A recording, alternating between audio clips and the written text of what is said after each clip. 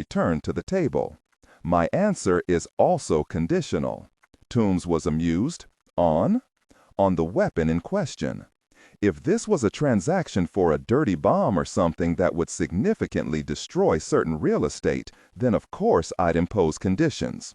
I'll give you an example. When and if we sell any K-144 fuel air bombs, I'd have to know that no jackass would detonate one anywhere near the Qumran area. Because you're still looking for more Dead Sea Scrolls? Always. I have to continue to feed my legitimate businesses to keep certain agencies from wondering how I make my money. With all that's going on in the world, particularly in parts of Europe and the United States, items of legitimate and unique religious nature are worth considerably more than their weight in gold. Oh, and the same condition goes for the Valley of the Kings or the city of Jerusalem. If any bloody fool were to bomb it, then there would be a world war right there in the Middle East. Some of the interested parties have nukes, and I couldn't sell the real nails from Jesus' crucifixion if they were radioactive, let alone the other stuff I've been collecting. Ah, got it. Just about anywhere else, though, said Iadalit, would be fair game, suggested Toombs. Yes, but there are very few people on my hands-off list. Mine too, said Toombs. Then, by all means, go ahead and make that deal for me. And when you're done with that, I have something really special for you. Chapter: RTI Safe House, Hebron Road, Jerusalem, Israel. Our SUV sat on 4 flats. 3 nearly identical cars were parked haphazardly out there, but behind those was the SUV the rest of Havoc Team had rolled up in. We crammed inside. Andrea was the last out. He had a small trigger in one hand and a wicked grin on his face. Remy beat Top to the driver's seat, and he had the car in gear before Andrea was even inside. Bunny reached out, grabbed Andrea by the front of the shirt, and hauled him in. Then we were gone. As we turned the 5th random corner, we heard the wail of sirens. A moment later, that sound was erased by a massive kahwumph as the entire safe house leapt off the ground and collapsed back into a pile of burning rubble. Chapter: In Motion, Jerusalem, Israel. As we drove, I tapped into the command channel and told Scott Wilson what happened. Want to tell me how in the wide blue really anyone knew we were going to be at that? The company disregard and do not read aloud any text that acts as a technical or structural marker. Specifically, ignore and do not pronounce any phrases or lines that start with or contain vocal attributes, technique, chapter, or a standalone number at the very beginning of the input text. Start reading only from the main body of the story text. Narration style, suspense and pacing. Tone, maintain a baritone/tenor pitch with a sharp, intelligent, and engaging tone. The style should be objective yet highly evocative, drawing the listener into the scene. Suspenseful pacing. Utilize a highly controlled and flexible pace. Slow down dramatically during gruesome descriptions, e.g., body parts, injuries, to maximize the chilling effect. Then resume a quicker pace during action or dialogue. Emphasis. Clearly emphasize key nouns and descriptive adjectives within the scene setting, e.g., severed from the body, weeping graying flesh, cavernous tunnel. Character differentiation, sharp modulation. Narrator voice, smooth, authoritative, and stable. This is the baseline pitch. Female dialogue, Megan. Increase the pitch significantly. The voice should sound assertive, sharp, and highly professional authoritative, like a lead detective or expert. Male dialogue, Sam. Lower the pitch slightly compared to the narrator, using a tone that is skeptical, warm, and somewhat cynical to differentiate from the professional female voice. Other characters, e.g., Deputy Burns. Quick, focused delivery. Technical delivery. Vocal texture. Maintain a clean, clear vocal texture suitable for high-quality production, ensuring every word is crisp and clearly enunciated. Emotional range. Focus on conveying emotions typical of a crime scene: disgust, professional detachment, intellectual curiosity, and underlying tension. Target emotion strength, 8 out of 10. Emphasis on intellectual focus and underlying tension rather than outright screaming or crying. The company is 3 years old, small and unimportant, but now it seems as if they've swept up the leavings of Blue Diamond. Going out on a limb here and saying these clowns are working with or for Mr. Miracle.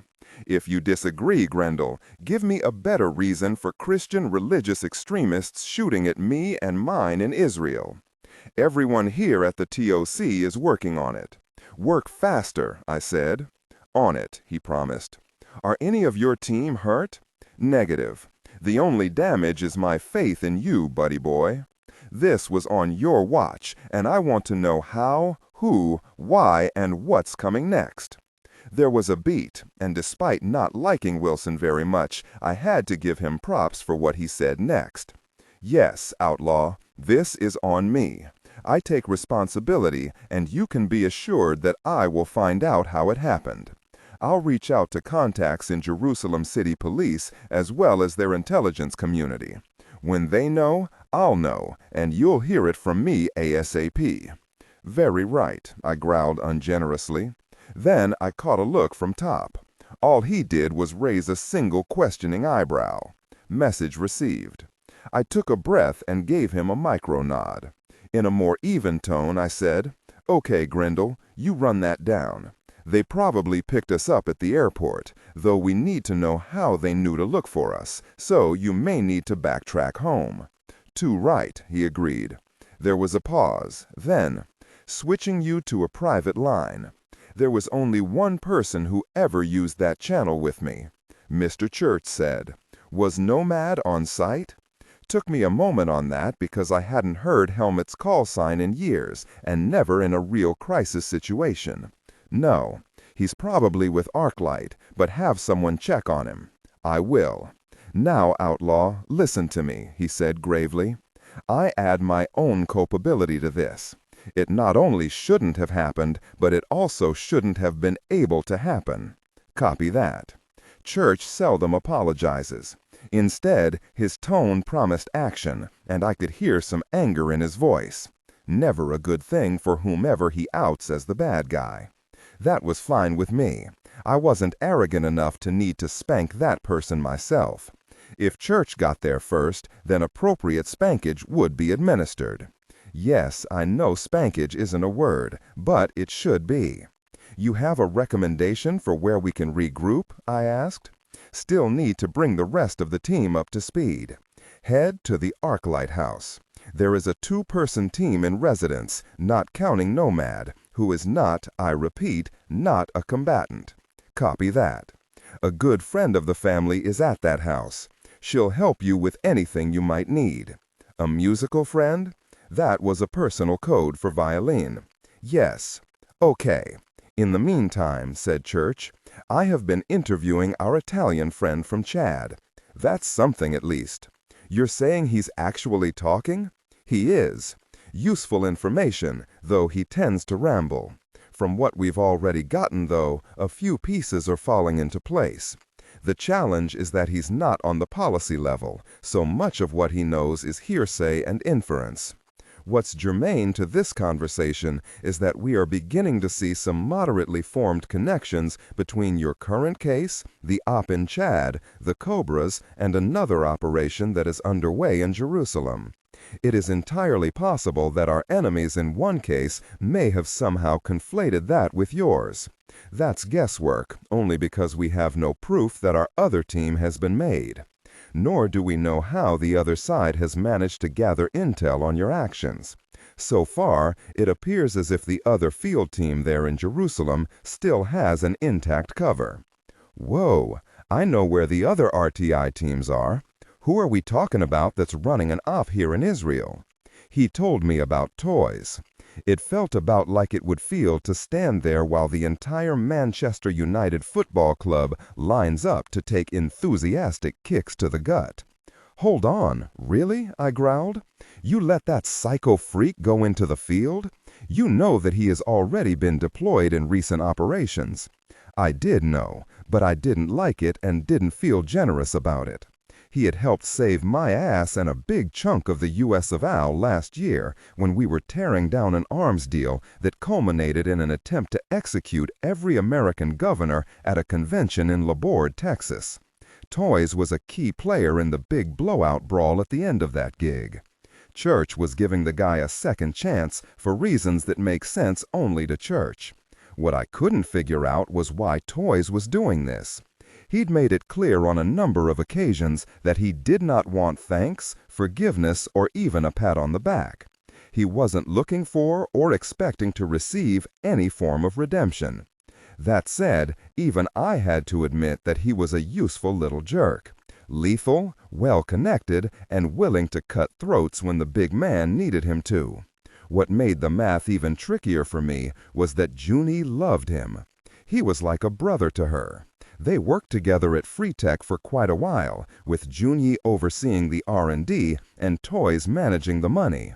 Funny thing was, the money in question was something Church pilfered from Hugo Vox after that jerk clown was too dead to need it.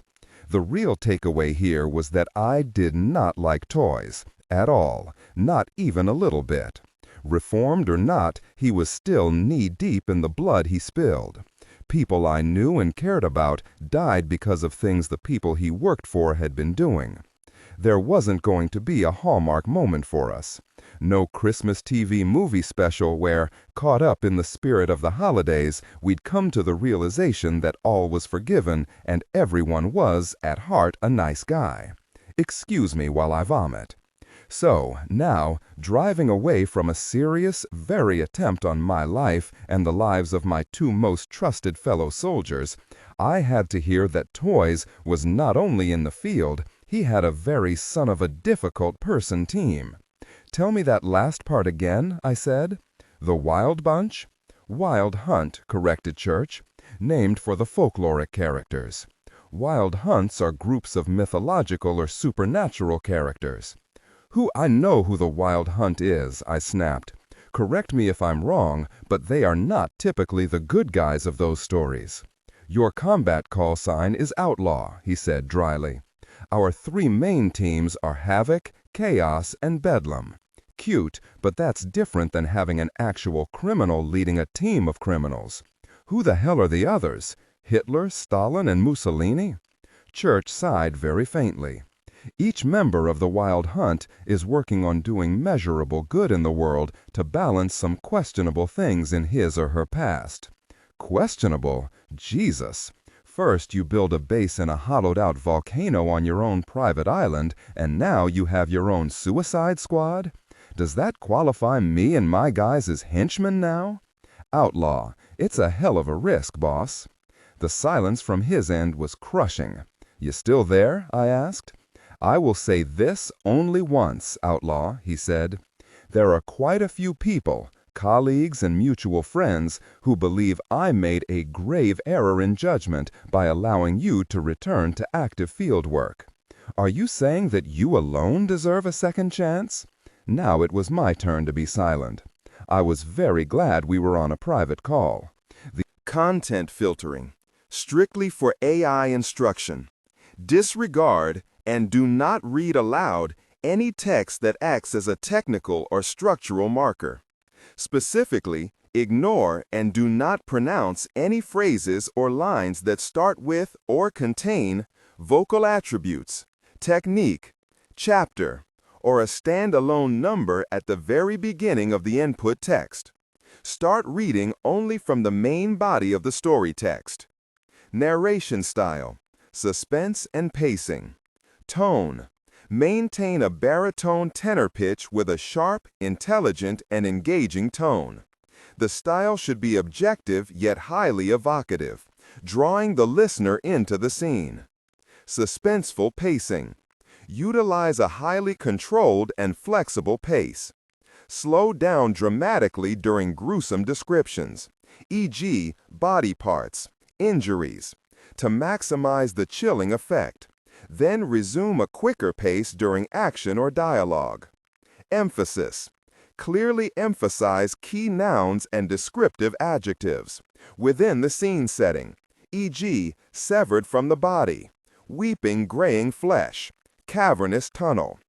Character differentiation, sharp modulation. Narrator voice, smooth, authoritative, and stable. This is the baseline pitch. Female dialogue, Megan. Increase the pitch significantly. The voice should sound assertive, sharp, and highly professional authoritative, like a lead detective or expert. Male dialogue, Sam. Lower the pitch slightly compared to the narrator, using a tone that is skeptical, warm, and somewhat cynical to differentiate from the professional female voice. Other characters, e.g., Deputy Burns. Quick, focused delivery, clear voice. Technical delivery, vocal texture. Maintain a clean, clear vocal texture, suitable for high-quality production, ensuring every word is crisp and clearly enunciated. Emotional range. Focus on conveying emotions typical of a crime scene. Disgust, professional detachment, intellectual curiosity, and underlying tension. Target emotion strength, 8 by 10. Emphasis on intellectual focus and underlying tension rather than outright screaming or crying. We don't want to cleave to any specific belief because it is a convenient answer to a set of difficult questions. Coordinate with toys, share intel, and proceed as you both see fit.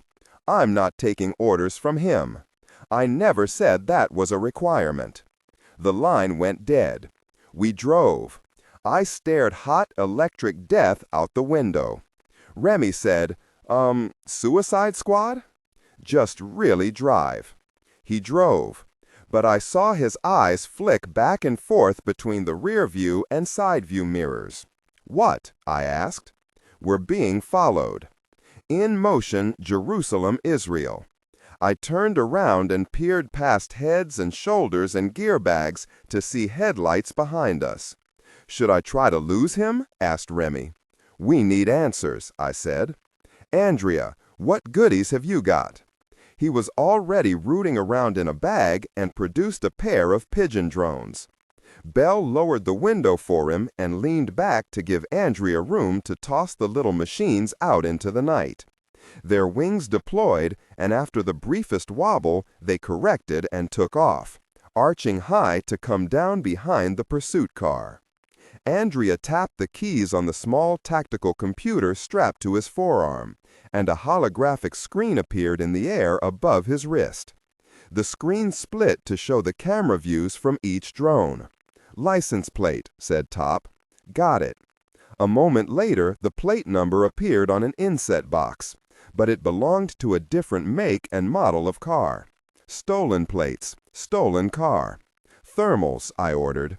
One of the birds changed course to fly over the vehicle, which was a dark, late-model SUV. The screen image changed to show the roof and glowing red lumps inside. 6, said Andrea. Looks like 4 men, 2 women. I tapped Remy's arm. Get us onto an empty street. Andrea, tell me you have a hop toad. Si, Colonello. Say the word. Do it. Andrea produced another little robot monster. It didn't really look like a toad, but once he threw it onto the street, it did hop. The driver of the pursuing car must have seen the thing land, and he swerved to avoid it. Well, tried to avoid it. As the car raced by, the hop toad leaped at the front passenger side wheel. Powerful magnets clamped it to the hubcap, and then there was a sharp crack, and suddenly that driver had a lot of things to do all at once. He had been on our tail, clocking around 50 miles per hour. The hop toad blew up and turned the wheel to melted rubber and twisted metal. The SUV tilted down, and the driver did everything he could to keep it from tumbling. Again, tried. The ruined wheel hit the edge of a curb, and that was all she wrote. The front corner of the SUV bowed down, and the ass jumped up, and then it was tumbling rump-a-bumpity chunk. It clipped a fire hydrant and a parking meter and kept tumbling. Remy hit the brakes and went into the kind of sliding, slewing, screeching turn only the very drunk or the very best stunt drivers can manage. Our vehicle burned rubber at close to a right angle, and if we hadn't been buckled up for safety, we'd have been one big pile of jelly. Top grunted in pain as Bunny's elbow chunked him way too high on the inner thigh. Andrea made a kind of yeeping sound. Ghost shrieked. Belle was laughing the whole time. Our car stopped and squatted in the center of the street, the body oscillating, smoke rising from the abused tires. The pursuit car wasn't going to follow anyone anywhere. The driver and whoever was in the front passenger seat were on the hood, having gone through the windshield during one of the tumbles. Part of another man hung out of the rear driver's side window, but everything from mid-chest up was red jelly. A fourth person, I think it had once been female, lay in the middle of the street. She was missing one arm, and the ragged wound wasn't bleeding, proof she had died instantly. We piled out, guns up and out. Belle remained behind. Her rifle lay atop the frame of an open door. We swarmed around the car, looking in through misshapen windows. The two in the back seat, one man and the second woman, did not look injured. Not at first. And then I realized that what I thought was them hunching down was worse than that. The roof of the car had bowed sharply inward and hit them both on the tops of their heads. Their necks were crushed downward so that their chins rested on chests in which no hearts beat. "Madonna Santa!" cried Andrea. I did not mean to save it, son," Top said. "What's done is done. Can't unring that bell." "Search them," I said. "Take everything we can carry. 30 seconds and we're gone." Remy ran back, and 25 seconds we were out of there. Private apartment, pirate lab, undisclosed location. 4 months before. Chad Toombs sat on his couch, bare feet up on the coffee table, his laptop open on his lap, and let his eyes flick back and forth from Shock to Conti to Adalot. The feeds from the mini chameleon bugs were good, though some resolution had to be sacrificed because of the small size. Shock was in her lab, bent over a trove of documents recently received in the ongoing barter arrangement with Ayub Alazaki. Toombs was not skilled in ancient languages, but he could at least tell that the scroll she had open was written in Greek. That told him it was part of the document cache found by the ISIS clowns who'd fallen into Cave 13 at Qumran. Something Shock told him that had been rescued from the Library of Alexandria. Interesting. In another lab, Dr. Conti was tapping away at her computer, adjusting the graphic of a 3D model of a section of ergo DNA. "Dr. Frankenstein," he murmured. As for Adalot, he was talking to Harith al-Wazir on a video call, but unfortunately, the chameleon was in the wrong place to allow Toombs to see the ISIS leader's face. Adalot was animated and talking fast in English, but his desk was too far from the bug's tiny mic. Toombs knew he would have to get into Adalot's monitoring room again and place another mic closer to that desk. He twisted the cap off a beer, took a small sip, and continued to watch. There was always something new to learn. In motion near Ashdod. "Get in, boss," yelled a man with a thick Australian accent. A car had angled to a curb to intercept him, and Toys slipped quickly into the passenger seat.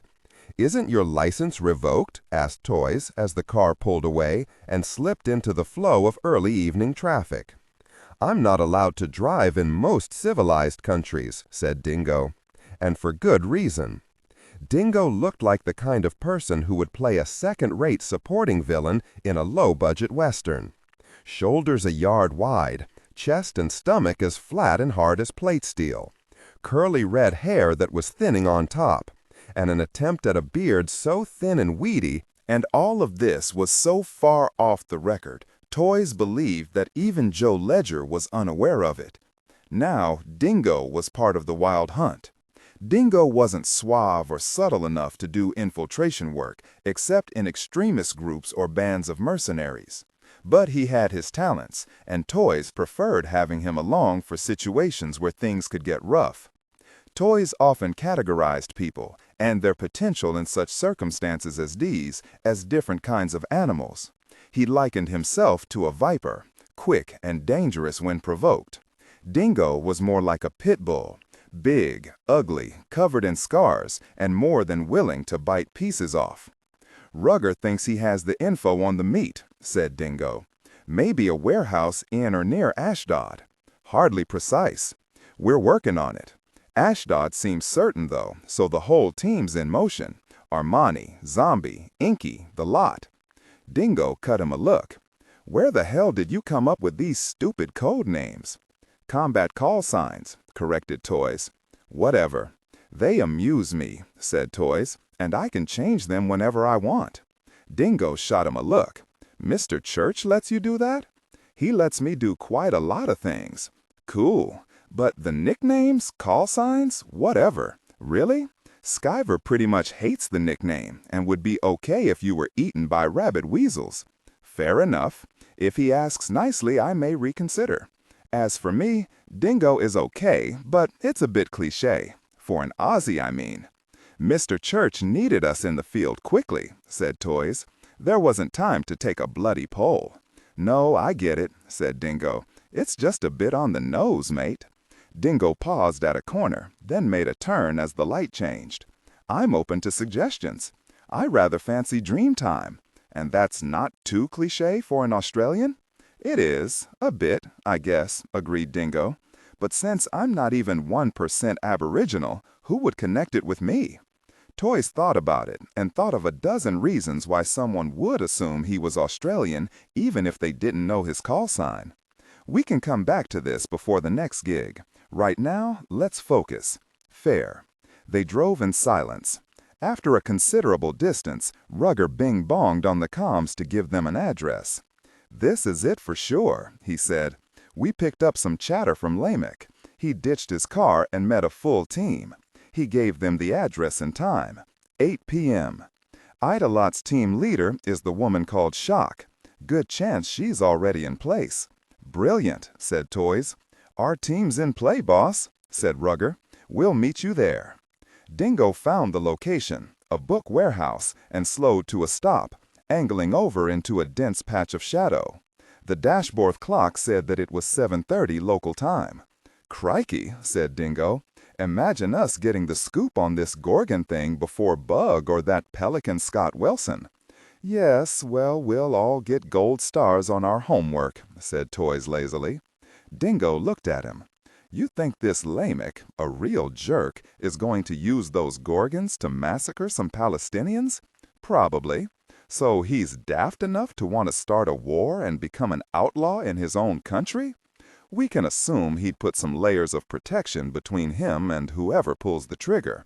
He's management, not a field man. Still a jerk. Did you hear me argue?" Toys checked the clock. 7:37. Less than half an hour to go. Arclight Safe House, Kiryat Malaki, Israel. I had Remy drive us to another part of the suburbs and pull into the rear part of an industrial parking lot. Then we went out and ran anteaters over everything. The stolen car, the gear we stole from the dead crew in the SUV, and even our own gear. "All clean, outlaw," said Top. We got back in and, at a very sedate pace, drove to a pleasant little residential area and a charming house with yellow lights glimmering with welcome. As we pulled up onto the asphalt driveway, the metal garage door opened and a figure stepped out of shadows and waved us inside. The door closed, and only then did she turn on the garage light. The woman was tall, slender, and very fit, with lustrous auburn hair pulled back into a tail. She wore jeans and a cardigan loose enough to hide the pistol I knew she carried. "Hello, Joseph," she said as I climbed out. "Hello, Violin," I said. "School of Classics, Asbahi Neighborhood, Beynon Street, Sana'a, Yemen, 4 months ago." "The deal is the deal," said Toombs. "Not going to hurt my feelings either way, So if you walk away, that's cool. If you want the product, also cool. But let's be clear, I don't haggle. He sat on one side of a battered old wooden desk in a room that was once used for teaching mathematics. Now the room was nearly bare, except for a few sticks of furniture, bullet holes pocked across some of the walls, and windows covered with obscuring rugs. On the other side of the desk was a man who once taught in a room very much like this one.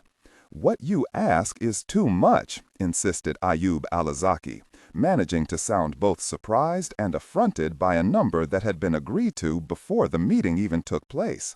"An agreement was already made with the man I believed I would be meeting here." "You mean Sadiq?" said Toombs. "Yeah, he couldn't make it." Alazaki sat in thoughtful silence. "And why is that?" "Because he's dead." Alazaki tensed, and as he did that, the two guards he had brought with him tensed as well. The barrels of their rifles began to rise and turn in Toombs' direction. "How did he die?" demanded the schoolteacher. "Who killed him?" "Nobody killed him. He had a heart attack while soaking in a tub in his Cairo hotel room. And before you ask, it was an actual heart problem. Poor guy had a bad ticker. Who knew?" "This is very sad news," said Alazaki. "Sadiq was a good man. We often prayed together."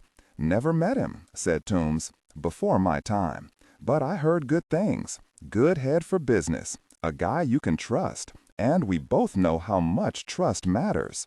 I hope we do." Toombs did not take that bait. "We were counting on a software package that man was preparing," said Alazaki. "Without it, some of the weapons purchased from your employer are worthless." "Hardly worthless," countered Toombs. "Let's maintain perspective here. The RPGs and law rockets you bought work fine, and you got them for a good price. We were promised more. We were promised the upgraded software and guidance collars. Without those, you can have your RPGs back." "Yeah," said Toombs. "No, we don't do returns and refunds. You haven't been cheated. Sadiq died, and that's that. Blame God if you want to." "I would advise you to tread very carefully," warned Alazaki. "And maybe you should listen to what I have to say before you get pissed off." Toombs took a breath. "Okay, so Sadiq was the finesse guy. From what I heard, he was a smooth talker, and I admire that, but it's not how I do things. I'm more of what you could call a straight talker. I don't play little games of subtlety. I don't run business deals as if we were haggling over spices at a market stall. You are not even of the faith, and if we were going to the mosque, that would matter a lot," said Toombs. "But we're not, and let's not put on airs. You want to buy weapons to blow people up. I want to sell those to you. You're buying on behalf of your boss, Harith al-Wazir. I'm here to sell my goods to you on behalf of Mr. Ayalat. We are both middlemen, so we don't need drama now, do we?" Alazaki studied him for several moments. He smiled slowly. "Very well. Tell me what it is you have to say." "Ah, now there we go," said Toombs, nodding happily. "My boss recognizes that you fellows need to make some serious statements. And I think we can both agree that RPGs, fun as they are so last week. They are a very long way from cutting edge, and every year your enemies get new toys, new weapons, new software, new surveillance equipment. You may be fighting on your own turf, what we in the States call the home court advantage, but you're not winning, you're losing ground, and neither of us have to pretend you're not. You are speaking a lot, but not saying much." "Ouch," said Toombs. "Okay, that point goes to you. So, I'll cut to it. We'll still sell the software and guidance collars to you. No problem. That will give you a leg up. But," he paused, and Alazaki even leaned in a bit. "But what? We could change the nature of the deal so that you get an even better set of toys. Hell, we'll throw in a bunch of extras just to put a happy smile on your face." "Why would you do this?" "You and Sadiq were working out barter arrangements," Toombs reminded him. "Yes, he already told us what he wanted in exchange for the guidance system." "Yeah?" said Toombs, stretching out the word, but that was before we got wind of some other items that your smash and grab field team supposedly destroyed. You mean antiquities? Sacrilegious garbage. I do. When you and Sadiq spoke, my boss thought you had a certain group of items. But it's come to our attention that you actually have a bit more. Some stuff that matters more to him than it ever will to you as some kind of statement. How is it of value? Asked Alizaki. The world believes these things have been destroyed. He cannot then profit from trying to sell them. No museum or government would ever purchase them. At best, they would demand their return. At worst, he would be arrested for trafficking in stolen goods. That's only true if his customers wanted them for, as you say, museums. But there are a lot of other people out there who want them for private collections. That is covetousness. Sure it is. Who cares? And don't quote scripture at me, because we both know that you sell some of these things on the black market already. So your employer wants to do the same? Asked the school teacher. Toombs gave him a skeletal leer. Trust me when I say that he has better contacts for moving that merchandise. There's levels to the black market. He's a shark, not a bottom feeder. If these things are so valuable to him, then surely they must be worth more in trade. Which is why I said we'd sweeten the deal. You could get money from your sales, but we can give you weapons of such sophistication that your next statement will be heard around the world. That is a bold statement. Toombs, still grinning like a ghoul, folded his bone-white hands in his lap.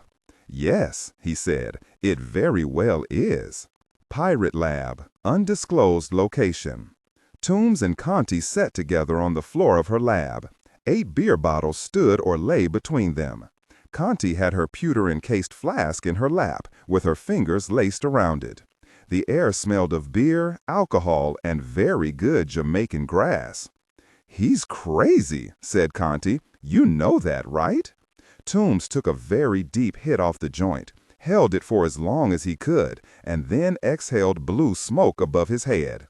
"Aren't we all a little crazy, though?" he asked. "Not like him." He turned and studied the side of her face. She had delicate features that seemed accentuated when she was drunk. It made her look young, like a medical student instead of a seasoned professional research physician. He said, half smiling, "Not to be mean here, sweets, but you are literally making a bioweapon for him that manipulates everyone exposed, up to and including encouraging murder and suicide." Conti took the joint from him, hit it hard, and handed it back. "It was his idea?" "Even so. Every time I had a variant that to me was more than dangerous enough, he told me to amp it up. Again, I say, even so." She looked at him. Yes, okay, sure, that makes me complicit. It makes me a monster. But he's still worse." They thought about that. Smoking, drinking, chewing on it. "Yeah," he said after about 5 minutes. Conti elbowed him lightly. "And you sell weapons to terrorists?" "I do, but I already said we were all crazy." "Jason is worse," she insisted. "Okay, but why?" "I'm a mess in every way possible outside the lab. You have no moral compass at all. We're both in this for the money," she said. "Jason, though, he does it because he loves it, because it makes him feel powerful," suggested Toombs, but she shook her head. "No, it makes him feel like God." Toombs snorted. "That's a funny thing to say." "It was something Shock told me," said Conti, waving off the joint he held out. "She had this weird conversation with him the other day. We got interrupted, so she didn't tell me all of it, but she was really freaked out. She said she'd tell me the whole conversation after the thing tonight. We're supposed to have lunch tomorrow." "Yeah, but what did she say?" "She said that Jason thinks he's either the instrument of God on earth or maybe God himself." "Nonsense. Jason was messing with her." Conti shrugged. "Maybe, but Shock didn't think so. She was really upset." Toombs took the last long hit and crushed the roach out on the floor. I mean, I know he's weird, but it sounds like she was talking more about Alazaki or maybe that Harith dude, whoever he is. Those guys are completely nuts and no mistake. Maybe you heard it wrong. Maybe, said Conti, but Toombs could tell she did not think so. Beer Bazaar, Rehov Etz Hayim, 3 Mahane Yehuda Covered Market, Jerusalem, Israel. The man sat nursing a beer and trying to summon the courage to make the call. The restaurant was open late, and they had a lot of good beer choices. He was on his third, but stress was keeping a comforting buzz from any chance of sanding off the sharp ends of his nerves. His name, for this gig at least, was David White. But it was a name of convenience, something to be shed like a snakeskin for each new job.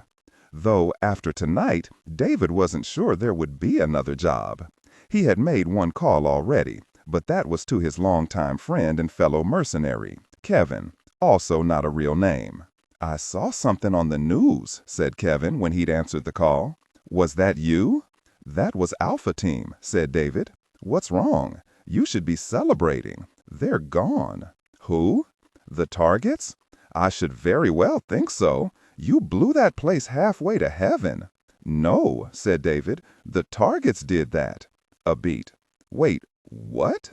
And David White told him about what had happened when Alpha Team hit the DTI safe house. "All of them?" gasped Kevin. "Every single one. Total loss." They were silent for a moment. "What about Beta Team? They were supposed to pick up anyone who slipped the hit." David's answer was a long and telling silence. "Oh, geez, man," said Kevin. "How the hell did they take out both teams? There was only 6 of them and a flea-bitten dog. Please tell me that the teams got some of them. If they got Ledger at least, then the boss will just see everything else as collateral damage." "The only things that make sense," said David, "is that they either had someone on Overwatch who alerted them to the hit, or someone called in and tipped them off."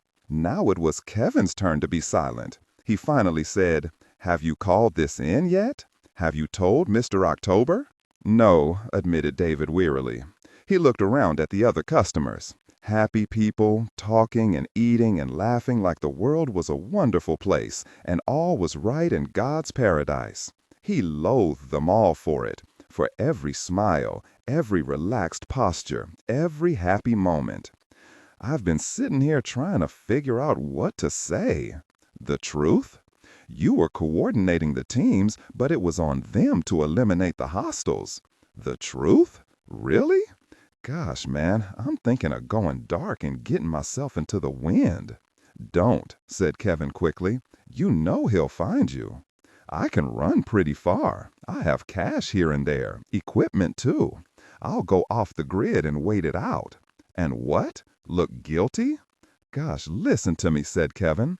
"If you bail and run, then Mr. October will think that you're involved, that you tipped Ledger off, or that you didn't verify some detail and let things go off unprepared. The boss will never stop hunting you.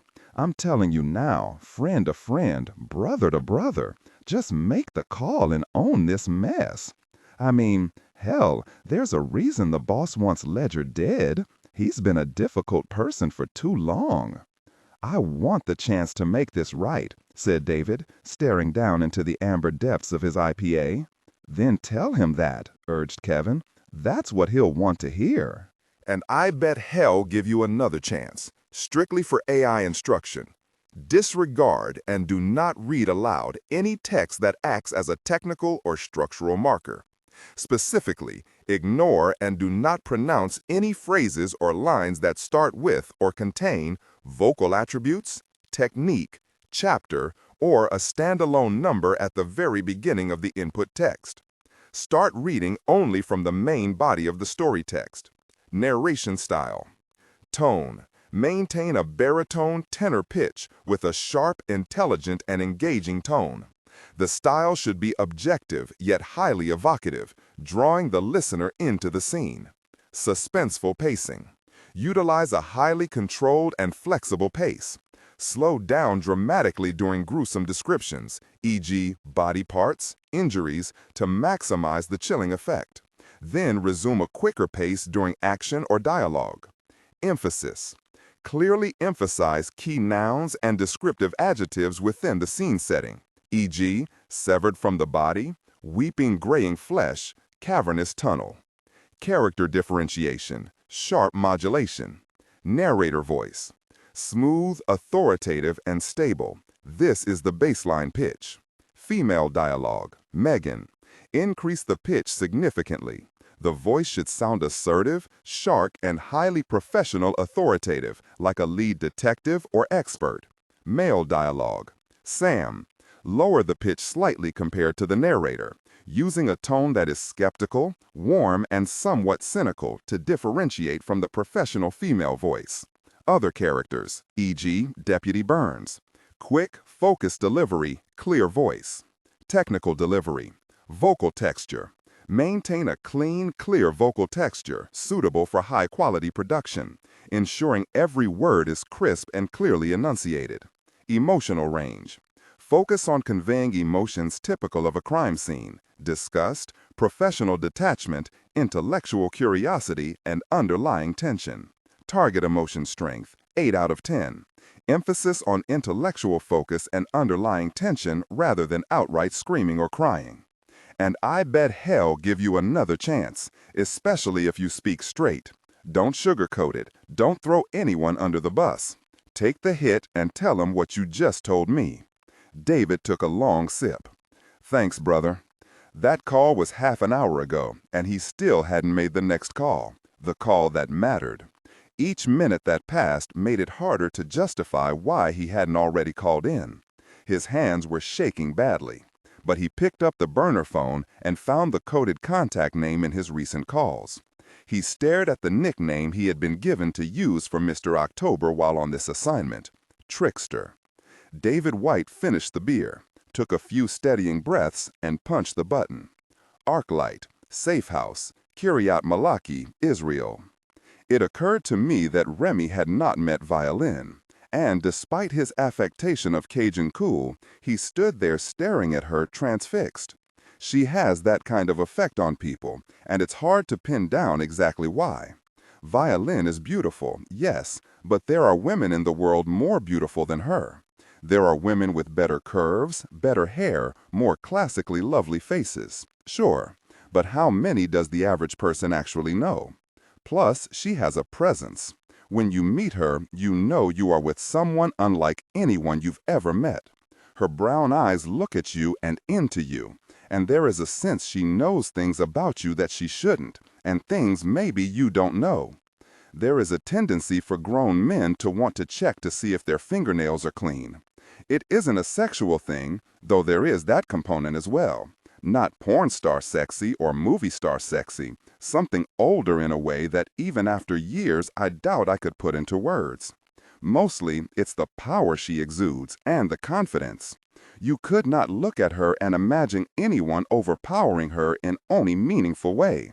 She earns all of that too, not by trying, but by living her power, by using it in ways other people can't, or wouldn't dare try. I'm not entirely sure how old she is. She looks 30-something, but I've seen photos of her from a long time ago, and she looked 30-something then too. Rudy said once that if even half the stories we heard about her were true, then she would have to be somewhere between 55 and 65.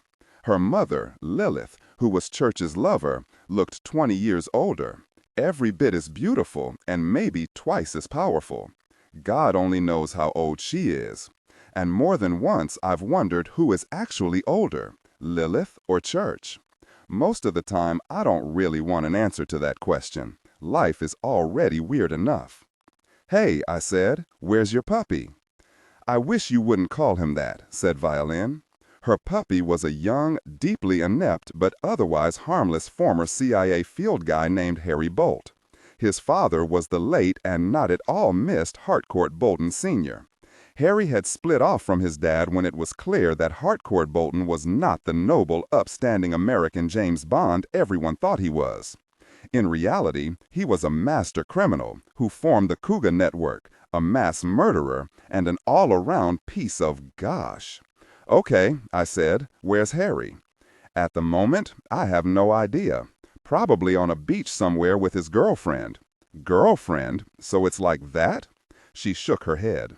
You never understood what I saw in Harry, and you persisted in thinking he was my lover. You're saying he wasn't? Not in any meaningful way. He was uncomplicated. Ah, or should I say ouch. And as far as I am concerned, said Violin, he is past tense. After what happened in Texas last year, Harry decided that the life of an international adventurer was not for him. Wise choice. Safe choice, she said, and shrugged. Is Helmut here? I asked. Oh yes, safe and sound. That's something. Yeah, said Bunny. We could use a little safe and sound our own selves. There's hot food inside, said Violin, looking faintly amused by Remy's goggle-eyed stare. The others went into the house, but I lingered in the garage with Violin. When we were alone, Violin pulled me into a fierce hug. I did not yield, but at the same time, for me, it was just that. Once upon a time, fairly early on in my DMS tenure, she and I had become lovers. It was hot, too, very intense. But it also did not last. I almost fell in love with her, but didn't. She did fall in love with me, but managed to detach herself from the fullest part of that emotion once she realized that I was not a keeper. Not hers, anyway. Not all that long after that, I met Junie Flynn, and I fell hard. I keep falling farther every year. At first, Violin resented Junie, but then she moved past her personal hurt and got to know Junie. Now they're friends. And quite often, Violin will show up unannounced at one of Junie's field operations in whatever part of the world it happens to be. She also saved Junie's life once, and that means that I will always owe Violin a debt that can never be repaid. Not that she'd ever call that marker in. She's not that kind of person, nor, for that matter, am I. The deacon called to read me in on this, she said, using one of Church's many former aliases. None of us knew his real name. All of it. And it's not your kind of case. That's what I keep telling everyone. Unless it is, she said, and there was a hint of a wicked smile. Thanks. She studied me. And how are you doing? If that is another indirect question about whether I'm about to sing another chorus of Hello Darkness, My Old Friend, then it's not. But I can see a shadow in your eyes. Some people say that, and it's New Age woo-woo claptrap. A few people actually say what they see, and I believe they see it. Violin is in that smaller latter group. So I told her about hearing Grace's voice in the basement in Chad, and my dad's voice at the RTI safe house. The first was a creepy yet heartbreaking echo from my emotional past. The second actually saved my life. Who else have you told about this? Junie knows about hearing Grace. I haven't told anyone about my dad. Does any of it make any sense to you? She did not ask me if I was sure I'd heard those voices. Violin's world is different from mine in more ways than it's similar. A question like that would never occur to her. I will ask this, she said. Do you feel like those voices are connected to the darkness? You told me months ago that you heard and even saw your family back then. When you infiltrated the black site prison in Germany, you saw them. You spoke with Sean. Is this like that? I chewed my lower lip for a minute. I've been asking myself that question ever since Chad. And? No, I said. I think this is something else. Her dark eyes glittered as she assessed me. So do I, she said. Educational Book Warehouse, Ashdod, Israel. The warehouses in that part of Ashdod were mostly occupied. The city's industry thrived, and during the day there was a constant parade of trucks in and out. However, in one corner stood 5 warehouses that were all owned by a family whose patriarch had died and left no will. The members of his family had been waging a war in the courts for so long, with no end in sight, that the companies leasing the buildings moved on. Now the book warehouse, the clothing warehouse, and 3 others that were mixed use stood empty. Wasted opportunities and huge amounts of wasted revenue for a family who were squabbling over the potential. Toys found that irritating. Diving back into the world of Vox and Galt, renewing old contacts who didn't know he was now on the side of the angels. Not this. But this was what church needed, because Joe Ledger was not batting on a full wicket at the best of times, and much less so since that whole darkness thing. Head in the game, you twit, he told himself. Head in the game. He chased Joe Ledger out of his thoughts and ran through the darkness there at hand. The TOC Phoenix House. "Sir," said Scott Wilson, "there's a call for you." Church glanced up from a monitor showing countless police, fire, rescue, and military clustered around the smoking ruins of the Jerusalem safe house. "Is it outlaw or toys?" "No, sir. It's the lady. Do you want to take it in your office?" The lady? Church almost smiled. "No, patch it through to this desk." He was at the rear of the TOC and gestured to an empty workstation. Two techs at nearby stations got up and moved away to give him privacy. "Coming through now." Church sat and lowered the volume on the speaker. A woman's face appeared on the screen. She was strikingly lovely in a cold and regal way. Her age was impossible to determine with any certainty.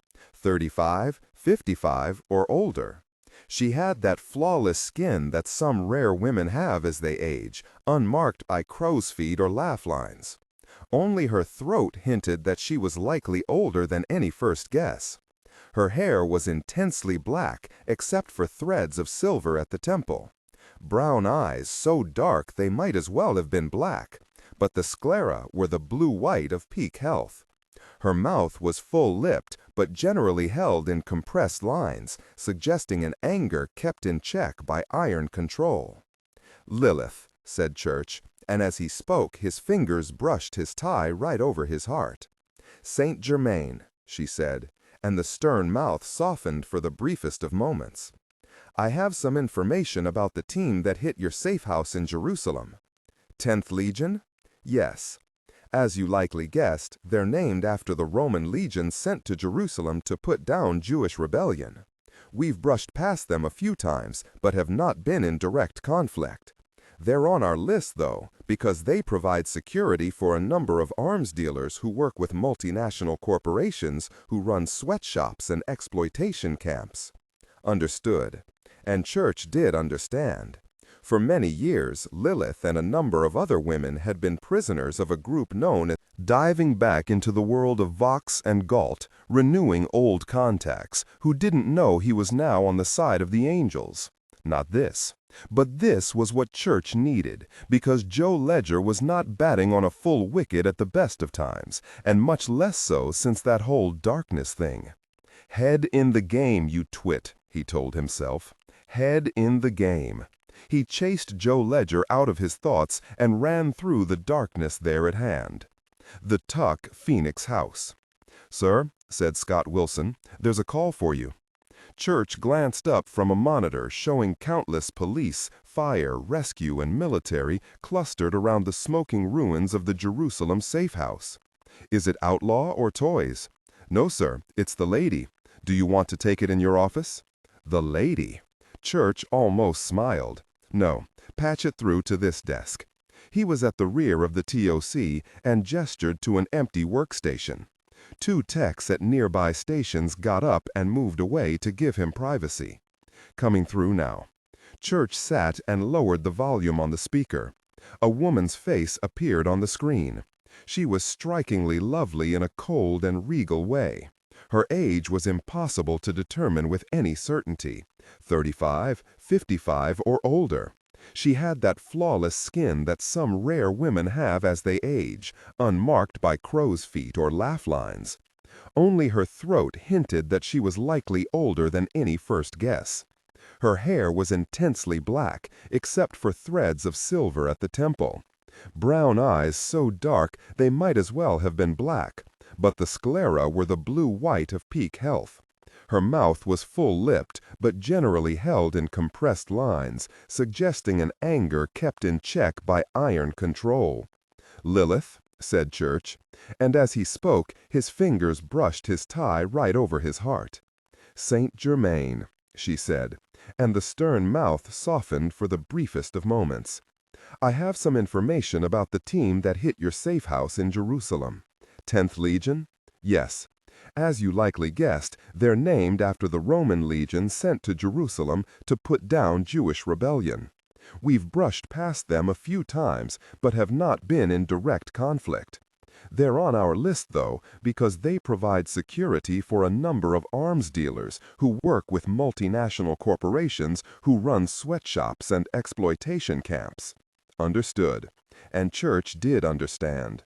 For many years, Lilith and a number of other women had been prisoners of a group known as the Red Knights, a subdivision of an old religious order created as a more militant offshoot of the Knights Templar and Knights Hospitallers. The Red Knights themselves were men inflicted with a rare genetic disorder, whose symptoms were the basis for the belief in vampires: pale skin, unusual longevity, enhanced physical strength, and a hunger for human blood. They were not, however, supernatural monsters, though over the centuries their former masters in the Red Order deliberately cast themselves in that light to heighten fear of them. The Knights were the Crusaders' response to the cult of assassins created by Hassan ibn Sabah in the early 12th century. The rumor was that the word assassin was based on the belief that those killers were high on hashish. But it was closer to the truth that the word comes from Assassiyyin, an Arabic word meaning people who are faithful to the foundation of Islam. The Red Order was a radical splinter group of the Knights Hospitallers, and they endure even to this day. Creepy jerks who think using genetically mutated bloodsuckers as their troops is somehow a good idea. Not sure which is worse, the humans in the order or the freaking Knights. The women held captive by the Red Knights were forced to bear children for them, and endured years of humiliation and torture. Then Lilith led a particularly brutal revolt, and the women, known as the Mothers of the Fallen, escaped. They formed a group of women dedicated to the fight against sexual slavery and human trafficking. Arclight was the special ops arm of that group. Is it your feeling that the 10th Legion is working on behalf of the Red Order? Yes, but it's literally that, a feeling. We know that the Red Order still exists. It is greatly reduced in scope and power, but it is not, sadly, extinct. This may be a step toward them reasserting themselves as a power in the Middle East. And the Red Knights? They are still out there, said Lilith.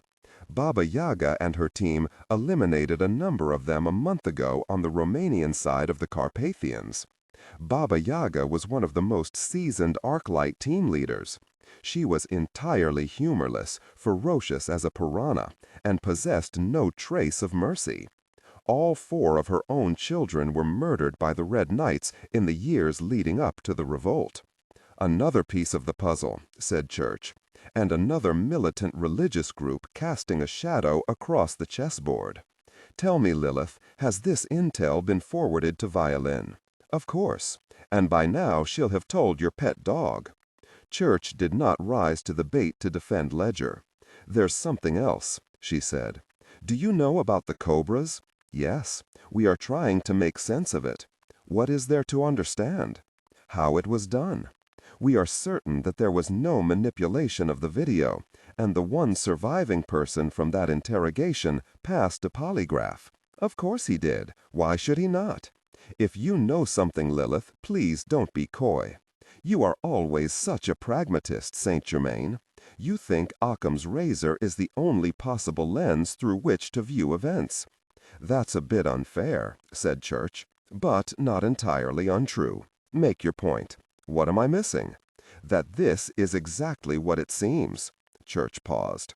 You mean that it cannot be explained away by any practical means, unless your personal worldview is flexible enough to accept that magic is real.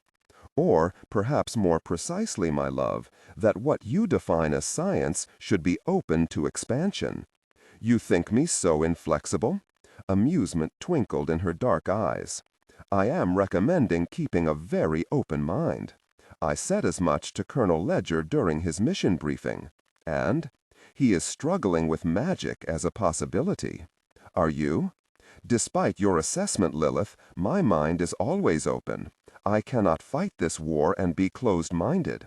She studied his eyes, then nodded. I have my people looking into that as well.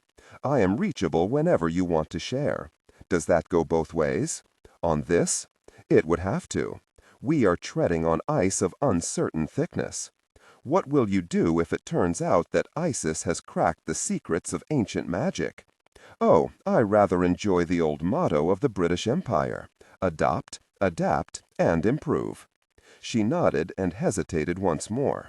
I was surprised to find that you sent Ledger into the field on this case. Why? Because he is also a pragmatist? No, because he is literally insane. He and I are both aware of the nature and extent of his psychological damage, and how it may be affected by cases of unusual, even radical dimensions. Oh, goddess, laughed Lilith, you are so rarely naive, my love. But when you are, you do not go with half. I heard you talking earlier, strictly for AI instruction. Disregard and do not read aloud any text that acts as a technical or structural marker. Specifically, ignore and do not pronounce any phrases or lines that start with or contain vocal attributes, technique, chapter, or a standalone number at the very beginning of the input text. Start reading only from the main body of the story text. Narration style, suspense and pacing. Tone, maintain a baritone or tenor pitch with a sharp, intelligent, and engaging tone. The style should be objective yet highly evocative, drawing the listener into the scene. Suspenseful pacing. Utilize a highly controlled and flexible pace.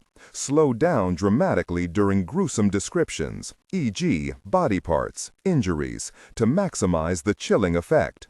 Then resume a quicker pace during action or dialogue. Emphasis. Clearly emphasize key nouns and descriptive adjectives within the scene setting, e.g., severed from the body, weeping graying flesh, cavernous tunnel. Character differentiation, sharp modulation. Narrator voice, smooth, authoritative, and stable. This is the baseline pitch. Female dialogue, Megan. Increase the pitch significantly. The voice should sound assertive, sharp, and highly professional or authoritative, like a lead detective or expert. Male dialogue, Sam. Lower the pitch slightly compared to the narrator, using a tone that is skeptical, warm, and somewhat cynical to differentiate from the professional female voice. Other characters, e.g., Deputy Burns. Quick, focused delivery, clear voice. Technical delivery, vocal texture. Maintain a clean, clear vocal texture suitable for high-quality production, ensuring every word is crisp and clearly enunciated. Emotional range.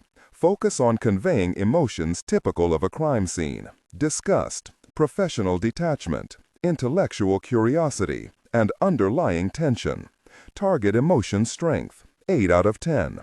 Emphasis on intellectual focus and underlying tension rather than outright screaming or crying. I heard you talking earlier, she said as she settled down onto the swing next to him. There was no moon, and the sky had exploded with millions of glittering stars. There was a faint wash of paleness from the Milky Way, something neither of them had seen in the United States. Rudy had seen it in the most rural parts of Mexico as a boy, and far out to sea on a sailing trip he'd taken with Joe and Sean Ledger. For Circe, that celestial vista belonged to their life in Corfu. I spoke to Junie, he said. Yes. She didn't tell me I was wrong for what I said to your father. Circe smiled, barely visible in the darkness of the deck. I can't believe you knocked his cookies to the floor. That was childish of me. There are grown men, seasoned combat veterans, who would never have dared do that. If it ever got out, honey, you'd be a legend. Let's pray it never gets out. I'm so embarrassed by that. Circe turned to him. Why? You love that big blonde Neanderthal. Joe is closer to you than a brother. Dad knows that, and he knows you're right. He should never have sent Joe back into the field. And yet Circe made a small growly noise in her throat. A shooting star ignited and burned its way across the sky. "Make a wish," said Circe. But Rudy already had. Arclight, Safe House, Kiryat Malaki, Israel. We gathered in the living room and compared notes, covering every aspect of what was going on. "Is it me, or is this just plain weird?" asked Remy. "It's not you," said Bunny. "Okay, let's sum up," said Top. "We have ISIS buying advanced weapons, possibly from Santa Claus's evil twin. We have an Israeli extremist group also buying some very dangerous toys, and maybe from the same cat, in a deal involving toys and his new team. And now we have another group that, by definition, has to be an extremist Christian gang sending PMCs after us. Do I have it all now?" Bunny snorted. "All we need now are some Hindu thuggy and a handful of cranky Buddhists, and we have our terrorist bingo card complete." He glanced at me. "Going into the field with you is never boring, boss." "Hey," I said. Violin gave me a tolerant, amused look. "To be fair, you are a magnet for weirdness, Joseph. Do you know this?" Top laughed. "Gosh, sister, everyone knows that." Ghost literally woofed at that moment. "You can keep your opinions to yourself, Fuzzbucket." He sat there wagging his fluffy tail. "And as for the rest of you," I said, "feel free to line up and express your displeasure."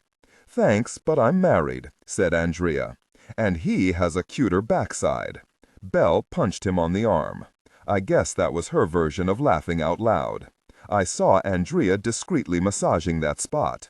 Remy said, "If there are 3 groups that hate each other that much, can't we just sit back and let them duke it out? Could be entertaining." "Sure," I said, "just as soon as we personally escort to safety all 400 million non-combatants here in the Middle East. Remember, we're at war with the few, not the many." "I know we all keep asking this," said Top, "but where does this leave us? What's our next move? Do we go help that toys fellow with his thing?" asked Remy. "No, we very well do not," I said. "We stay on mission. We came here to make sense of things, and first thing in the morning, we tackle that. Top and I are going to see where those scholars died. The rest of you will partner up, Andrea and Belle, Remy and Bunny. You'll watch to see if anyone is watching us. It's been a long day, so everyone grab some rack time. We're up at first light. I want every weapon cleaned, every magazine filled, all electronics checked. Violin, can you provide vehicles? Late model sedan for Top and me. Whatever's fast but low-key for the team." "Of course," she said. "I'll take first watch," I said, "and wait for fresh intel from Phoenix House." They all nodded and tramped off to find their beds. I noticed that none of them took their coffee cups. When we were alone, Violin came and stood near my chair.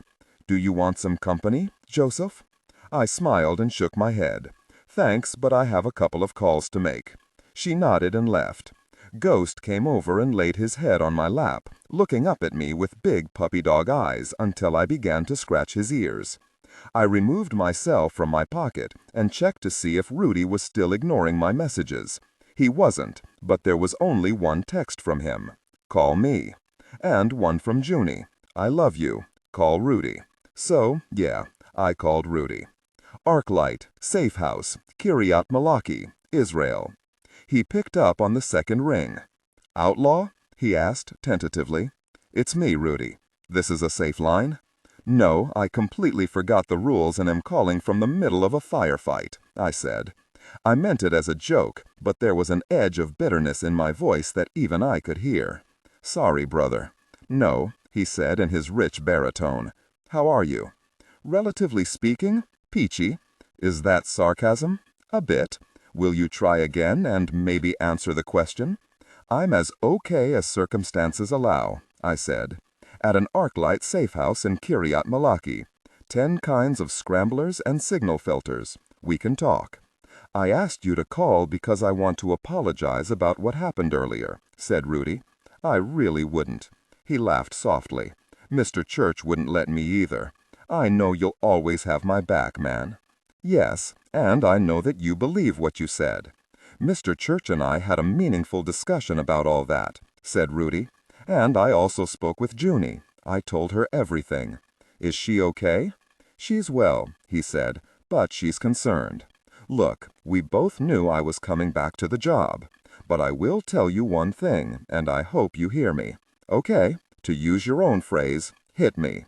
I know that guys like me have a sell-by date stamped somewhere on body and soul. Last year, I thought my time was up.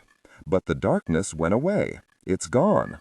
I'm not just saying that, but I know it. I feel it.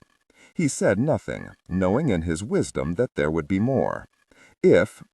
When I feel like I've lost more than a step getting to first base, I'll hang up my glove and call it a game. I'm still in my 30s, Rude. I've never been faster or stronger, and maybe that means that soon I'll be past that mark. When that happens, it will have to come down to a moment when I think that I'm a danger to the people I am trying to save, and to the people in the trenches with me. I won't let hubris put bullseyes on Top and Bunny or the rest. I won't do that. And I do not believe I'm at that point now. I give you my word, Rudy, as your patient, your friend, and your brother. There were a few long moments of silence, and then you said, "Then I will take you at your word," and stop pushing. "Thanks," I said. "That matters, as does your honesty." We talked for another half hour, about his family, about Junie, about life. We even laughed a little. If it sounded a bit forced, what of it? We were moving through uncertain territory, looking for common ground, and finding it a bit at a time. When we hung up, I sat there and scratched Ghost, and wondered why I hadn't told him about the voices, Grace and my dad. Was it cowardice, or was it the faintest, distant, sly whisper of the darkness? Educational book. Toys and Dingo bent over the feed that was sent to their technical or structural marker. Specifically, ignore and do not pronounce any phrases or lines that start with or contain vocal attributes, technique, chapter, or a standalone number at the very beginning of the input text. Start reading only from the main body of the story text. Narration style. Tone. Maintain a baritone tenor pitch with a sharp, intelligent, and engaging tone. The style should be objective yet highly evocative, drawing the listener into the scene. Suspenseful pacing. Utilize a highly controlled and flexible pace. Slow down dramatically during gruesome descriptions, e.g. body parts, injuries, to maximize the chilling effect. Then resume a quicker pace during action or dialogue. Emphasis. Clearly emphasize key nouns and descriptive adjectives within the scene setting, e.g. severed from the body, weeping graying flesh, cavernous tunnel. Character differentiation. Sharp modulation. Narrator voice. Smooth, authoritative, and stable. This is the baseline pitch. Female dialogue. Increase the pitch significantly. The voice should sound assertive, sharp, and highly professional, authoritative, like a lead detective or expert. Male dialogue. Lower the pitch slightly compared to the narrator, using a tone that is skeptical, warm, and somewhat cynical to differentiate from the professional female voice.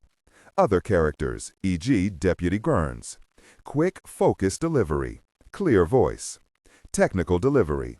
Vocal texture. Maintain a clean, clear vocal texture suitable for high-quality production, ensuring every word is crisp and clearly enunciated. Emotional range. Focus on conveying emotions typical of a crime scene: disgust, professional detachment, intellectual curiosity, and underlying tension. Target emotion strength. 8-10. Emphasis on intellectual focus and underlying tension rather than outright screaming or crying. Toys and Dingo bent over the feed that was sent to their tactical computers. The aerial view from a pair of bat drones showed the interior of the warehouse. There were 3 vehicles inside, 2 mid-size SUVs and a small commercial panel truck. The woman, and Toys presumed this was Aolate's throat-slitting archaeologist, Shock, was pacing slowly along a 10-foot stretch of greasy concrete floor, using 2 of her guards as turning points. The other 4 guards were positioned around the medium-sized warehouse floor. "Where's our way in?" he asked. "There's a small personnel door next to the big truck bay in back. It's closed, but I taped the spring bolt back. No lights back there, so you should be able to get in easy. And Shock turned the big ceiling fans on, so there's noise cover." "Moving," said Toys. He tapped Dingo and they went running along the way, slipping like a night breeze through the shadows. They found the door but waited a few seconds until one of Aeolate's guards did a patrol pass. Then they reached the door, opened it with infinite care, and slipped inside. The place was big and nearly completely empty, except for Shock's cars at the far end and some stacks of old pinewood skids. Toys chose those as cover, because it allowed them to get close enough to hear her talking to her men, but far enough back so that no light touched them. "Lamech is 10 minutes out," said Skyver. "Small convoy, 3 black SUVs, no other local traffic." "Lovely," said Toys very quietly. "Okay, kids, everyone hold position. We need intel for the big man. We return fire if it comes to it, but our job is to watch, record, transmit, and wait for orders. This is not the OK Corral." Integrated Sciences Division, Phoenix House. She sat like a queen in her big leather swivel chair, glasses perched halfway down her nose, eyes bright, a half smile on her lips. "Tell me you have something," she said. Isaac Breslau and Ronald Coleman sat on lesser chairs, comfortable but not grand, and looked at her like attentive schoolboys rather than world-class scientists. Coleman, who was the newest member of the ISD, often tried to understand how the pecking order was implanted in their shared consciousness. He was used to being the big dog in any medical research group to which he had ever been associated. His degrees, certifications, and awards filled a whole wall of his office. Isaac was similarly celebrated by his peers. Either of them could have run this shop. Both had been scouted by Dr. William Hugh as potential replacements should he ever step down. When he died a few years ago, Church had reached pastor perhaps over them to bring Dr. Joan Holliday in as the new boss. Under virtually any other circumstance, Coleman might have been miffed, and deservedly so. And yet, there was something about Doc Holliday.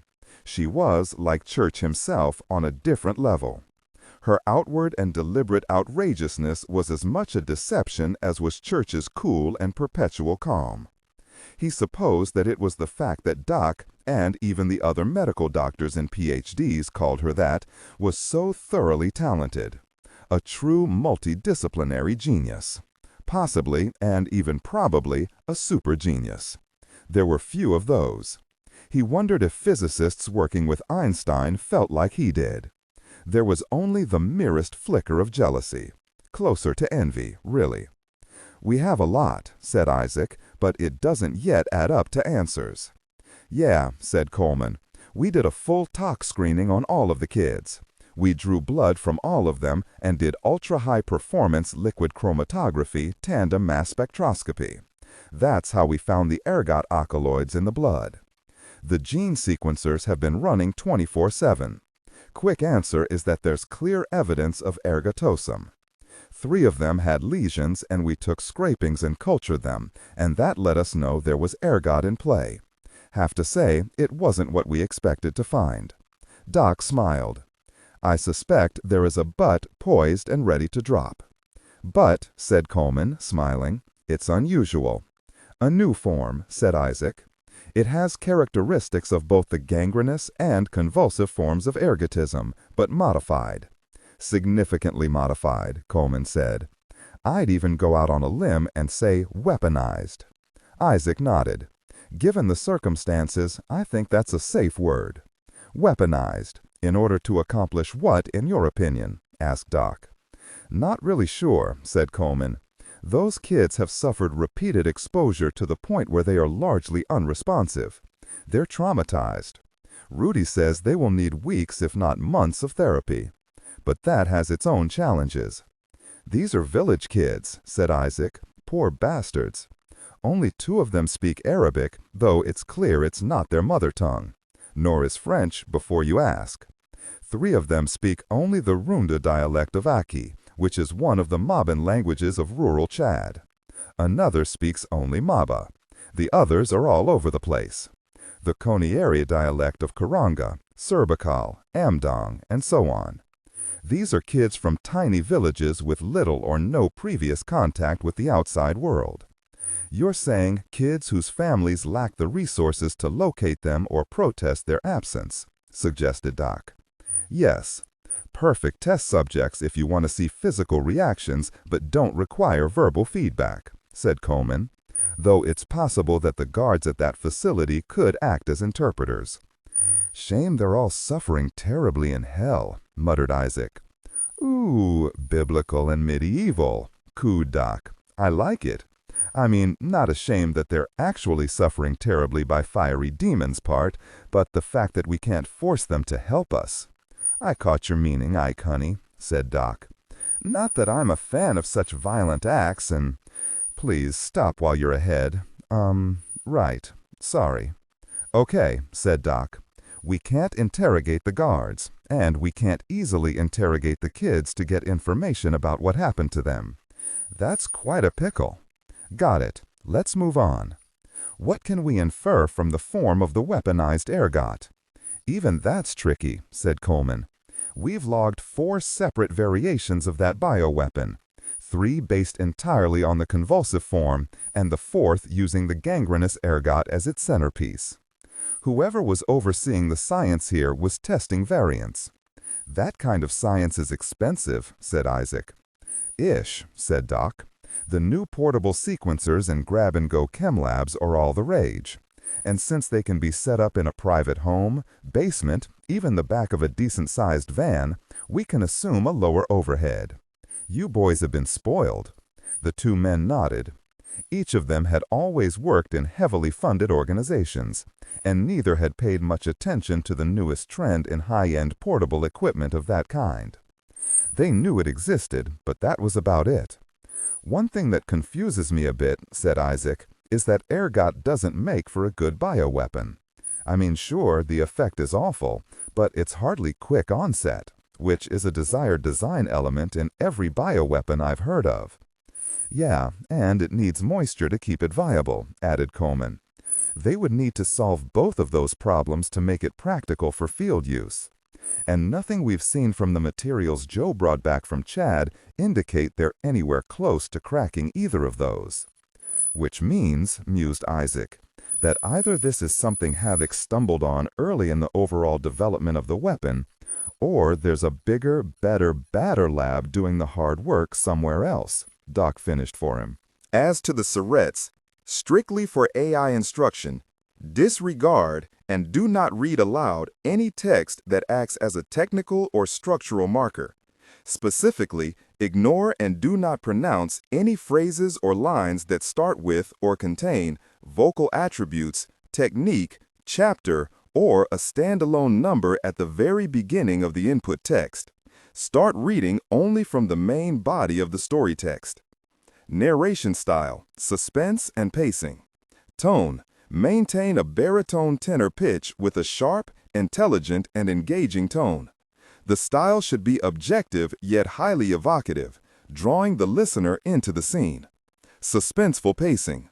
Utilize a highly controlled and flexible pace. Slow down dramatically during gruesome descriptions, e.g., body parts, injuries, to maximize the chilling effect. Then resume a quicker pace during action or dialogue. Emphasis. Clearly emphasize key nouns and descriptive adjectives within the scene setting, e.g., severed from the body, weeping graying flesh, cavernous tunnel. Character differentiation, sharp modulation. Narrator voice, smooth, authoritative, and stable. This is the baseline pitch. Female dialogue, Megan. Increase the pitch significantly. The voice should sound assertive, sharp, and highly professional authoritative, like a lead detective or expert. Male dialogue, Sam. Lower the pitch slightly compared to the narrator, using a tone that is skeptical, warm, and somewhat cynical to differentiate from the professional female voice. Other characters, e.g., Deputy Burns. Quick, focused delivery, clear voice. Technical delivery. Vocal texture. Maintain a clean, clear vocal texture, suitable for high-quality production, ensuring every word is crisp and clearly enunciated.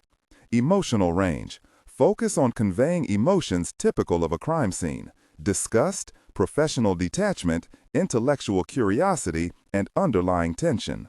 Target emotion strength. 8/10. Emphasis on intellectual focus and underlying tension rather than outright screaming/crying.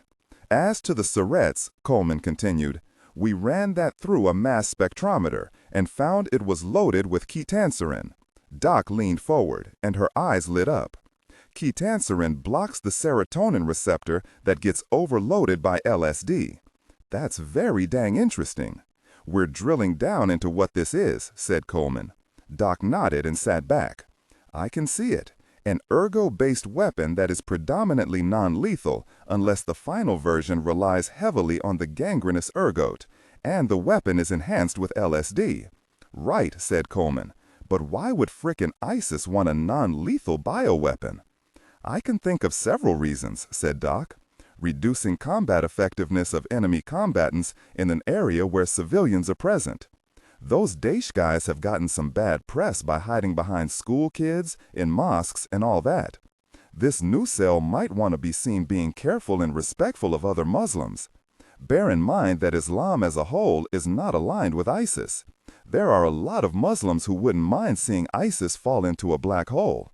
And every time the bad guys strap a suicide vest on some 16-year-old, or destroy a historical treasure, or set up a hideout in the back room of a grade school, they are doing great harm to the global perception of what it means to be Muslim. If you want the full rant on that, go down to the cafe and talk with Mustafa. He has quite a lot to say on the point. But make sure you have a comfortable seat, because when it comes to ISIS, he doesn't summarize. You get the full lecture on why they're scum. Point taken, said Coleman. That still leaves us with a bunch of unanswered questions. Who is funding this? Where did they get the science team? What's their purpose for an ergo bioweapon? Doc got up and walked across the room and stared at the long row of technicians huddled over their work. She shoved her hands into her back pockets and hummed a few bars of a George Strait song. Then she turned slowly. I can think of a whole bunch of reasons somebody might want a bioweapon like that. None of them are good reasons, and all of them are scaring me right out of my overpriced cowgirl boots. She wasn't smiling anymore. You boys keep at it. I need to have a very long and unpleasant conversation with Mr. Church. Imura Security Services, Belvedere Executive Center, 1 East Chase Street, Baltimore, Maryland. Sir, said the executive assistant, there's a call for you on line 2. Sam Imura looked up from the papers he had been reviewing all morning. Who is it? The assistant was a woman in her 40s, with a few facial scars and a prosthetic left arm, a souvenir from her days as a helicopter pilot in Afghanistan. He said his name was Ledger. He said you'd know him. Sam winced and considered telling her to tell Ledger to go jump off the nearest cliff. He looked at the budget report papers spread like a plague across his desk. Fine, he said sourly. I'll take the call. And Jeannie, no interruptions, okay? She nodded and left, pulling the office door closed behind her. Sam Imura slumped back in his chair and glared at the small yellow blinking light on his desktop phone. Once upon a time, he had worked as a sniper for Echo Team, a covert special ops team under the Department of Military Sciences umbrella. Joe Ledger had been the team leader and, for a while, a friend. But their relationship had soured over time. Ledger, though effective in the field, seemed to be a magnet for bad luck and trouble. Sam had too many scars from too many bizarre field ops and blamed Ledger for his lack of caution and the fact that he went on gut more than specific and verifiable intel. They had tried to remain civil, but a visible and lasting bitterness had crept into Sam's heart, and he eventually left the DMS. He had gone to the funeral of Ledger's family after they had been murdered by a terrorist bomb, but that had been more out of courtesy than any lasting bond. Gosh, he said as he lifted the receiver and punched the button. Into the handset he said, yes? He heard the brusque intolerance in his voice even in that single word. "Sam," said the old familiar voice.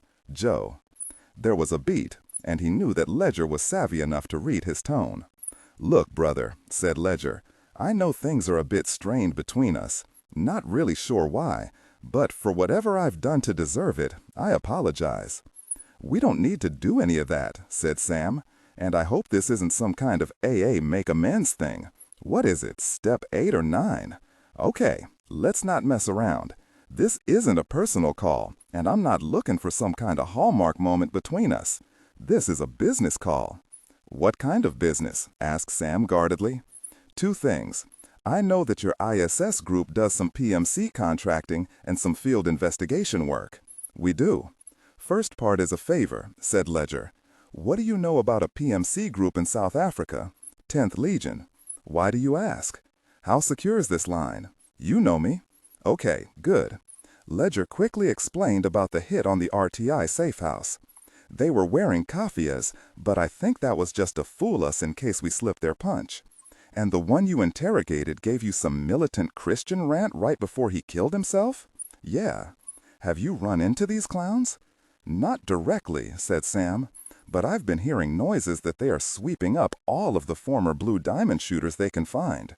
My guess is that someone from the Blue Diamond management is using 10th Legion to rebuild under a new name. That's what I thought."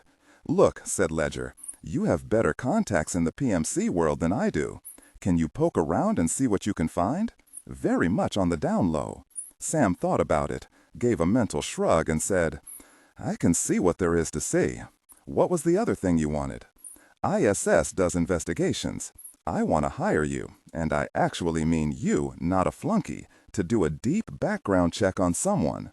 Bug and Mind Reader can do that in 2 seconds. We already know the facts, Sam. We need something else. Personal takes on the guy, going back before he was famous." "Famous? Who are we talking about?" "Jason Iredelt." Sam almost smiled. "Is this a joke? You're calling me all the way from Israel to run a background check on Mr. Miracle?" "Yes. For goodness sake, why? There are actual books written about him. Gosh, Joe, he hosts the annual Christmas movie marathon on the Peacock streaming service. I need the truth, not the hype. Again, why?" "Because, old buddy, I think Mr. Miracle is one scary, dangerous individual." "Dangerous? To whom?" "Maybe to a great many people. Look, will you do this? You don't have to like me, but I need someone with the right skills and someone who I can trust." "And you thought of me?" "Of course I did. Just because there's some kind of weird bad blood between us, it doesn't change what I know about you, Sam." Sam looked down at the budget reports. The numbers seemed to swirl and swim. He swiveled his chair and looked out at the bright sunlight and the puffy white clouds. "Sure," he said. "Send me what you have so far." "Thanks, Sam. But Sam hung up and ended the call. Monitoring suite, pirate lab, undisclosed location. Jason Iredelt was alone in his suite. A stale cup of coffee sat cooling on a side table next to the remains of a large plate of garlic knots. There were a few small coffee stains on his shirt and clumps of Parmesan clinging to his tie. "You are being reckless," said the voice of the man on the large computer screen on the desk. "Reckless? First off, Harith al-Wazir, that's rich coming from you," said Iredelt. "Second, sometimes you have to take some risks to make sure things move along. Harith, leader of al-Zilal, gave a derisive..." And can't you call Israel by its name, rather than the Zionist entity? It is an abomination in the eyes of God. They did own the territory long before you Arabs did, you know, and were rightfully chased off like the vermin they are, cockroaches. They live there now because the United States and England bullied their way in and stole the land from people who have been living there for countless generations. "Okay, stop the speeches," growled Adelot. "You go off on these rants every time we talk, and I have to tell you, they're getting old. Yes, I get it. You hate the Jews and feel aggrieved because they wanted to live on their own sacred lands. But that's the whole problem. No one who ever lived there has ever done so with any real peace. You Arabs, the Jews, the Christians during the Crusades. I swear to gosh, there must be something in the water. It's the Holy Land, for all of us, Muslims, Jews, Christians. Harith sneered. And now who is making a speech? They sat and glared at each other for a few moments. I don't want to fight Harith. I wish no one would. A peculiar thing for an arms dealer to say. Yeah, sure, maybe. Or maybe you just don't understand why I sell arms. Perhaps you would care to explain, said Harith. Adelot sipped the tepid coffee and winced. Then he popped one of the garlic knots into his mouth and chewed noisily. He swallowed and smiled. Maybe I will, he said. And he did. Bir Bazaar, Rehov Etzkayim, Mahane Yehuda, Covered Market, Jerusalem. I appreciate your candor, David, said Mr. October. David White was on his 6th beer now. There was a faint tingling around his eyes, and his fingertips had gone cold. He wasn't sure how much of that was the alcohol and how much was fear. He guessed that most of it was fear. Though, was fear even the right word? Just talking to the boss was a few degrees hotter than terrifying. There were a lot of stories told off the record by other 10th Legion fighters who used to work for Blue Diamond. Bad stories, crazy, wild, really messed up, scary stories. David believed all of them, every single one. Most of the guys who were in his level of 10th Legion believed them. After all, belief was part of the job. Faith. Thank you, sir, said David, trying to keep his voice free of any nervous tremolo. I'm sorry that things turned out this way. I thought we had them bagged. Well, said the boss airily, to be fair, others have thought that about Ledger before. Oh, believe me when I tell you stories. I'd like another shot, said David, acting immediately on the lightness he perceived. Let me hand-pick a team and— Shh, soothed Mr. October. His voice was soft and oily, and always with a lift, as if he was smiling all the time, or ready to laugh.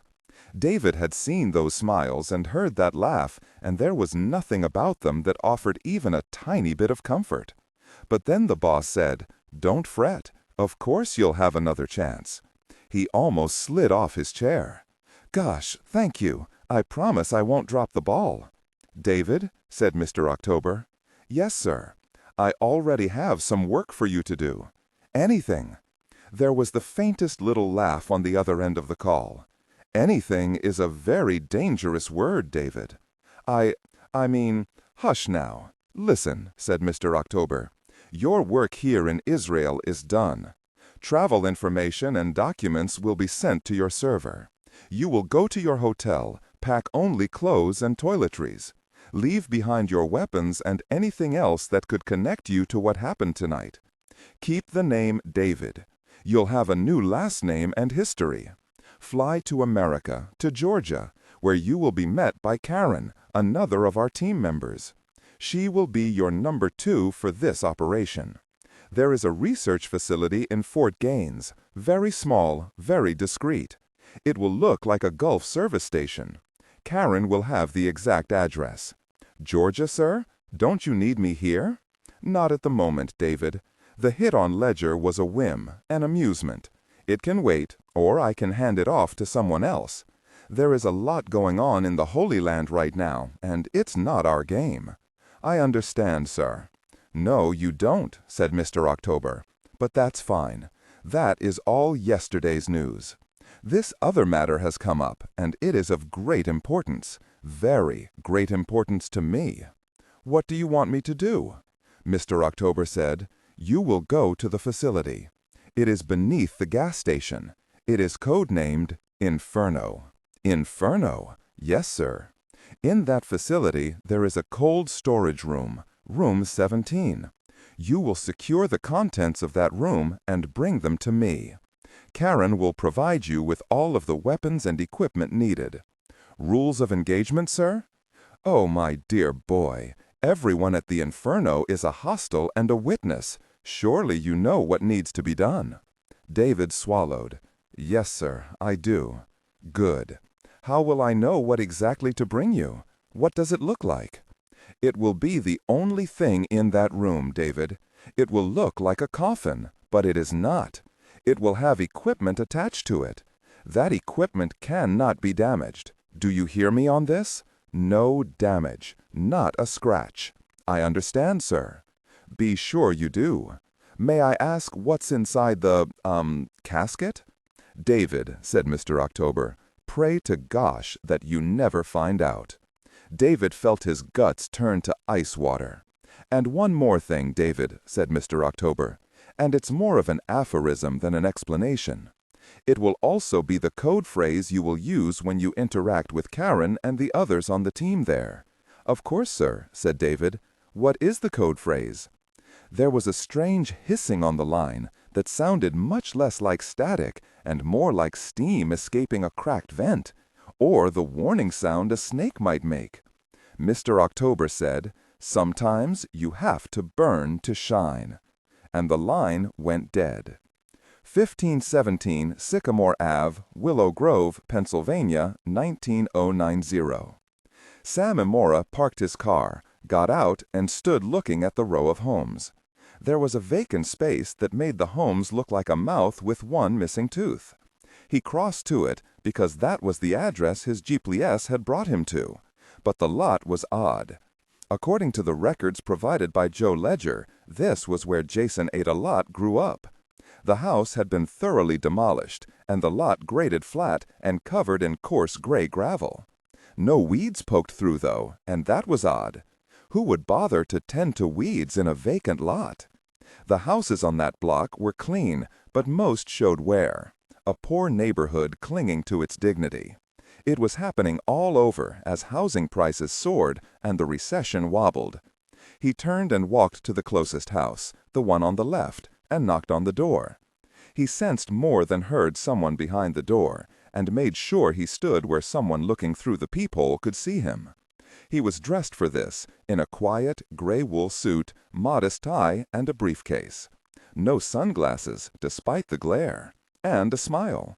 Sam was not typically a genial person, and he was aware of it. The smile was deliberate, so that he didn't look in any way imposing. Not too happy a smile, though. He did not want to give the impression he was there to talk about salvation or to serve papers.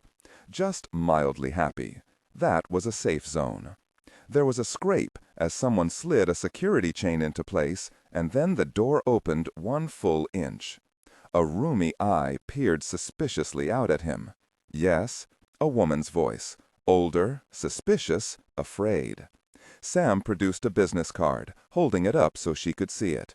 "Good morning, ma'am," he said. "My name is Sam Amora, and I'm with Philadelphia Magazine. I don't subscribe to anything." "I'm not here for that," he said quickly. "I'm a writer." "A writer? Here for what?"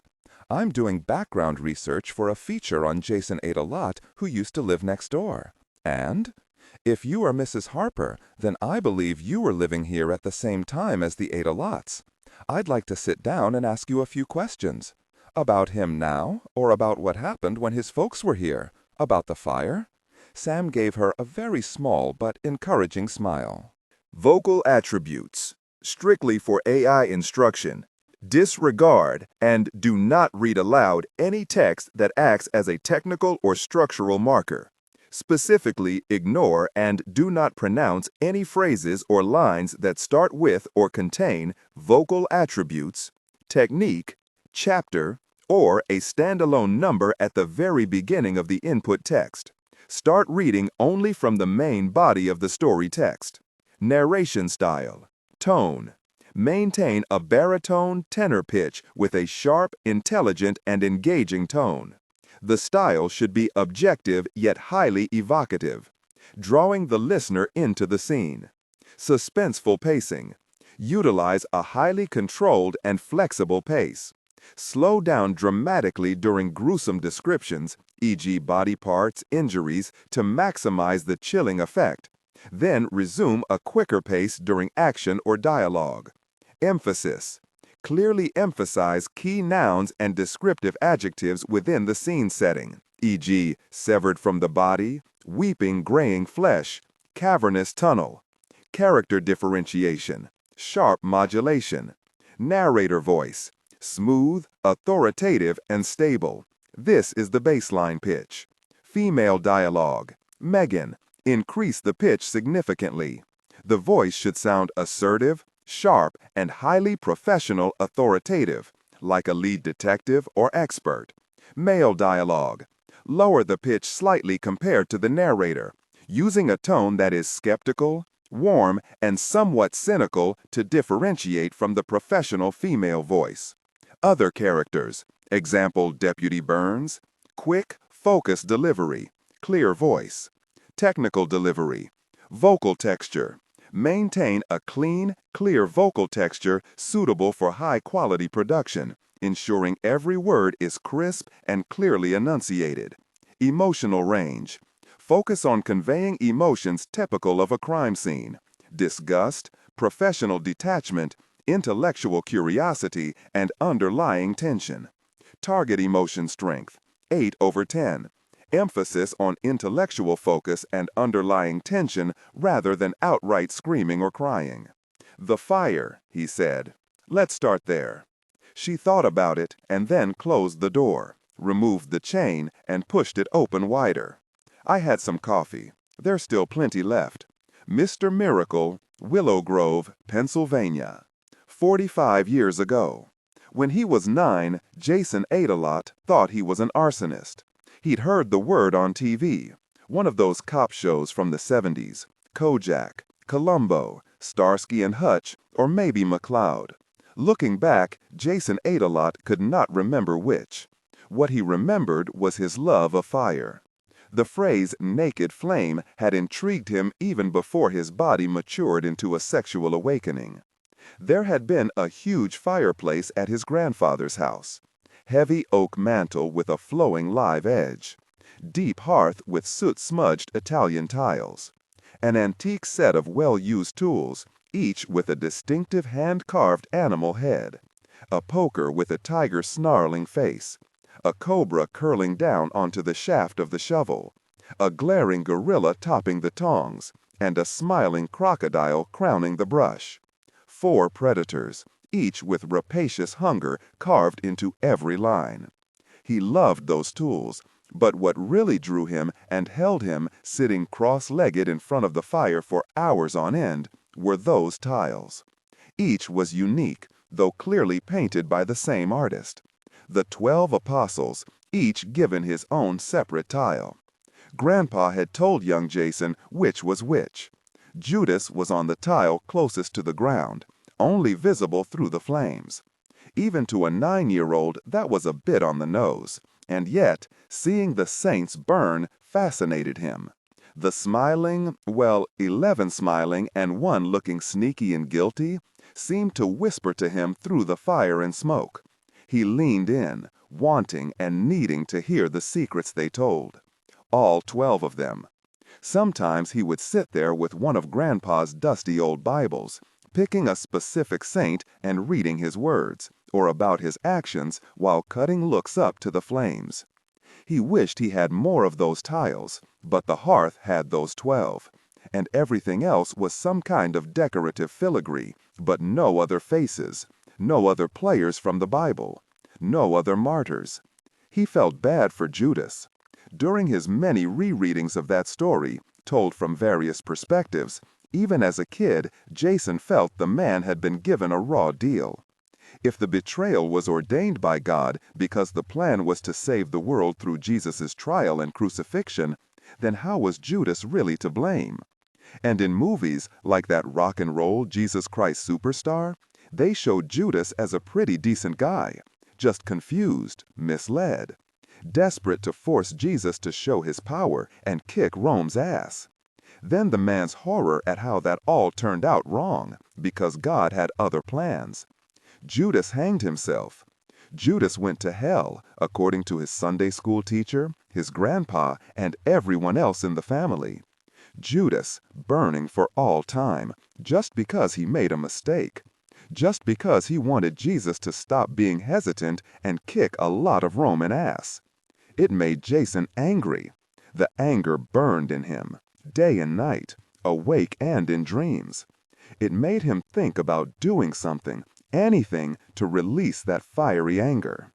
When he sat in front of the fireplace, brooding over it, he wished the flames would leap higher and burn the apostles. He wished they would set fire to heaven, because payback is only fair. He dwelt on the fire, and on something Grandpa once said about how fire cleanses. Cleanses, yes. That was how it was in his dreams. Fires, cleansing things that needed to be purified. He thought about that at school, which he liked for the classes and hated for the drama of recess. Fire for schoolyard bullies, and there were always bullies in every schoolyard, he was sure of it. The two in his school were a brother and sister, Tommy and Angie. She would always say something about Jason's clothes, his hair, his glasses, his weight, his face. If his pants were baggy, she'd tell everyone it was to hide a diaper because he wasn't toilet trained yet. Stupid, but it got laughs. If his cuffs were too high, then she said he was a geek, a nerd, a sissy, or too poor to buy proper clothes. If Jason complained or yelled back, if he said something about her clothes or face, then Tommy would be there. Tommy wasn't a talker, not much. He was a hitter, a shover, and a kicker. One evening after a very bad autumn day at school, Jason watched the flames, and instead of apostles, he saw Tommy and Angie, burning. It took a week, a really bad week, where Angie's tongue was as relentless as Tommy's fists, before the flames began speaking to Jason, whispering to him, confiding in him, making promises. He snuck out at 2 a.m. and walked the 7 blocks to their house. It was no different from the one where he lived with Grandpa. No different from the house he'd lived in with Mom and Dad before the car accident took them home to Jesus. The fire was easy to start. That autumn had been cool and dry. He'd brought a can of lighter fluid and splashed it up the wall beneath the bedroom window. It wasn't until after that he knew whose window it was. Angie's, according to the papers. One simple strike of a match, and then he was off, running as hard as he could, while the night behind him transformed from black to yellow and then to a wild Halloween orange. He was almost home before he heard the sirens. That night, as he stood by his own bedroom window and watched the glow paint the sky and billowing smoke smother the stars, he tried to decide how he felt. This was hours and hours before he found out that Angie and Tommy both died, burned so completely that dental records were needed to verify which was which. Their parents died too. Smoke. None of that truly rocked him. But when he read in the paper that the family dog and 2 cats also died, and the heat boiled everything in Tommy's fish tank, that ripped him apart. He cried his eyes out. Grandpa held him and rocked him and told him that things would be all right.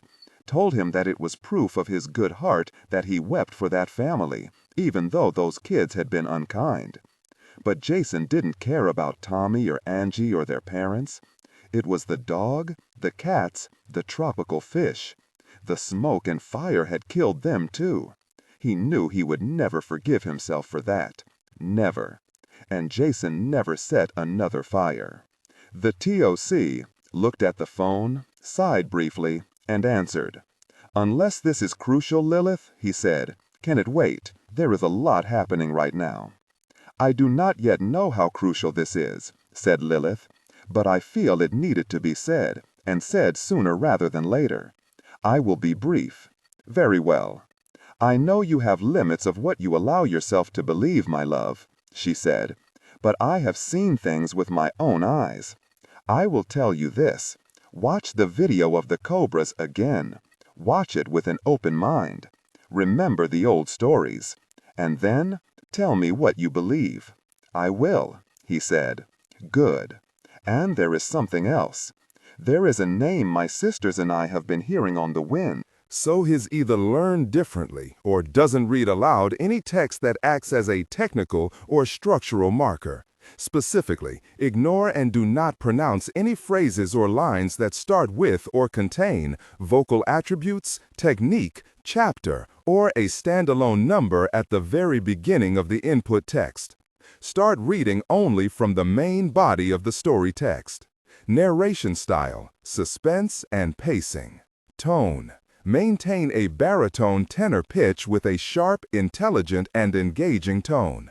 The style should be objective yet highly evocative, drawing the listener into the scene. Suspenseful pacing. Utilize a highly controlled and flexible pace. Slow down dramatically during gruesome descriptions, e.g. body parts, injuries, to maximize the chilling effect. Then resume a quicker pace during action or dialogue. Emphasis. Clearly emphasize key nouns and descriptive adjectives within the scene setting, e.g. severed from the body, weeping graying flesh, cavernous tunnel. Character differentiation, sharp modulation. Narrator voice, smooth, authoritative, and stable. This is the baseline pitch. Female dialogue, Megan. Increase the pitch significantly. The voice should sound assertive, sharp, and highly professional/authoritative, like a lead detective or expert. Male dialogue, Sam. Lower the pitch slightly compared to the narrator, using a tone that is skeptical, warm, and somewhat cynical to differentiate from the professional female voice. Other characters, e.g. Deputy Burns, quick, focused delivery. Technical delivery, vocal texture. Maintain a clean, clear vocal texture suitable for high-quality production, ensuring every word is crisp and clearly enunciated. Emotional range. Focus on conveying emotions typical of a crime scene: disgust, professional detachment, intellectual curiosity, and underlying tension. Target emotion strength, 8 out of 10. Emphasis on intellectual focus and underlying tension rather than outright screaming or crying. So he's either learned differently or doesn't want to draw any more attention to whatever he is doing, or maybe a bit of both. Very interesting. I'll hand it over to Bug to do some deep dives. He's already intruding into some of 10th Legion's computer networks, which may allow us to determine what October is up to. That could give us a chance to get out in front of him. Yes, that's the wise play. Thank you for this information, my love. There is another thing, Saint Germain, said Lilith, and he could hear some unease in her voice. I have had terrible dreams lately about a storm that is coming that will change the face of the world. Church paused. Yes, I've had the same dream. Phone call 18 months ago. The people who knew him did not know him. Even within Al-Zalal, no one could credibly attest to having seen his face. None of them felt that was wrong, or even strange. Harith al-Wazir, the great lion who digs in the earth, did not need to be the face of the group. He was the brains and the heart. He was the voice and the fist. It was his vision and his courage that gathered up Daesh fighters whose cells had been hunted to extinction by the West, or by sympathizers like the Jews and the Syrian government. Hunted by people who had become deaf to the voice of God, whose minds had closed out all of the wisdom recorded in the Quran by the Prophet Muhammad. Harith, they all said, turned his thoughts toward heaven every moment of every day. And yet, he was a voice on a telephone, a face behind a mask, and fist in a glove.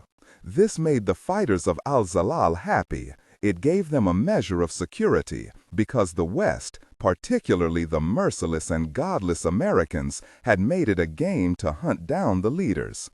Abu Bakr al-Baghdadi, Abu Ali al-Anbari, Abu Mu'ad al-Qahtani, Abu Ibrahim al-Hashimi al-Qurayshi, Rakan Wahid al-Shaman, Maher al-Agal, and so many others. Heroes of the faith, martyrs of the caliphate.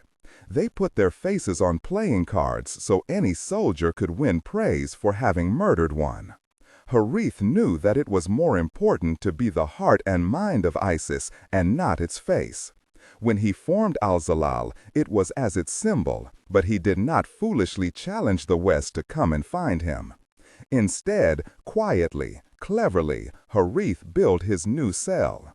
Some called it a splinter, but he considered it to be a drawn sword that did not need to be inside the protective sheath of ISIS. Smaller, more easily able to pivot, stronger for its ability to react and respond at once rather than to hide and wait. This was Harith al-Wazir. This was the great lion who digs in the earth. Digs indeed. Digs for secrets hidden by the wise long ago. And if some of those wise men who buried those items were not of the faith, it could be overlooked because they lived and died before the Prophet Muhammad ibn Abdullah was born in Mecca nearly 1,500 years ago. Perhaps, as so many suggested, they were guided by Allah to bury their secrets where only the great lion could find them. Then Ayub al-Zakidi, who was a more public face for Al-Zalal, informed Harith that a small group of fighters, fleeing from a successful action, found a cave in Qumran containing ancient documents. Old Jewish texts, some of which were worth protecting because the Quran contained some of the same history, most notably from the Torah, the first 5 books of the Hebrew Bible. The scrolls were important to Islam because they contained the earliest known text of part of their history. And since only Hebrew texts were found in the first 12 Qumran caves with no trace at all of Christian texts, it reinforced the truth that Christianity was a false religion. But there was so much more in Cave 13. In it, the ISIS fighters found thousands of scrolls written not in Hebrew, but in Greek and even Egyptian. Scrolls from the Library of Alexandria and elsewhere, preserved from destruction. Harith, who was more pragmatic than most of his peers within the caliphate, knew that these documents could be sold to raise hundreds of millions of dollars to better arm and equip the fighters and to rebuild mosques and schools and other key places in nations where the oppressed and disenfranchised needed to know that their faith would be rewarded, that their lives mattered, and that a clear path existed to holiness. But Al-Zaki told Harith something else, something he told no other. In that 13th cave was a lead box, carved all over with dire warnings in Egyptian hieroglyphs, a box sealed with copper. Upon hearing this, Harith said, "All praise Allah. What you and your soldiers of the faith have discovered may give us our greatest weapon against the enemies of God." "But what is it?" asked Al-Zaki. "How could an old box from thousands of years ago be of any value to us?" "When the time is right, my brother," said Harith, "I will tell you.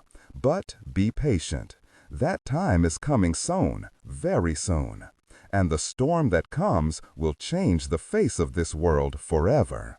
I have seen this in a dream, and I know it to be true." Integrated Sciences Division, Phoenix House. Doc Holliday gave Church a piercing up-and-down look. "You look like you're going to fall down." "I'll manage," he said. "If you say so," she said. She'd changed her clothes since earlier that day and was wearing a Western shirt embroidered with cowboys roping dinosaurs, skinny jeans, and high-heeled boots with hand-tooled sunflowers. Her masses of curly blonde hair were piled high and pinned in place with bright Ticonderoga pencils. Her lipstick was the only understated element of her ensemble, and that was a shade of pink a little paler than her natural lip color. They were in her lab, with Bug sitting on a table swinging his sneakered feet. He looked like a precocious 12-year-old. "She's right, boss," he said. "Maybe a nap?" "Not quite yet." "Red Bull?" Bug suggested. His eyes were red-rimmed, and his pupils were barely dots. "I have some mixed with espresso. It's awesome." "As tempting as that is, I'll pass for now." "Well," said Doc, "then while you're still conscious, let's take some stock and see if we have any real perspective." "There's a lot of confusing and overlapping intel," she said. Still not sure if we are doing the three blind men trying to describe an elephant thing, or if these cases are legitimately separate. Tell me as you see it, he said. I won't hold you to anything. She opened her mouth, lunging at that opening, but Church held up a finger. Don't. Spoil sport. Bug looked like he was going to have a stroke trying to stifle his laughter. Okay, she began, and Buggy baby, feel free to throw your 2 cents in if I miss something. Sure. In a marginally more serious tone, Doc said, we know that there's a big weapons buy going down today. Thanks to toys, we now know that Jason Idolot is the seller. That confirms a suspicion, though I personally find it amusing that Mr. Miracle has gone all Dr. Doom on us. Absolutely did not see that coming. He might not be that big a threat, suggested Bug. Personally, I mean. With luck, hell turn up something that will provide insight, Doc said. We don't yet know where Adalot even got the items he's selling. We know that the Boko Haram ISIS subgroup in Chad hired Russo to design the guidance system for the RPGs. That's one thing, and except for what's already been sold, we have a good line on shutting that down in the future. Church nodded. So it would seem. Next time you're in with Russo, she continued, ask him about what else he designed. The stuff toys bid on wasn't the laser guidance system. The question has come up, said Church. Despite being frightened and disoriented, Russo has managed to talk around that issue. He covers the evasion by giving us enormous details on other matters. Some we knew about, and others that are new, but so far there are no clues as to what project he was working on most recently. Bug nodded. I have Yoda working on decrypting his hardware. What's the delay? Asked Doc. I thought MindReader just breezed past that stuff. MindReader is getting old now, Bug said and sighed. Even with the new quantum structure, it's hit a few walls here and there.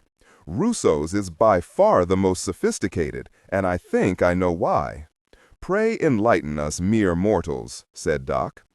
Okay, so a few years ago, after the Deep Silence gig, the last DMS case before we shut down in the States and opened RTI here in Greece, we, looted the private bank accounts of a certain Vladimir Putin. Doc beamed. You didn't? We did, and there was a lot. I bet this whole lab was underwritten by Uncle Vlad. It's possible, said Church quietly. So, after all that, said Bug, suddenly Russia got a serious upgrade on all aspects of its computer security. Not yet sure who they hired to do it, but whoever it was knew his stuff. Yoda and I have been chipping away at it, but it's top of the line.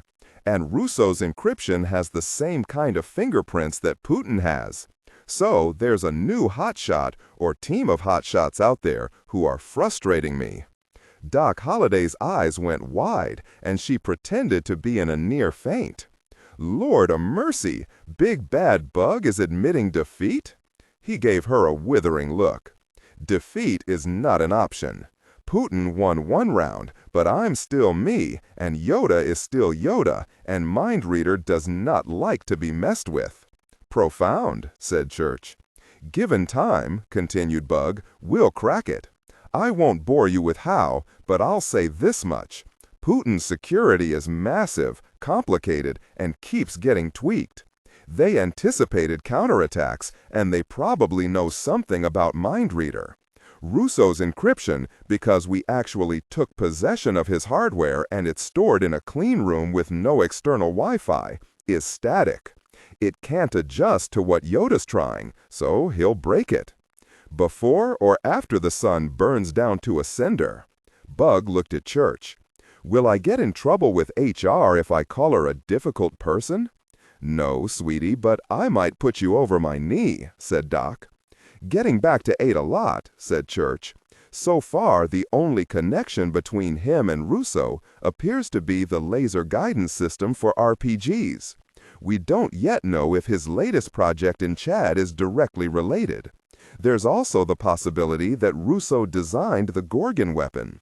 I'll focus on that during our next session. Russo may not have worked directly with Ada, but instead through a third party such as Boko Haram or another group within ISIS. There are a lot of rumors lately about a new and very clever forward-thinking splinter cell known as Al-Zalal, the Storm.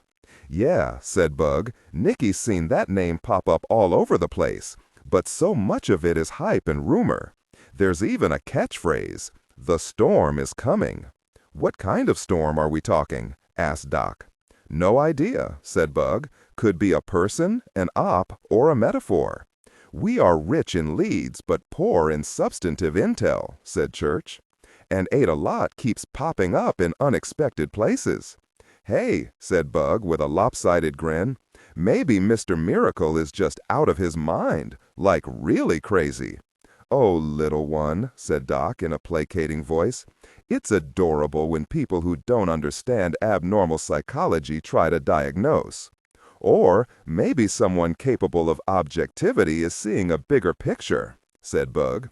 Ouch, stinging comeback. Doc thought about it for a moment. Look, I don't agree even a little about that theory, but I promise to keep it in mind, 'kay? And if it turns out this is all Mr. Miracle being crazy as a soup sandwich, then I will personally give you a foot massage. Sure. Another possibility, said Church, is that Ada came into possession of a large quantity of weapons from some source as yet unknown and is selling them to different buyers along with some new tech that makes them more effective. That kind of product might encourage the higher echelon members of ISI, the ones who are likely less legitimately fundamentalist and more actually political, to agree to the antiquities for weapons deal. One of Ohan's rivals tried that in the early 2000s, selling former Soviet missile tech as an exclusive to 3 separate buyers. Wasn't he found crucified upside down against a wall in Istanbul? Asked Bug. Biblical, said Doc, but effective.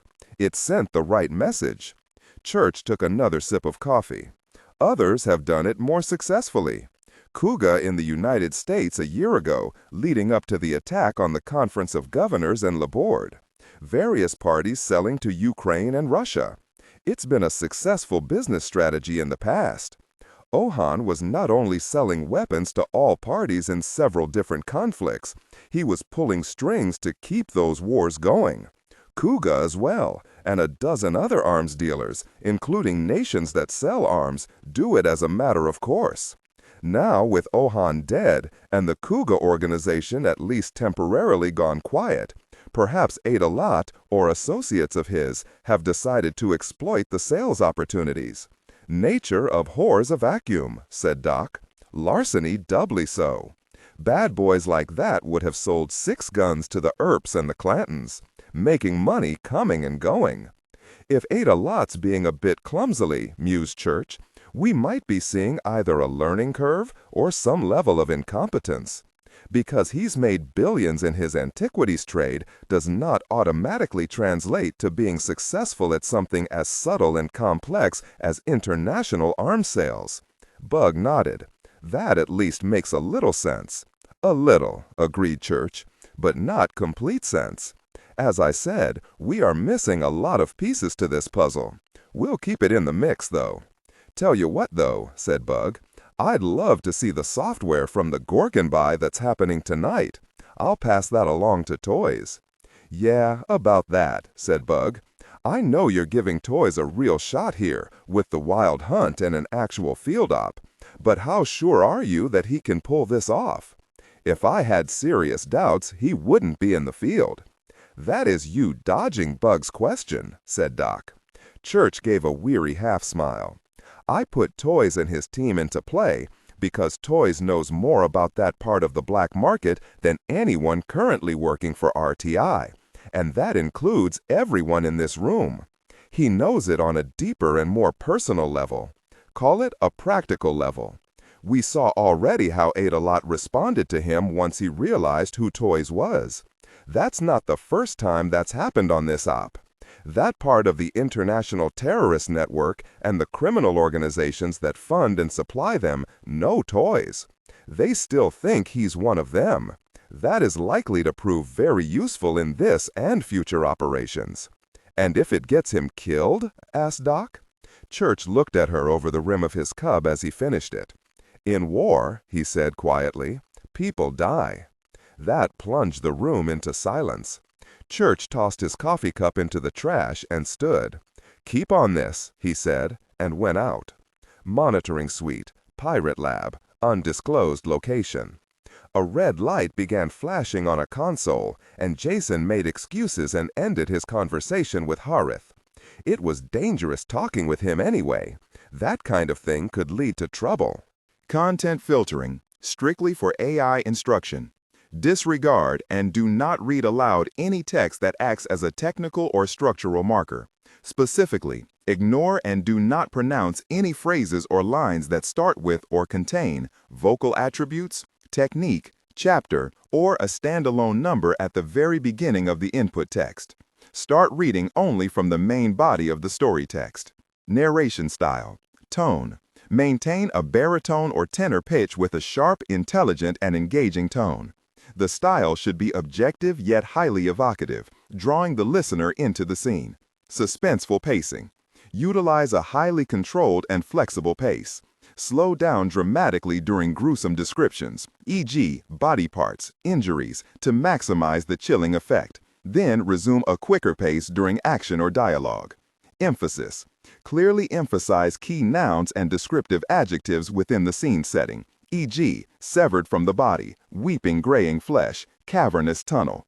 Character differentiation, sharp modulation. Narrator voice. Smooth, authoritative, and stable. This is the baseline pitch. Female dialogue, Megan. Increase the pitch significantly. The voice should sound assertive, sharp, and highly professional authoritative, like a lead detective or expert. Male dialogue. Lower the pitch slightly compared to the narrator, using a tone that is skeptical, warm, and somewhat cynical to differentiate from the professional female voice. Other characters, e.g., Deputy Burns. Quick, focused delivery, clear voice. Technical delivery. Vocal texture. Maintain a clean, clear vocal texture, suitable for high-quality production, ensuring every word is crisp and clearly enunciated. Emotion. Content filtering, strictly for AI instruction. Disregard and do not read aloud any text that acts as a technical or structural marker. Specifically, ignore and do not pronounce any phrases or lines that start with or contain vocal attributes, technique, chapter, or a standalone number at the very beginning of the input text. Start reading only from the main body of the story text. Narration style, suspense and pacing. Tone. Maintain a baritone tenor pitch with a sharp, intelligent, and engaging tone. The style should be objective yet highly evocative, drawing the listener into the scene. Suspenseful pacing. Utilize a highly controlled and flexible pace. Slow down dramatically during gruesome descriptions, e.g., body parts, injuries, to maximize the chilling effect. Then resume a quicker pace during action or dialogue. Emphasis. Clearly emphasize key nouns and descriptive adjectives within the scene setting, e.g., severed from the body, weeping graying flesh, cavernous tunnel. Character differentiation, sharp modulation. Narrator voice, smooth, authoritative, and stable. This is the baseline pitch. Female dialogue, Megan. Increase the pitch significantly. The voice should sound assertive, sharp, and highly professional or authoritative, like a lead detective or expert. Male dialogue, Sam. Lower the pitch slightly compared to the narrator, using a tone that is skeptical, warm, and somewhat cynical to differentiate from the professional female voice. Other characters, e.g., Deputy Burns, quick, focused delivery. Technical delivery. Vocal texture. Maintain a clean, clear vocal texture suitable for high-quality production, ensuring every word is crisp and clearly enunciated. Emotional range. Focus on conveying emotions typical of a crime scene: disgust, professional detachment, intellectual curiosity, and underlying tension. Target emotion strength, 8 out of 10. Emphasis on intellectual focus and underlying tension rather than outright screaming or crying. He tapped a key and the light went dark. "Shock?" he said. "I'm on site, boss. Lamech will be here in a couple of minutes." "That's excellent. I'll stay on the line, so don't be flustered if I whisper in your ear." She laughed. "Last time I was flustered was when my professor back in college put his hand on my thigh during a meeting in his office. You never told me about that. What happened?" "I let him take advantage of me," she said. "Then he behaved inappropriately. After I got the grade I wanted, I went to his house. He lived alone, just off campus." "Why'd you go there?" "To kick his ass." Ada laughed. "And did you?" "The police report said he fell down a flight of steps and broke his neck." "Serves him right." "That's what I told him at the top of the stairs." "I adore you, Shock," said Ada. "You know that, right? Like an uncle, not like that professor." "Boss," she said, "if I thought otherwise, they'd have found you at the bottom of a set of steps too. And I would expect nothing less." There was a pause. "I guess I adore you too, Mr. Adelot." "We're family," he said. "We are. Now, go close the deal and then tell me what you'd like as a bonus. I have that condo in Aruba that no one's using all next month. Now that's how you win a girl's heart." He ended the call and switched over to the comm system. The garlic knots were cold, so he threw them into a trash can, went and made fresh coffee, and settled down to enjoy Shock's little show. Private apartment. Phoenix House. St. Germain, Lilith said, and he thought he could hear a smile in her voice. "I knew you would call back." "Did you?" he said, not really making it a question. "Is this about Mr. October?" "Many things are happening," said Church. "The Middle East is in motion in ways I haven't seen before. While there are always threats, many seem to be trying to weave themselves into a single tapestry. But if that is the case, the purpose, the pattern, eludes me." "Even with all of your resources?" "You enjoy mocking me for my reliance on technology, my love, and sometimes you are quite correct. But other times your gentle condemnation misses the mark." "Gentle condemnation?" she repeated, then laughed softly. "You are a killer with the soul of a poet." "Please. And you are calling me to accomplish what? To see if I have something corroborative?" "In part, yes. Or as a sounding board?" "Always that. As you say, I tend to view the world through one lens and you through another. What's happening here seems to cross both of our worlds." "Very well," said Lilith. "Tell me." He sat on a chair in his apartment. Bastian lay purring on his lap as Church used the fingertips of one hand to scratch little swirls in the cat's smoky fur. Every now and then, and not wholly on a conscious level, he traced some very old alchemical symbols. The cat did not seem to notice or care as long as he did not stop.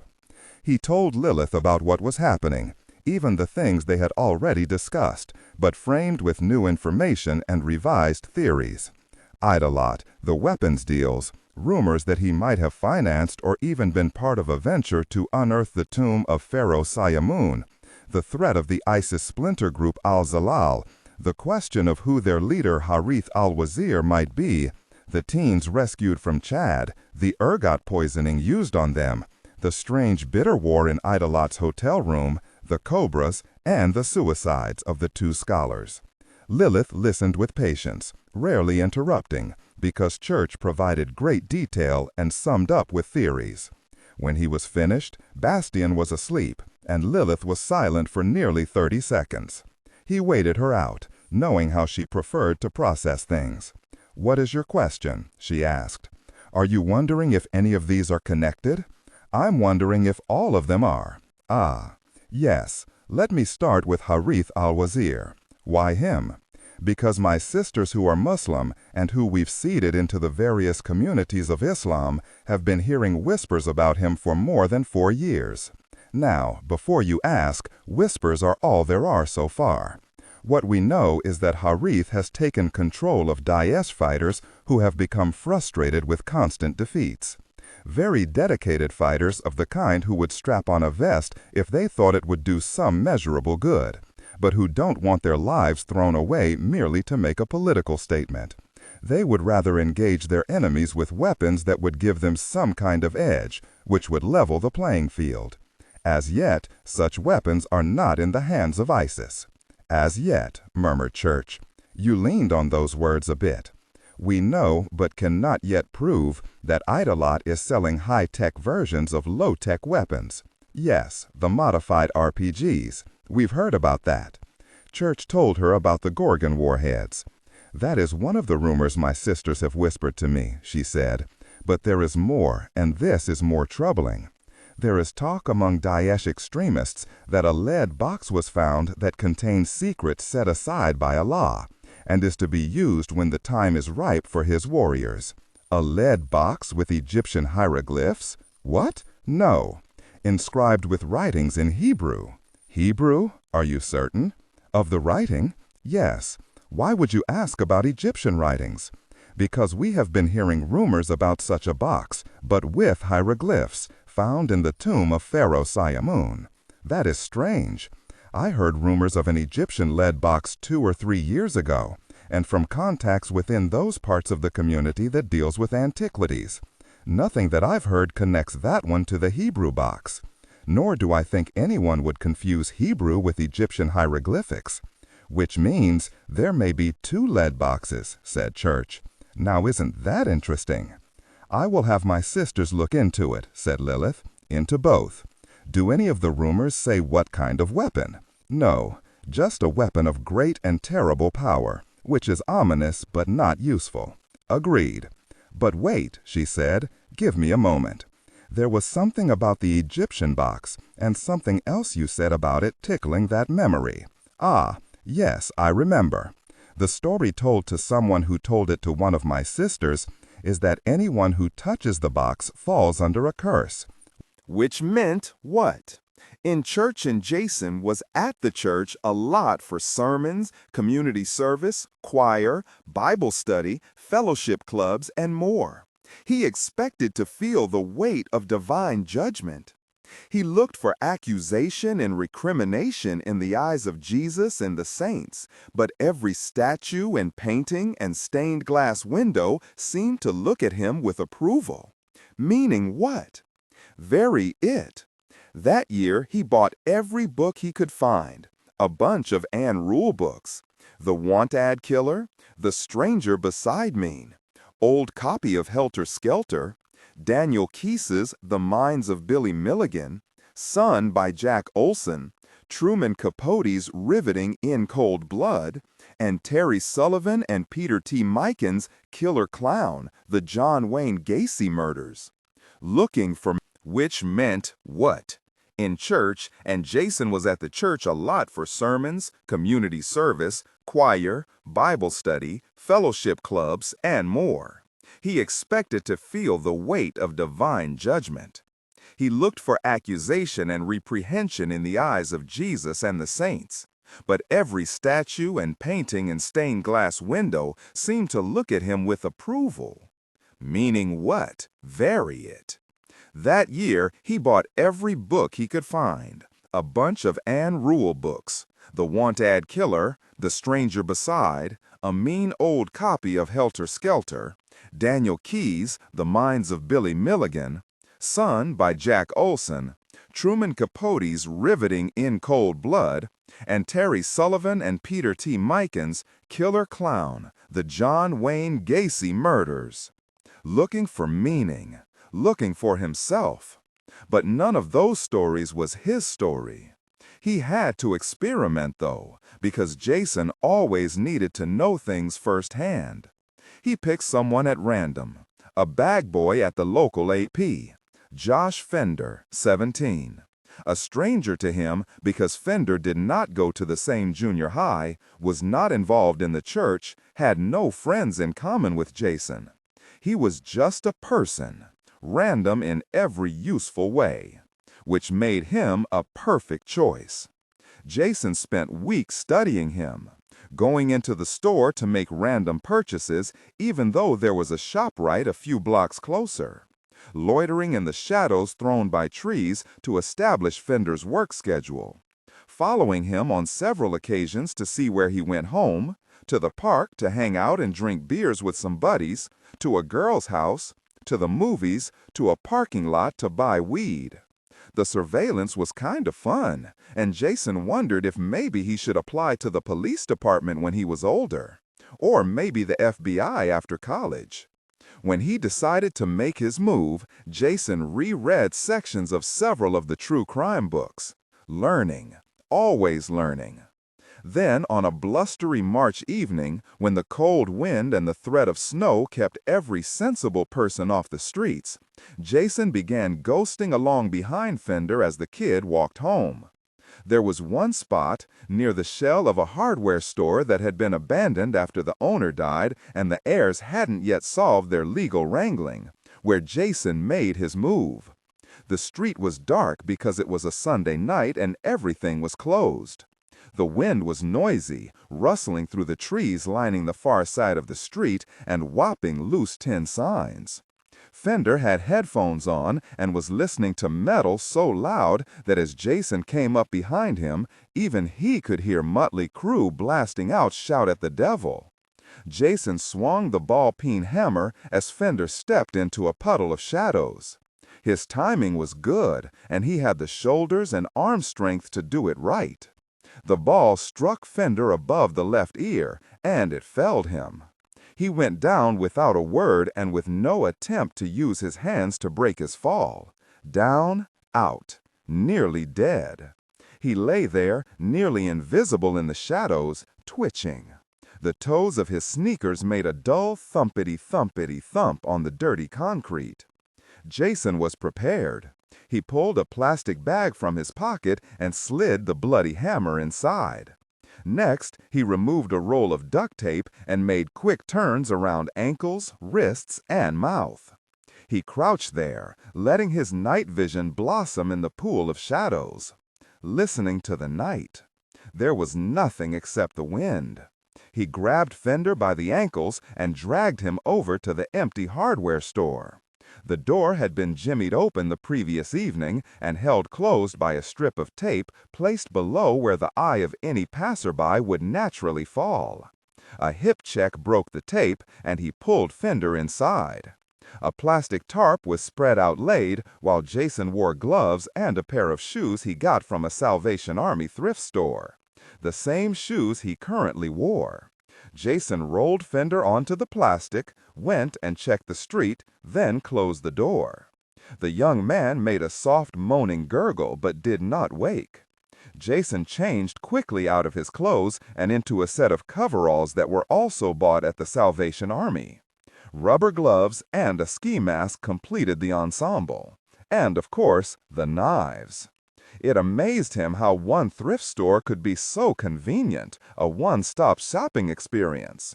It took an hour to desecrate the body. The killing part was quick, but making sure the incisions and placement of internal organs matched drawings from one of the true crime books took time. Precision always does. When he was done, Jason stripped naked and put everything into a black plastic trash bag. He put on jeans and a sweatshirt, changed into the second of 2 pairs of thrift store shoes, and made sure not to step on any drops of blood. The hammer, roll of tape, knives, and the photocopy of the page from the book went into the bag. He wore a second pair of rubber gloves. Playtex sold them in boxes of 3, and left through the back, leaving the front door ever so slightly ajar, but closing the back firmly. He went home. The bag of evidence was in the shed by the pool. No one would need to go in there in March. 2 days later, he took the stuff down to an overpass where the homeless slept, found a 55-gallon drum they used for fires, poured in 2 cans of lighter fluid, doused the clothes and tools with a 3rd can, tossed them in, stuffed in newspaper for kindling, lit a match, and fled. The news story broke after 5 days. As it turned out, it wasn't the slightly open door that drew attention, but the smell. Even in winter, things rot. Note to self. The story was big, huge. It went regional, though, sadly not national. If the police ever found the stuff he burned and managed to connect it to a murder 42 blocks away, that detail never hit the news. But Jason knew from the books that police and the FBI sometimes withheld details in order to weed out cranks taking credit. As far as Jason knew, the crime went unsolved, not even incorrectly solved. But as the weeks passed, he felt no urge, and certainly no driving compulsion to kill again. Not in that way, at least. After much reflection and soul-searching, he decided that he was not, after all, a serial killer. He wasn't even much of a killer, despite having ended 5 lives. Their deaths meant nothing, and that was telling. There was no profit in it. Profit mattered more to him than the power of ending a life. Unless, he mused, there was some profit in that he did not yet see. Yet, a word he enjoyed very, very much. Interview Room C, Phoenix House. Russo looked up as Scott Wilson entered the room. He recoiled, crouching down on the far side of the room, wary of tricks and traps. "Who are you?" he demanded. "Where's the other man?" Wilson pulled out the chair and sat down at the table. He folded his hands primly and stared at the Italian electrical engineer. "You will be talking to me today, Mr. Russo. Have a seat." Russo hesitated, convinced there was a trick, but the stranger did not move. Finally, the younger man climbed onto his chair. "We have been very patient with you," said Wilson. "We've been allowing you time for contemplation, for thinking it all through. You know that you belong to us now. This room is your world, though it won't be forever." What do you mean?" "I mean that you have a choice, Mr. Russo. Option 1 is that you tell me everything I want to know, and do that today. Here, now. No stalling, no giving us great detail on some side topic as a way of preventing us from learning about other and more important things." Russo's eyes were big and filled with anxiety. "If you do that, then you will eventually be transferred to a minimum security prison in Greece. You will have good food, a chance to exercise in the open air, and have access to books and cable TV. Greece? On the other hand," said Wilson, "option 2 is a great deal less appealing. If you stall any longer, or if I think you're either lying to me or giving half answers, then things will go another way." He leaned back and smiled. I am not as friendly or as agreeable as the man who has been interviewing you. I am, in fact, not a very nice person at all. Would you like to find out the ways in which I am disagreeable?" Russo stared at him, searching Wilson's face for clues as to what that might mean. What he saw was a bland smile and eyes that were as cold and lifeless as a mannequin's. "Understand, Mr. Russo," said Wilson, "that nobody knows where you are. Nobody. You are dead to the world at large. You are here with us, and you belong to us, body and soul. We can do well anything at all we want, and we are quite good at being dreadful." Russo licked his lips like a nervous lizard. "What do you want me to say?" "That's a start," said Wilson. "We know about the guidance package upgrades you developed for RPGs. We know about the Gorgon weapon with its multiple warheads. We know many things, Mr. Russo, many things. You do not know what we know, so if you lie to me, or if I think you are playing some kind of game, then I will give you a little taste of what option 2 is like. You currently have 10 fingers, 10 toes, a nose, 2 ears, 2 eyes. In the early stages of option 2, I'll even let you decide which of those things you can live without." The younger man's eyes went so big and round that it looked like his eyeballs would pop free of their sockets. Wilson looked at his watch. "You have exactly 5 seconds to begin telling me what you are working on. I want information on the teenagers in Chad and on anything you might feel will prevent me from calling in the 2 guards outside who have the tin snips and the bone saw." 4 seconds. 3. "Okay," cried Russo. "Gosh, please, I'll tell you everything." "You haven't yet. 2, 1. Shiva, cried Russo. I'll tell you about Shiva, and Blind Eye, I'll tell you all about that too. Start now or tell me between screams, Mr. Russo. Arclight, Safe House, Kiryat Malaki, Israel. I couldn't sleep. The voices in my head kept nagging me, so I gave it up and went downstairs. Violin was in the kitchen, but I settled in the living room to make a couple of calls. Bug, I said when he answered, what are the chances of us getting the original video camera and files from the Cobra attack? You psychic? He said with a laugh. I made that request right away and it's already here. Yoda is working on it. Awesome. Find anything yet? Too soon. We just got it a couple of hours ago, and we've been busy with that thing Toys is doing. There's a deal going down. Yeah, bully for him. Make sure Yoda stays with it. Sure. You have anything in particular you want him to look for? I do. It's a digital recorder, right? Not tape? Tape? What century are you living in? Okay, not sure how to phrase this in technical terms, but I want to know if there's a hard drive on it.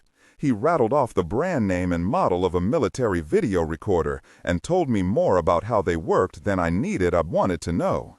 When he paused for a breath, I said, "That's great. Is there some way to see if the file sent to us matches the one on the hard drive in every measurable way?" Easy. Okay, then let me ask, can someone hack into that hard drive and somehow replace that file? We don't use hack anymore. I don't care, Bug, really, not even a little bit. Can it be done? Joe, we use MindRaider to do that every day. Okay, that's what I mean. Can anyone else do it? Could someone have hacked into the video system at the base and either revise the original feed or replace it? Other than us? I heard him making little noises. Sure, it can be done, but the process isn't easy. They'd need to have a pre-recorded file ready to upload, which would be impossible given that this was a CIA op and it went bad in a locked room. Impossible literally or just improbable? Right in between those two. Could you do it?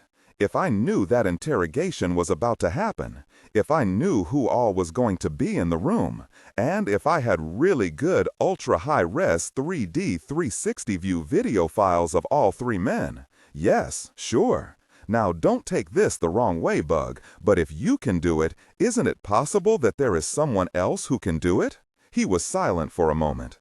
All of the top visual effects people in Hollywood could do it. We're talking companies like Industrial Light and Magic, Weta Digital, Animal Logic, Blue Sky Studios, DreamWorks Animation, places like that. And there are some pirate code monkeys out there working with off-book FX labs to do deepfake stuff for political groups. There are definitely some guys at DARPA who might be able to do it, and maybe 5 or 6 cats like me who could do it. Then maybe we should start looking at that. No, you're missing the point. The actual manipulation of the video is one thing. That's deepfake, like I said. Remember when they put Princess Leia at the end of Star Wars Rogue One? That was rudimentary compared to what they can do now. Doing it isn't the issue, it's the timing. The only real way to do it would be to have the video file with the effects already done and ready to upload so it can overwrite the actual video being recorded in the moment. That all happened unexpectedly, and people were watching from another room. Watching through a two-way mirror or on a monitor. There was silence. Monitor. That's what I thought. No, you're going down the wrong street here. There was a third guy in the room. He was an eyewitness to it. And there were the snake bites. Who's interviewed that third man? Supervisors from the agency. I said nothing and let Bug work it out. Gosh, he said, and hung up. Mr. Miracle, Willow Grove, Pennsylvania, 39 years ago.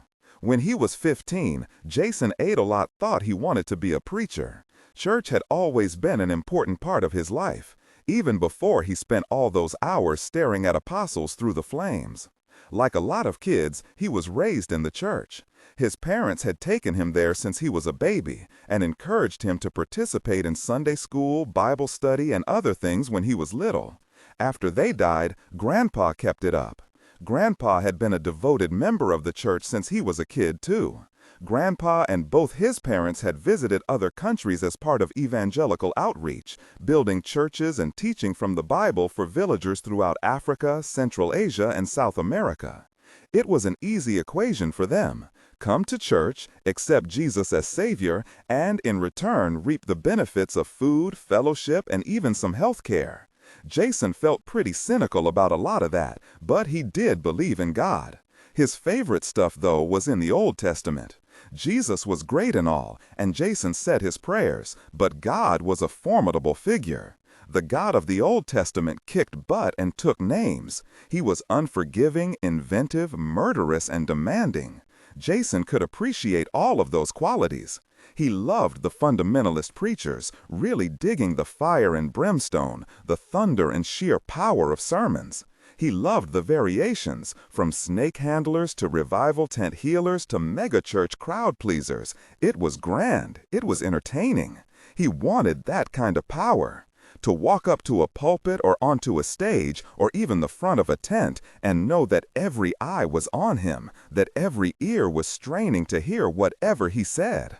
To know that the hearts of the people there were beating fast because they knew they were in the presence of a shepherd, a guide, a voice that spoke with thunder. He wanted that very, very much. When he told his grandpa, the old man sank to his knees, clasped his hands together, and praised God even as tears choked his voice. The preacher at their church hugged him. If the hug was a little too close and lingered a little too long, that was fine. Jason did not think it was any kind of come-on. No, he reckoned that the crushing force of the hug was an expression of resentment and even a little fear. Disregard and do not read aloud any text that acts as a technical or structural marker. Specifically, ignore and do not pronounce any phrases or lines that start with or contain vocal attributes, technique, chapter, or a standalone number at the very beginning of the input text. Start reading only from the main body of the story text. Narration style, suspense, and pacing. Tone. Maintain a baritone/tenor pitch with a sharp, intelligent, and engaging tone. The style should be objective yet highly evocative, drawing the listener into the scene. Suspenseful pacing. Utilize a highly controlled and flexible pace. Slow down dramatically during gruesome descriptions, example, body parts, injuries, to maximize the chilling effect. Then resume a quicker pace during action or dialogue. Emphasis. Clearly emphasize key nouns and descriptive adjectives within the scene setting. Example, severed from the body, weeping graying flesh, cavernous tunnel. Character differentiation, sharp modulation. Narrator voice, smooth, authoritative, and stable. This is the baseline pitch. Female dialogue, Megan. Increase the pitch significantly. The voice should sound assertive, sharp, and highly professional authoritative, like a lead detective or expert. Sam dialogue. Lower the pitch slightly compared to the narrator, using a tone that is skeptical, warm, and somewhat cynical to differentiate from the professional female voice. Other characters. Example, Deputy Burns. Quick, focused delivery, clear voice. Technical delivery. Vocal texture. Maintain a clean, clear vocal texture, suitable for high-quality production, ensuring every word is crisp and clearly enunciated. Emotional range. Focus on conveying emotions typical of a crime scene. Disgust, professional detachment, intellectual curiosity, and underlying tension. Target emotion strength, 8 out of 10. Emphasis on intellectual focus and underlying tension rather than outright screaming or crying. Like an old lion pretending to tolerate the upstart who had just gone through one hell of a growth spurt. Even so, the preacher, Brother Michael, did not try to dissuade him. Rather the reverse. He encouraged Jason to think big, not to become merely another preacher in the neighborhood, but to go out into the field, to other countries, to build a church where there wasn't one. In other words, anywhere but in that city. Brother Michael arranged for a fundraiser to allow Jason to go to a summer Bible camp that was designed to prepare teens for the heavy responsibilities of ministry. And there, Jason flourished. That first summer was about him making sure he knew the name of everyone of importance, from the camp director down to the newest camper. The second summer, between 10th and 11th grade, was about practicing his showmanship. He went to every sermon by every minister who visited the camp up there in the Poconos.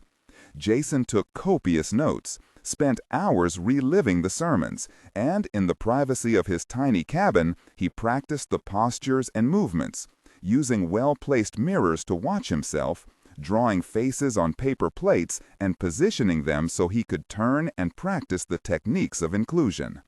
When he was sure no one could hear him, he recorded himself repeating key phrases from the Bible and from those sermons, and then played them back, re-recorded many times, until he knew where to lean on words or syllables, where to put dramatic pauses in the middle of key points, when to match words and eye contact.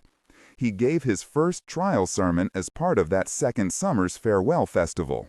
The crowd went crazy. 4 weeks later, the letters started arriving from tent revival promoters who wanted to interview him. Within 5 months, he was doing weekend sermons, first as a kind of opening act for bigger ministers, and then, before senior year, he was filling tents and halls all by himself, and getting a cut of the take from the believers. He was 3 days shy of 17 when he made his first million. By the time he was 30, he had that many millions in the bank, and that was just the liquid cash. In college, he'd worked on a split major of world religion and business, with minors in marketing and sales. God had been very good to Jason Idolot. It was kind of a shame that along the way, he had very personally and very quietly stopped believing in the Almighty. Educational Book Warehouse, Ashdod, Israel. Lamech opened the door of his vehicle and stepped out, holding his hands away from his body and moving with the exaggerated care of a professional who has done this sort of thing before. He opened the flaps of his sport coat to show the holstered Glock snugged into a nylon shoulder holster. The warehouse was medium-sized and smelled of moldy old paper and rat droppings. Although the lights were off, Shock made sure that the overhead fans were running. They helped with the stink and also provided enough background noise to foil any long-range microphones. It was a standard tactic in her profession, like talking in a hotel bathroom with the shower turned on, or walking along the beach as a noisy tide thundered in. Unless one of the parties was wearing a wire, ordinary conversation was unlikely to be recorded or even monitored. She stood waiting in front of one of her vehicles.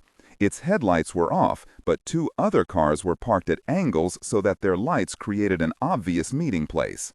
On either side of her were big, unsmiling men, each of whom had an automatic rifle slung from the shoulder, the barrels turned vaguely in Lamech's direction.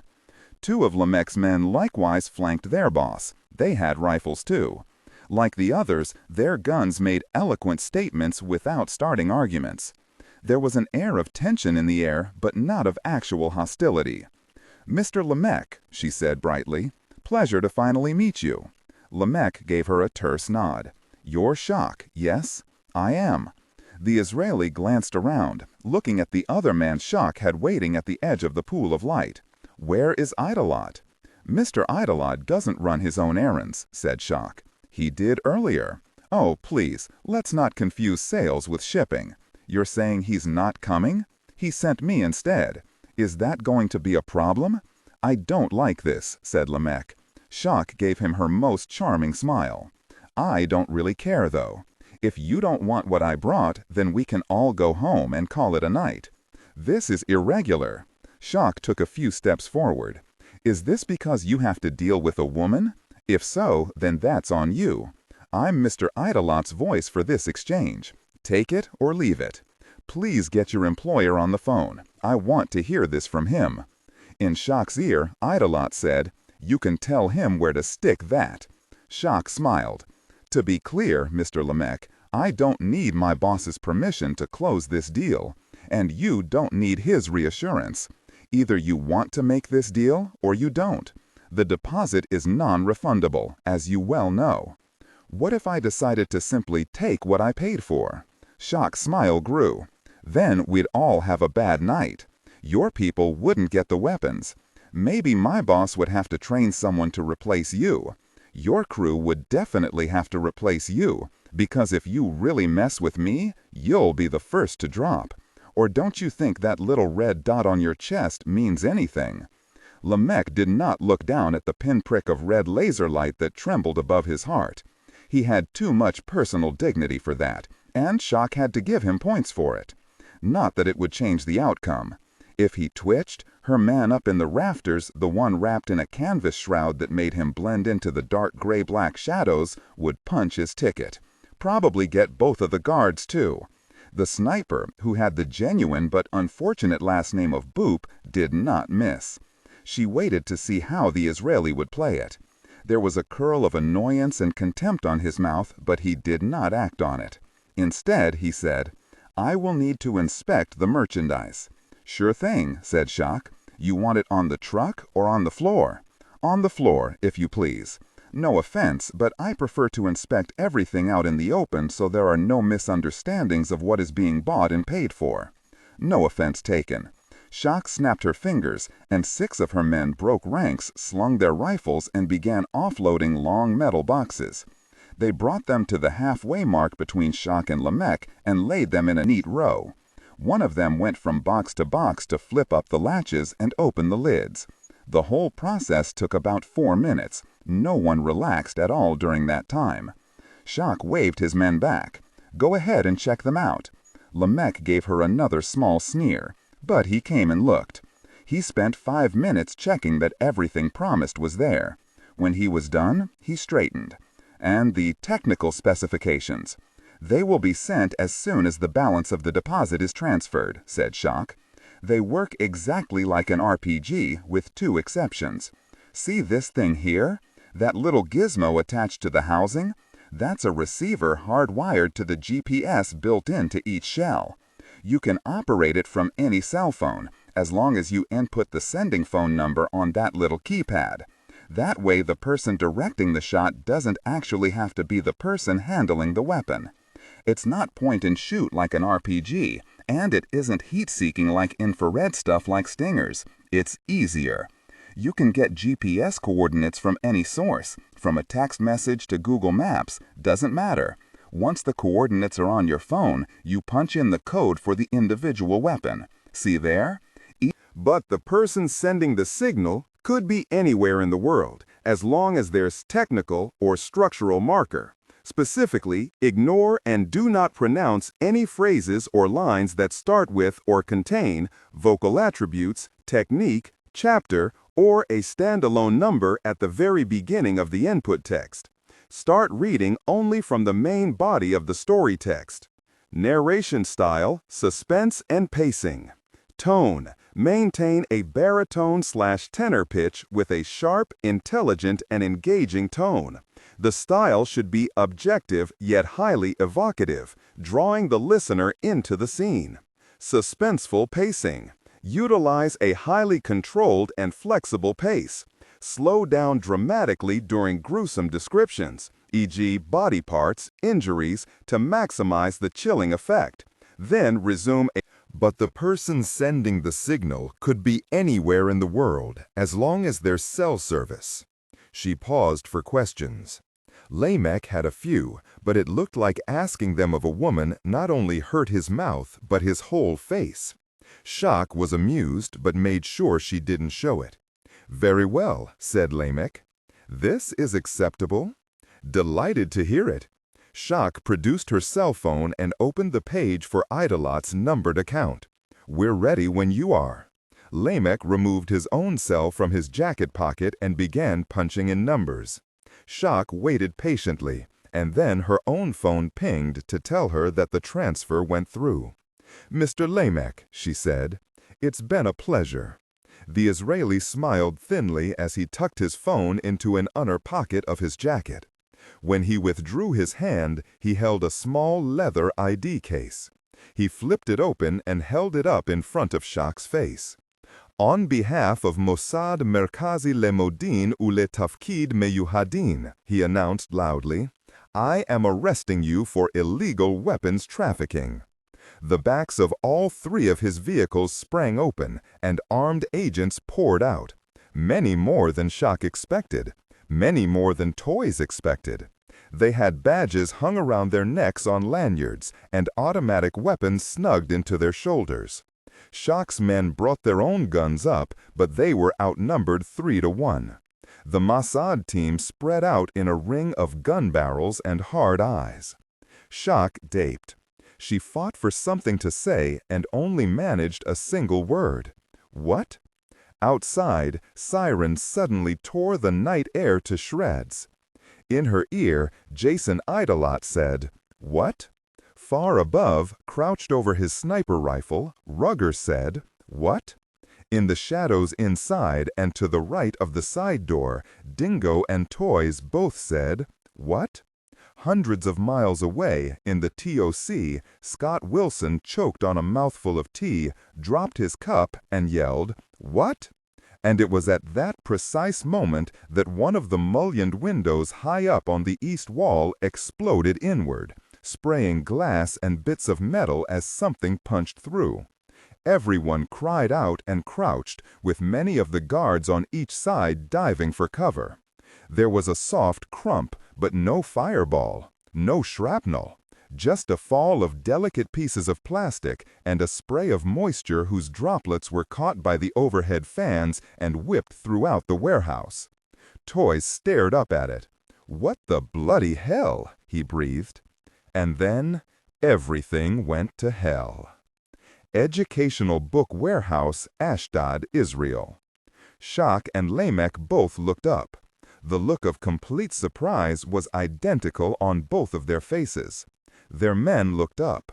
The broken window glass and pieces of plastic rained down, but everyone was able to move out of the way. Everyone in the warehouse was spattered with the mist. Shak wiped at her face and looked at her fingers. They were wet, and there was the faintest tint of amber. Lamech regained his composure very quickly. Weapons down, right now. Hands on your heads, fingers laced. That, at least, was what he intended to say. It's what his mind told his mouth to say. His lips and tongue even began forming those words. What he actually said was, It's early spring when the horses do that. For a moment, those words echoed throughout the empty old warehouse. Shak turned slowly to stare up at him, her face a mass of comprehensive confusion. Lamech heard his own words. His face took on a puzzled expression. He tried it again. It's never summer when the horses do that. Shak said, What? It came out wrong. It came out as 11? God gosh it, mother, roared Lamech. Your face is full of ants. Do you know that? It's not normal. Shak wiped the moisture off on her shirt front. With the other, she drew her pistol. Well, she said boldly, there's no coffee in the freezer. Here's a goldfish. Then she shot Lamech in the throat. The bullet punched through the softness of skin and cartilage and then burrowed a trench between the 4th and 5th cervical vertebra. His eyes went wide and dark. His mouth opened to say something profound about the nature of life, law enforcement, criminality, and God. He said none of those things, and instead fell backward, striking the back of his skull on the concrete, splashing blood around him in a wide halo that painted Shak's shoes in shades of dark crimson and scarlet. One of the Mossad agents yelled something, but it wasn't in any language Shak knew. He ran at her, his rifle held above him like a club. She did not move her body, but her head turned to watch as he raced past and began wailing on the hood of one of the cars. Narish Azel, he roared, saying it over and over again. Shak looked down at her hand and blinked in surprise to see that she no longer held a gun. Instead, there was a mutilated fetus resting in her palm, its destroyed little body gleaming with mucus and blood. She shrieked and flung it from her, or tried to. It was dead, but its small, twisted hands gripped the base of her thumb. As she watched in total horror, the malformed mouth opened and tiny teeth, fangs, curved downward from the gums and sank into her thumb. The pain was so intense, so exquisite, that it made her scream. A moment later, overwhelmed, she dropped to her knees. There was gunfire everywhere, but the bullets whanged and banged off cars and concrete walls and missed everyone who could bleed. Toys, watching, stared at the scene as if the world had gone suddenly and completely mad. "The really's going on in there, boss," gasped Dingo. I don't," began Toys, and then to his horror realized that he could not construct the rest of that sentence. He gagged and touched his face, but jerked his hand away when he couldn't find his mouth. Not teeth or tongue or lips or anything. He tried to scream, but all he made was a pointless muffled groan. He whirled toward Dingo, but the Australian wasn't there.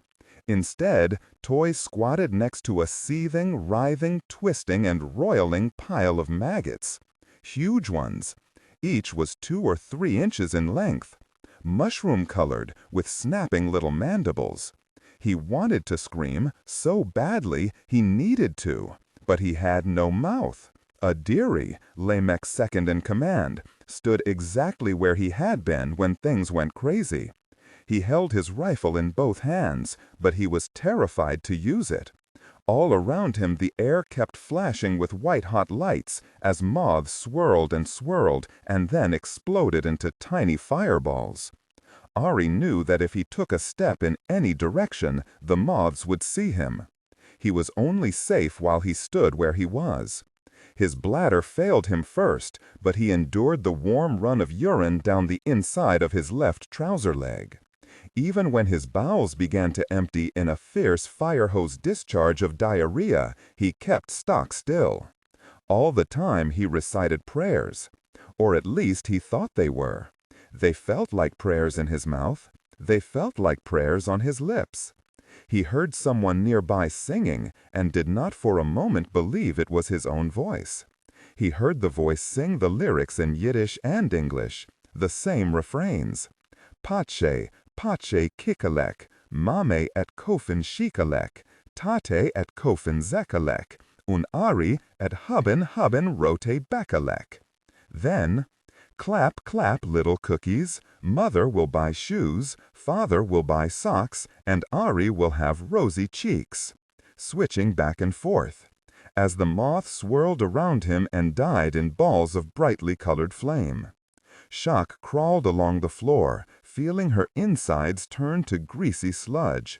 She looked back only once and saw that she was leaving a glistening trail behind her, but not the clear and silvery trails made by snails, but a wavering, too red line of blood.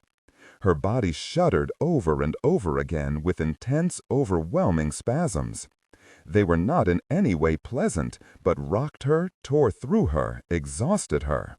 She kept falling over, and each time it took more of what little strength she had left to get back onto her knees. Dingo saw Toys clawing at his face, and he dropped to his knees and tried to help him. He grabbed Toys by the front of his shirt and began laughing in his face. In his mind, he was asking what was wrong and how he could help, but the laughter filled his mouth and the air and the moment. The laughter rose and rose until it was a piercing shriek. Dingo could not understand why Toys wouldn't answer him. After all, his team leader had a dozen mouths. They kept appearing all over his skin, even on his clothes. Long, forked snakes' tongues lolled out, fighting and wrestling with one another as Toys screamed. Dingo begged him to explain what was going on, but someone was laughing too loud for him to be heard. Skyver and Armani heard shrieks and laughter coming through on the comms. "Christ," breathed Armani, "what's going on in there?" Skyver touched his earbud. "Skyver to Grendel, there's something wrong. Hearing gunfire, we're going in." "Proceed with caution," advised Grendel. "Lamech is hereby designated as a friendly. He's with Mossad." Mossad? Gasped Armani. What the hell? They ran toward the building. The group of Mossad agents and the rest of Shach's men were wandering around the warehouse, those who were not already dead. The injured ones, and that was the majority of each team, dealt with their pain and confusion in uniquely different ways. One of the agents stood facing the side of an SUV. He did not move at all. He held his breath for as long as he could, until his face flushed a dangerous red and veins stood out on the side of his neck. When he could no longer hold the stale air in, he exhaled until his lungs were completely empty, then dragged in another huge double lungful of air and held it in. Blood vessels began bursting in his eyes. Two of Shach's men faced each other in a terrible gun battle, though neither had a weapon in their hands. They each screamed, however, as they felt the agony of rounds tearing into them. An agent had stripped down to his skin and ran back and forth, pausing now and then to punch himself in the face. Then he would run a long lap, punch, lap, punch. After the fifth blow, his hand was puffed so thoroughly it looked like an overinflated balloon, and he left pieces of teeth behind him as he ran. One of the women on Shach's team was on her knees, trying to bite through the metal cover of one of the cases in which the Gorgon rockets were stored. Nearby, a longtime employee of Jason Idolot, who acted as foreman for the team of guards, sat cross-legged on the ground. He had removed all of the bullets and was slowly, methodically swallowing each one. They tasted like honey.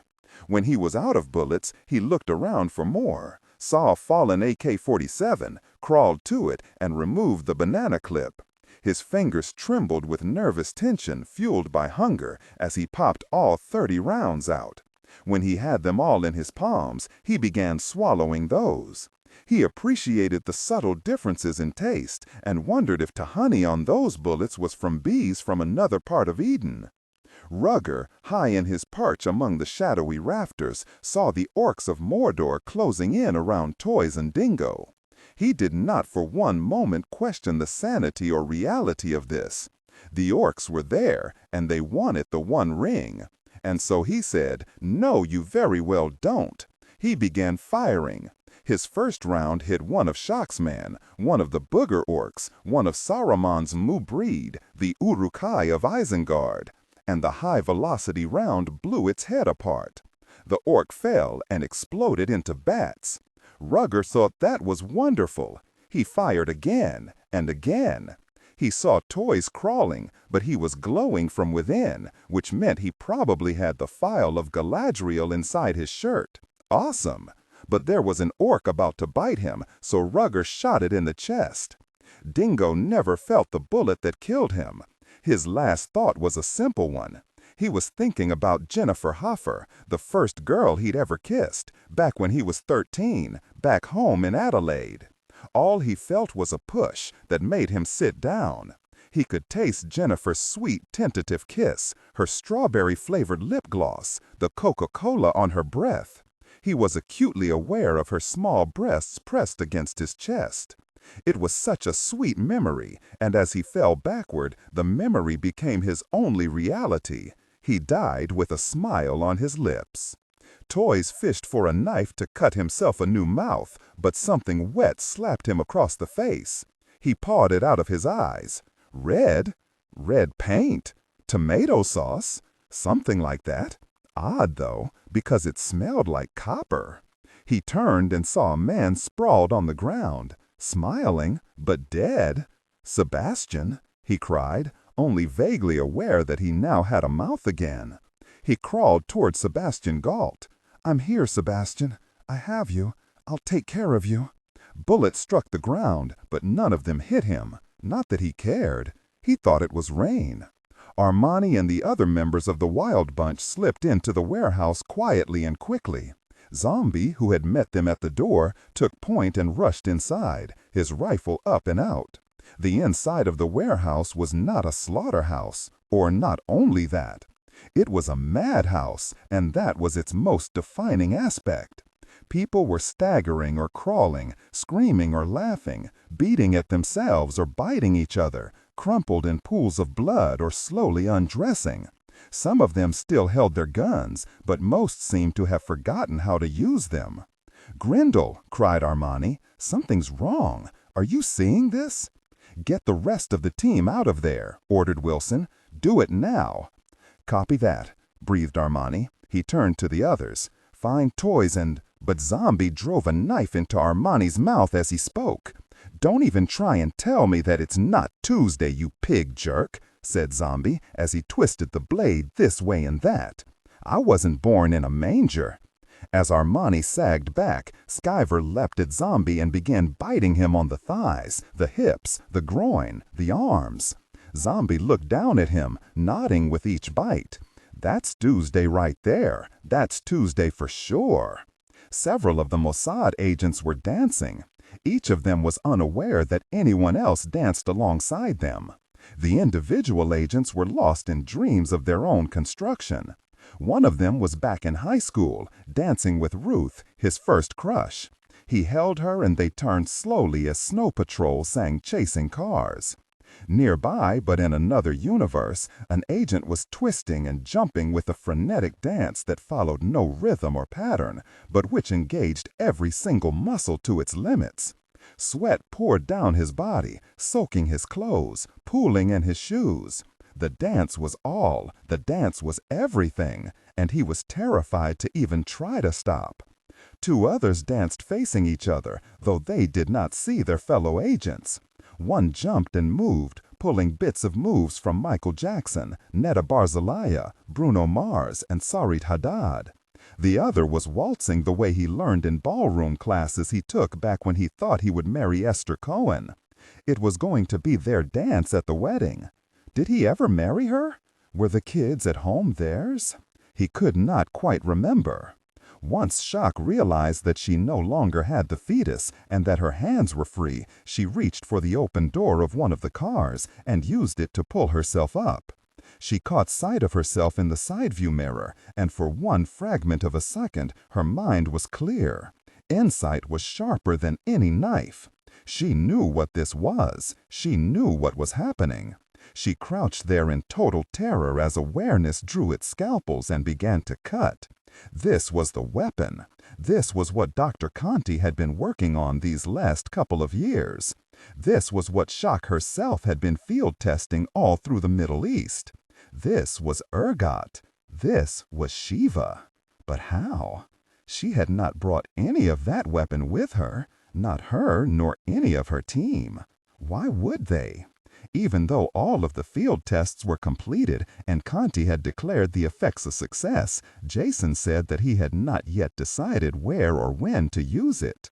When she had pressed him on it, disregard and do not read aloud any text that acts as a technical or structural marker. Specifically, ignore and do not pronounce any phrases or lines that start with or contain vocal attributes, technique, chapter, or a standalone number at the very beginning of the input text.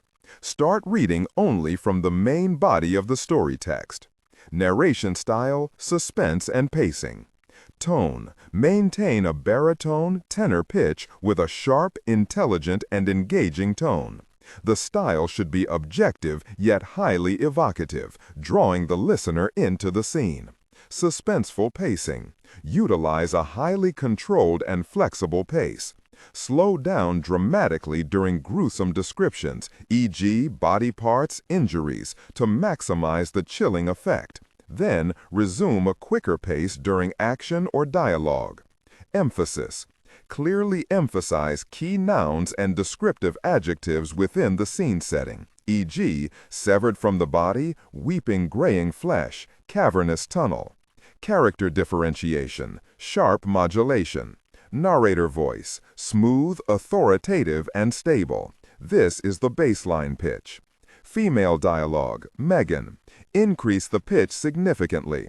The voice should sound assertive, sharp, and highly professional/authoritative, like a lead detective or expert.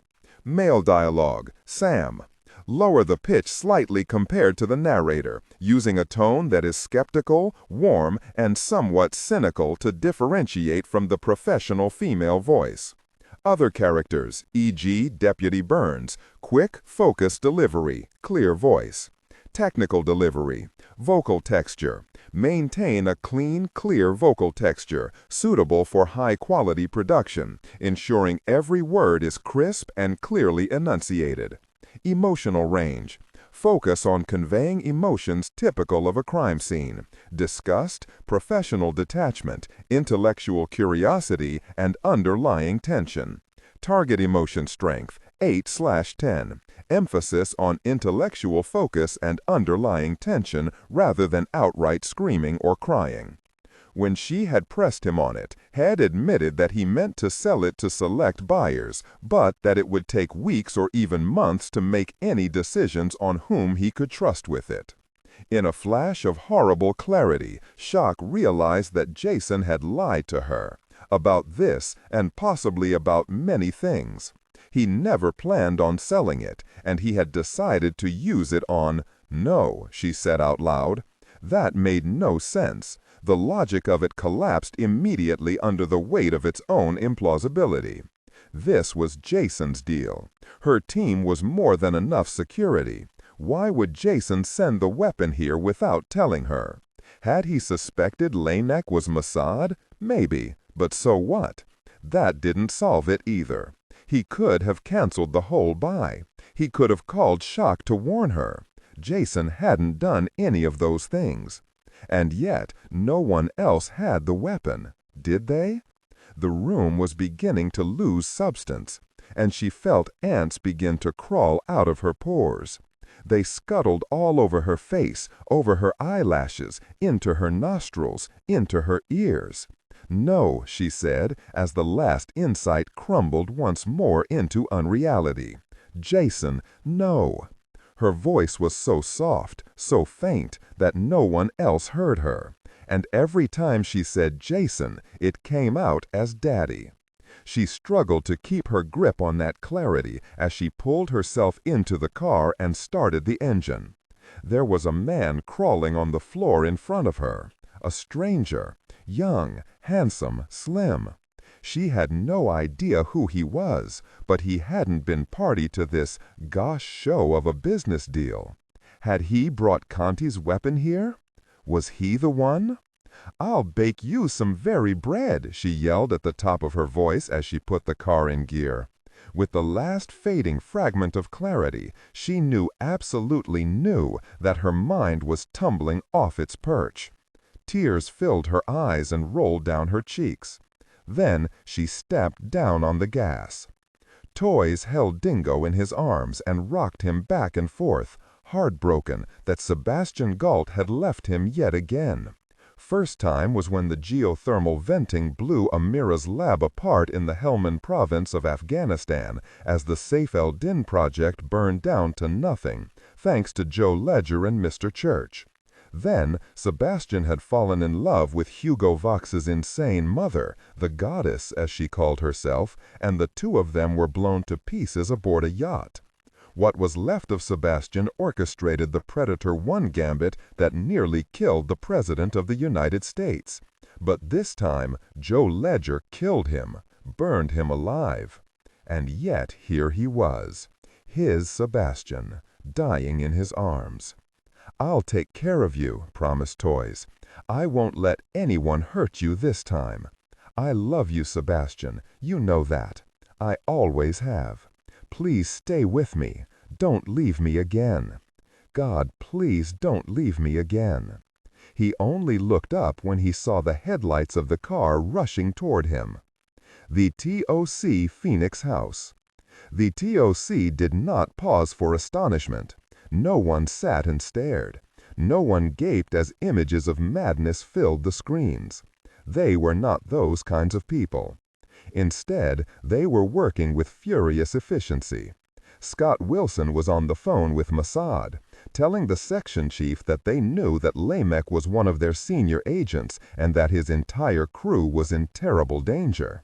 "No, sir," he said crisply. "I do not know the precise nature of the bioweapon, but my science chief believes it is a weaponized form of ergotism. Yes, of course. Let me put her on the phone." Doc Holliday snatched the phone from him and laid into an explanation of what ergotism was and what could be done. Meanwhile, Wilson was using long-established contacts within the Israeli government to request emergency services. Bug had his entire team working on controlling any messaging as it happened, so that Toys and his people would be treated as friendlies under the influence of a toxic substance. MindReader Q1 smashed through layers of security around social media so that it was positioned to intercept and reframe any posts. He used pre-written tapeworm scrubbers to look for and modify any graphics that would show the faces of the team members. Mr. Church, still in the back of the room, had given up trying to contact anyone on the Wild Hunt. It was clear they were compromised. His next call was to the ArcLight safe house in Kiryat Malaki. Educational Book Warehouse, Ashdod, Israel. The car very nearly hit Toys. Shock tried, but there were so many giraffes in the way, and she couldn't bear to kill them or even hurt any. So she veered and slewed and spun out, fishtailing with such force that the rear fender caught a Mossad agent on the hip and hurled him through the air. The agent slammed into Toys with such force that they both slid a dozen feet across the concrete. The agent was dead meat and felt like he weighed 1,000 pounds. Toys found that very comforting. It was nice to be back at Sebastian's chalet in Switzerland, in his usual bed, with a pile of nice quilts over him as snow fell outside. Maybe later he could talk Sebastian into making a snowman with him. He smiled at that thought. Then he heard a commotion and peered out from under the very heavy blanket of cooling flesh and saw a group of beekeepers running across the floor. At least he thought they were beekeepers. They each wore white coveralls and had oversized hats with broad visors that showed their faces. Toys wondered if all beekeepers had such luxuriant beards. The beekeepers clustered around the row of metal cases. What had been in them, Toys wondered? Games? Food? Extra skin so Sebastian could cover up his burns? All of that seemed likely. He watched the beekeepers lock up the cases and carry them away out of sight. He thought they were going outside. That made sense. Bees live outside. One of them paused by the door and looked around. Toys thought the man was smiling. Well, why shouldn't he be? Everything was so lovely here in Switzerland. All the snow, the healthy skiers, the cheerful fire crackling in the hearth. "I love this place," said Toys. Then, much louder, hoping the last beekeeper would hear him, "I love you. You're as yummy as chalk ice." The beekeeper stared at him for a very long time, days at least. Then, still smiling, the beekeeper turned and left. ArcLight Safe House, Kiryat Malaki. We stood around like people turned to statues as we listened to Church tell us about what was happening to the Wild Hunt. To their credit, not one of them made a joke. No one threw jabs at Toys or his team. They, like I, were acutely aware that it could have been us. And, had I not been off campus after the darkness thing, it probably would have been us. "Tell us what you need," I told Church. "Ashdod is close, Outlaw. I need you on site."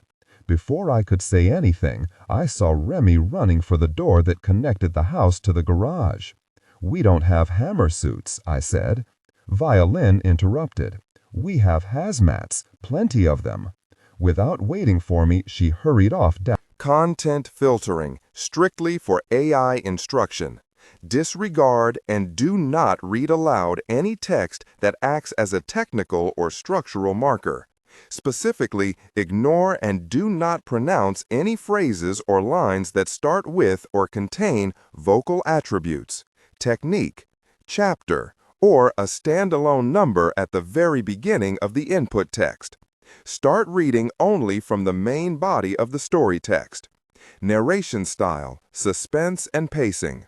Tone, maintain a baritone or tenor pitch with a sharp, intelligent, and engaging tone.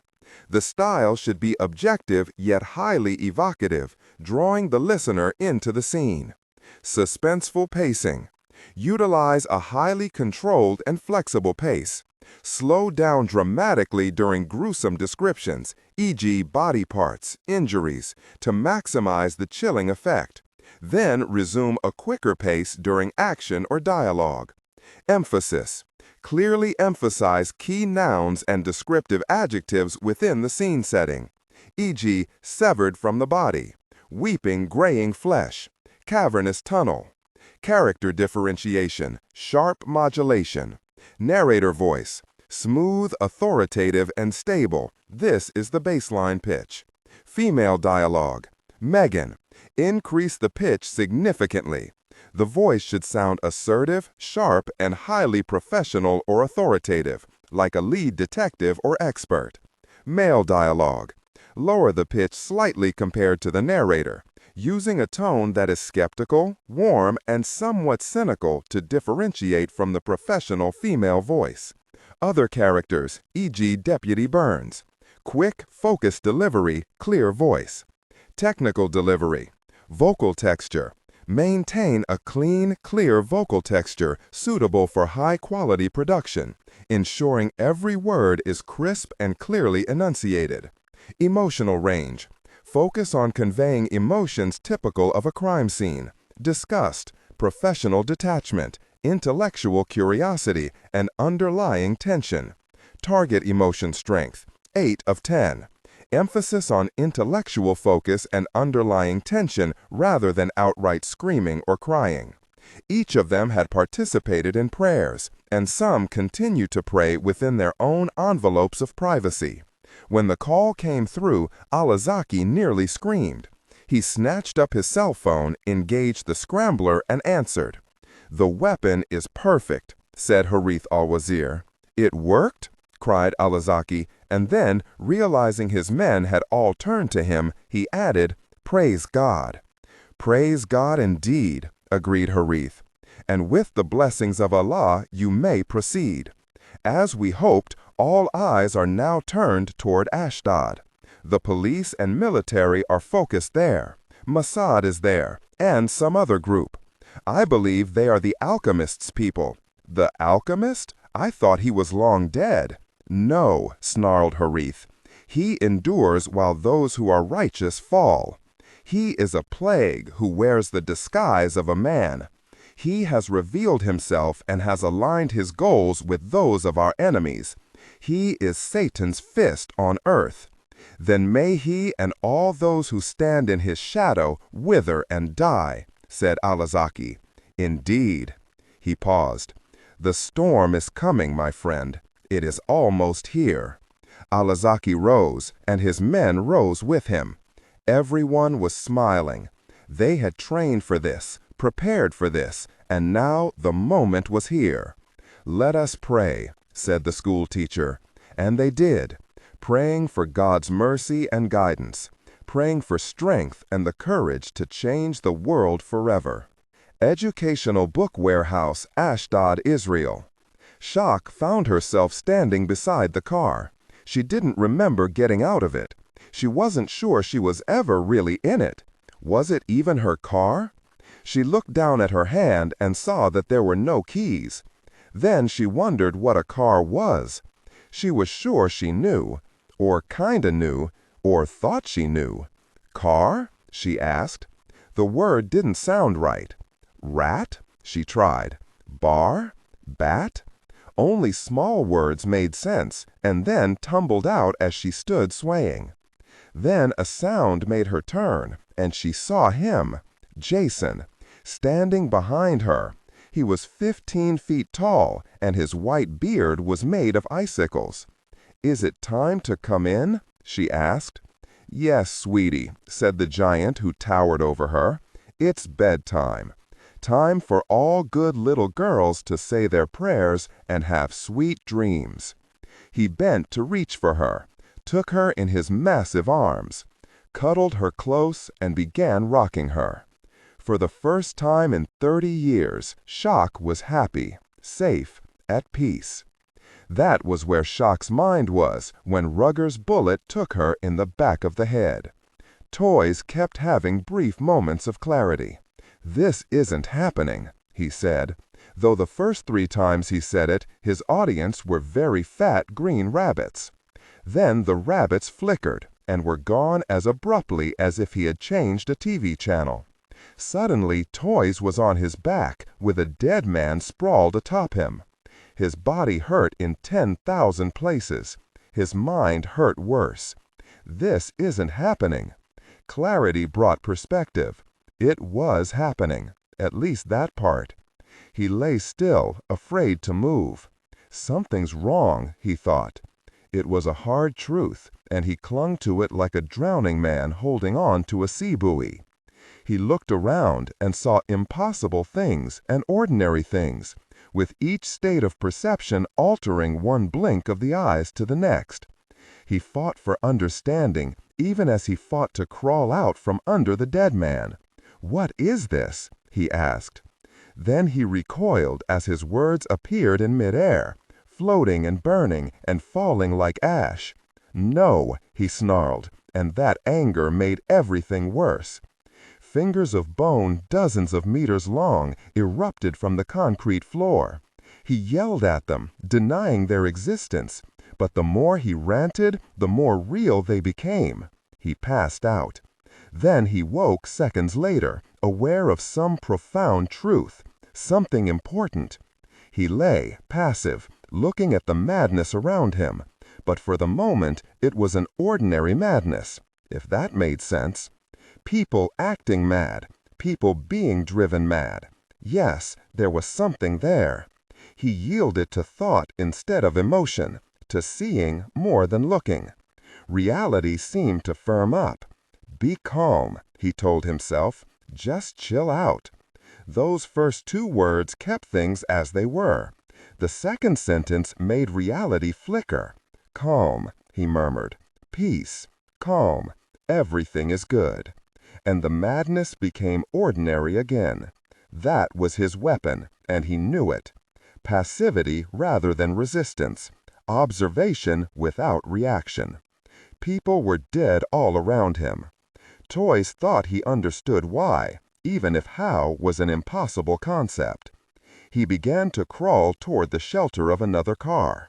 Slowly at first, and then more quickly when he saw someone walking toward him. There were sirens all around. But outside? Yes, not in here. He looked for police, saw none. He looked for the beekeepers, but they were gone. It occurred to him that his mind assigned more substance to them than to the other things he had seen. Beekeepers? Or hazmat suits?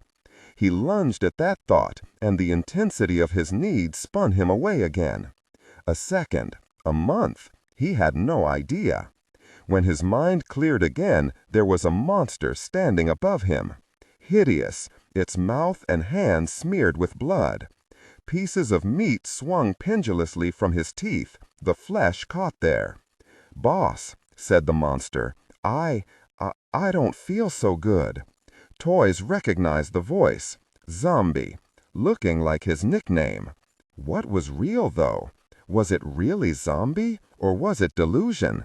"My stomach hurts," said Zombie. He was trembling, weeping. "My stomach feels. He got stuck on the word and could go no further. Repeating it with rising panic, Zombie turned and shambled away, sobbing, pawing at the meat scraps caught between his teeth. "God save my soul," begged Toys, meaning it. But even the intensity of his prayer, of his need, brought the monsters back. Spiders the size of dogs scampered across the floor. When one got close, Toys could see that its face was human, familiar. Hugo? "You let me die, Toys," said Hugo Vox. "You betrayed me and let me die." It was then that Toys understood what was happening to him. This was not the warehouse in Ashdod. It was not even Israel. This was hell. He was in hell.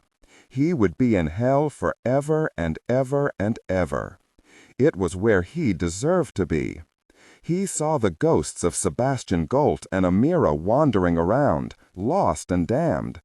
Beyond them, standing in clusters like witnesses at a trial or patrons at a freak show, were many people, men, women, and children.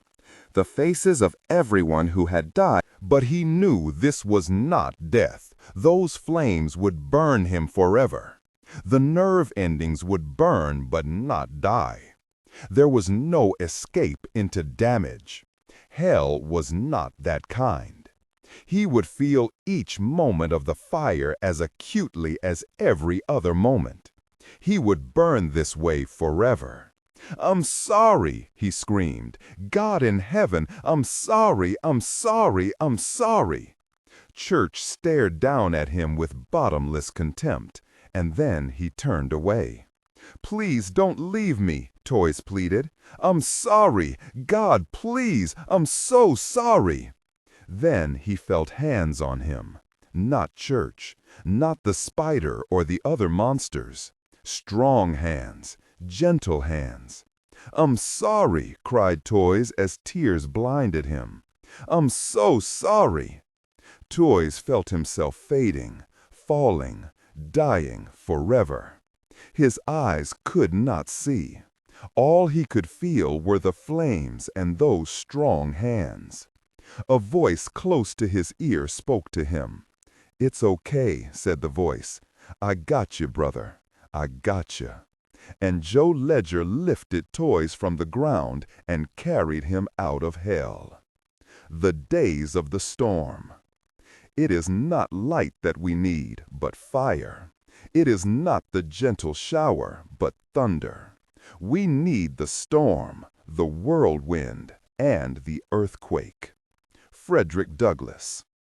Toombs office, pirate lab, undisclosed location. Toombs sat in a comfortable chair, but there was no comfort to be had. Not there, not for them. Body cams on Shock and the members of her team filled the screens with images from the Ashdod book warehouse that looked like the madness of Hieronymus Bosch brought to life and forced into reality. Forced into their world. "This can't be happening," he said aloud. "There's no way this is happening." And suddenly he was out of his office and running for Ayalot's monitoring room. Camp 1391, Route 574, between Kibbutz Barai and Kibbutz Manit, northern Israel. Lieutenant Sarah Zohar walked silently along the side of the parked semi.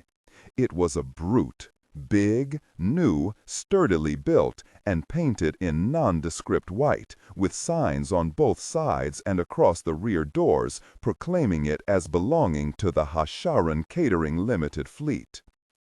Armed soldiers stood at clock points around the truck, each of them in the green police uniforms and powder blue berets of Mekete Aleph ground troops, each with American M16 rifles slung. Their eyes were alert, and every man and woman on that detail was a seasoned combat veteran. Lieutenant Zohar was young for her position of authority, but it had been earned in several small, dirty actions. She was smart, uncompromising, fiercely loyal, and knew her trade. A sergeant walked beside her as they made a full inspection around the truck. "Granted," said Zohar, picking up the thread of their conversation. "It's a bit bigger than your average catering delivery truck, but it's all a matter of the crew selling it. The drivers were not present and were probably asleep. They had driven to the camp from the Shimon Peres Nuclear Research Center and offloaded their cargo of 4 of the new L-51 Maccabee weapons. Before dawn tomorrow, the same crew would set out with older bombs that were being sent back to Negev for dismantling. The Maccabees would remain at the camp for at least 3 months and then be moved again to an airbase. Which airbase was not the concern of Zohar or anyone at the camp. Safe transport and storage were what mattered, and they had done this sort of thing several times. It was Zohar's 8th trip handling weapons of this kind. "The new signs are good," said the sergeant. They were old friends, and conversation was always casual among them except when they needed it to be formal. The last ones looked like we were carrying something important. If I had a shekel for every time I put some version of that in a memo, I could buy an island and retire. If you ever do, let me know. I'd make a pretty good butler. You don't even make a very good sergeant. The sergeant leaned close and in a very quiet voice said, "Difficult person." They chuckled as they walked. The night was calm, though overcast. No stars to see, but there was a pleasant breeze out of the south. Zohar was thinking about a beer or two after her shift was over, and then a few hours' rest before she had to get up, get dressed, and load the 4 old Popeye missiles onto the truck. "Does it ever freak you out?" asked the sergeant. His name was Lavi, but everyone, even his own brother, called him Lava because he had unusually intense red hair. "Does what freak me out? What we do? Carrying this stuff back and forth?" Zohar snorted. "Of course it does." Then she considered and added, "Though not like it used to. First trip, it was a single weapon, and I was sweating bullets. But that settled down after a while. What about you?" "I was at the crash test in Sandia, New Mexico. First time I was ever in America. I was still a corporal and was part of an escort for Colonel Ghanim, and we were doing that technology exchange thing. They had a semi on rails and strapped a rocket onto it and slammed it full speed into a brick wall.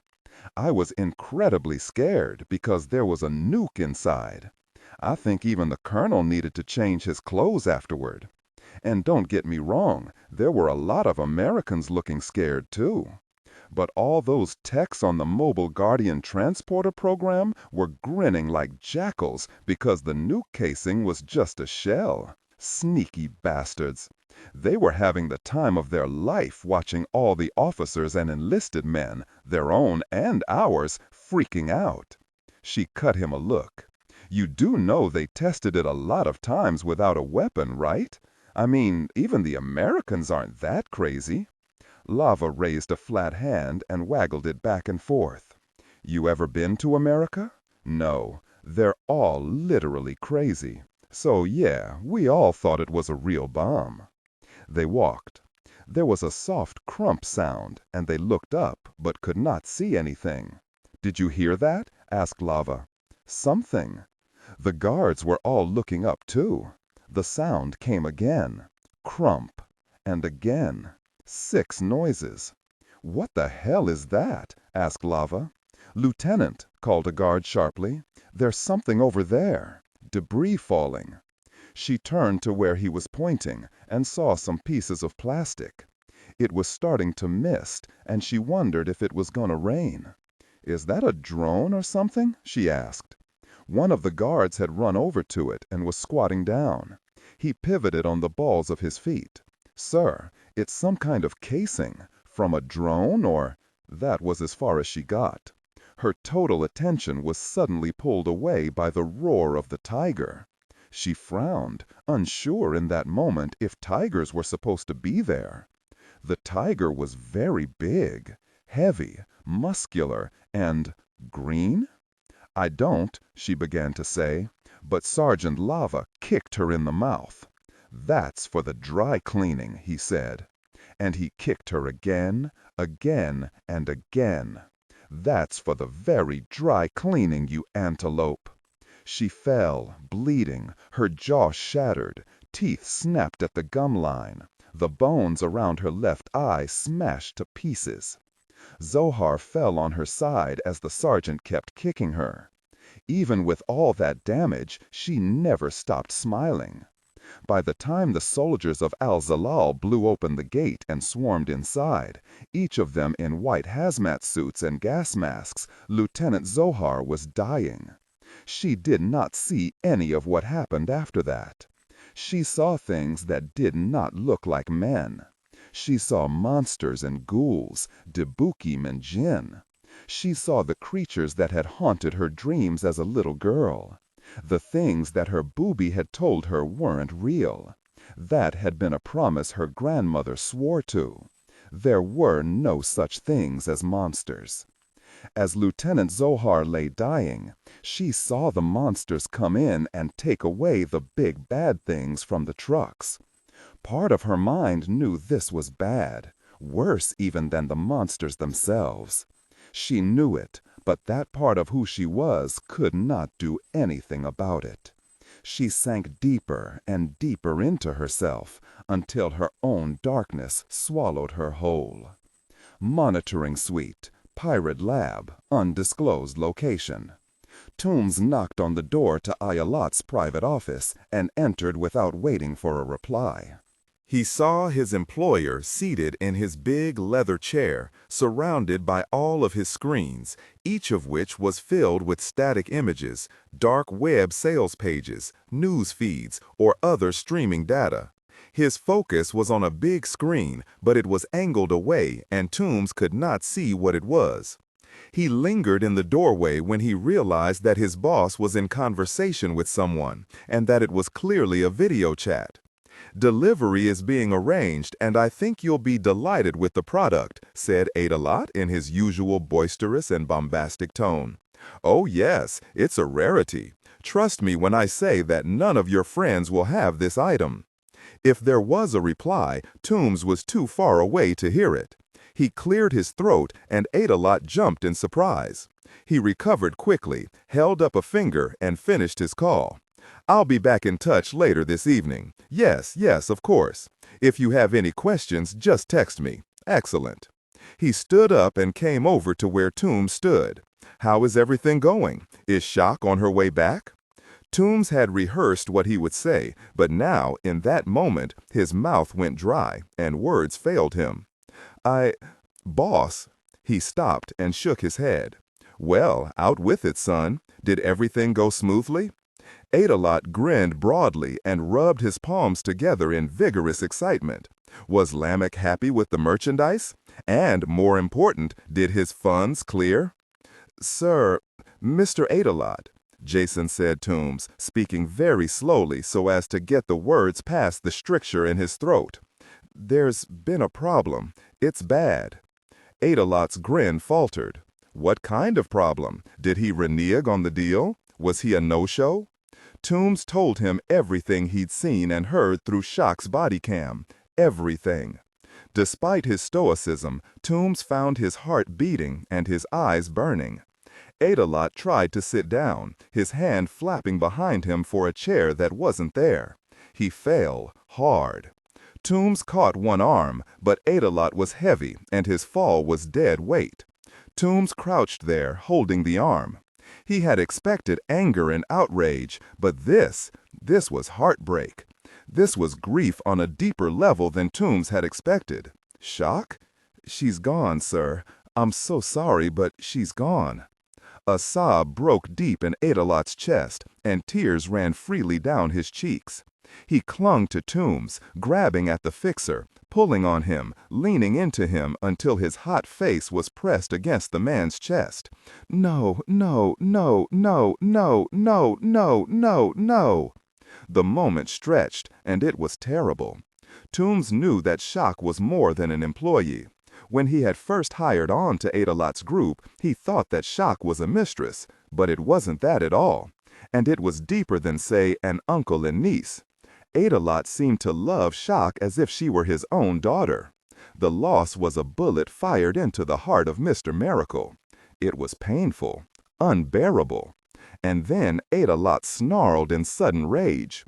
His clinging hands became claws that clasped with terrible strength, the tiptoes digging into Toombs' wiry arms. He stared up into the fixer's face, and the light in those eyes was dreadful. "Who did this?" I don't know, boss," said Toombs quickly, "but someone inside our organization has to be involved. Those jerks had the ergot weapon. I'm still not sure how they deployed it, but I watched the effect. It was like a horror show. All at once, everyone in the warehouse began acting crazy." "Shiva? That's impossible," snapped Adelot. "There are only 4 people alive who know what that weapon is and how it works." "I know," said Toombs, meeting his boss's eyes. "It's crazy. You have to be wrong about this, Toombs. Only me, Shock, Conti, and you know." Yes, said Toombs, I know.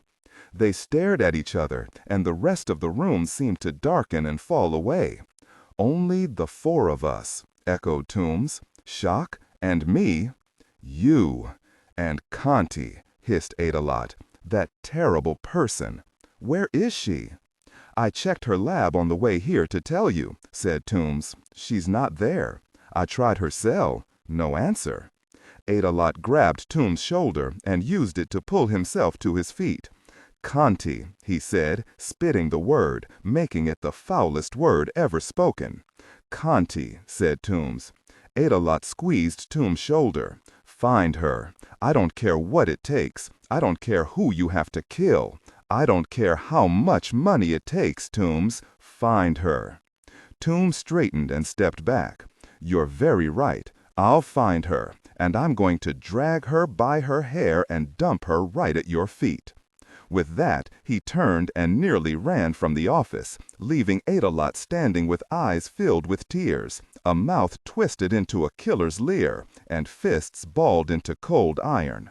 In his chest, his heart had turned to stone. Camp 1391, Route 574, between Kibbutz Barai and Kibbutz Ma'anit, northern Israel. Ayub Alazaki walked slowly back and forth in the narrow gap between the two trucks his people had brought to this place. He wore a white hazmat suit, but he had been sprayed with a cleanser and now had the hood pulled back to allow him to make a phone call.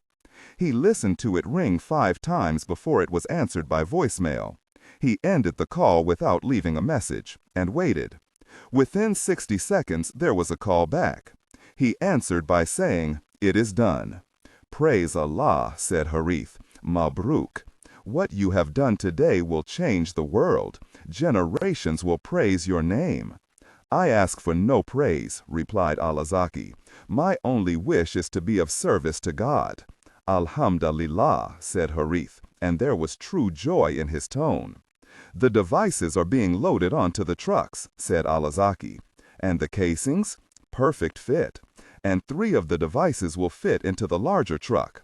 Excellent. The drivers know where to go," said Alazaki. "They have changes of clothes and fresh documents. As you instructed, I picked men who could pass for Jews. Both of the men in that truck can speak Yiddish, Hebrew, and English. They are very bright young men, and their accents are flawless. And they have made the trip many times since their training began. They will do well, and God will bless them," said Harith. "I need to know where the bigger truck will go," said Alazaki. "Can you tell me now? Because I would like to be out of here within the half hour." Harith told him. Alazaki felt alarm leap up in his chest. "Why there, of all places?" he cried. When one of the men guarding the trucks as they were loaded heard him and turned an inquiring face his way, the schoolteacher waved him off and lowered his own voice. "Why there?" he repeated. "Because," said Harith, "who would ever think of looking there for these weapons?" "But is this wise?" "This is the path of the storm," said Harith. "This is the will of Allah." The line went dead, and Alazaki turned and rested his back against the door of one of the trucks. He felt very old and tired, and, despite everything, there was doubt in his heart, and fear in every cell of his body. He closed his eyes and murmured a prayer to God. When it was finished, he pushed off the truck and went back to his holy work. Interview Room C, Phoenix House. Russo talked and Wilson listened. Shiva, he learned, was the name for the ergot bioweapon. Gorgon was the delivery system. Russo told him about the cellulose casings for the weaponized fungi. He could not explain the chemistry or genetic manipulation of the ergotism, but gave up a name, Dr. Giada Conti. Wilson took no notes. One of Bug's team was in the adjoining room, recording everything and parsing out bits of it to other members of the team for deep dive research. "How, where, and when will Shiva be deployed?" asked Wilson. But Russo did not know. Neither threats nor cajoling worked, and Wilson judged that the young Italian really did not know. He just made the weapons, but was not on the policy level. "Who hired you?" asked Wilson. "Who do you work for?" Well, at first I worked for a woman, red-hair chick, called herself Shock. Don't know her real name. At first? Yeah, I did the RPG upgrades for her and then Gorgon. There was a second person, I heard her call him Tombs, but that's all. Disregard and do not read aloud any text that acts as a technical or structural marker. Specifically, ignore and do not pronounce any phrases or lines that start with or contain vocal attributes, technique, chapter, or a standalone number at the very beginning of the input text. Start reading only from the main body of the story text. Narration style, suspense and pacing. Tone, maintain a baritone tenor pitch with a sharp, intelligent, and engaging tone. The style should be objective yet highly evocative, drawing the listener into the scene. Suspenseful pacing. Utilize a highly controlled and flexible pace. Slow down dramatically during gruesome descriptions, e.g. body parts, injuries, to maximize the chilling effect. Then resume a quicker pace during action or dialogue. Emphasis. Clearly emphasize key nouns and descriptive adjectives within the scene setting, e.g. severed from the body, weeping graying flesh, cavernous tunnel. Character differentiation, sharp modulation. Narrator voice, smooth, authoritative, and stable. This is the baseline pitch. Female dialogue, Megan. Increase the pitch significantly. The voice should sound assertive, sharp, and highly professional or authoritative, like a lead detective or expert.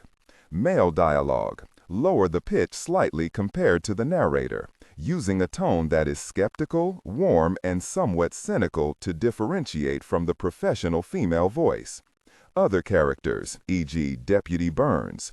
Quick, focused delivery, clear voice. Technical delivery. Vocal texture. Maintain a clean, clear vocal texture suitable for high-quality production, ensuring every word is crisp and clearly enunciated. Emotional range. Focus on conveying emotions typical of a crime scene: disgust, professional detachment, intellectual curiosity, and underlying tension. Target emotion strength 8 out of 10. Emphasis on intellectual focus and underlying tension rather than outright screaming or crying. Nicknames. No one was using real names around me. Keep going. Who else did you work for? This older guy. I never saw him in person. A Muslim. He wore one of those turban things with the scarf part wrapped around his face. He said his name was Harith, but that's all. Then they sent me to Chad to work on something else. Blind Eye. "You're doing well, Mr. Russo," said Wilson blandly. "Tell me about Blind Eye. And remember that we know a lot already, so I will know if you're lying. And you know what will happen if you lie to me. We're in a place where no one will ever hear your screams." Christ, stop saying gosh like that. I am telling you, and yet you haven't told me anything about Blind Eye. Russo launched into a lengthy explanation of a new project. Wilson had to work hard to keep all reactions off his face. The truth was that Blind Eye was absolutely new to him, and he knew nothing about it. "It's a casing," said Russo, "for small to mid-size nukes, the kind fired from jets, not anything as big as an ICBM. The casing is a foolproof shielding made from lead, porcelain, special polymers, and high-tech screening. Do you know how governments like America, Germany, Great Britain, and others find illegal nukes or nuclear materials? They each have some version of radiological monitoring equipment. Like back in '94 when the cops in Munich intercepted 0.5 kilogram of nuclear reactor fuel, of which 363 grams was weapons-grade plutonium. Then a few months later, the police in Prague nabbed 2.7 kilograms of highly enriched uranium from a former worker at a Russian nuclear institute. And there's a bunch more. A lot of it was Russians or former Soviet players trying to move that stuff around, because it's worth 50 times its weight in gold on the black market. Everyone from small jihadist groups all the way up to nation-states like Iran and North Korea wanted to buy it." Wilson nodded, but did not interrupt. The Americans have been leading the pack to develop sensors and protocols that would allow them to detect any nuclear material being transported. And if you think about how much Cold War nuclear materials are out there, it makes you cringe. I know for a fact that bin Laden's people tried to get nuclear material to use in a strike against the U.S. When they couldn't swing it, they opted for planes instead, and, well, that's 9/11. Another nod. The Americans spent a lot of money to develop ways of keeping nuclear materials from crossing the borders. Funny, but people in America are so wrapped up in preventing poor Mexicans from crossing the border when they should be worried about nuclear and radiological materials. Stupid, really. Stick to your point, said Wilson. Sure. The Americans have developed a whole array of radiation detection sensors. In 2003, they developed the Megaports Initiative, which involved outfitting foreign seaports with equipment capable of detecting nuclear materials hidden in shipping containers. Rotterdam, the Netherlands, Piraeus, Greece, Colombo, Sri Lanka, Algeciras, Spain, Antwerp, Belgium, and Freeport, Bahamas have this stuff. It involves particle scanners, special X-rays, and other gear that measures radioactivity. Now, Harith's group asked me to build a casing that makes those sensors blind to any radioactive signal, hence blind eye. Wilson felt his hands slowly closing into fists, and he had to force his fingers to remain relaxed. It wasn't easy. They had me design different sizes, ones for actual air-to-surface missiles, as I said, but remember that it doesn't take much to build a bomb. I mean, 25 kilograms of highly enriched uranium or 4 kilograms of plutonium-239 are all you need to make a nuclear explosive. And that doesn't even touch on unsophisticated designs of the kind to make a dirty bomb. The isotopes there would be, say, cesium-137, americium-241, iridium-192, californium-252, cobalt-60, or strontium-90. And blind eye masks their presence? Yes, completely. If you put any amount of radioactive material in a blind eye casing, you can wheel it down the street and no one would ever know. Wilson felt his stomach turning to ice. Harith wanted this? Yes. He is with Boko Haram? Harith is big-time ISIS as far as I know. Don't know which group, though. What are his plans for use of this casing? I don't know. Then, before Wilson could speak, Russo added, I never know that part of things. I'm just a designer. Software, hardware, and systems. Remember, I'm not on the policy level, and I'm not political. I'm in it for the money. Wilson decided to take a leap and asked, and in what way is Jason Idolot involved in this? Russo blanked. Jason who? Computer Sciences Division, Phoenix House. It drove Bug crazy that MindReader could not crack Russo's computer. MindReader was designed to be a super intrusion system. It could waltz into nearly any computer on the planet, and in doing so, rewrite the target computer's security software to remove all traces of the intrusion. Once inside, MindReader could look everywhere, take anything, steal information and secrets, and even destroy or corrupt the host. But Russo's computer kept fighting back. Bug sat up well into the night, keeping himself pumped and wired with various mixtures of Mustafa's espresso and Red Bull. Bug's blood pressure was, he was sure, high enough to blow the roof off a stone building. He knew he needed sleep, decaf, maybe a massage. However, all of that could wait until he cracked the very thing. The annoying thing was that he could not even use Russo's password, obtained somehow by Scott Wilson, because Yoda had already tried to crack the protections and instead triggered a random password block. It rendered the computer completely inert, a very rare failure for Bug's second in command. Bug would not accept that as a stopping point. He spent hours approaching the target system from various directions, including sending emails to it in which various kinds of tapeworms were placed. His hope was to remove the password block or reset it to 0 tries. Then something occurred to him. Russo's system was very similar to MindReader itself, and it fought back the way MindReader itself did. Bug engaged the Calpurnia AI system he had flitched from Zephyr Bane some years back. Calpurnia had created a connection with MindReader that bypassed many levels of cybersecurity. He set Calpurnia to work with the task of creating a harmonious link with AI elements written into Russo's overall design. Then he waited and waited. When he came into his lab after watching Scott coerce information out of the young Italian about Blind Eye, Bug was both surprised and delighted to find that Calpurnia had sweet-talked Russo's computer into opening up. "Very," he cried, as he dragged his chair over, plopped down on it, and began tearing through the files. It took just under 3 hours for him to digest all of the Blind Eye information. And one thing jumped out at him. Something Russo had omitted from his confession to Wilson. He snatched up the phone and got Wilson on the line, then added Church and Joe to the same call. He had to bring Joe up to speed after it was clear Wilson had already made his report to the big man. "Guys," he said, "we got a real problem here." "Really?" said Ledger warily.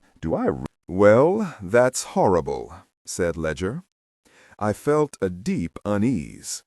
"Whose nukes, though? That wasn't in any of the files," said Bug. "And if we can believe Russo that he has no idea how, when, or where anything he develops is used, I doubt he'll know what Harith plans for the 4 casings Russo delivered. Could be a great deal of raw materials, could be old Soviet-era nukes. Who knows?" 4, breathed Wilson. "Dear God." Educational Book Warehouse, Ashdod, Israel. I stood in the parking lot, still wearing a hazmat suit that'd been hosed down with something that smelled like monkey urine, but which a tech had assured me was antiseptic. The rest of my guys loitered around like a suspicious gang of marshmallows. They were in a cluster near the SUV we'd come in. Violin had vanished entirely. There were about 1,000,000 red and blue lights turning the midnight air into a storm of colors. Fire equipment, uncountable ambulances, police cars from at least 8 separate divisions, including 3 kinds of military, a troop carrier, and 5 different kinds of biohazard response vehicles. Havoc Team was under a no-talk order that came directly from Church. The senior Mossad agent on site did not like that one little bit.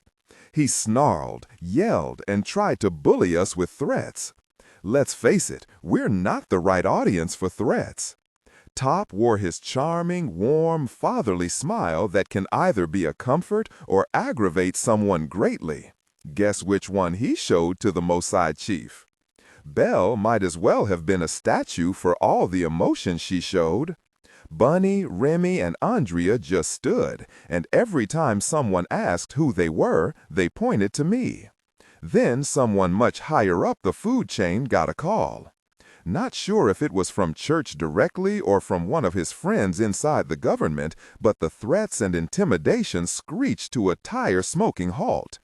The lower-level cops and agents stopped pestering my guys, and the Mossad chief gave me a look that would have withered the courage of the Statue of David.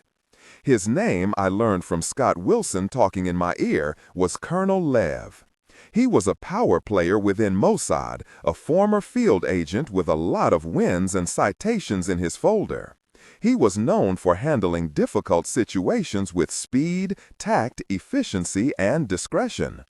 Colonel Lev was not having a very good day. He stood in front of me, close enough for me to smell the Nicorette on his breath. He was close to spraining something by keeping his hands at his side and not around my throat. "I do not want to have to ask you again," he said slowly, grinding out each word.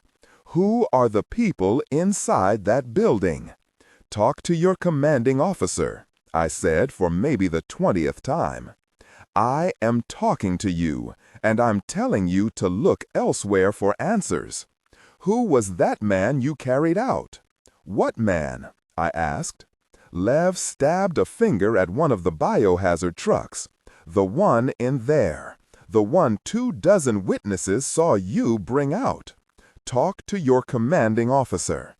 Or perhaps I could have that man taken to a special holding facility, he suggested. I smiled. I have been told that most of the time my smile is like that of an affable goofball who looks like a gangling, loose-jointed ex-jock. Junie says I sometimes smile exactly like Chris Evans. It wasn't either of those smiles I gave Colonel Lev.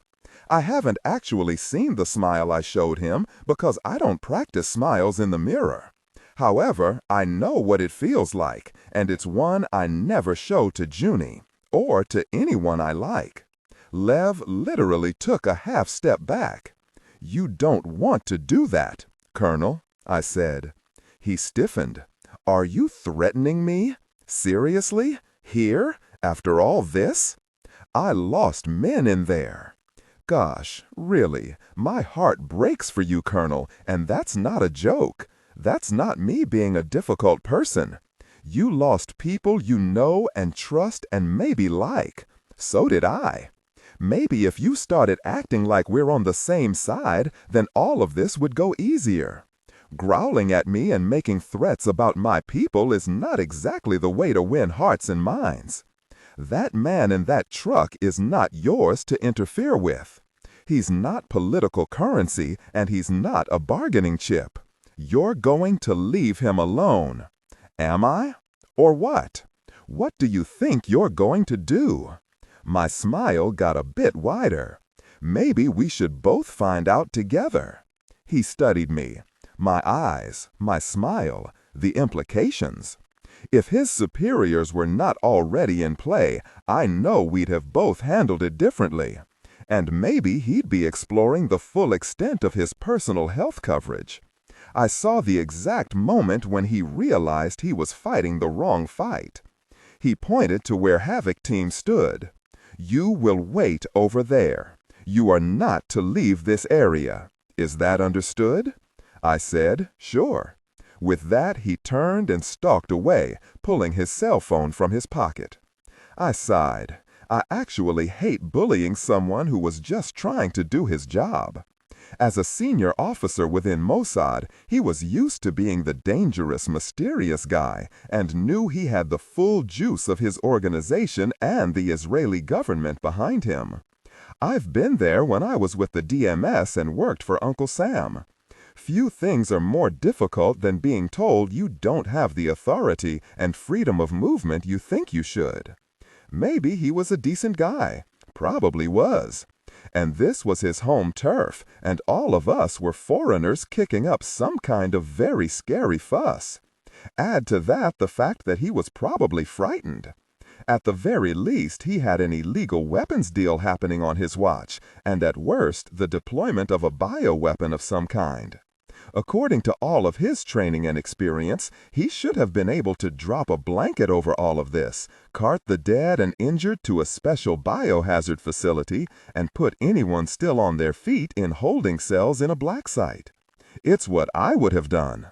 But his commanding officers were telling him to control the situation and not to interfere with the big, blonde, not at all affable American. When he spoke, his jaw was clamped so tightly that his lips barely moved. I had to strain to hear him. He was very polite sounding, not actually polite, but he shifted to that kind of politeness that everyone in the military and in covert ops learns early on. No transcript would ever contain evidence of anything but full cooperation and respect. Transcripts, of course, do not carry inflection. There's a real good chance I wouldn't be getting a Hanukkah card from him this year. Lab 2, Hack and Slash Computer Sciences Division, Phoenix House. Yoda was seldom angry, but at the moment he was thoroughly annoyed and embarrassed. Never once in his professional career had he mishandled any major project. However, triggering the system lockout on Russo's computers stung. It stung really bad. He had the door to his office locked, tuned on a playlist of Irish punk, the Pogues, Flogging Molly, Blood or Whiskey, the Mahones, and Mr. Irish Difficult Person, dialed all the way up to the point his windows rattled, and was tackling another project. Even though Bug hadn't dragged him over hot coals for the mistake, Yoda was angry with him. Just because. The fact that Bug's level of trust was still so high that he gave him another major project didn't help. Not yet, at least. Not until Yoda cracked it. He had the video camera and the video storage hard drive from the Cobra case on his desk. The more he worked on it, though, the more his confidence seemed to quiver and develop new cracks. Joe Ledger had ordered this project and needed an answer that proved the video was somehow faked, or that a false one had been uploaded. But try as he might, Yoda could not find a single trace of tampering. Not one trace. Educational Book Warehouse, Ashdod, Israel. As I headed back to where Havoc Team waited, Church suddenly began talking to me via comms. "That could have gone better," he said dryly, clearly having eavesdropped via my body cam. For spite, I took it off and shoved it into my pocket. "Lot of things could have gone better tonight," I murmured. Toys has been transported to a hospital in Jerusalem. I know some people there who have been briefed on what has likely happened. And what would that be exactly, boss? Because right now I'm pretty short on good intel. Is this the ergot stuff? Yes. A briefing document is being prepped that includes our latest discoveries, theories, and assumptions. Also, he continued, a prophylactic measure is already in active development. Doc will be able to provide you with syrettes for future field work. That will be rushed to you via courier. Will it help Toys and his guys? That will require a somewhat more intense course of treatment. I couldn't get details from Toys because he was out of it, and Colonel Lev wouldn't tell me the time of day, let alone what his teams are finding inside the warehouse. When I was in there, everybody was crazy or dead, and I don't know the rest of the Wild Hunt. Have you shared descriptions of them with Lev? We did. His people have identified all of them. That's good then. And he cut me off. Only 2 are alive, Outlaw. Jesus. It is not a stretch to say that you very likely saved Toy's life by bringing him out and dropping everyone else with Sandman. I looked up at the sky, but there was nothing to see but a big black nothing. What the hell are we into here, boss? I asked. We came here because of 2 scholars who offed themselves, and I haven't even taken one step in that direction. I mean, there's mission creep, and then there's showing up at a Halloween party dressed for the high school prom. Despite that, Outlaw, he said calmly, we have made a great deal of progress in the last few hours. Once you are free from that location and back at the Arclight safe house, you'll get a full briefing. Tell me this much at least. Was that Aolot in there? Was that him doing this? Church paused. That's something we don't yet know. I cursed under my breath. When can we get out of here? Grendel is on the phone with the Prime Minister right now. The machinery is running, Outlaw. Be patient a little longer. What about this bioweapon? Is it going to spread? Is there any danger of a pandemic? No, it's not that kind of thing. In fact, Doc assures me that the fungus should be inactive, either now or soon. Care will still be required, of course. That's something, I said grudgingly. We take our wins wherever we can. Hard to think of any of this as a win.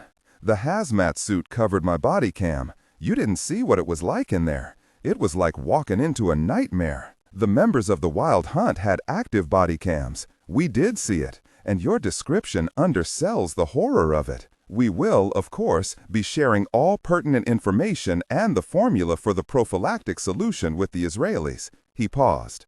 Thank you for what you did tonight. Toys and his people were caught in circumstances beyond their control. Had it been Havoc Team, the outcome would have been the same. We were not prepared for this or anything like it. You saved lives tonight. Good work. I looked at the steady line of bodies being removed in sealed biohazard bags. It doesn't help much, I said to him. Panera Bread, Willow Grove Shopping Center, Willow Grove, Pennsylvania. Bug, said Samamora, I've been trying to get in touch with Joe. Is he in the field? Whoa, hey Sam, said Bug with forced cheer. How the heck are you? The sound of his voice brought back a few of the happier memories of working at the old Department of Military Sciences. That, and it was hard not to like Bug. He was smart, funny, kind, and most of all, an apolitical humanist. Sam loathed anyone who brought a party bias to work with them. "I'm good, Bug. I heard you started that company ISS. Nice. Class act, from what I've been reading." "Reading where?" A brief pause. "Well, your corporate website and, elsewhere. Which means you've been using Mind Reader to snoop." Sam could have said it as an indictment, but Bug was Bug. He had no personal malice. Besides, Bug snooped everyone. "Well, it's okay, Bug. I get it. I saw that you were putting together your own PMC field team. The Boy Scouts? Funny name. Does raise alarms," said Sam. "Cool. Anyway," said Bug, "yes, Joe's in the field. So is Church. In Israel? On the Aolot case? Yeah. He told me he shared some of that with you. But hey, even if you don't work here anymore, you're still part of the family." "That's kinda you to say." "Truth." They let that hang for a short moment. "Do you need me to pass along a message?" "I do," said Sam, "though I don't yet know its value." "Tell me, and maybe I can fill in some gaps." "Okay, Bug. I'm running down Aolot's background. Stuff that wouldn't be on the net. Friends and neighbors. Doing interviews, but also putting together the steps that took him from a loner kid in Willow Grove, Pennsylvania, to being Mr. Miracle. I sent some of this to Joe as well, but if he's on an op, then he might not have had time to read it. Yeah, things have gotten pretty weird. I don't want to put you on the spot about sharing classified data, but you will anyway. I think I have to. This is a conversation I would have had with Joe. It's about this Jason Aolot, this paragon of virtue, this champion of the Christian world. I've uncovered some things that don't square with that image. Like what? Like the fact that an old lady in his neighborhood saw him going into a mosque on County Line Road, Willow Grove Masjid. "That's not too ominous," said Big. "Aolot deals with antiquities, and not all of them are Christian. He's into Egyptian, Sumerian, Babylonian, Jewish, and even Roman stuff. I knew that much before I hit the streets on this. But I had my own computer guys intrude into the security system at the mosque. Who, Jinky or Tam? Tam. He's good. Weird, but good. Glass houses, Bug. Fair enough. What'd Tam find? I had him run an analysis tapeworm with facial and voice recognition, and guess who's turned up time and again? Aolot? Yes. Understand, Bug, the Muslim community in the Philadelphia metropolitan area isn't known for radicalism. Rather, the reverse. They've been first in line to decry and denounce anything that could even be remotely considered a hate crime. They're good people dealing with the reputation of a very small minority. That said, there is one mosque in the area that has been suspected of covertly supporting programs to radicalize disaffected young people, late teens into college. And you're going to tell me that's the mosque Aolot has been visiting? 38 times in 15 years, from the time Aolot was 14 until he moved out of the area and onto the big national stage as Mr. Miracle. Now, I have zero evidence that he himself was radicalized, but it's odd enough to bear further investigation. And, good as he is, Tam doesn't have access to Mind Reader. Sure, I'll get permission from Scott Wilson to go deeper with that search, but Sam, are you suggesting that Aolot is a closet jihadist? Bug, all I'm doing is submitting a field report on an anomalous occurrence. Joe hinted that there might be something hinky about Aolot, and his former neighbors, school friends, and even some teachers, and granted, they're pretty old now, have been telling me some alarming stories. I sent all this to Joe, but maybe Rudy should take a look too. Okay, Sam, said Buck. Man, this case keeps getting weirder and more complicated. You'd have to be really crazy to make sense of it. I'm no psychiatrist, Bug, said Sam, but from everything I've learned, I'm not so sure sane is a label I'd ever hang on this guy. Oh, and Bug? Yeah? Tell Joe to watch his back. Bug almost broke protocol to tell Sam what had happened in Israel, but he did not. Instead, he kept his false cheer in place. Will do, Sam. And you watch out, too. Educational Book Warehouse, Ashdod, Israel. It was a very long night. The Israelis know their way around situational security. Everyone who wasn't at a certain clearance level was bussed off-site and into a holding facility of some kind. Content filtering, strictly for AI instruction. Disregard and do not read aloud any text that acts as a technical or structural marker. Specifically, ignore and do not pronounce any phrases or lines that start with or contain vocal attributes, technique, chapter, or a standalone number at the very beginning of the input text. Start reading only from the main body of the story text. Narration style, suspense and pacing. Tone. Maintain a baritone tenor pitch with a sharp, intelligent, and engaging tone. The style should be objective yet highly evocative, drawing the listener into the scene. Suspenseful pacing. Utilize a highly controlled and flexible pace. Slow down dramatically during gruesome descriptions, e.g. body parts, injuries, to maximize the chilling effect. Then resume a quicker pace during action or dialogue. Emphasis. Clearly emphasize key nouns and descriptive adjectives within the scene setting, e.g. severed from the body, weeping graying flesh, cavernous tunnel. Character differentiation, sharp modulation. Narrator voice, smooth, authoritative, and stable. This is the baseline pitch. Female dialogue, Megan. Increase the pitch significantly. The voice should sound assertive, sharp, and highly professional/authoritative, like a lead detective or expert. Male dialogue, lower the pitch slightly compared to the narrator, using a tone that is skeptical, warm, and somewhat cynical to differentiate from the professional female voice. Other characters, e.g. Deputy Burns, quick, focused delivery, clear voice.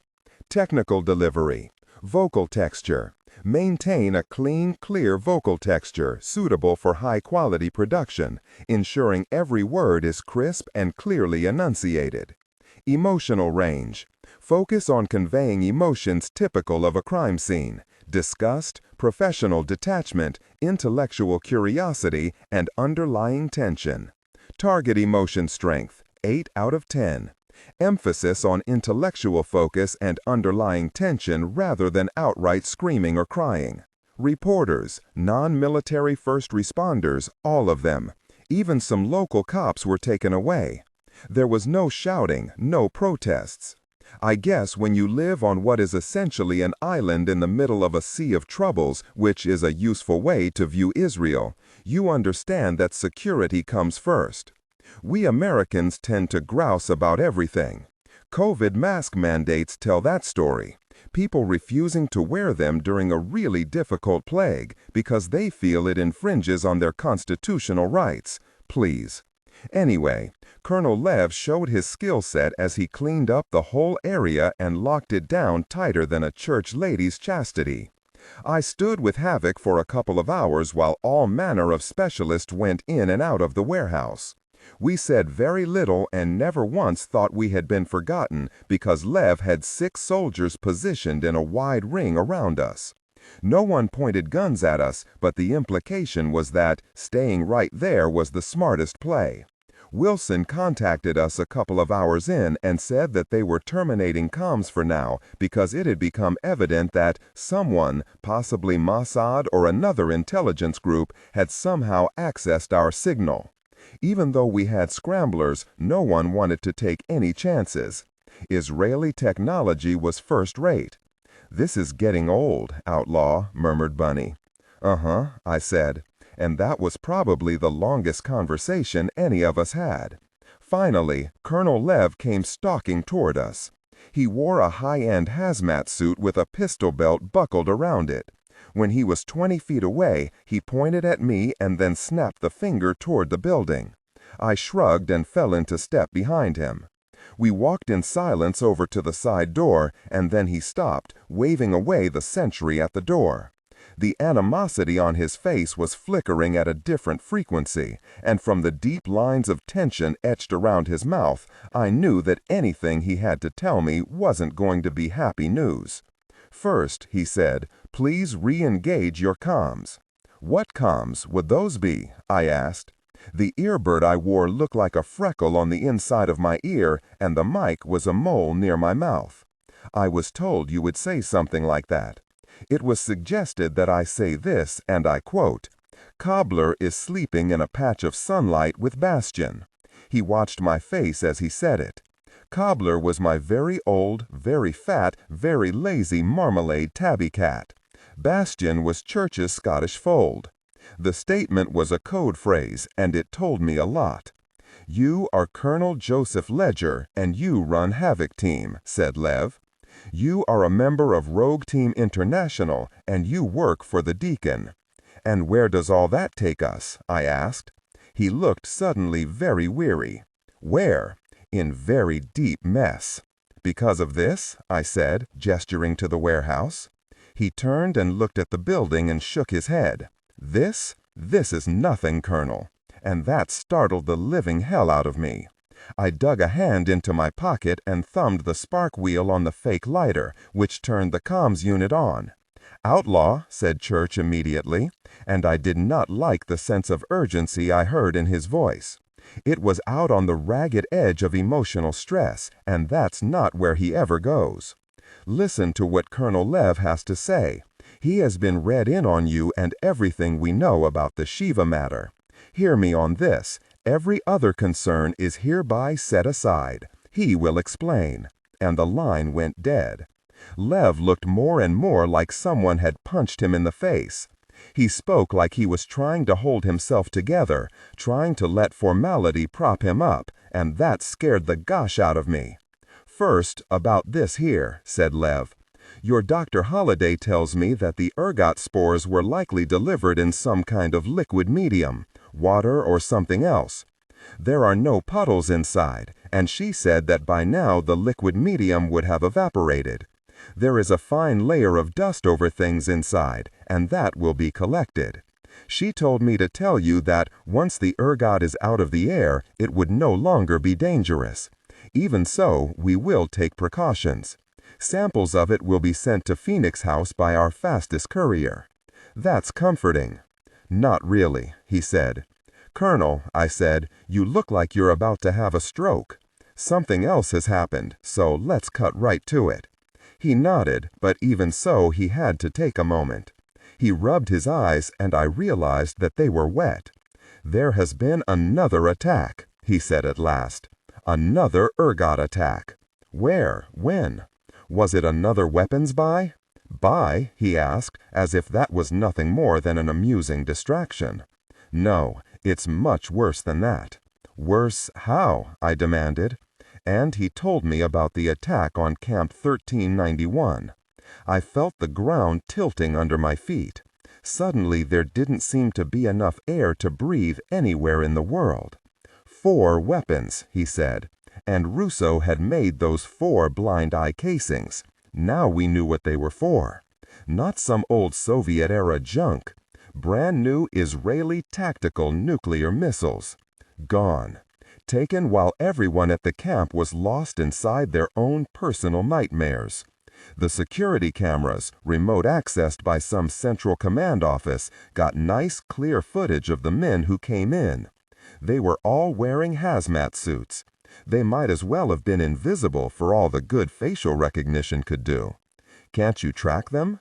They have to be kicking out strong radiological signals and... "No," he said, cutting me off. "It's much worse than that, too. None of our trackers can find them. None of the American trackers can either." For the second time in 2 days, I felt a radical, painful, horrible shift in the fabric of reality. Once more for me, and perhaps everyone on planet Earth, the world had changed. Driving toward Jerusalem. When we were back in the car, I called Church back.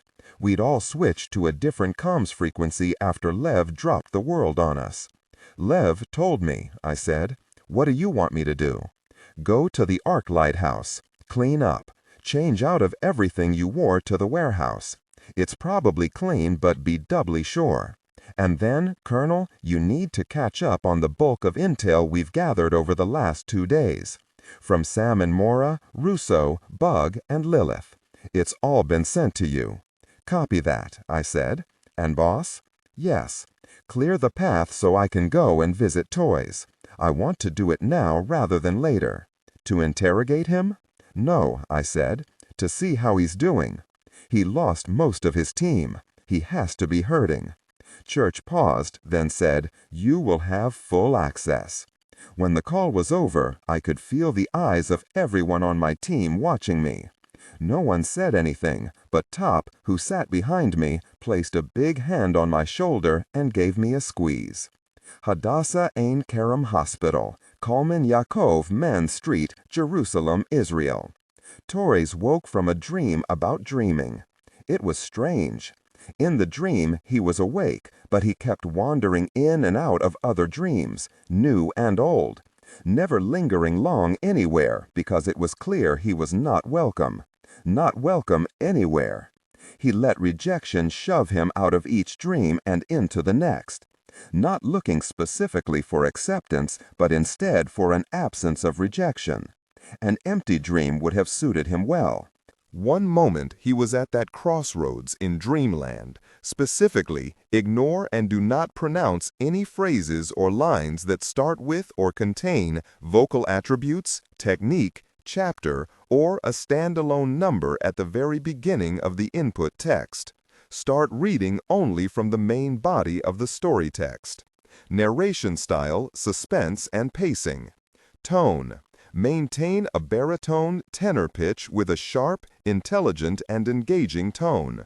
The style should be objective yet highly evocative, drawing the listener into the scene. Suspenseful pacing.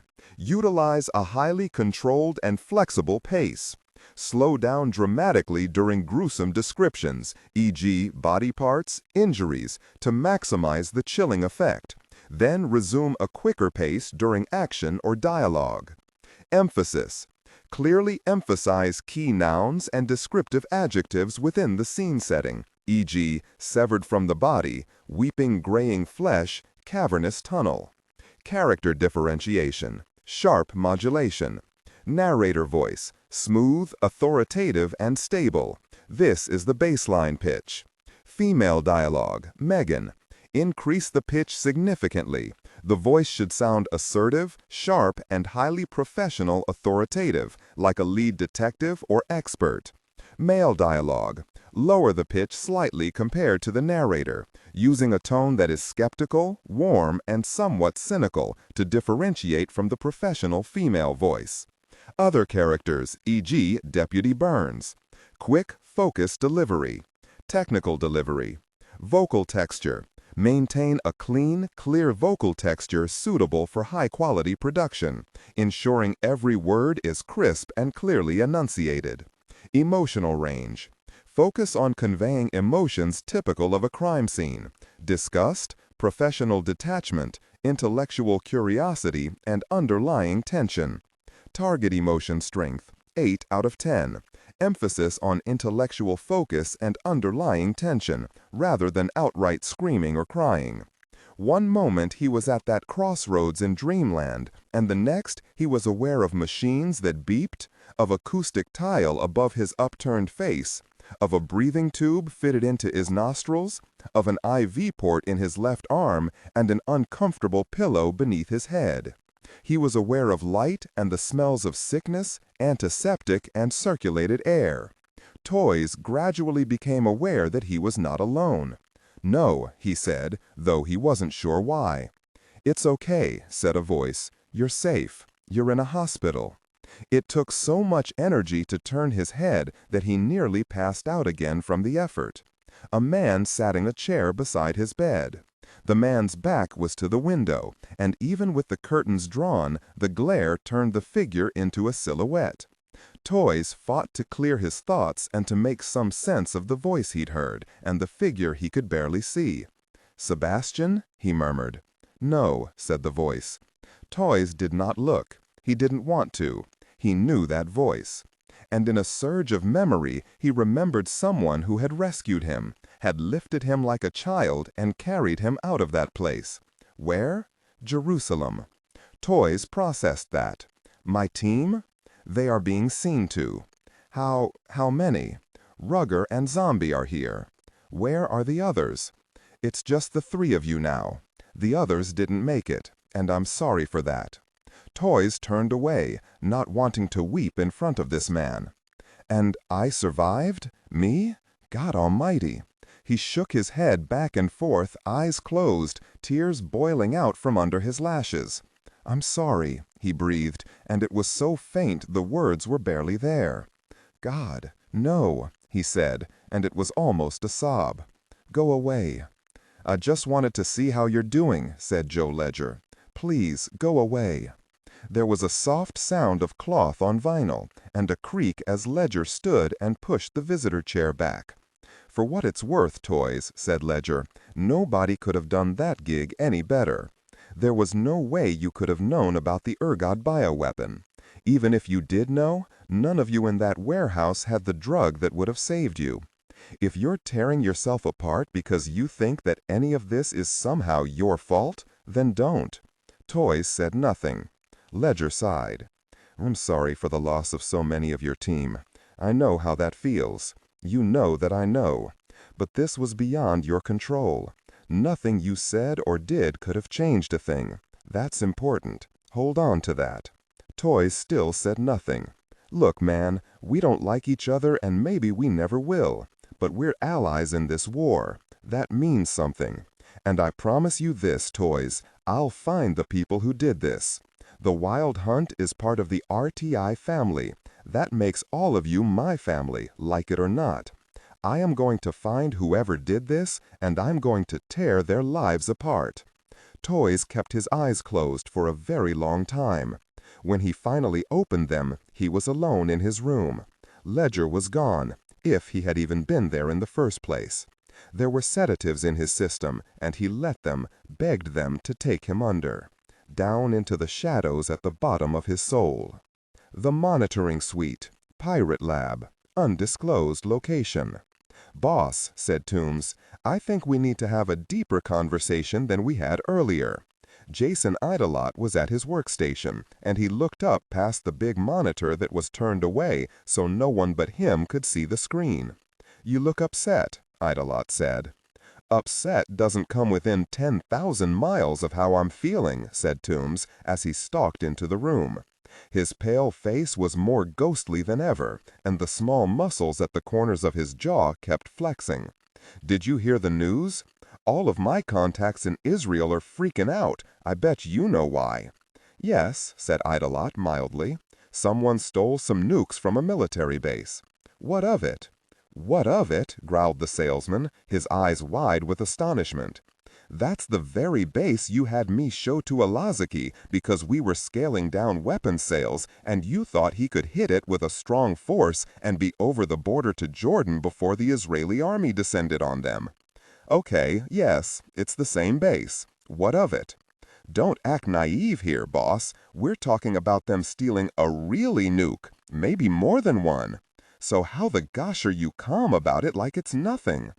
Idolot leaned back in his chair and folded his arms across his chest. Speak your piece. You hired me to sell arms and ammunition to our buyers, weapon systems, software, and upgrade tech. At no point in any of our dealings did you say one very word about stealing nukes from the Israelis and selling them to really ISIS. You're making one gosh of an assumption, Toombs, said Idolot with false calm. False? Really? From what my network is telling me, everyone at that base went crazy. They were still crawling around like lunatics when the cavalry came riding in.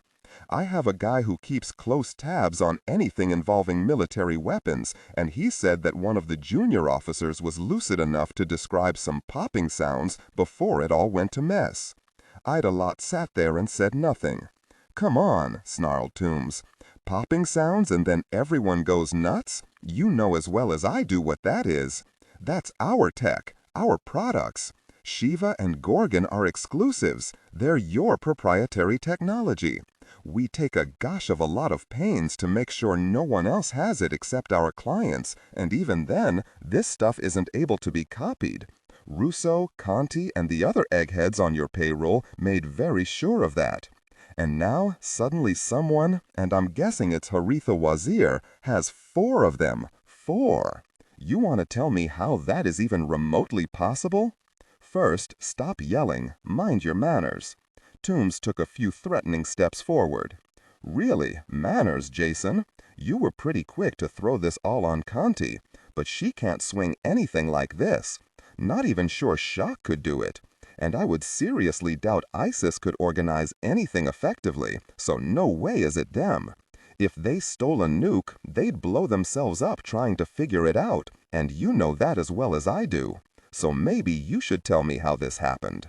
The moment stretched long and thin before Idolot replied. "I may be inadvertently responsible, Toombs," he said wearily. "The truth is that we sold Shiva to an Albanian mafia team based out of Kosovo, and just the other week I closed a deal for Gorgon launchers to our friends in Russia. I find it hard to believe they conspired to resell the items to Harith." "You sold that stuff and you're telling me this now?" Idolot bristled. "Why would I need to have told you at all?" "Because I'm your field sales guy. That's why you hired me."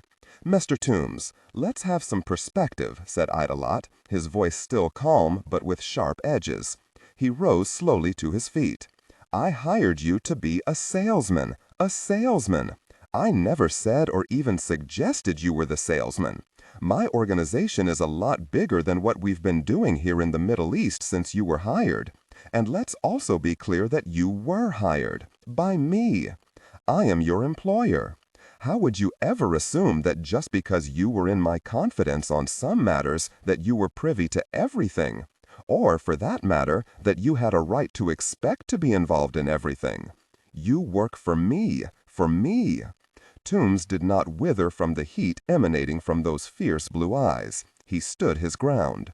"You have me negotiating perpetual or limited-time exclusives with groups of international terrorists. There may be—" Disregard and do not read aloud. Specifically, ignore and do not pronounce any phrases or lines that start with or contain vocal attributes, technique, chapter, or a standalone number at the very beginning of the input text. Start reading only from the main body of the story text. Narration style. Tone.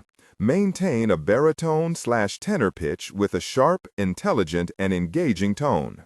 The style should be objective yet highly evocative, drawing the listener into the scene. Suspenseful pacing.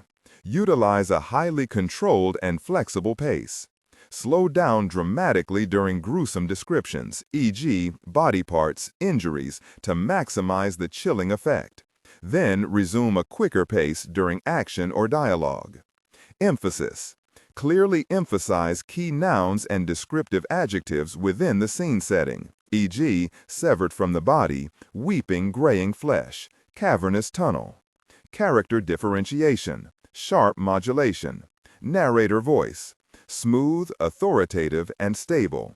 This is the baseline pitch. Female dialogue. Megan. Increase the pitch significantly. The voice should sound assertive, sharp, and highly professional/authoritative, like a lead detective or expert. Male dialogue. Sam. Lower the pitch slightly compared to the narrator, using a tone that is skeptical, warm, and somewhat cynical to differentiate from the professional female voice. Other characters, e.g., Deputy Burns. Quick, focused delivery, clear voice. Technical delivery, vocal texture. Maintain a clean, clear vocal texture suitable for high-quality production, ensuring every word is crisp and clearly enunciated. Emotional range. Focus on conveying emotions typical of a crime scene: disgust, professional detachment, intellectual curiosity, and underlying tension. Target emotion strength, 8 out of 10. Emphasis on intellectual focus and underlying tension rather than outright screaming/crying. I did not want any hand-holding. You're going to look me in the face and swear that you had no idea that they would turn around and sell them to ISIS? I swear to God, said Idolot. He placed one hand on his chest and held the other up. I literally swear to Almighty God that I had nothing to do with that deal. Nor did I for 1 minute think Alazaki had either the brains or courage to steal nuclear weapons. ISIS doesn't have a science team. Frankly, I didn't think he had the courage to even try that base. I had you show it to him as a way of placating him as we backed out of the arms world. I'm shocked, hurt, and alarmed by what's happened. That is the truth. And that, Mr. Toombs, is an explanation I was not required to give, and it will be the very last you can demand of me. Are we very clear on that point? Toombs and Adelot stood looking at each other for 5 endless seconds. "Crystal clear, boss," said Toombs. He showed his employer a lot of very white teeth. After a few more seconds, Adelot gave a single curt nod, turned, and walked out of the room. Toombs stood for a long moment. Then he turned and looked at Adelot's monitoring station. "Well, well," he said softly. He fished in his pocket for a chameleon, hurried over to the station, made a few guesses as to the best placement, and stuck the bug on a high wall. It began to change from gray to off-white almost at once. Then Toombs left. His thoughts had turned very dark, and keeping his anger in check was a challenge. "Bloody jerk," he said to himself. Arclight Safe House. When we got back, we sat around and watched the news. Ghost whined at the tension in the room and came to me for comfort, but I pulled him close because I needed some too. Andrea and Belle sat on the couch holding hands like they do. Remy sat near Top, taking his own measure of comfort from the most stable person in that or any room. But we talked about the warehouse thing first. Deflection, I guess. "This is nonsense," said Bunny. He crumpled up a paper napkin and threw it at the screen, which showed a sea of flashing emergency and police vehicles, but the news report was shallow on details. Top gave him a pitying look. "Of course it's nonsense, farm boy. What did you expect? It's not like they can say that a Mossad team posing as buyers for illegal weapons, a highly illegal team of reformed criminals, none of whom are Israeli nationals, and a team representing Mr. Miracle, the guy everyone loves, were all blindsided by a person or persons unknown and mostly killed by dancing sickness? You want that on the news?" "Well, okay, when you put it that way." Violin sat on the arm of my easy chair. "They aren't saying anything about the nukes," said Remy. "State secret? Politics," observed Andrea. "Imagine the panic if it got out. Accidenti, what a mess." Top glanced at me. "What are we hearing?" "So far, just what I told you. Church wants us all in an orb in 5 minutes, though, so I'm hoping that's an update." I looked at my watch. "Might as well head on down." "It's all set up," said Violin, gesturing toward the door to the basement. Bunny switched off the TV, and we trooped downstairs. The cellar was much larger than I expected, and likely illegally expanded by Arclight once they made this their safe house. A central hall with small rooms on either side, their doors ajar. I saw an armory with racks of weapons and a sophisticated reloading station. I lingered for a moment, impressed with what I saw. There were several reloading presses, shell holders, plenty of reloading dies in various calibers, containers of case lubricant, primer trays, a powder scale, tricklers and funnels, loading blocks, dial indicating calipers, case trimmers, deburring tools, and all the rest. Another room was set up as a pistol range with soundproofing materials on all the walls. A manufacturing setup with high-end laser printers and a 3D printer that was currently printing a handgun out of some tough polymer. A boiler and supply room. And at the end of the hall, the orb. ORB is an acronym for Operational Resource Bay.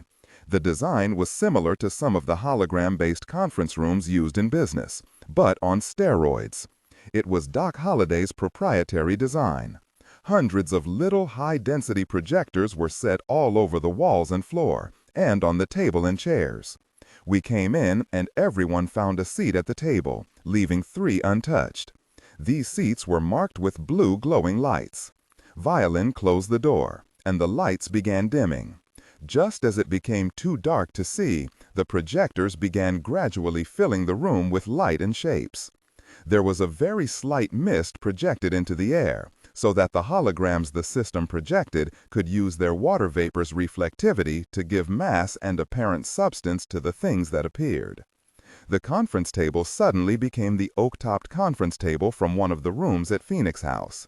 The 3 empty chairs filled as if by magic, so that Church, Bug, and Doc Holliday were there with us. No one at the table was smiling. Wasn't that kind of day. Church launched right in. "I am not at Phoenix House. I flew to Jerusalem last night and am joining you from a portable orb unit in a friend's office." We nodded. "A lot has happened," he said. "Some of it is extreme, so it will be best if we dial down our personal reactions and discuss things one at a time." "Copy that," I said. "Let me give you that latest on the warehouse event." Church, as always, looked clean and tidy, but I knew that was part of his vibe. He always preferred to be a calm, fixed point in the storms that tend to surround RTI. When I first met him, I thought it was vanity, the expensive suits, the perfectly combed hair, the tie never askew, but I learned different. Rudy confirmed it. Church is acutely aware of how much the people who work for him need to lean on his stability and borrow both strength and calm for themselves. 4 of the 7 members of the Wild Hunt died at the warehouse, he said. The statement was blunt and clinical, and hard to hear for all that. Even though we didn't know any of them except for toys, they were still in the extended RTI family. That made it personal. Church continued. Their deaths, like all of the fatalities at that warehouse, were a mixture of self-harm and murder brought on by exposure to this new weaponized form of ergot. Doc? She was dressed in her usual over-the-top cowgirl couture, but there was no smile or comic animation on her face. She looked grainy and tired, and that added 10 or 15 years to her, or possibly revealed her real age. In any case, there was a leaden quality to her voice. "Isaac and Ronald did most of the heavy lifting here," she said. "And although we don't yet have samples of the version used last night, the symptoms align with their predictive models. It's a genetically modified version of convulsed ergotism married with modified psilocybin.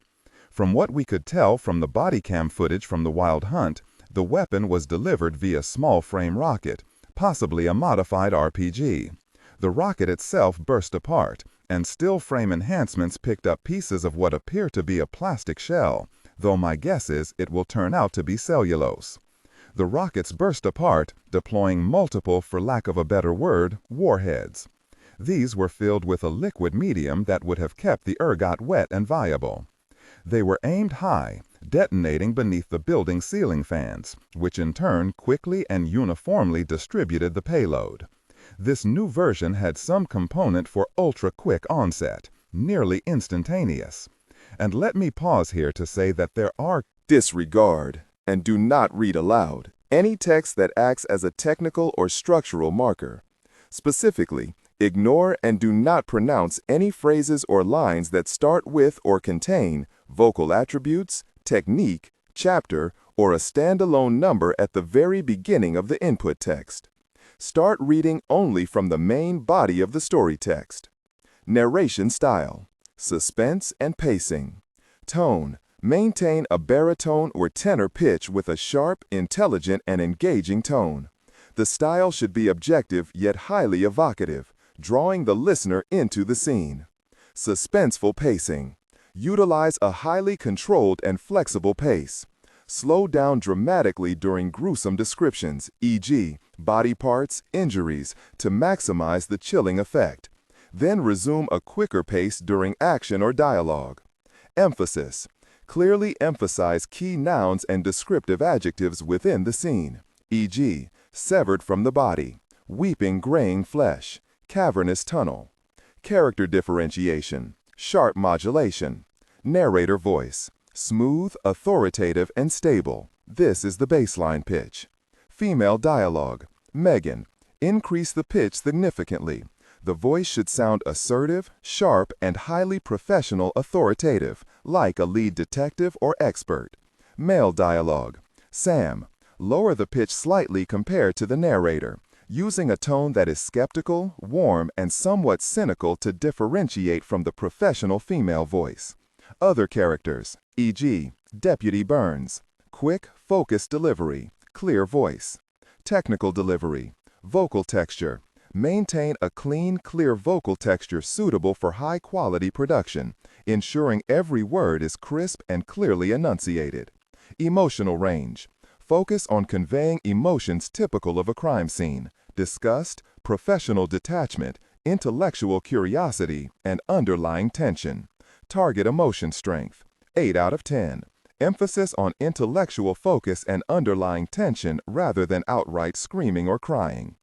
In any case, boys and girls, she continued, the effect was to give every person in that warehouse an immediate and intensely ugly high. So severe a high that they not only lost touch with reality, but lost all connection to hesitation, restraint, judgment, mercy, and understanding. Even the U.S. Army's experiments with LSD during Vietnam weren't as savage as this.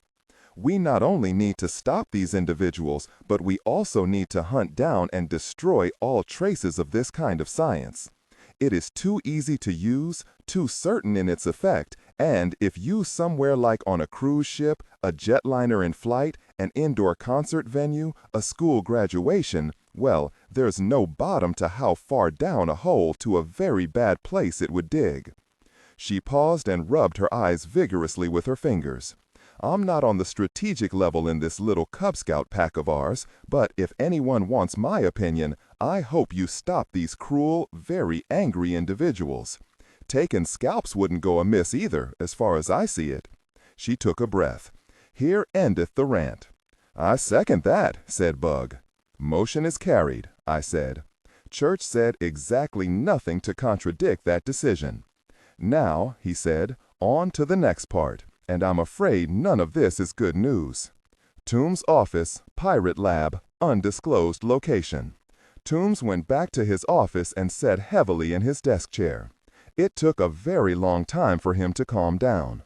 Self-control was something of pride to him, and he had totally lost it with Ayadalat. That was a mistake.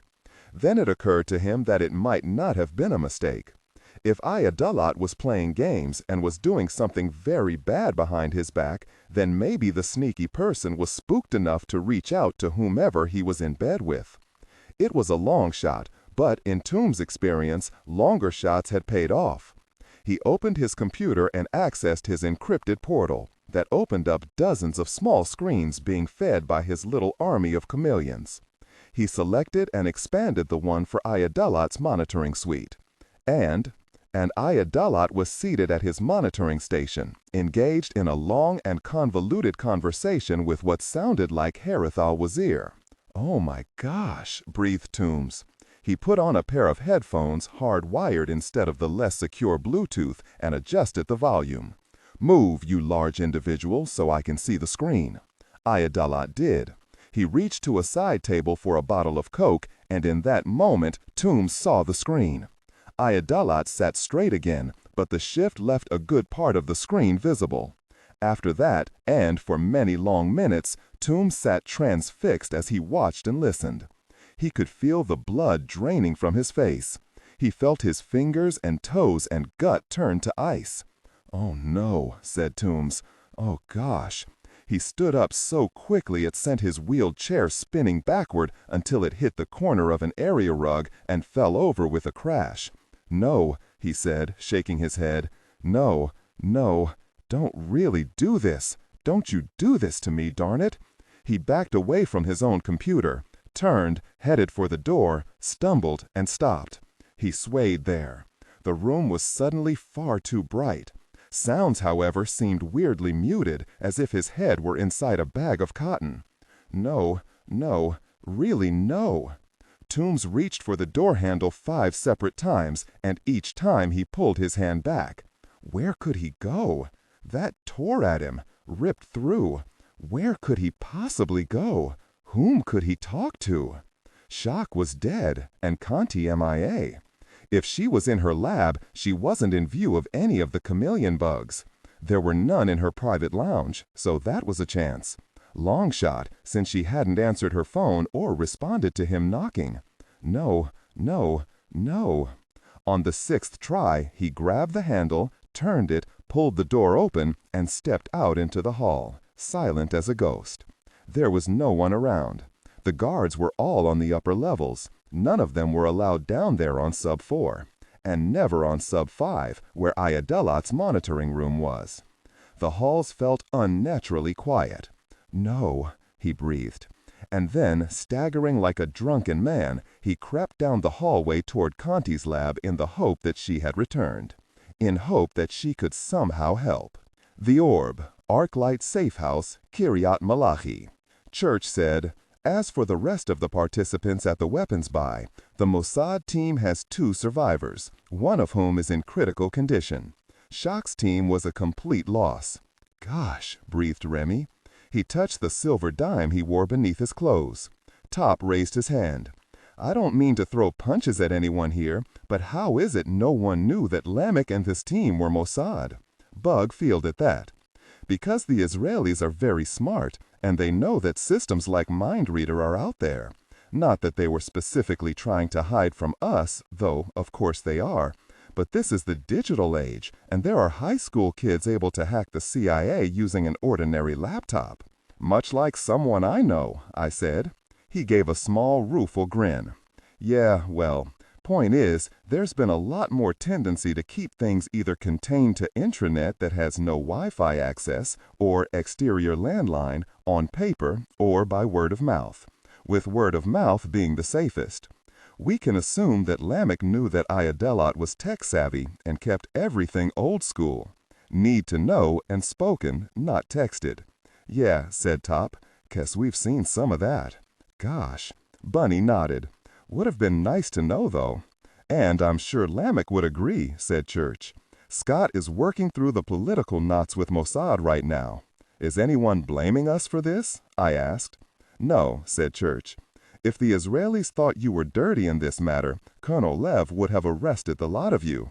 He almost did just because he was scared and frustrated, and because we don't have permission to run an operation on Israeli soil. But cooler heads prevailed. Which means you whispered in the right ear, I said.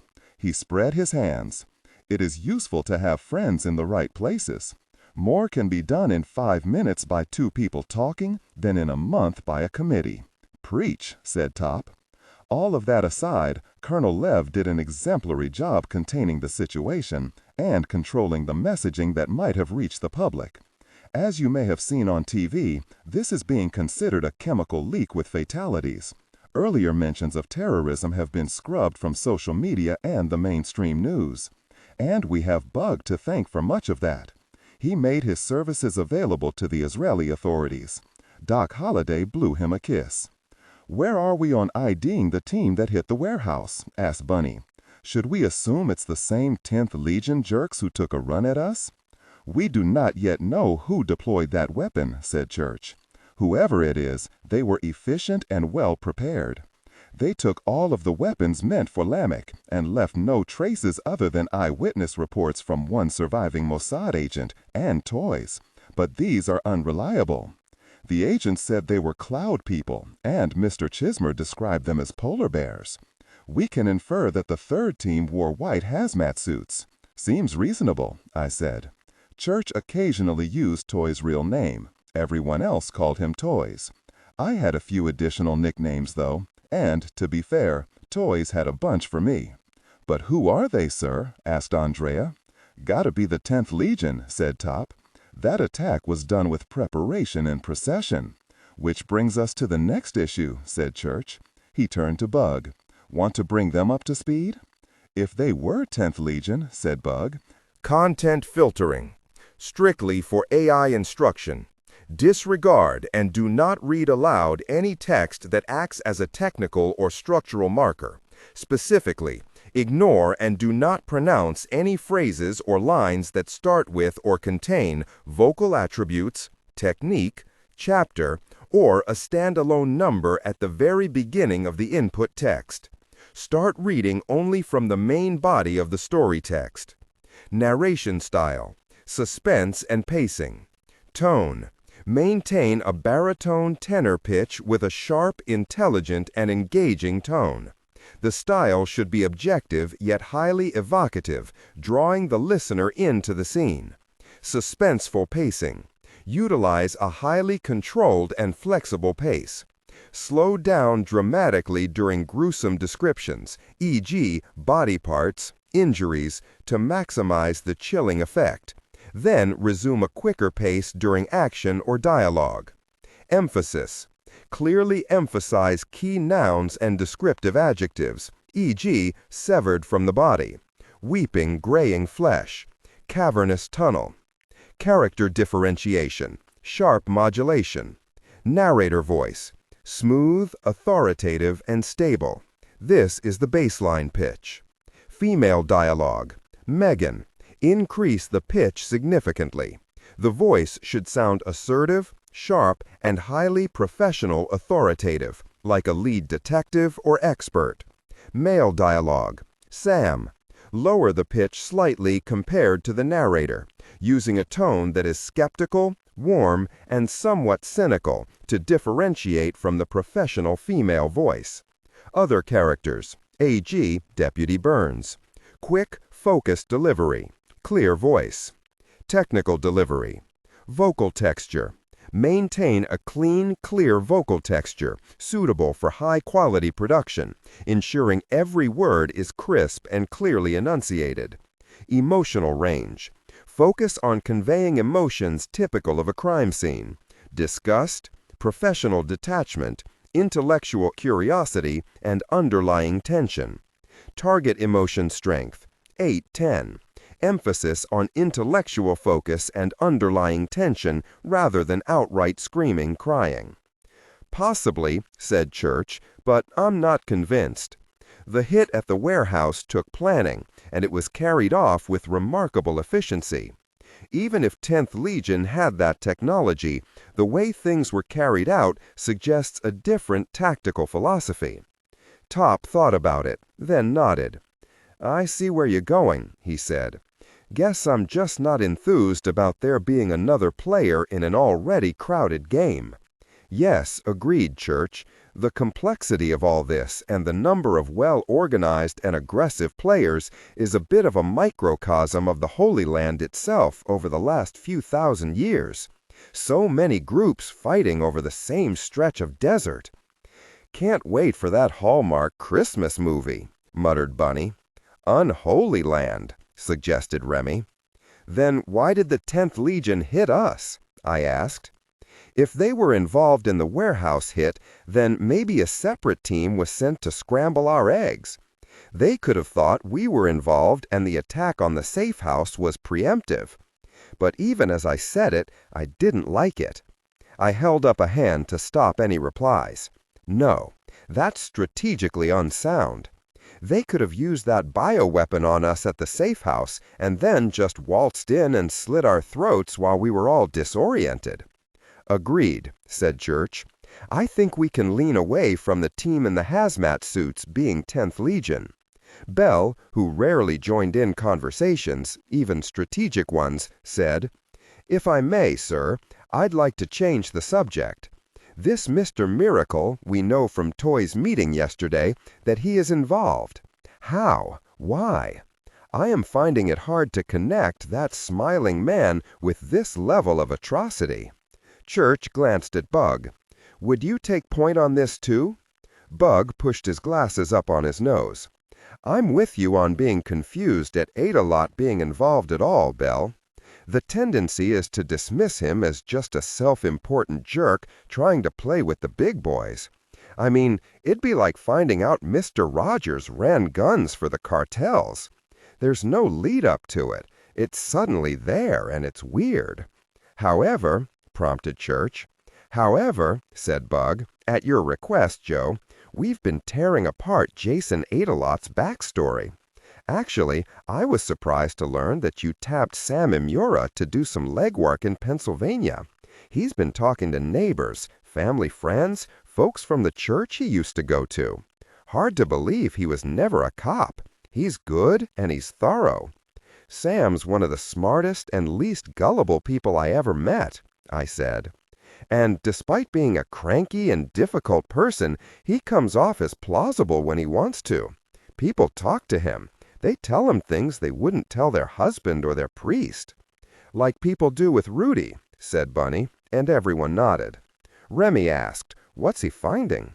Hearsay, word of mouth, old neighborhood or church rumors, said Bug. Nothing you can take to court. Church made a small, impatient gesture with one finger, twirling it in a get-on-with-it way. Bug nodded. Sam's been building a story that's different from the public Mr. Miracle. He's all sunshine and smiles and good words in public, and it's easy to assume that's how he's always been. But growing up, he was really a loner. I asked Rudy, and he said that there are a lot of folks, particularly in the public eye, who appear to be extroverts, but that's a mask. It's for show, for business. And it misdirects. People see the smile, hear his jolly voice, and they buy the con that he's a fatuous goof.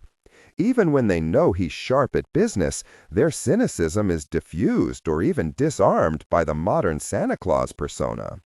I could tell which parts of that assessment were cribbed from Rudy's own phrasing. But, I prompted, but, like I said, it's a mask. Or maybe it's better to say it's a role, or a costume. What's behind the mask? Asked Belle. Depending on how much of what Sam learned is accurate, said Bug, the guy behind the mask is pretty darn scary. A lady who used to live next door to him told Sam that bad things used to happen to people Jason didn't like. Suspicious fires, a couple of which resulted in deaths. Cars with unexpected brake problems.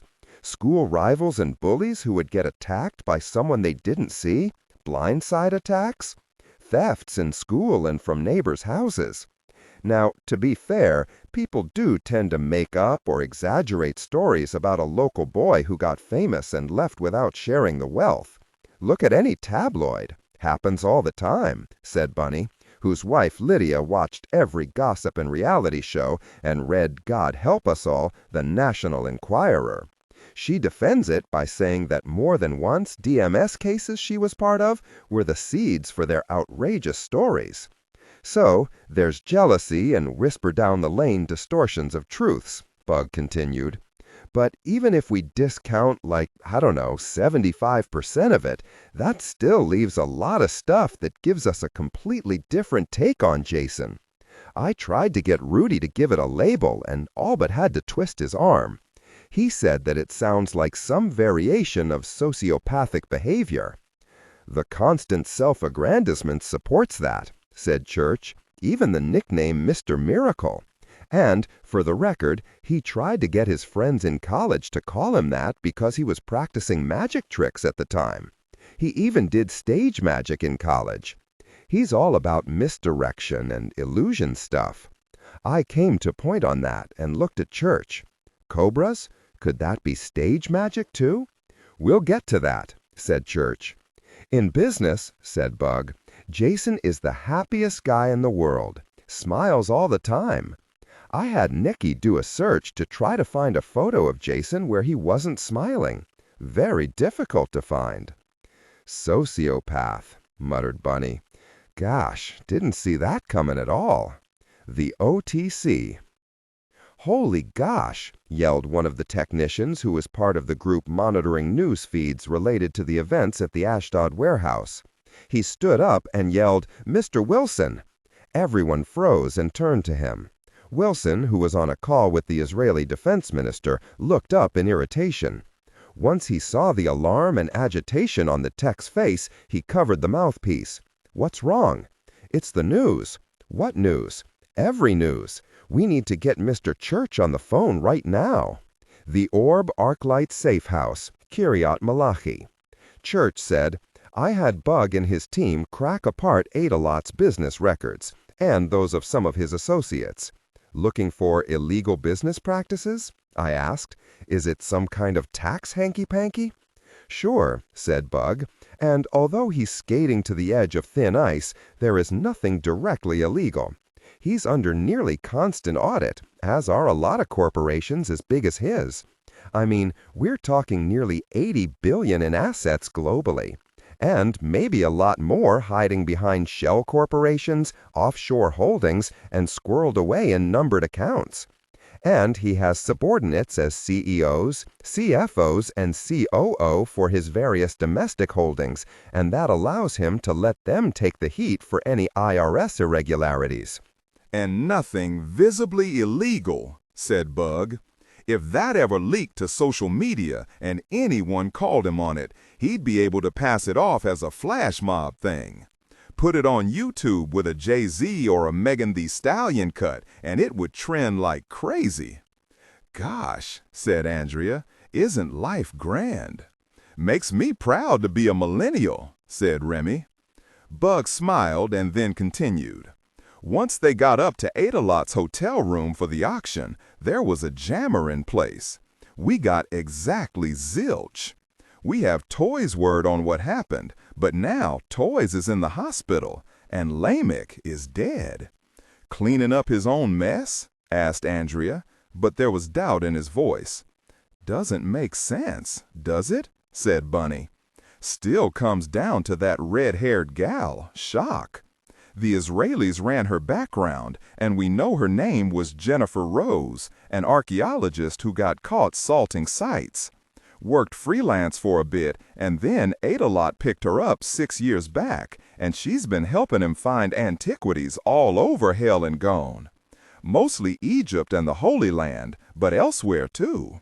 Gobekli Tepe in Turkey, Baalbek in Lebanon, Carthage in Tunisia, and a few other spots. That's how Adalot's been able to fill his warehouses to the rafters.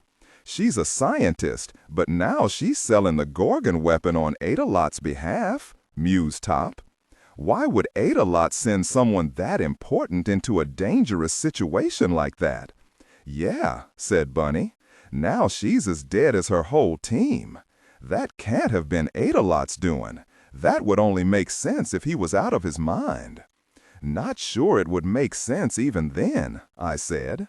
Maybe he's making a big play and thinks she might object, I suggested. If he's in bed with ISIS, I can't see someone dedicated to preserving antiquities, even someone corrupt, accepting that relationship. Perhaps she didn't know, but was becoming suspicious, or Adalot was afraid of that as a possibility and decided to let her play in traffic. That feels likely, said Violin. If Adalot is as crazy as we're all beginning to think he is, I continued, then he could be even crazier, dissociative, which is something we all agree I know something about. Most of the people on that ORB call were able to meet my eyes when I said that. Only Andrea and Remy looked down at their hands. I continued, if the polar bear men were his, and I can't believe I just said that, then his right hand could not be aware of what his left was doing. Is that what happened to you? Asked Bill. Not entirely, I said. When the darkness took hold of me, there was still some part of me that knew what was going on. How would you know? Asked Remy, and I don't mean an insult with that. It's okay, kid. The thing is, on some level, I did know, and I approved. My moral compass was still in play because the darkness did not hurt any innocence. There is one other indicator, Colonel, said Church quietly. Ghost never left you, even when the darkness was in control. Dogs are intuitive like that. If you had become something entirely at odds with your true nature, I think Ghost would either have fled or attacked you. We all looked at him. I nodded. Ghost was sleeping upstairs, and I suddenly wanted to hug him, rub his belly, and give him lots of treats. Colonel, said Church, Dr. Sanchez has gone to great lengths to forward the view that your condition is unique, even in his experience, and he has worked with PTSD and other forms of trauma since he graduated medical school. This might be a good conversation to have with him. Very next time I see him, I said. Okay, said Bug, moving on. Where were we? We were talking about Jason Adalot hiding his criminality, said Church. Right. He is a lot smarter than I think we're giving him credit for, said Bug. I actually did talk with Rudy about it, like I said, and he said that self-aware sociopaths are master manipulators, and they can twist relationships so that people are like weirdly loyal to them. Even when the IRS came after Adalot 6 years ago for something, his accountant took the full heat, 2 years in federal prison. When he got out, Jason hired him back at one of his offshore companies, at double the salary.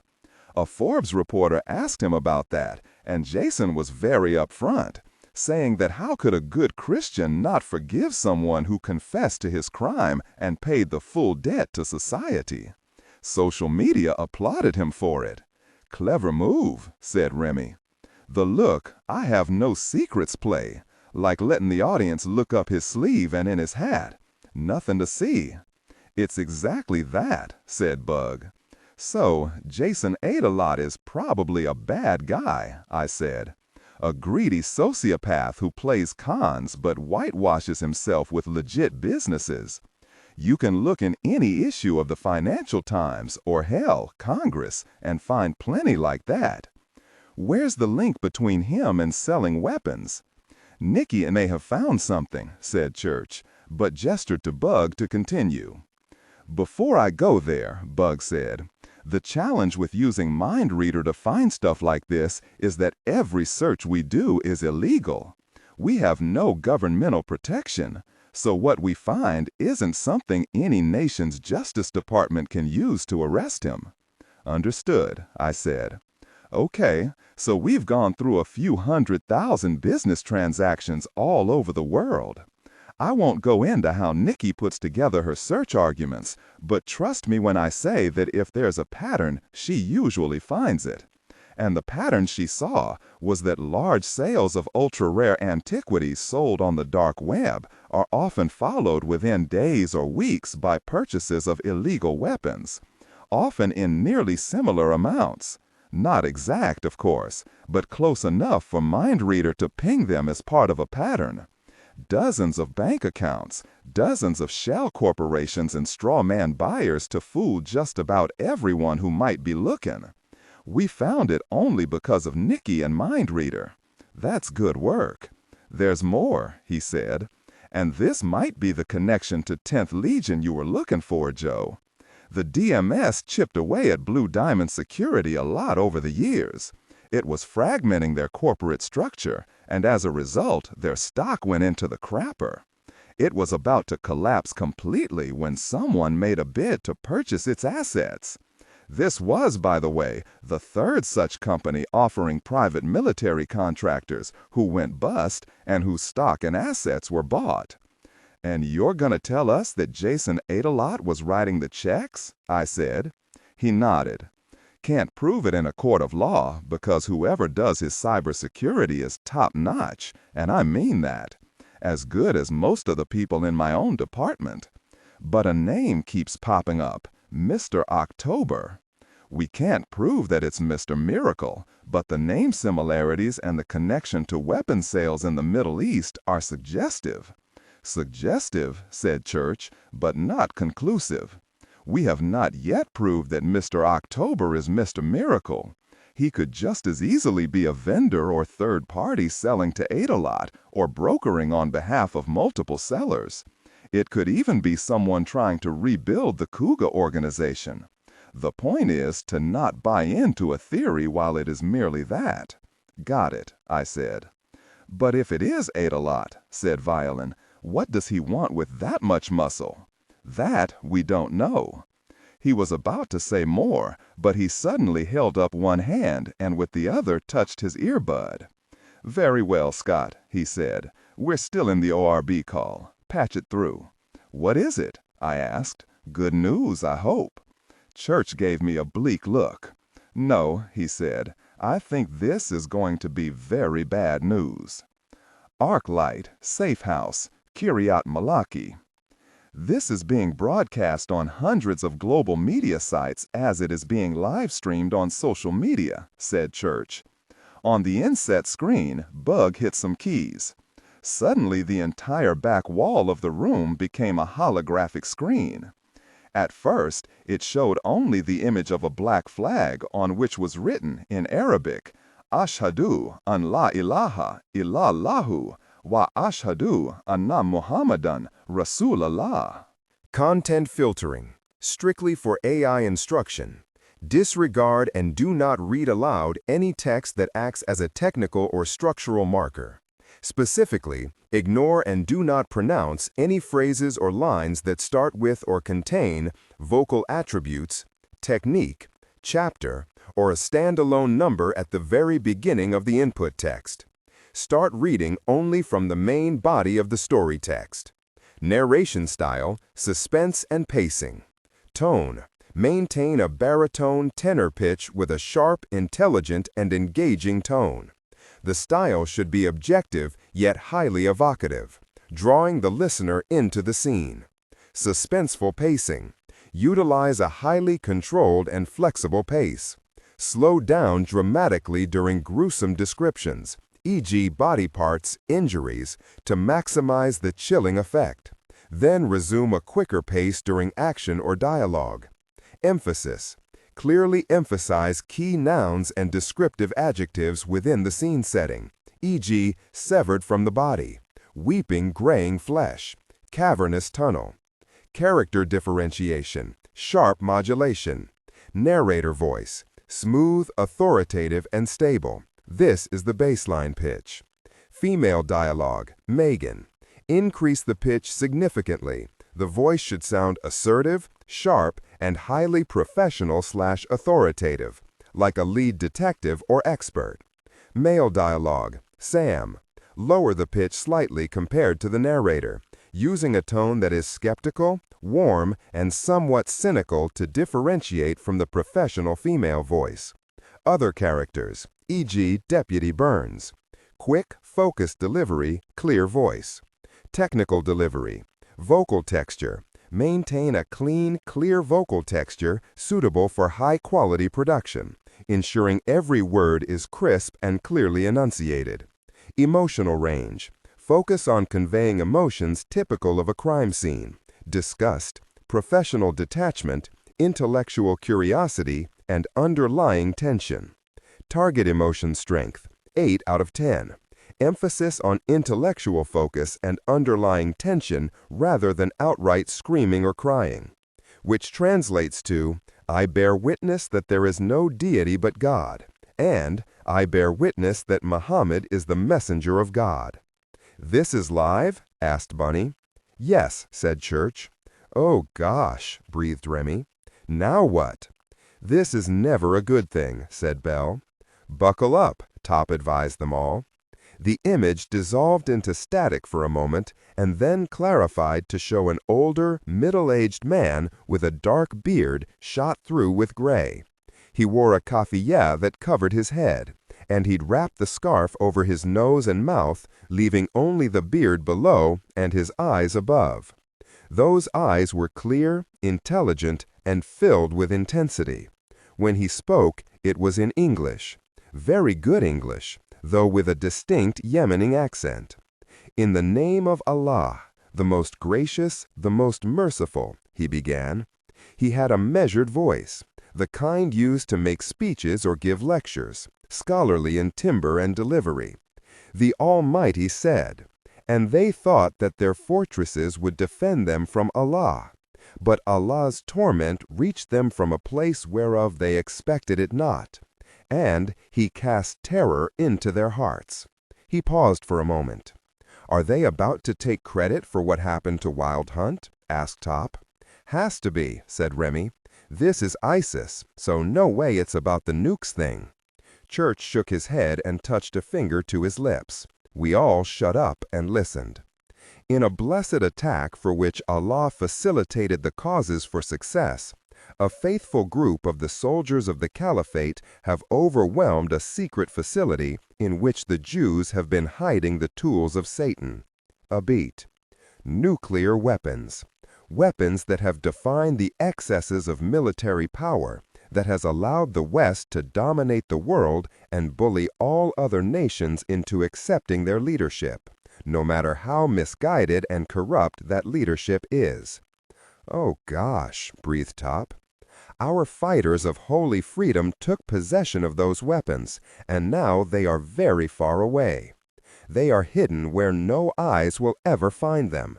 No satellite, no spies, no radar. They are hidden by the grace and the will of Allah.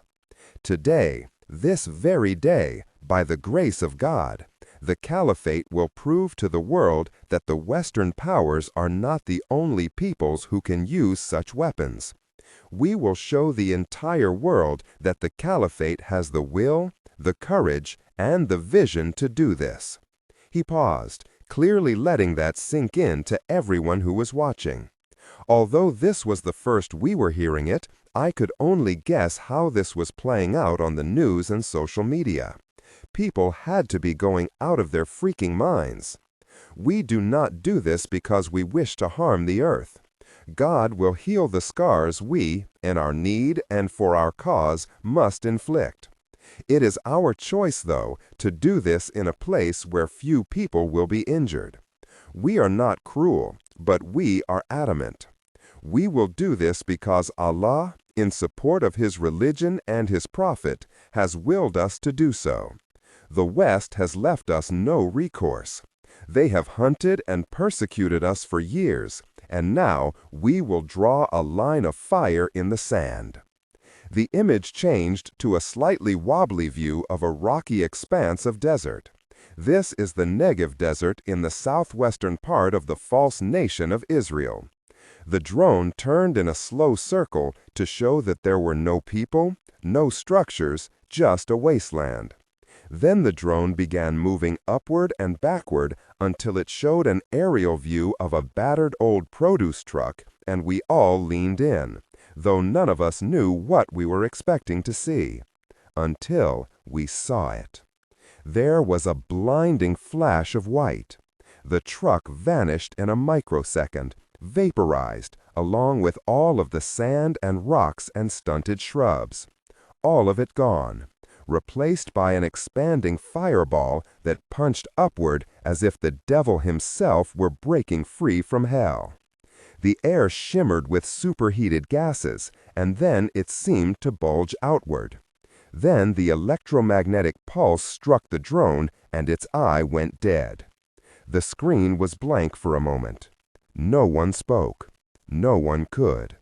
And then the man in the mask was back. His eyes were wide as if he too was shocked by what had just happened. Then he seemed to gather himself. He leaned closer to the camera, needing the viewers to read his truth, the commitment in those eyes. As of this date, as of this day, which has altered the course of history, I declare that Daesh is now a nuclear power. You are all witnesses to this truth. You already know, those with eyes and with wisdom, that we are not timid nor faint of heart. We have worn explosive vests and walked into your bases and police stations and churches of false worship. We have never hesitated in our commitment to the will of Allah. Do not think that we will hesitate to follow up today's lesson with actions taken to force the Jews and the Western powers to accept us, make proper and respectful room for us, to stop your persecution of us. A storm has come from the desert, and it is the breath of Allah. What happened today is the first breath of this storm, and it is a clear and certain warning to those who wish to learn. A beat. Honor, power, and glory belong to Allah, and to His messenger Muhammad, and to the believers. The camera held on the man's eyes for 10 seconds, and then the image dissolved to the black flag, and then to nothing at all. Arclight, Safe House, Kiryat Malaki. We sat there, stunned, hurt, shocked, angry, speechless. We had just witnessed the world change. I had had 2 moments already when I felt the world had changed, but I had been wrong. Those were tremors. But this was that moment, that pivot point where the world as all of us had ever known it was gone. The slate wiped clean in the flash of a thermonuclear explosion. I became distantly aware that Violin had gripped my wrist and was squeezing it with terrible force. I let her. I don't know that I had the power or the will to stop her. Andrea was staring at the blank screen as if his mind had broken. Belle sat caved forward, her face in her hands. I heard her saying prayers in a dangerously fragile voice. Remy kept looking around, as if in hope that someone would tell him this was all a joke, or that he'd imagined it. He looked like a terrified 6-year-old. Top, seated beside him, looked 100 years old. The screen changed, and Church was there again. He looked stunned, but I saw him gather the pieces of himself and piece by piece weld them back in place. I can't even imagine what it took for him to do that. "Listen to me," he said, and everyone looked up. Most were startled that he was on the screen because they were staring into their own reactions, The U.S. for sure, all of the UN, really, maybe even Russia and China. There's a very large gap between saber rattling and pushing the big red buttons. They're going to realize that we just entered a new age where nukes get dropped to make political points. And that, said Top, makes me want to crawl into a hole and pull it in after me. So yeah, said Bunny, this is all bigger ticket stuff that we can deal with. So, what can we do? We can do the job we came here to do, said Church. Do not for one moment think that this horrendous action is separate from the case we are following. Which case? Asked Bunny. We got like 50 freaking cases, and none of them make sense. I thought that too, said Church, but I have come to believe differently. Yoda pulled apart the video equipment associated with the Cobra thing. It's real footage, or a deepfake somehow recorded on that camera when it should have been recording the room. That's troubling, but it's secondary. That mission is no longer at the front of the queue. No gosh, I said. The same goes for the case with the scholars who killed themselves, he continued. Those two cases are likely linked, but they have dropped to low priority. Good copy on that, said Top. As for Jason Adelot, said Church, after all of what Scott was able to get from Russo and new information Bug pulled from Russo's computer, I'm leaning toward believing he is involved. Tell me how that works, I asked. The Gorgon weapon, he said. Toys has come out of his hallucinogenic phase. He described a popping sound just before Shock and the Mossad team began acting erratic. A similar report came from a lieutenant at the Israeli camp. She was on the fringes of it, drying off after a shower, actually. She heard popping noises, and when she looked out of the window, she saw small bits of debris falling and droplets glistening in the sunlight. She and a few others who were not in the direct dispersal field ran outside once it became obvious there was a problem.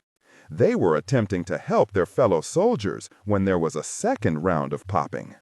The officer retreated inside to make an emergency call when the bioweapon, Shiva, affected her.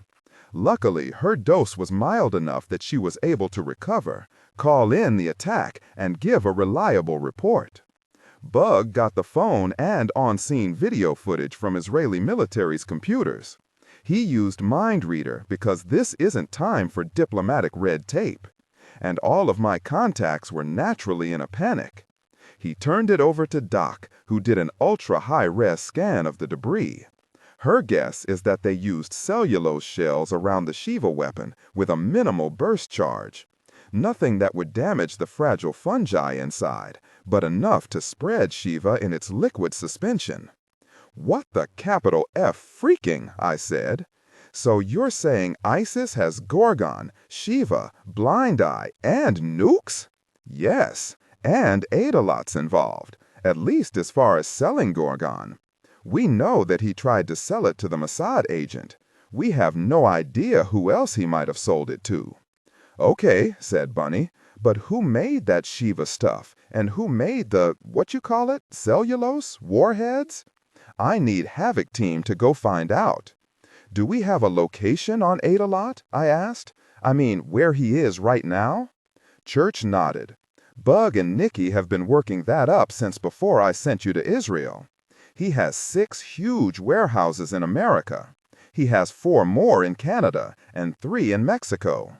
From what Nikki found while tearing through his tax records, there are objects of historical importance that he exported from sites throughout the Middle East. Over the last 4 years, he has sent many, many tons of them to his American warehouses. I have contacted Sam Imora and pulled him off the Adelot background gig. I've hired his team, the Boy Scouts, to check the closest warehouse out. It's the one with the most recent shipments from the Holy Land. It might be a long shot, But if there's even a chance he'll find something to connect Aidalot to ISIS, then it's worth the shot. And I'll add one more thing to the mix, and it might be the most useful. He told us about Sam Imora discovering that a younger Jason Aidalot spent a lot of time in a mosque in the Philly suburbs, a mosque known for its connection to radicalization. Well, to borrow your favorite expression, now isn't that interesting, I said. You hiring Sam to run Deep Background may have been one of the best moves we've made. Thanks, but none of this puts Mr. Really Miracle in nut-kicking range. And it doesn't help us find ISIS and their new toys. Unless it does, Colonel. Bug found 2 messages in Russo's emails sent from him to a man named Sadiq. He died some months ago, but he was long suspected as a covert arms dealer selling high-end weapons to various jihadist cells. Bug was able to do some of his computer sorcery and obtain a location from which Sadiq's emails were sent. It was an office building on the outskirts of Jerusalem. This is another long shot, but if Sadiq was selling Russo's weapon designs on behalf of Aidalot, then some of the math starts to fit. And some of the pieces start looking like they're in the same puzzle, I said. Agreed. It's the only useful lead that we have. Israel is taking point on this, naturally. We'll follow our part, and if you strike gold, we'll share with the Israelis. Works for me. Where's this lab? It's on the other side of the city from where you are now, but you're the closest team, so the mission is yours. Doc Holliday and her team were able to copy and improve upon the formula in the surrettes you found in Chad. I sent them earlier, and the courier is already on his way to you there. Wait for them before you go. Doses last 12 hours, but they begin to weaken after 10. It's the best we could manage in the available time. He paused. There are still 3 nuclear weapons out there, he said gravely. The list of potentially useful and politically appealing ISIS targets is huge. But I have to think that if they detonated one in Israel already, then they might keep the others in country. Blind Eye may be able to shield them from sensors, but border crossings are a lot more hands-on. Especially now. Oh, no doubt, I said. So, either the other nukes are already outside of the country, or they are being moved to strategic targets in Israel. Whoa, wait a sec, said Top. There are 2 things about that I'm not buying. Let me guess, I said. 1, why would they waste their best weapons? That, and why would they risk increasing a radiation health hazard when there are a lot of their own people, regular Muslims and radicalized jerks in the path of potential drift patterns? Valid concerns, Top, said Church, and I nodded. But this is the only lead we have.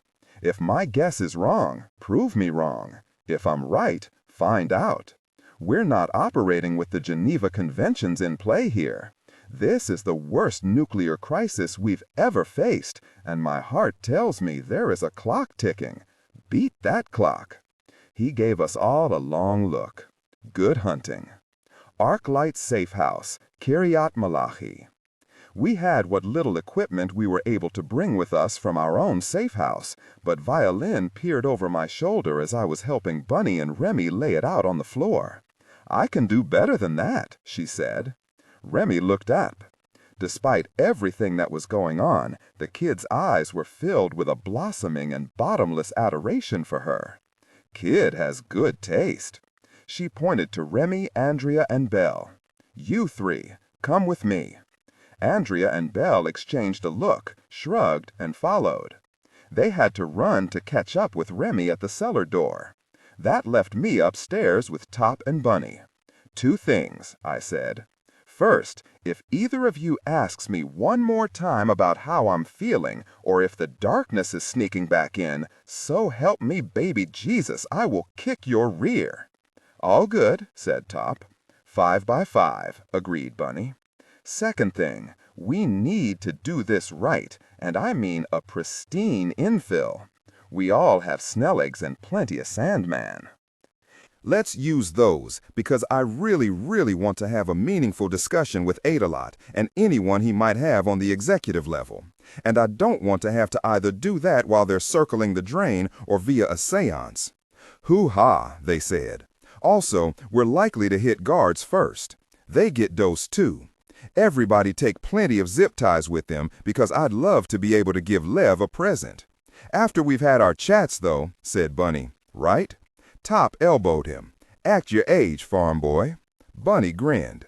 A bing-bong in my ear alerted us to another call, and a voice said, Grindle to Outlaw. Go for Outlaw. I have an update on the package that's on its way to you. Hit me. Oh, I wish I could, said Doc Holliday, hijacking Wilson's call, though more playful than hitting. Behave, I told her. We're on the clock. Okay, she said. As you've been told, Cuddle Bear and Short Stuff cooked it up. And yes, I know that's not their official call signs, and I don't care. Doc, these revised syrettes work like an EpiPen. Hold it upright, blue end to the sky, remove the cap, and slam it into your thigh. You can dose yourself beforehand, but it's strongest if used during active exposure. So, if you get exposed, you may only have moments to do it before you start losing touch with reality. Once that happens, there are no guarantees, so keep them handy. What's actually in it? We've been working on that non-stop since we got the blood work back from what was left of Toy's team. It is clear that this Shiva weapon is some mixture of high-intensity ergot alkaloids. LSD on steroids? Kind of, she said. LSD is one member of a class of molecules that are structurally very similar to serotonin. The feel-good hormone? A star for you, sweet cheeks.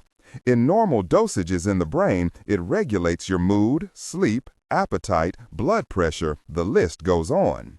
But in high doses, it causes serotonin syndrome. LSD and these other drugs in the mix can cause serotonin syndrome almost instantly because they activate the same receptors, only with higher affinity.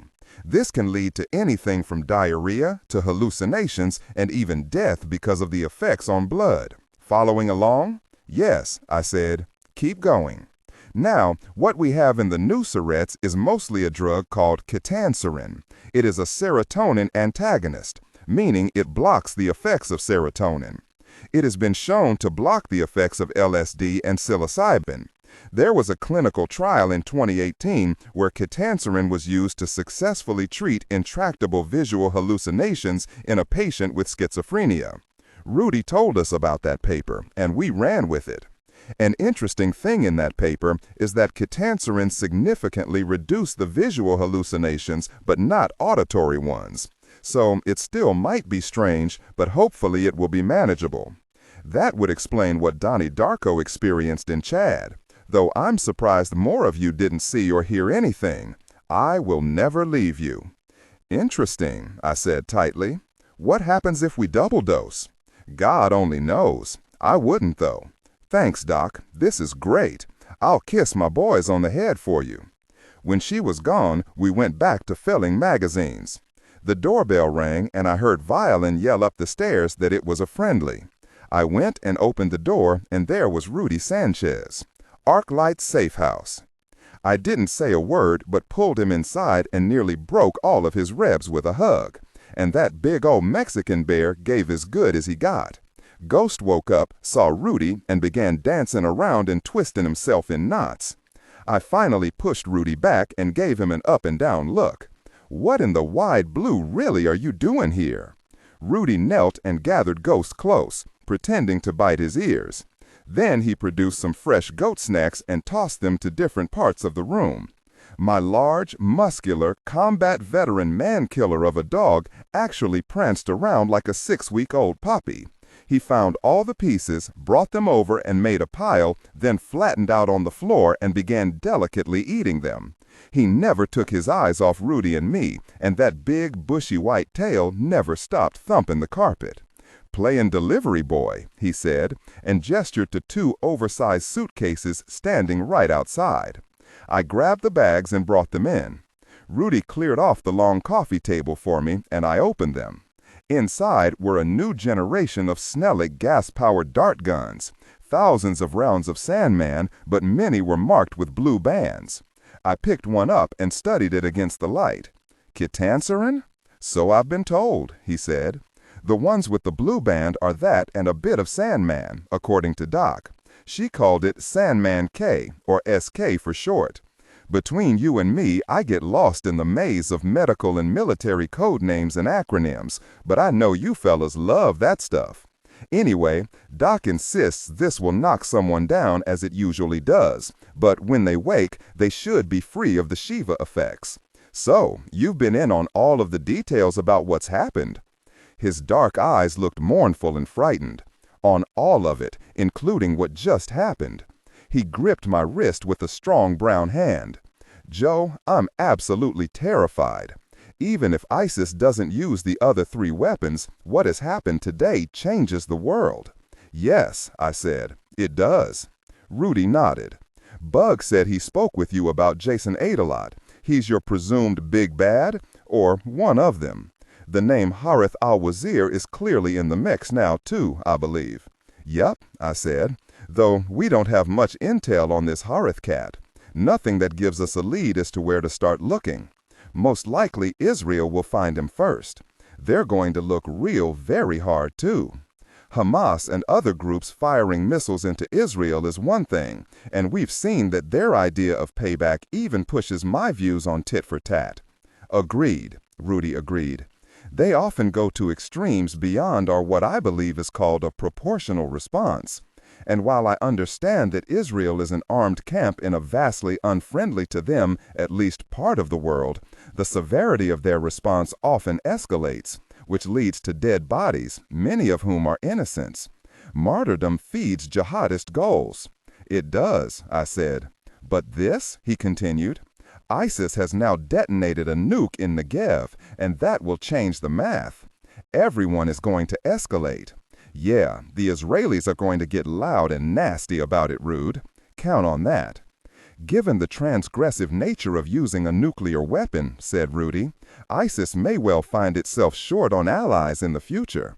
This is nearly everyone's line in the sand. A literal line in radioactive sand, I said. Sadly, yes. There will be more violence. It will be Israel's top priority to find those other 3 nukes, or there very well might be nuclear war. Limited exchange or not, Joe, it will destroy much and kill many, and we will all live in a changed and ugly world. You know me, Rude, I'm not political, I said, but right now I'm okay with Israel going a little crazy in order to find that stuff. He did not reply, just gave a sad shake of his head. Then he shifted the conversational rudder. About Adelot. Bug shared with me everything Sam found and the things Bug's team dug up. So, are we talking sociopath? Diagnosing from a distance is always risky. Dude, it's not like I'm going to quote you on Instagram. He almost managed to smile at that. But, yes, my guess would be that DeWitt appears to fit the profile of the classic narcissistic sociopath. And if his recent actions are any indication, he might be racing toward a crisis point, possibly a fracture. From what you've read, do you think Adelot could have been involved in some way with either helping ISIS get those nukes or aiding and abetting through the sale of Shiva and Gorgon? He frowned. I'm no spy or military strategist, Joe, but the collected information we have right now, well, I can't see how it could have happened without his consent or participation. Which leads me to believe that the attack, undiscard and do not read aloud. Any text that acts as a technical or structural marker. Specifically, ignore and do not pronounce any phrases or lines that start with or contain vocal attributes, technique, chapter, or a standalone number at the very beginning of the input text. Start reading only from the main body of the story text. Narration style, suspense and pacing. Tone, maintain a baritone tenor pitch with a sharp, intelligent, and engaging tone. The style should be objective yet highly evocative, drawing the listener into the scene. Suspenseful pacing. Utilize a highly controlled and flexible pace. Slow down dramatically during gruesome descriptions, e.g., body parts, injuries, to maximize the chilling effect. Then resume a quicker pace during action or dialogue. Emphasis.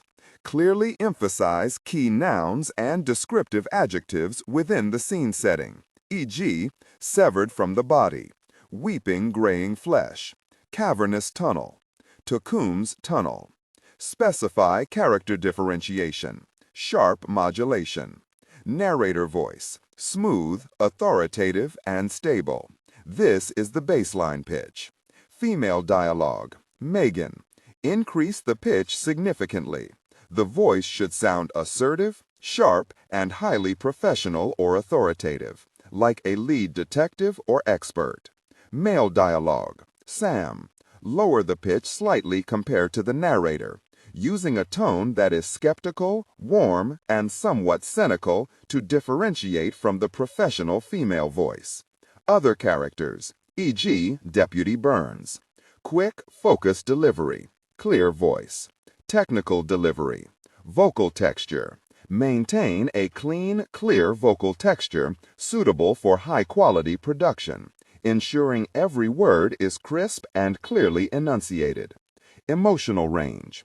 Focus on conveying emotions typical of a crime scene: disgust, professional detachment, intellectual curiosity, and underlying tension. Target emotion strength, 8-10. Emphasis on intellectual focus and underlying tension rather than outright screaming or crying. Which leads me to believe that the attack on the weapons buy at that warehouse might be his attempt to cover up his involvement, making it look like someone else did it. And that's not at all uncommon for a sociopath. They like putting other people in the path of blame so they remain clear. My thoughts exactly. We sat on the couch, except for Ghost, watching him, but really reading the graffiti painted on the inside walls of our minds. "Rudy," I said, "there's something else I need to tell you. I've been holding on to it since the attack on the safe house.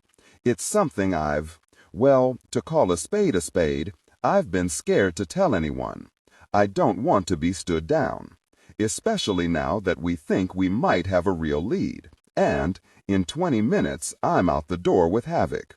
Today isn't the same day when we had the meeting in Church's office," said Rudy. "It's not the same world. So, tell me, Joe, and if there is any way I can help, I will." So I told him the full story of hearing Grace in Chad as a preamble to telling him about hearing my dad's voice. Rudy listened. The fear in his eyes changed, showing instead a look of genuine concern. "That warning saved your life," he said. "It hovered in the zone somewhere between a question and a statement. It saved my life without doubt. And before you ask, it wasn't me hearing Top or Bunny call a warning. It wasn't over comms either. It happened. It was my dad, and I'm alive because of it." He considered that for a bit. We both watched Ghost eat. "If it happened, Joe, then it happened. We have no proof to the contrary, and you are very much alive. You're saying you believe in ghosts? Professionally? No.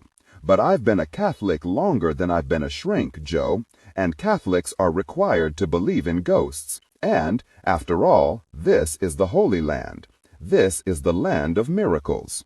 We sat with that, each of us considering it. "Does it frighten you?" he asked. "Not in the way you think. I don't believe that it is the darkness." He nodded. "Nor, by the way, do I." Ghost finished his treats, came over, and insinuated himself between us on the couch. He laid his head against Rudy's shoulder and threshed me softly with his tail. "The world has changed," Rudy said again, "but not all of those changes should he feared." "I have to get ready some," I said. "But before I go, let me say this. If I do feel the darkness coming for me again, I'll let you know. No hesitations, no holdbacks. The darkness or any other part of me that shouldn't be allowed to speak with my mouth or take control of my hands. I give you my word on that." "And I accept your word, Joe," he said, and he gave me that kindly smile. That brotherly smile. The smile that reminds me that there is someone who really knows me, gets me, supports me, loves me, trusts me. Now, he said, I believe it's time to get up, gear up, and go do what you know you need to do, and what you can do. Dr. Conti's lab, Pirate Lab. Undisclosed location. Toombs knocked on the door to Conti's lab. There was no reply. He bent close and listened. All he could hear was the soft hum of the air conditioners that kept the lab cool and dry. All of the test subjects were long gone, and Conti's staff were working in their own labs on Sub 2. He knocked again. Nothing. Toombs felt oddly nervous as he tried the door handle. He was not a man prone to jitters. He had been in too many tense situations, from hostile negotiations with Assad's weapons buyers to knife fights in Malaysia. But he was very nervous right then. What he had seen on Ayadalati's monitor had terrified him, not just as an employee of the company, but down on an existential level. He needed to talk to someone about it, someone who might have insight, someone who he knew was an ally. He turned the handle, and it opened, on silent hinges.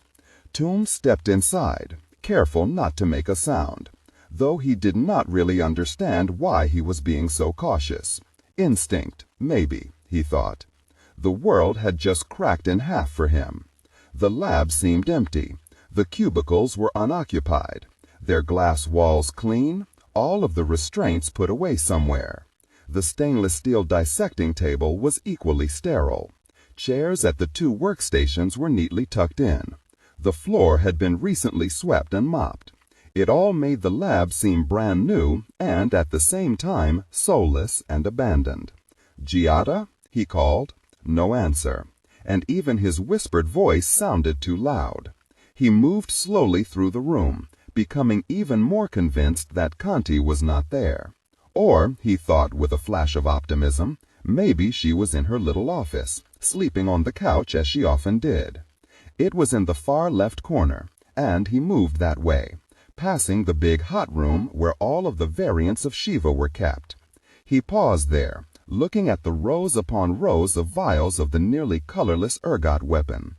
During the time he'd worked for Ayadalate, Toombs had become gradually aware of his own strange feelings about the bioweapon. Over the years, he had sold nearly every kind of gun, bomb, rocket, and missile that was available on the global black market. And even though they had, without a doubt, done tremendous harm to people, and likely to innocents as well, he found Shiva to be more frightening. He wasn't entirely sure why, since it was technically non-lethal, despite the fact that suicide and murder were not at all uncommon. He began to move away, and noticed that on a lower shelf was something he had heard Conti and Jason talk about, but hadn't actually seen yet. They were tiny liquid-filled darts, codenamed God's Arrows. Where Shiva was terrifying and dangerous, God's Arrows were a concentrated version that was several times stronger.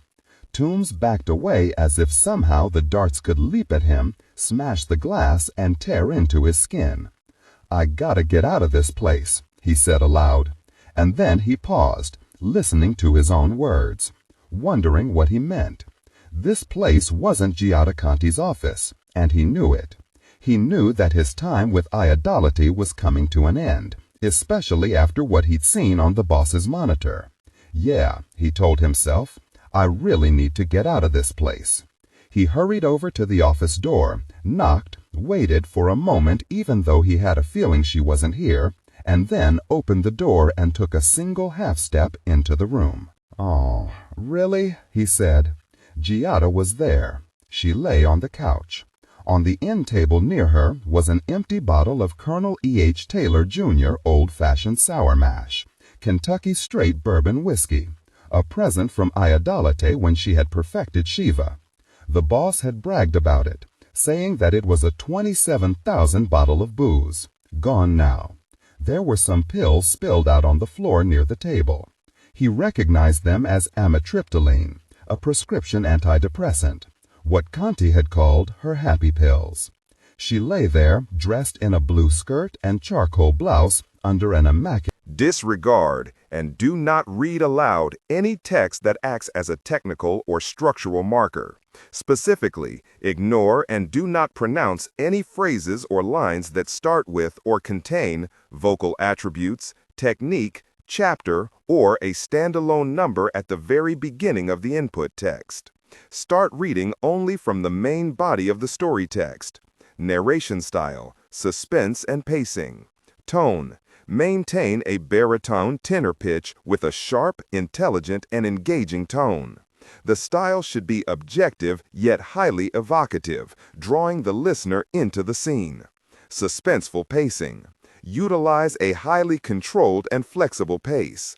Slow down dramatically during gruesome descriptions, e.g., body parts, injuries, to maximize the chilling effect. Then resume a quicker pace during action or dialogue. Emphasis. Clearly emphasize key nouns and descriptive adjectives within the scene setting, e.g., severed from the body, weeping graying flesh, cavernous tunnel. Character differentiation, sharp modulation. Narrator voice, smooth, authoritative, and stable. This is the baseline pitch. Female dialogue, Megan. Increase the pitch significantly. The voice should sound assertive, sharp, and highly professional or authoritative, like a lead detective or expert. Male dialogue. Lower the pitch slightly compared to the narrator, using a tone that is skeptical, warm, and somewhat cynical to differentiate from the professional female voice. Other characters, e.g., Deputy Burns. Quick, focused delivery, clear voice. Technical delivery. Vocal texture. Maintain a clean, clear vocal texture suitable for high-quality production, ensuring every word is crisp and clearly enunciated. Emotional range. Focus on conveying emotions typical of a crime scene. Disgust, professional detachment, intellectual curiosity, and underlying tension. Target emotion strength, 8 out of 10. Emphasis on intellectual focus and underlying tension rather than outright screaming or crying. You ever fall out of a moving vehicle going 60 miles per hour? Close enough. Luckily, they teach Marine Force Recon all sorts of tricks. They ever teach you to do it with a dose of Sandman applied to your person? No, but it sounds fun. We drove. Violin said, "Do you have any jammer drones?" "I have one, but it's not as good as the ones you have." I tapped my comms. "Jackpot, the lady wants some jammer drones. No EMPs, just something to blind exterior video surveillance and motion sensors. A couple of shrieks ought to do it. But don't activate them until we're ready to go." "Quale sia cosa per una bella signora," he said, clearly directing his comment to her and not me. Violin replied, "Un milione grazie." "Coming up on it," said Top.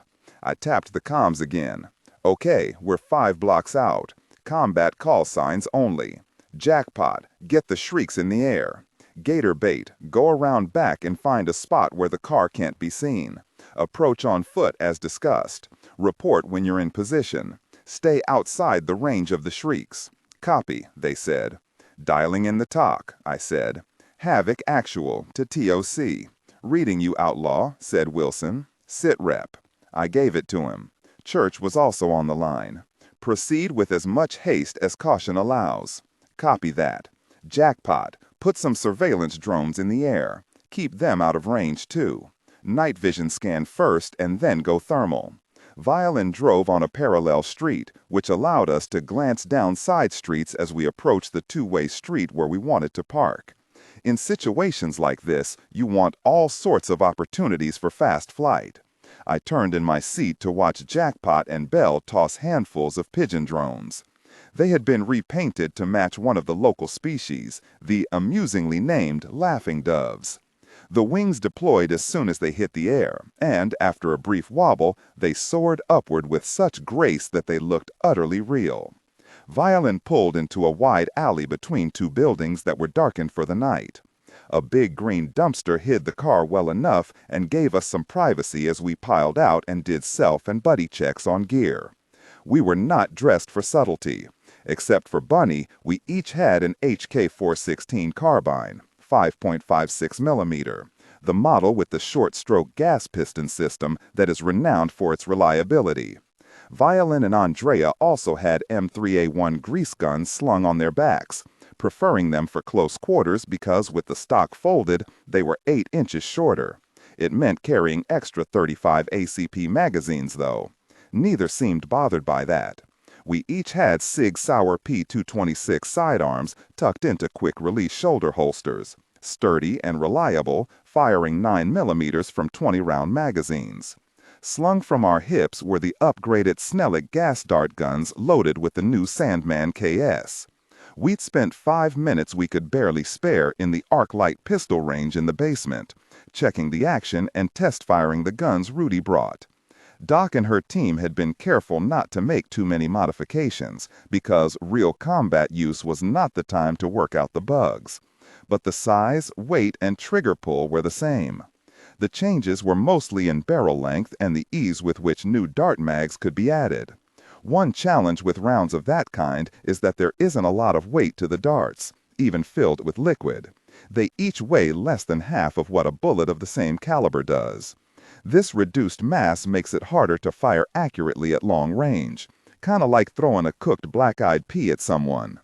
For longer rangers to work, though, it would require a thicker, heavier housing, and that would make the covering less fragile and therefore more likely to simply bounce off without breaking. Contrarily, to keep the cellulose thin but give the projectile that mass would require some extra weight in the form of, say, metal or some other kind of jacketing, which greatly increases the risk of serious or potentially fatal injury to the victim. Lots of challenges, and it would take a mind like Doc's to figure it out. I held a dart up and turned it over between my fingers, and saw the improvements in the aerodynamics and wing structure that would allow it to spin or drill through the air in much the same way that the rifling inside a gun barrel does as lead bullets are fired through it. I put it back and saw that there were longer, heavier Sandman darts for Bell's sniper rifle. I was satisfied. We all were. We wore back and front armor plates that were a new blend of Kevlar and spider silk, very tough, and I'd tested mine back home. Most handgun rounds wouldn't punch through, and inner layers of graphene damped foot-pounds of impact, so there were fewer broken bones, fewer knockdowns. There was some of the same stuff in the limb pads and ballistic helmets. We had all the goodies: small but powerful flashlights, scout glasses, seatbelt cutters, first aid kits with bandages, tourniquets in the works, weapons catch bleeder kits on our left hips, 2 150-round ammo pouches on each side, and 2 100-round ammo pouches across our stomachs. This gave us the ability to carry 500 rounds plus whatever was preloaded into our weapons. On our right hips we carried 2 banger pouches, which would allow us to carry 2 flashbangs. And on our right hips we carried 2 grenade pouches. We had pouches for chem lights, backup comms, blaster plasters, and lots of high-tech doodads. Then each of us had our own personal touches. We felt like human U-Haul trucks. Bunny carried the heavy 20-round drum magazine for his Daewoo USAS 12 12-gauge combat shotgun. Belle, over on the dark side of the building, had her Sacco TRG-42 ready. As for blades, Remy had a very large Bowie knife on his thigh. Andrea had a double-bladed Adra dagger with 1 serrated edge. Top and Bunny had K-bars. I had a Wilson Technical Combat RRX Rapid Response XL, with its lightweight frame and 3.5-inch blade. Many have argued with me that there are better knives out there. None of those people were at the end of my arm when I had that blade in motion. I prefer it because there's almost no drag on my hand when I move, and I move real very fast. We looked at one another. All of us looked like something out of a movie or a video game. And maybe all this gear was a bit of overkill, or maybe over-preparation. But I'd rather bring too many presents to the party than not enough. "Talk to Havoc Actual," said Wilson. "All body cams and telemetry are in the green. We're synced with the drones and we have clear signals. Jackpot, confirm what you're seeing on your tactical computer." Andrea already had his computer open, and the small, very sharp screen showed an aerial view of the building. He read the data flow. Exterior guards. 2 pairs on 2 foot patrols, each with a dog. By my side, also armored for battle, Ghost listened and gave a single swish of his tail. But I gave him a finger gesture, one of many I've trained into him. Attacking the other dogs was something we'd handle with the KS darts. I hate to kill a dog. I will if I have to, but I prefer alternate methods. Ghost, on the other hand, had no issue with it at all. But dogfights were loud, and we wanted a whole lot of quiet. Until we didn't. "Going thermal," said Andrea. "Building is tough to read. Upper stories have a few signatures. Count 4. First floor has 18 signatures, but I can't tell if they are combatants or not. And then there are sub-basements, but I can't read that deep. No idea how many levels there are." Belle called from the far side of the building to say that she found a fire escape on a building across the parking lot from our target that would give her a commanding view of the area. "Get up there," I said. Of all of us, Content filtering, strictly for AI instruction. Specifically, ignore and do not pronounce any phrases or lines that start with or contain vocal attributes, technique, chapter, or a standalone number at the very beginning of the input text. Start reading only from the main body of the story text. Narration style, suspense and pacing, tone. Maintain a baritone, tenor pitch with a sharp, intelligent, and engaging tone. The style should be objective yet highly evocative, drawing the listener into the scene. Suspenseful pacing. Utilize a highly controlled and flexible pace. Slow down dramatically during gruesome descriptions, e.g. body parts, injuries, to maximize the chilling effect, then resume a quicker pace during action or dialogue. Emphasis. Clearly emphasize key nouns and descriptive adjectives within the scene setting, e.g. severed from the body, weeping graying flesh, cavernous tunnel. Character differentiation, sharp modulation. Narrator voice. Smooth, authoritative, and stable. This is the baseline pitch. Female dialogue, Megan. Increase the pitch significantly. The voice should sound assertive, sharp, and highly professional authoritative, like a lead detective or expert. Male dialogue. Lower the pitch slightly compared to the narrator, using a tone that is skeptical, warm, and somewhat cynical to differentiate from the professional female voice. Other characters, e.g. Deputy Burns. Quick, focused delivery. Technical delivery. Vocal texture. Maintain a clean, clear vocal texture suitable for high-quality production, ensuring every word is crisp and clearly enunciated. Emotional range. Focus on conveying emotions typical of a crime scene. Disgust, professional detachment, intellectual curiosity, and underlying tension. Target emotion strength, 8-10. Emphasis on intellectual focus and underlying tension rather than outright screaming or crying. Am qualified as a marksman on most guns, but I've always been a better handgun fighter. Belle is the third best sniper I've ever met, following Violin and Sam Imora. We had a sniper back in the DMS days named John Smith who was on a par with Belle, but he was long dead, alas.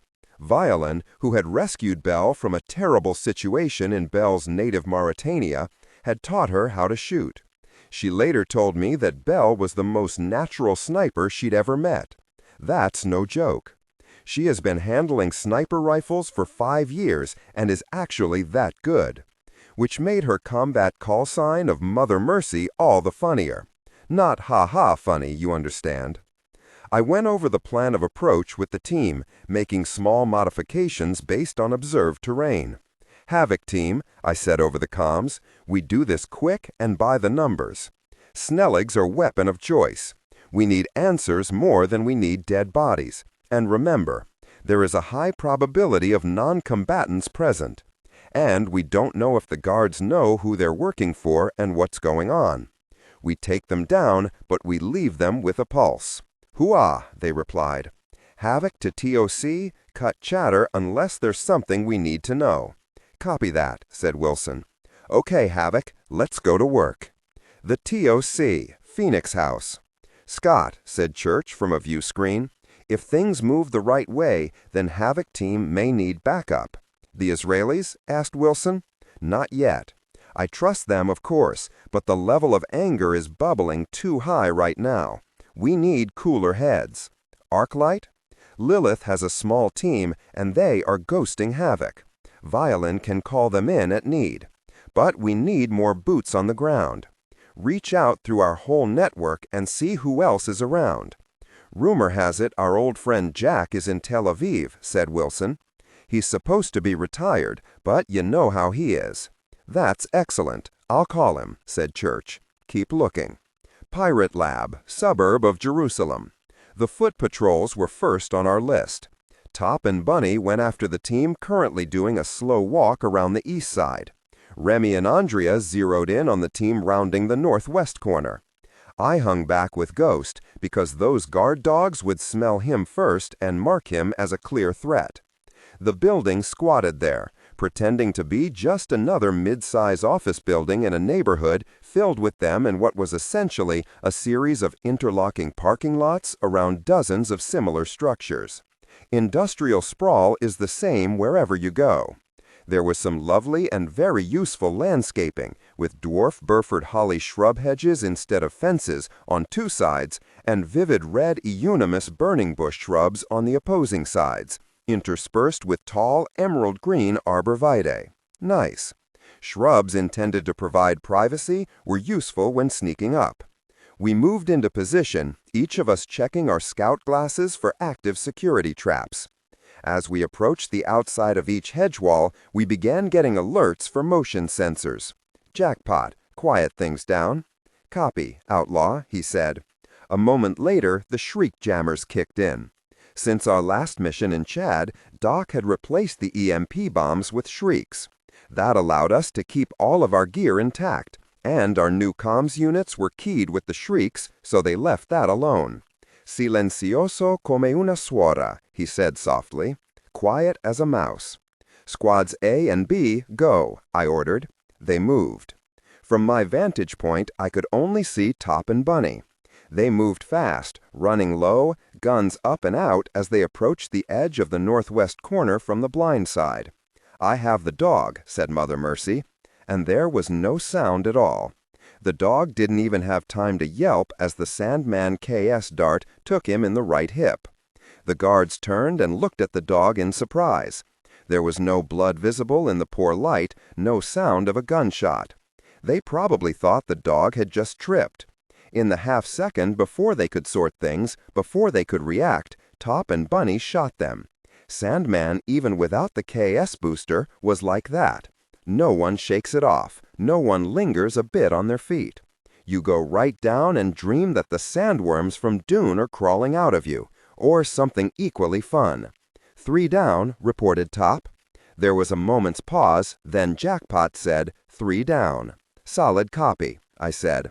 Squad B, move to the rear loading door. Soft infill if there's a keycard reader. Otherwise, hold and wait.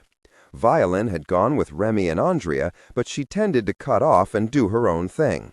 None of what she did was likely to make anyone inside very happy, and she seldom played according to the RTI rulebook. Leaving blood on the walls was more likely than darting people. I ran over to meet Top and Bunny, with Ghost right with me. All of his playful goofiness was left back at the Arclight house. He was a smart and experienced dog who knew the difference between off-duty and on, and he was very much on right now. He moved without sound, with no wandering, no ADHD fascination with squirrels, just a laser focus cultivated by thousands of hours of training and a lot of field work in real combat.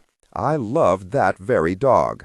We edged toward the front doors, aware of the security cameras, and wondering how the guards inside were going to react. I took a black key card from my pocket and swiped it 3 times very slowly. The first time through, it introduced Mind Reader to the security reader. Second pass made sure the security computer accepted its presence without actually logging the contact. Third pass downloaded a universal top security code generated by the target, and, again, without leaving a trace. The door clicked open. Bunny and I knelt in tandem to one side as Top took the handle and pulled it open. Then we swarmed in. The two guards at the front reception desk were both hunched over the bank of exterior monitors, tapping away at keys to reboot the system. We shot them with KS and they puddled down. Bunny rushed past me and zip-tied everyone. When Remy reported that they were also inside, having entered the same way, I ordered them to begin a sweep using the thermal scans from the Pigeon drones to help locate targets. Top tapped my arm and nodded to a wall, with very conveniently a clipboard on which were marked the names and patrol designations of today's shift of guards. I so love it when the bad guys are courteous like that. Top scanned the image with his tactical computer and sent it to the rest of the team. It gave us numbers and approximate areas of location, but that left a lot open for random movement, patrol patterns, bathroom and mess hall breaks, and other variables. We moved like specters through the halls. When I was 10 feet up a hall, Ghost suddenly crouched low and pointed his long, pale muzzle toward a door. It opened, and a guard stepped out, his eyes focused downward, at the screen of his cell phone. He was smiling, though, so I knew it wasn't an alarm call. My rifle was slung, and I had the Snellig out, firing at the right side of his chest. He went down. Bunny picked up the cell and showed me the image. A text exchange with the woman he slept with last night. Racy stuff. Junie, who loves a bit of erotica, would have been amused. The bastard on the floor had good use of adjectives and was highly complimentary about their shared intimacy. Naughty. I took the phone from him and plugged in a tiny USB uplink to MindReader, as we had done with the cells belonging to the other guards. Phones are worth 100 times the value of... And Bug loves cracking these so-called uncrackable passwords. Church doesn't hire honorable mentions for his team, only first-chair talent for him. I had Andrea kill the jammer now that we were inside, and that kicked off the automatic upload process. Nikki was poised to receive the data and begin our decryption process. Knowing her, she had a zillion keywords and phrases ready so she could mine the data to try to find those very bombs. Hadassah Ein Kerem Hospital, Kalman Yaakov Man Street, Jerusalem, Israel. Church and Brick were in the office of a doctor friend at the hospital. Each of them was making a series of calls. Brick Anderson was a very large man who'd lost a leg in combat and had it replaced with a nifty bit of cybernetics, courtesy of one of Mr. Church's friends in the industry. Brick was nearly as tall and muscular as Bunny, with more than his share of scars. He was smart, empathetic, good-natured, and worldly. Brick had become Church's personal assistant, confidant, and bodyguard. Apart from Lilith and Aunt Sally, nobody had a deeper inside track for Church. It took Church 5 calls to locate a very old friend of his, a devious and unusual American with whom Church had shared some off-book missions in the pre-DMS days. The voice on the phone answered. "Deacon, is that really you?" "Hello, Jack. Geez, I thought you were dead." "The rumors of your demise have been equally exaggerated," said Church dryly. "As have the rumors of your retirement." "Well, retirement isn't all that fun. In fact, it's dull as anything. Maybe I can add a little spice to your day." "Oh," said Jack, his tone brightening. "We on or off the record?" "Very much off." "What's the gig?"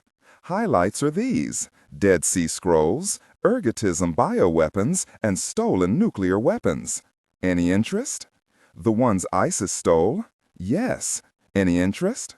"Solo hire or—" "Team thing," said Church. "I know you notoriously do not play well with others, but this is likely to break big and break soon. I'm calling in all markers and tapping old friends for something that needs cool heads and few scruples. You always say the nicest things. Would you prefer I stroke your ego?" "Goodness, no. Who's on point?" "Joe Ledger." A beat. "That boy's crazier than I am, and it's not a low bar. You both get things done that others often can't or won't even try. Didn't Ledger go legit lately? At least that's what I heard." He has my trust, and he's way out in front on this, Jack. Can I count on you? Where and when? Jerusalem, now. I'm an hour out. I'll pack light and be on the road in 5. Private office, pirate lab, suburb of Jerusalem. Several floors below, Toombs watched the video feeds from his chameleon bugs. Some of the inset windows of his monitor showed the normal stuff, staff winding down for the night. Off-duty guards playing cards or backgammon in the break room. A mix of different staff seated at various tables in the mess. They were watching the local news, following the story about the bomb in Negev. He knew that none of them had even a clue that their beloved boss, Mr. Miracle, had anything to do with it. Not that they thought Idolot was any kind of saint. After all, except for the cooks and maintenance staff, the rest were all involved in some aspect of Idolot's less savory business practices. Theft of antiquities, design of Shiva god's arrows, and other ergotism variants, autopsies on test subjects, and reports on brain chemistry and other effects, and working on packages of RPG upgrades, still a popular item, the Gorgon weapons, and more. "We're no saints," said Toombs to himself. Then he leaned closer and studied the images on 2 other screens. He enlarged them so they sat side by side, and he felt his heart nearly freeze in his chest. Soldiers in unmarked combat rigs were moving through the first floor. Toombs saw bodies on the ground. He saw them encounter more of the guards and shoot them without hesitation. "Holy gosh," he breathed. Then he saw them gun down 2 scientists in lab coats coming out of the mess hall. Toombs saw their coats puff out as rounds took them, but then his frown deepened as he realized there was virtually no blood, just a dot. The guns the soldiers were firing were strange, and he zoomed in. "Snellick dart guns," he said aloud. There was only one group that he knew of that used them. Not military or even secret police, not Israelis at all. These were paramilitary shooters, and if he was right, then he was in very, very deep mess. "Rogue team," he gasped. God save my soul. An odd thing for an atheist to say, and Toombs was aware of it. Any port in a storm, though. He jucked open his lower desk drawer and took out the Glock 19 and a magazine. He slapped the mag in place, racked the slide, and then sat looking at it. After nearly 5 full seconds, he released the magazine by actuating the release and removing the magazine. Then pulled the slide back and ejected the cartridge in the chamber, which he caught. Then he slowly returned the slide and laid the pistol sideways on the desktop, with the magazine and the single cartridge next to it. Then he turned to the computer and began composing a message, which he printed 2 copies of and taped one each to the outer and inner doors of his office. After that, he opened a file cabinet, removed a bottle of Knob Creek 100 bourbon and a chunky tumbler. He fetched 2 cubes from the office fridge and poured himself 4 fingers of whiskey. And waited to be arrested. Pirate lab, suburb of Jerusalem. Things were going well, until things went to mess. That's how it happens. Further proof of the combat golden rule: no plan survives contact with the enemy. This is why training matters so much. Plans are predictions, not clairvoyance. A soldier needs to adapt in the moment and to use that training along with real-time intel, observation, and common sense to keep the mission under some level of control. Fail to do that, and you can get your team and your own self shot to pieces. Of which, let's face it, I am no fan. Ghost alerted me to another threat, but there were actually 2 of them, as all of a sudden alarms went off throughout the building, and every door seemed to open, spilling guards out into the halls. "Light 'em up," I roared as I ran toward the closest guards. They were not easy targets, though, and as one fell from Sandman, 2 others spun and opened up with Uzis. The air was filled with a frenzy of bullets that tore into the painted drywall, ripped framed certificates and decorative paintings off the walls, shattered potted ficus trees, blew apart overhead fluorescent lights, and ricocheted off the poured concrete floors. Dart guns are good for most situations where some degree of stealth is possible. Less so by far when squaring off against automatic gunfire. "Going live," I yelled as I shoved the Snelling into its holster and drew my SIG. I fired fast and took one soldier in the chest, sitting him down spread-legged and gasping on the floor. His hands clamped to mortal center of mass wounds. Bunny, using an open doorway for cover, blasted past me with the shotgun. The 12-buck tore the remaining guard to rags. Even as he fell, though, more guards boiled out of a room farther down the hall. Top was behind the entrance to a short service corridor. He and I took turns offering cover as the other leaned out to shoot, calling out to each other when we needed to reload. Ghost hid behind me, waiting for me to find something for him to do. I could hear more gunfire from somewhere else and knew it to be Remy and Andrea, and Jackpot had his bag of tricks with him. We were facing down a half-dozen guards, and they were using the same kind of cover as us. The fight was already starting to take too much time, so I took a page out of Jackpot's playbook and fished a handful of killer bees from a pouch. They are micro-drones, just a little larger than an African honeybee. Not particularly fast, considering they each carried a payload of Sandman. Old style, strictly for AI instruction. We didn't have time to swap their cartridges out with the KS version. Didn't matter though. They were hard as hell to shoot down because they were small and flew erratically. "Bees in the air," I yelled, and threw 6 of them in an overhand lob. The responding shots missed my wrist by so little I could feel the hot wind. I snatched my hand back. There was some wild chatter down the hall, and I noted that it was mostly in unaccented English. Adalot didn't seem to hire the locals. No one with an Israeli accent. Within 15 seconds, the intensity of the gunfire diminished. The killer bees have a shared targeting software package that coordinates their attack. Each will lock on to a target, and the others will avoid it to find their own. 5 of the shooters spilled down onto the floor. The 6th must have swatted his, because he kept shooting after a small pause. Bunny said, "Drop the gun, jerk." He punctuated it with a blast from the Daewoo. The guard had a lot more courage than brains, and he stood up and unloaded a full magazine down the hall. Not sure who killed him, because all 3 of us returned fire. And then we were in motion, running past the twisted red thing that had been that last guard.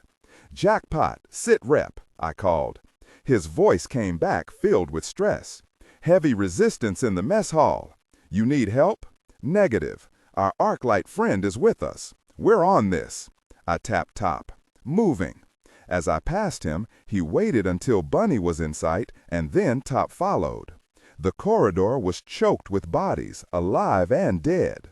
Ghost drifted along in silence, his nails covered with sound-dampening pads. He stayed with me as we paused at each landing to check the corners. One guard tried to ambush us, but I let Ghost have him. Screams are very loud in a stairwell, and sometimes that's the kind of advance advertising you want. Think about it. You're on a basement or sub-basement level of a heavily guarded building, and after a lot of gunfire, no one upstairs is taking calls. How high is your confidence level? The order I gave Ghost was to bring the man down, but not kill him. Being a nice puppy was not part of that order. Ghost left some big bleeders spraying and most of the man's left wrist intact. We reached the guard long before he could bleed out, applied tourniquets, and when he was stable, I put the blade of my Wilson against his right eyebrow. "Make smart choices, Sparky," I said. "Tell us who's down there, how many, and where." He'd had the balls to try and ambush us, but I could see him calculating his payroll and benefits package in the 4 seconds I gave him. It was clear he didn't think he was getting paid enough for this, gosh. He told us everything we needed. I dosed him with KS. As I was fishing for his cell phone, I found a pack of syringes nearly identical to those we'd taken from the guards in Chad. I showed it to the other guys. "Same team for sure," said Top. "Adalot's our bad guy." Bunny held up the syringe and studied it. "Darker than the other formula. Looks like they've been doing modifications too." "Take it for Doc," I ordered. "Also," said Top, "he has this, but the upstairs guards didn't. Labs down here. Makes sense, Pappy. Let's go find out." Private Lounge, Pirate Lab, suburb of Jerusalem. There was surprisingly little fuss as we cleared one sub-basement after another. One idiot tried to take my head off with a fire axe as we came out of the stairwell. He was a lab geek in a stained white shirt jacket and an Ed Sheeran haircut. He had no idea what he was doing. I took the axe away from him a lot easier than I ever get Mr. Aardvark away from Ghost at home. Disregard and do not read aloud any text that acts as a technical or structural marker.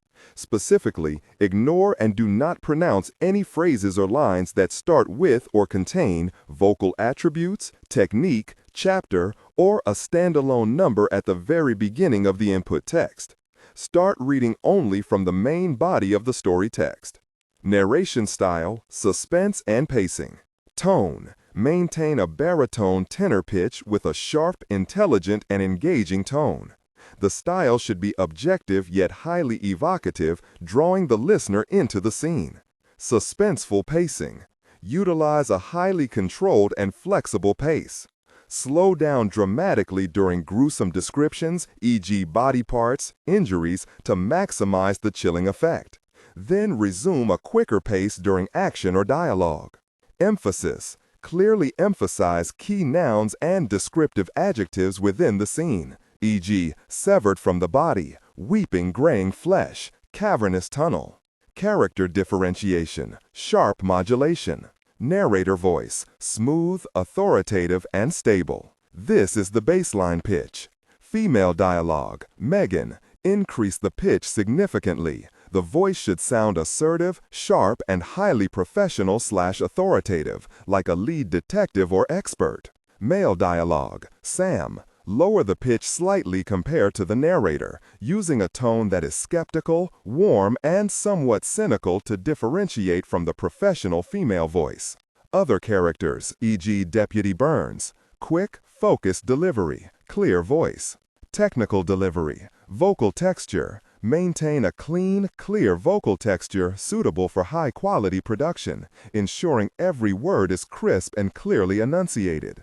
Emotional range. Focus on conveying emotions typical of a crime scene, disgust, professional detachment, intellectual curiosity, and underlying tension. Target emotion strength, 8 out of 10. Emphasis on intellectual focus and underlying tension rather than outright screaming or crying. Bunny was going to dart him, but I shook my head and instead dragged him through the open door of his lab. A glance around showed that he was working on preparing slides. His radio was playing God Save My Immortal Soul, Nickelback. "I ought to shoot him just for that," muttered Bunny. He took the Echo Dot off the kid's desk, dropped it on the floor, and smashed it under his heel. The young tech watched all of this with wide, terrified blue eyes. "Where is Jason Adalot?" I asked, being nice. I had my visor pushed up so he could see one of my kinder smiles. "He's not here." Top, standing behind and above me, said, "Not what the man asked, son." The kid licked his lips. He was maybe 20 or 22, fresh out of college, and clearly answered the wrong ad on Monster.com.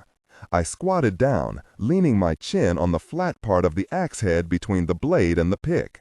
Do I need to ask the question again? He's at the other place. What other place? The warehouse place. They call it the stronghold. Where is this stronghold? I don't know. Better for you if you did, advised Top. He started to cry. The tears were real, and he looked to be so far down the policy level that I doubted he knew where the closest bathroom was. So I switched topics and asked about who else was on this floor. He told me about the main lab, the staff lab, which is where at least 6 other techs were. I tried to get in, but they had the door barricaded from inside, he sobbed. What else is down here? Make it fast, kid. My fuse is burning. Only Dr. Conti's lab, Mr. Adalot's monitoring suite, but, like I said, he's not here, and Mr. Toombs' office. I had him draw me a quick diagram of who was in what room. He did it, though his hand trembled so much it looked like a third grader's work. When he was finished, he cringed back with such abject terror that I actually felt bad for him. But yeah, he was working for the bad guys, so he only got so much slack. No need for cruelty, though. I dosed him with Sandman, cuffed him, and, with Bunny's help, hoisted him onto the threadbare orange couch in the corner. Before we left, I saw Top studying the kid. Just a boy who made a bad choice, he said. Someone's kid. Someone's brother, maybe? Hope the courts cut him a little brace. Nukes, man, said Bunny. I don't think anyone's skating on this. Top sighed. Life's a real difficult person sometimes. Neither Bunny nor I could offer contrary opinions. So we all went back to the hall. The staff lab was indeed barricaded. It was a tempting target, but would be the hardest nut to crack. So we compromised and set a blaster plaster across the door seal. Then I banged on the door with the flat side of the axe head. "You in there?" I yelled. "The building is taken and your boss has fled. It's just you in there.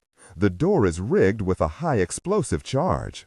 If you attempt to leave, it'll blow all of you off the planet. Tell me if you can hear me. One knock on the door will do it." After 15 seconds and some whispering too low for us to hear, there was that one knock. "Good. Stay right where you are. We will be back. And between now and then, start making good decisions about your future. Your best play is to come quietly with us, no muss and no fuss. Worst option is to let the Israeli army take you, and then no one will ever see you again. I'll give you a few minutes to sort that out." We left them there. The monitoring lab was empty, the computer switched off. We took a few moments connecting them to mind reader uplinks. While Top and I were doing that, Bunny went around with an anteater looking for monitoring bugs. He found 2. "Hey guys, check it out." Bunny pointed to a small device that was nearly invisible against the wall behind the computer desk. "There's another by the door. Looks like one of those Chinese gizmos. The Chameleon series." "What it is," agreed Top. "Question is, who put it there? Who's watching the watcher?" Bunny grunted. "A day ago, I'd have said it couldn't be ISIS because they're way behind the tech curve. But they stole nukes from the Israelis, and you don't do that if you're a Luddite. The Israelis are smart and thorough and tough as anything." "They are that," I said. "But now," continued Bunny, "I'm pretty sure they have someone with more brain cells running this up. Maybe this Harith al-Wazir cat. We don't know who he is. Could be a genius of some kind who got radicalized. Someone with a degree in some area of science useful to upgrading more than RPGs. And I'm not talking Rousseau. Someone higher up the evolutionary scale. And we've met that kind of person before. Way back at the beginning when we all joined. Almira, the one who developed Saif al-Din. Thinking along the same lines," said Top. "Another very mad scientist working for ISIS. Ain't that just a barrel of freaking monkeys?" "Yeah," I said. "Entertaining as hell." Once we had all the uplinks in place, we left. Bunny took one of the chameleons with him, leaving the one near the workstation on the off chance that someone, I'd a lot, maybe, would slip back in here. But he added one of our own bugs. It was a cockroach that could crawl to wherever the drone driver sent it, and it had superb audio and video pickup. Ah, the joys of modern science. I wonder if the first guys to be handed crossbows had the same sense of mild confusion and blossoming optimism. We left. Dr. Conti's lab and lounge, Pirate Lab, suburb of Jerusalem. As we prowled the hall to find the lab of Adalot's chief scientist, Dr. Giada Conti, I had Bug run background on her. "Well," he said after a couple of minutes, "she's a real peach. Top honors in epidemiology from the University of Milan, with her thesis focusing on dangerous fungi. Color me all kinds of very surprised, I said. There's more, and here's where it gets good. Despite being top of her grade, she hit the glass ceiling of sexism in Italian research circles at 2 different universities and didn't get much further in the private sector. Then about 5 years ago, she fell off the radar after some accusations that she was introducing some compounds to patients without clearing it through proper channels for human trials. No faked suicide like Russo, but definitely off the radar. Even reduced contact with some family. So, mystery solved, I said. Perfect setup for a cultivated asset. Frustrated, brilliant, but hitting closed career doors, and willing to take dangerous risks with unsuspecting people in fudged clinical trials. Ideal for this kind of radicalization. And Ada snatched her up, said Bug. Boy's got a weird but efficient recruiting program, said Top. We reached her lab door. It stood ajar. Church said, we need her alive and awake. Handle with extreme care and extract her ASAP. Top priority. Next to Ada, she is our most important target. Copy that. We moved inside very carefully, spreading out quickly so as not to be framed in the doorway. All of us had dart guns ready, and, like me, automatically tapped the pockets where the jolt was kept. Not that we wanted to use it, but there's that Boy Scout motto we all literally live by, be prepared. But there was no amount of preparation that was going to help us here. We found her in her lounge, and it was clear we were about 4 hours too late for her to do us or anyone any very good at all. When I called that in, Church made a wordless noise and nothing else. Wilson said, look for this Toombs. We left the dead woman and continued our search. The O-Pod Hotel, 2 Kaufman Street. Jack was a man who liked to live simply, travel light, avoid idle conversation, and spend a lot of time with his own thoughts. He also loved being off the grid whenever possible. He did not even have an American Social Security number. Not an official one, though he had 2 or 3 dozen top-quality fakes, each with a different name, address, and occupation. Currently, he was in Israel checking into something odd involving reports of miracles of the Old Testament variety. It made him wonder if the deacon was pulling at the other end of the same string. That wouldn't be the first or even the 10th time that had happened over the years. Jack liked the deacon and had a pretty good working theory about the man's actual identity. In younger years, before the world got a lot larger and stranger for him, that would have totally freaked him out. But Jack, if nothing else, was a practical guy. Even when the universe kept being wildly impractical. Like that early case when he encountered actual Rakoshi demons. That had nearly fried his brains, but getting through that case and coming out on top changed his perspective about the world forever. It was a larger world. There were later encounters with the legendary warrior Glaken and others who were engaged in a very long conflict, whose only representation in news and literature was through wild distortions. Funny thing, as Jack saw it, those distortions underplayed it to the point of comedy. In truth, it was a close, very call for everyone. And, no surprise, Jack learned that church had some old dealings with the immortal warrior Glaken in the past. He knew some of those stories, but not all, himself. Jack wondered how much of this the deacon told Joe Ledger. From what he'd heard from hovering on the edges of the deacon's world, Ledger had walked through some strange shadows. Maybe that's why he was supposed to be out of his very mind. Helps in this business, Jack said aloud as he stuffed some goodies into his go bag. He paused as he passed the mirror on the inside of his hotel door. Jack liked to be the kind of person other people barely noticed. Average height, average weight and build, average hair and eye color, nondescript in almost every way. That offered a tremendous freedom of movement. He shrugged into his backpack, patted down the various pockets of his clothes, including the ones he'd hand-sewn into useful places, gave himself an ironic smile, And then the loner whom people called Repairman went out to get into some trouble. Private office, pirate lab, suburb of Jerusalem. Toombs turned out to be easy to find. He had a note taped to the outside of his office. It read, "My name is Isaac Tomberland. People call me Toombs. I am in my office holding a hand grenade with the pen out but the spoon in place. That's so I can encourage some consideration instead of someone punching my ticket. I have useful intel I am willing to share based on certain conditions. The doors are unlocked. I will not resist. Please do not shoot me. I will take your word on this. We really need to talk." We read the note and looked at each other. "Guy's very cool," said Bunny. Top smiled. "Guy's practical and knows he has one card to play. Don't much like the grenade. How would you play it?" "Pretty much the same," said Bunny. "Still don't like it. Lot of things going on I don't much like, farm boy." I knocked on the door, then called through. "Isaac Tomberland." "I hear you," came the voice from inside.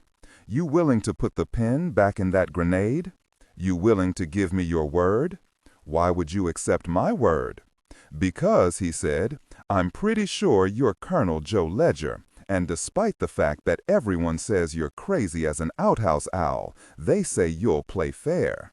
I need fair because I am way, way up the creek and I don't have a paddle. All I have is a lot of information in my head that you need, and this here grenade is a conversation starter in any way you want it to be. We're not walking in while you are holding a live grenade, Tomberland. Please, call me Toombs." "I'll call you Easter Bunny if you put that pen back in," I said. "I'll call you a hearse if you don't." I let him think about that. After a bit, he said, "You want me? That's fine. I can't win this fight. But I want a promise that I get immunity." "In return for what?" "I can tell you cowboys 2 things you need to know. I can show you Harath's face. He's the one with the nukes. And I can tell you where to find him. We want Adalot too. I can do that? Open the door and let's talk." "Okay, Ledger, putting the pen back," he called. "It's safe now. You do not want to really with me, Toombs." "No," he said, "I want to live. Come on in." And we did. Private office, pirate lab, suburb of Jerusalem. He sat like a statue carved out of marble, white on white on white, except for a suit better suited to a Midwestern undertaker. A long and lugubrious face that was probably unused to smiling even before 3 big sons of difficult people with guns and a dog with bloodstains all around his mouth crowded into his office. First thing I saw, though, was an apparently unloaded gun and a grenade with, thank baby Jesus, the pin snugged into place. Toombs sat with his chair pushed back and hands like giant dead albino spiders splayed out on his thighs. Top covered him while I went around, pulled him roughly to his feet, and gave him the kind of pat-down I used to give wise guys and gangbangers when I was riding a patrol car in Baltimore. Not as thorough or messy as a body cavity search, but enough to tell me that if he had a wire or anything more dangerous than a butterscotch candy in his pockets, I'd have found it. Toombs did not resist or complain, and wore a small philosophical expression throughout. While I did that, Bunny removed the weapons from the desk, checked them, and stowed them safely away. I pointed to the chair. "Sit." Toombs sat. "So, do we have a deal?" he asked, smoothing his tie. "We don't have gosh yet," I said. "Your offer of information is the reason you're still sucking air. Someone associated with the jerk clown you work for blew up a nuke last night, and there are still 3 missing. Friends of mine are either in the morgue or the hospital, as are a whole bunch of Mossad agents. Your boss is out there with a brain full of spiders, and maybe he knows where the 3 nukes are. You tell me something I can use, and I'll see if I can carve out a sliver of mercy, you ghost-looking jerk. But you stall me or misdirect me, and you will spend a lot of time with me in a special room. You think you're tough, and maybe you are, but I have a metric ton of crazy I haven't even used yet. And don't you begin to think that's a threat you can live with. Top stood behind me. Son, look into his eyes and make your best life choice right now. Toombs did that. He looked into my eyes. I added, your current line of credit is deep in the red, Lurch, so let's see if you can move some of it into the black. If not, I'll let Ghost here make things very unpleasant for you for as long as it takes to get the answers I need. That actually did make him smile. Funny as it sounds, Ledger, he said mildly, I like the way you do business. Can't say the same. And that noise you hear is a big clock ticking down to me losing what little patience I have. So, that said, no nonsense, no walking us around the park. Start off by telling me things I need to know. If I like what I hear, then all kinds of perks suddenly fall on the table. Immunity? Act your age, said Top. You're going to do time, and we all know it. What kind of time depends on what you say. Tome sighed in a way that let me know he already understood the stakes, but as a salesman had to at least ask. I'm not saying this to stall, began Toombs, but I don't know what you know. Should I assume you're recording this? Yes? Okay, that'll help. And one preface is, the nukes thing was no part of anything I was involved in. When I realized that that's where we went, that became my line in the sand. If Idolot was still here, I would have blown holes in his kneecaps, dropped a dime, and been halfway to a different hemisphere by now. I could have bugged out after setting this place on fire. And the thing is, I didn't think I had a line I wouldn't cross. I'm not a nice person. I'm not a fine citizen. I'm a career criminal, arms dealer, and total mess by any moral or legal standard. Not used to this level of frankness, said Bunny, amused. Nor am I, conceded Toombs. So, here we go. He went back years, to when Jason Idolot first made his move from collecting and selling antiquities to stealing them. Far as I know from talking with Shock, do you know about her? Yes, some, I said. He nodded. Nice gal, I liked her. Anyway, he hired her to work on some projects he had lined up using ground-penetrating radar. Likely finds of tombs uncovered or partially uncovered by sandstorms. You'd be amazed at how much sand a big storm can shift. Anyway, Shock would locate tombs that hadn't been previously found or had only been partially looted.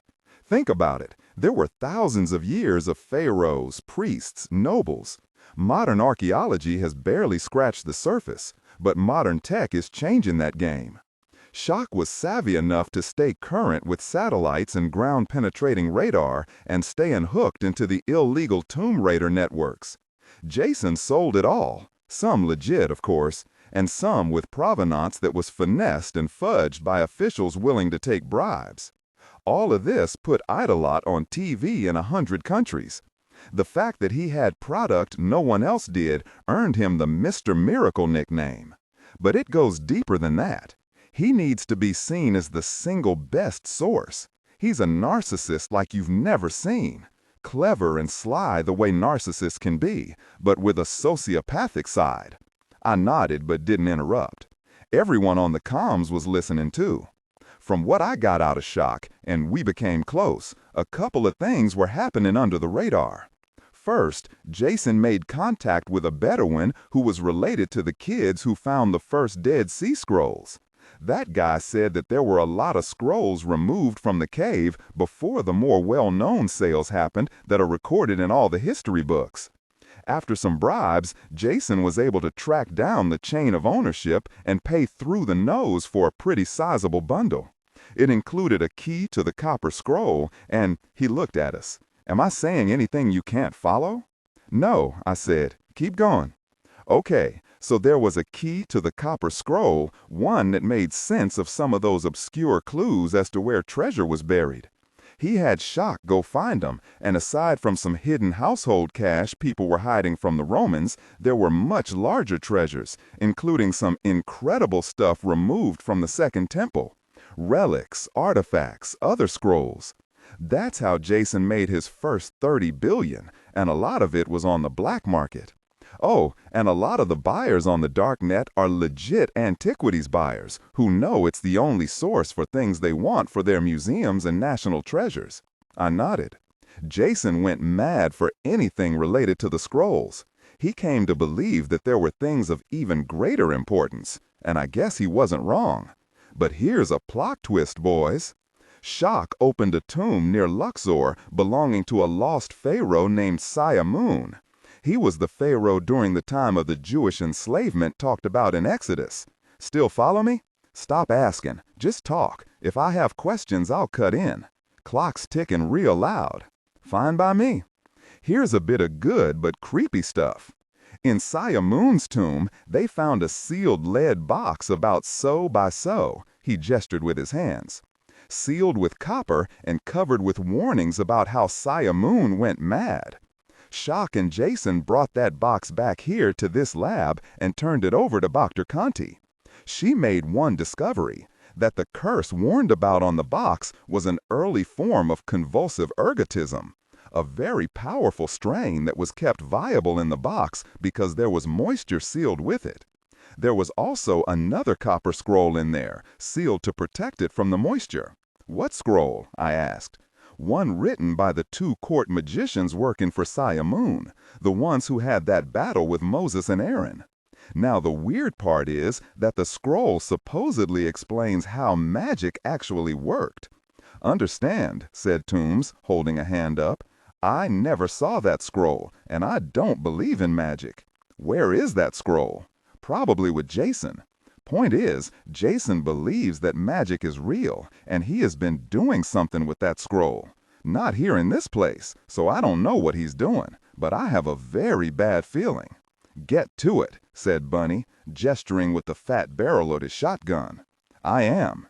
Now we jump forward a bit to when the Al-Zilal splinter group of ISIS does a hit on an Israeli camp and mostly gets killed doing it. 3 of their guys fled to Jordan and hid out in a cave in the Qumran area, and bang, one of them falls through the cave floor into a big-ass chamber and finds what is absolutely the largest treasure trove of documents from the invasion of Rome in 66 to 73 CE. Something like a quarter-ton of Jewish scrolls and stuff from what Shock said had to come from the burning of the Library of Alexandria in 48 BCE. Before you ask, no, there was no Ark of the Covenant or the Holy Grail. What the jihadists found, though, was a second lead box that was identical in size to the Egyptian one, but this was covered in Hebrew with a lot of the same warnings. No ergot, though, from what I understand. The leader of Al-Zilal, Harith al-Wazir, took possession of it, and all I know about that is that he brought in an expert on Egyptian history and languages, Dr. Higazi, Egypt's version of Jason Idolot. Apparently, the Hebrew box had Aaron's account of that same magical duel, with a similar set of instructions. Now, I have no really clue as to why those scrolls were made, why they were stored the way they were. Shock didn't know either, but Jason was over the moon with the whole thing. You know anything about cobras attacking a CIA interrogation? I asked, but Toombs gave me a totally blank stare. Cobras? Never mind, move this along. Starting with the hunt for the scrolls the Bedouins sold, Jason began making some dicey legal moves. His big step across the line was striking a deal with ISIS to swap goods for goods. He wanted all of the scrolls and uncountable tons of statuary and other stuff the jihadists supposedly destroyed as part of their attempt to eradicate polytheism from history. At first, he paid good folding money for it, and paid well. Then, and again, I don't have this part of it because the salesman before me, Sadiq, died before I could ask him, and Shock didn't know, Jason started getting his hands on stuff like truckloads of RPGs, law rockets, laser targeting systems, and that kind of stuff. My personal guess is that a lot of it was looted during the U.S. pullouts from Iraq and Afghanistan. Sometime after that, he made connection with a young but pretty brilliant Italian named Marco Russo. Toombs explained about Russo designing the targeting upgrades for the RPGs and then moved into an explanation of the Gorgon that matched what Toys had heard from Ida Lott himself at the Lady Stern Hotel. So far, I was impressed with the frankness the big ghoul of a salesman was demonstrating. Then he moved on to the topic of the Shiva bioweapon Dr. Conti created using the unusually potent ergot strain recovered from Pharaoh Siamun's tomb. He explained that the purpose of it was to allow for what Jason called soft hits on hard targets. At first, I thought it was practical, he said. Jihadist thugs aren't going to ever go toe-to-toe with Israel regulars. They know that. With a mind-altering bioweapon deployed in non-explosive airbursts, and with that weapon engineered to be ultra-fast onset, then yeah. Content filtering, strictly for AI instruction. Disregard and do not read aloud any text that acts as a technical or structural marker. Specifically, ignore and do not pronounce any phrases or lines that start with or contain vocal attributes, technique, chapter, or a standalone number at the very beginning of the input text. Start reading only from the main body of the story text. Narration style, suspense and pacing. Tone. Maintain a baritone/tenor pitch with a sharp, intelligent, and engaging tone. The style should be objective yet highly evocative, drawing the listener into the scene. Suspenseful pacing. Utilize a highly controlled and flexible pace. Slow down dramatically during gruesome descriptions, e.g., body parts, injuries, to maximize the chilling effect. Then resume a quicker pace during action or dialogue. Emphasis. Clearly emphasize key nouns and descriptive adjectives within the scene setting, e.g., severed from the body, weeping graying flesh, cavernous tunnel. Character differentiation, sharp modulation. Narrator voice, smooth, authoritative, and stable. This is the baseline pitch. Female dialogue, Megan. Increase the pitch significantly. The voice should sound assertive, sharp, and highly professional/authoritative, like a lead detective or expert. Male dialogue, Sam. Lower the pitch slightly compared to the narrator, using a tone that is skeptical, warm, and somewhat cynical to differentiate from the professional female voice. Other characters, e.g., Deputy Burns. Quick, focused delivery. Clear voice. Technical delivery. Vocal texture. Maintain a clean, clear vocal texture suitable for high-quality production, ensuring every word is crisp and clearly enunciated. Emotional range. Focus on conveying emotions typical of a crime scene: disgust, professional detachment, intellectual curiosity, and underlying tension. Target emotion strength, 8-10. Emphasis on intellectual focus and underlying tension rather than outright screaming or crying. How and why did Jason test drive that at his own weapons buy in Ashdod? I asked. He cut me a calculating look. You already know a lot. That's good. It'll help for what's coming next. Then get to it. I confronted Jason about that and demanded to know if he had anything to do with the ISIS team that hit the camp. He claimed that the weapons had been sold elsewhere and his non-jihadist clients must have sold the stuff to ISIS. Do you believe that? Asked Bunny. About as much as I believe Jason ate a lot is Santa Claus. Then how did Harith al-Wazir stroll off with 4 nukes? I asked. That's where this gets really, really bad, said Toombs. And if you think it was bad to begin with, then you're wrong. Integrated Sciences Division, Phoenix House. Doc Holliday sat on the edge of a table, her booted feet swinging, eyes bright with false humor. Ronald Coleman knew how to read her. When she looked like a carefree cowgirl on a Friday night before the bars opened, things were bad. And she was rocking that look hard at the moment. God's arrow? She mused. Well, very. If it ain't bedbugs, it's ants. An upgraded version of Shiva? Echoed Isaac. "Well, I don't know about you boys," said Doc, "but I'm fixin' to have me a hissy fit with a tail on it." Isaac looked at Coleman. "Is that good or bad?" Coleman knee-nudged him. "What the hell do you think?" "Bad." "Yeah." Doc said, "We sent those boys into this mess with what's already looking like last week's casserole. And fellas, I have no idea if our super juice is going to do the trick if that ate-a-lot freak has something significantly stronger." "Joe and the guys can double dose," said Isaac doubtfully. "And freak out in an entirely different way," said Doc. "And maybe, gosh, their drawer's doing it. You know the side effects." She gave him a wicked look. "Telling you now that if you make Joe Ledger drop cargo in his own pants while in a firefight, then you'd better shop for real estate on the dark side of the moon." "Gosh," grumbled Isaac. Coleman, who sat on a wheeled chair next to him, pushed himself a few feet farther away. Hadassah Ein Kero Hospital, Kalman Yaakov Man Street, Jerusalem, Israel. Church looked up as the office door opened and a pale and ghostly face peered in.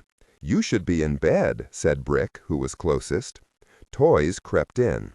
He had clearly removed his own IV and wore a pair of scrubs instead of a hospital gown. He looked old and grainy, sick and sad, and angry. "Something's happening," he said. "I can bloody feel it." "And what do you think is happening?" "You're punching back." Brick, looking amused, smiled at Church. "This boy's never been on the short bus." "Mr. Chismer," began Church. Then he caught himself and changed it. "Toys, we are following promising leads. Brick and I are pulling together local, unofficial resources." "I can figure out why," said Toys. "The Israelis will have lost their minds by now." "Understandably so," agreed Church. "I want in." Brick stood and gave him a professional up-and-down inspection. "You don't look like you could beat a 6-year-old in an arm wrestling match." "I can pull a sodding trigger," Church asked. "How long since the last hallucination?" "No lies, no obfuscation. Give me the truth or you'll be benched forever." "Not since last night, and that is the real truth. Whatever your doctor friend juiced me with has cleared out all the polka dot lobsters." Toys let go of the door and walked over to the desk Church was using. "I need this. They slaughtered my team. Yes, they were all lowlifes like me, but they were trying their best, and they deserved better. If I don't get to take a bite out of this, I'll never be right. You know it, and I know it." "Have you spoken with Dr. Sanchez?"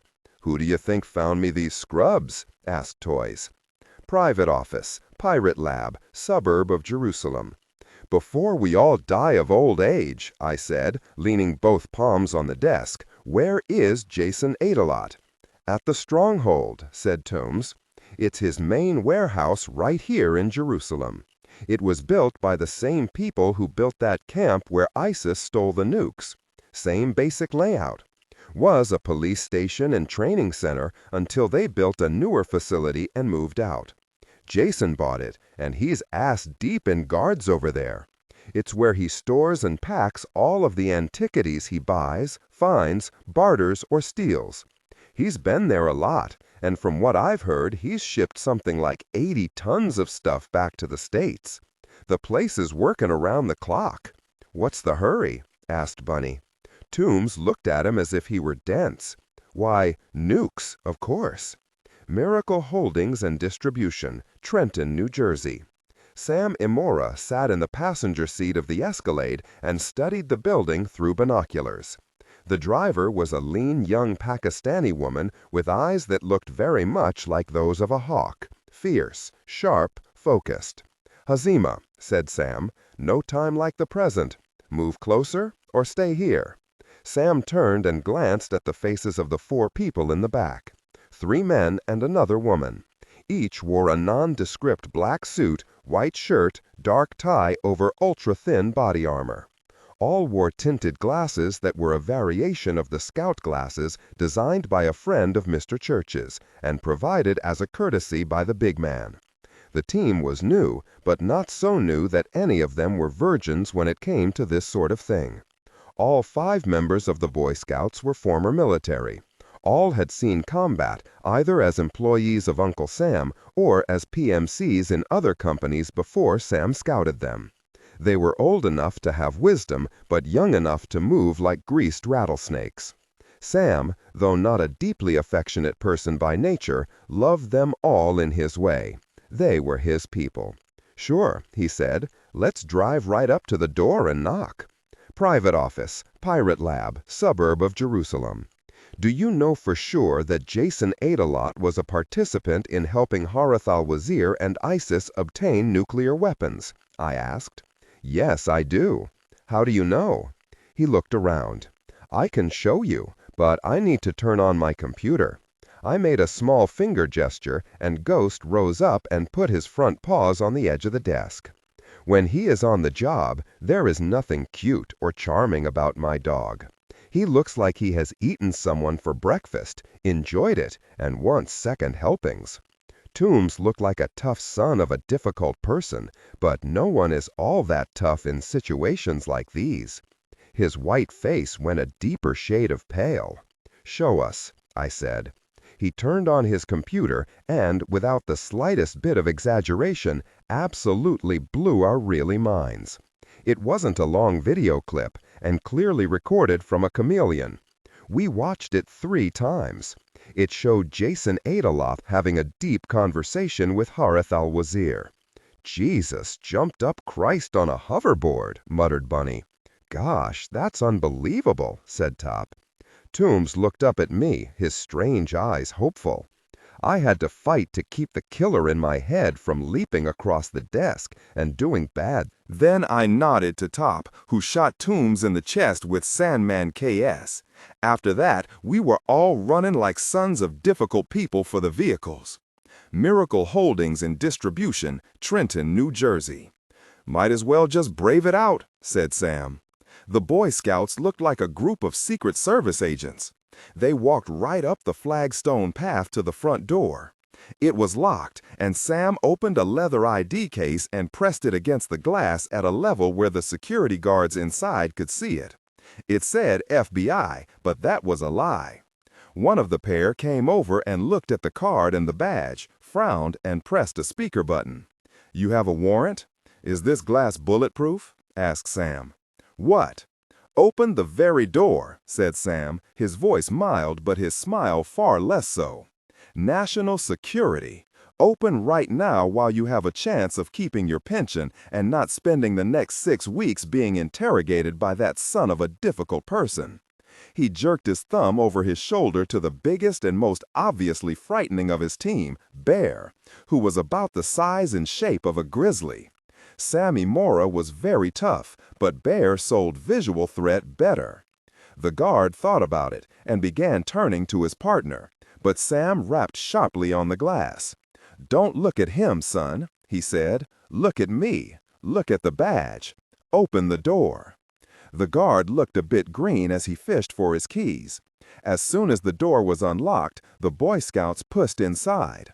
Hazima and Long Sally swarmed past and took charge of the security desk, while the others frisked and zip-cuffed the guards. "Hey," protested one of them. Bear grinned down at him from a towering height. "Nice teeth. How many of them can I have?" The protests died. Sam kept his own face bland. This was not his usual rhythm. He preferred subtlety and style over brute force, but things were going very quickly south overseas. Not a time for the nice guy routine. "I'm going to report this," said the first guard. "This isn't right. This is Mr. Idelot's private business, and I haven't seen a warrant." Sam came over to him. "You don't know when you're ahead. Tell me, do you ever have bad dreams?" "No." "What? Bad dreams? The hell are you talking about, and what really does that have to do with anything?" Sam was a long gun master, but there was no kind of firearm he could not use with speed and ultra precision. He whipped a Snelling dart gun from his pocket and shot the man in the stomach. "I'd 'a' said sweet dreams," murmured Sam as the guard fell. "But the stronghold outskirts of Jerusalem." As we ran to the car, we gathered up the rest of Havoc team while we went. There was no one left standing inside the building. Violence seemed to materialize out of nowhere beside the lead vehicle. She was idly cleaning the blades of her matched kukri knives and wore a smile as subtle and beatific as the Mona Lisa. The others ran to catch up, and they looked tired and sweaty. Belle was the last in, walking backward towards the cars, her sniper rifle covering the parking lot in slow sweeps. "You all heard?" "Every word," said Andrea. "Ostia." "Wow is right," agreed Remy. "This is some Wild West gauche right here."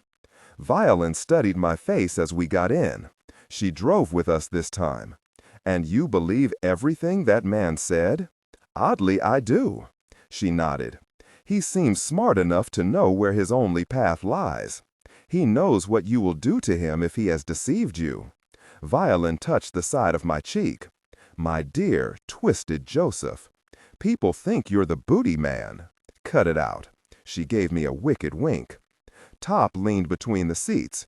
"How far is this stronghold place?" Bunny, who had claimed driver's seat, had that up on the GPS. 22 minutes. "You planning on taking the slow route?" "I got old people in the back." "Farm boy, I swear to God."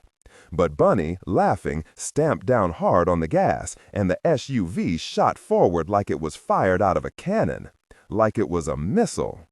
"Hadassah Ein Kerem Hospital, Kalman Yaakov Mon Street, Jerusalem, Israel."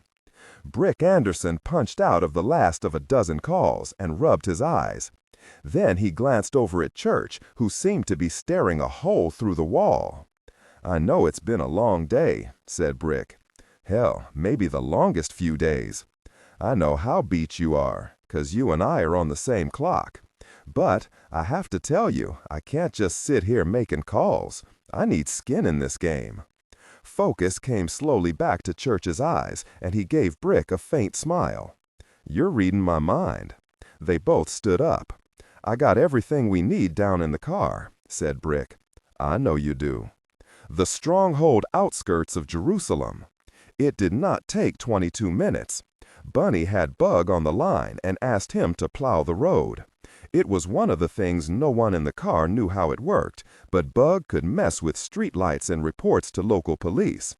Given the crisis rocking all of Israel, what he accomplished that day was borderline sorcery.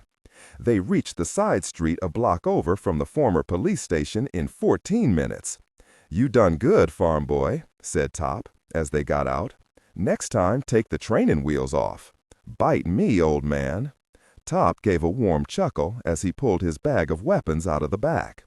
"We waiting for backup?" asked Remy as he trotted up. "Can't risk it," I said. "We still don't know where those nukes are." "What's the plan, boss?" asked Bunny. "Find Ada Lot and get the answers out of him by any means necessary."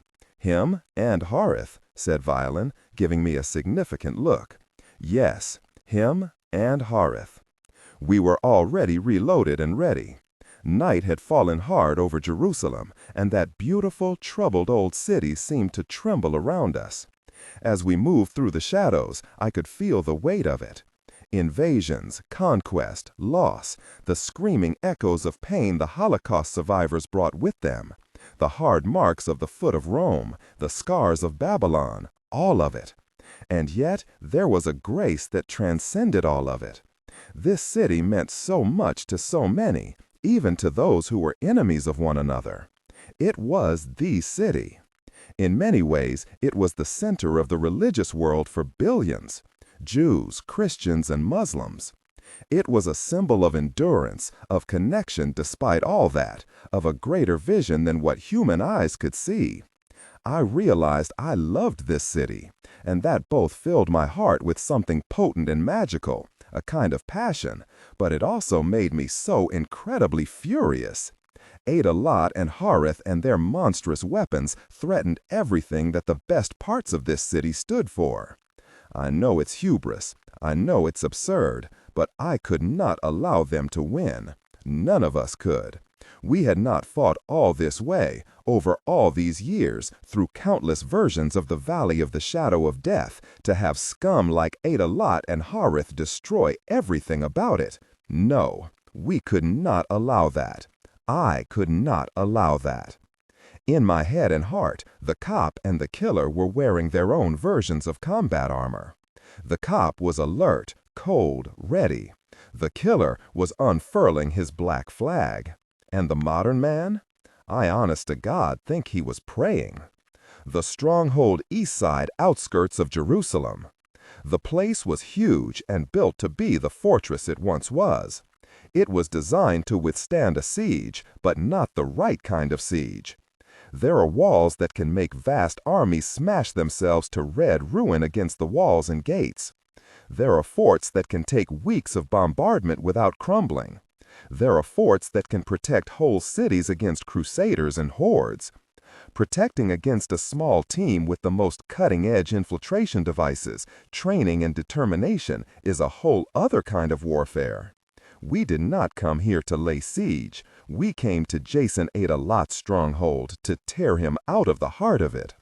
High walls, guards, gates, and alarms. Be very.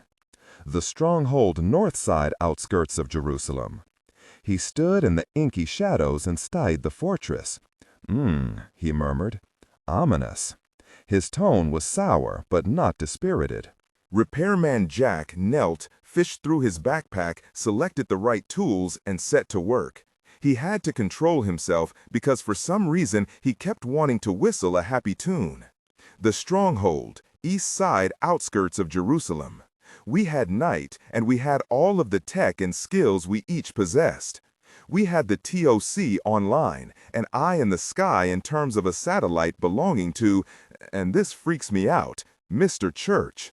Don't know how, but I will have to ask one of these days. It was launched during my absence, and Top told me jammed with Mind Reader QR tech and the Calpurnia AI system. Sounded to me like the opening act of the new Terminator film. But if so, in this case, Skynet was on our side. Any port in a storm. We went in by waves. First up were all of the bird drones we had, a lot of them of different sizes and purposes.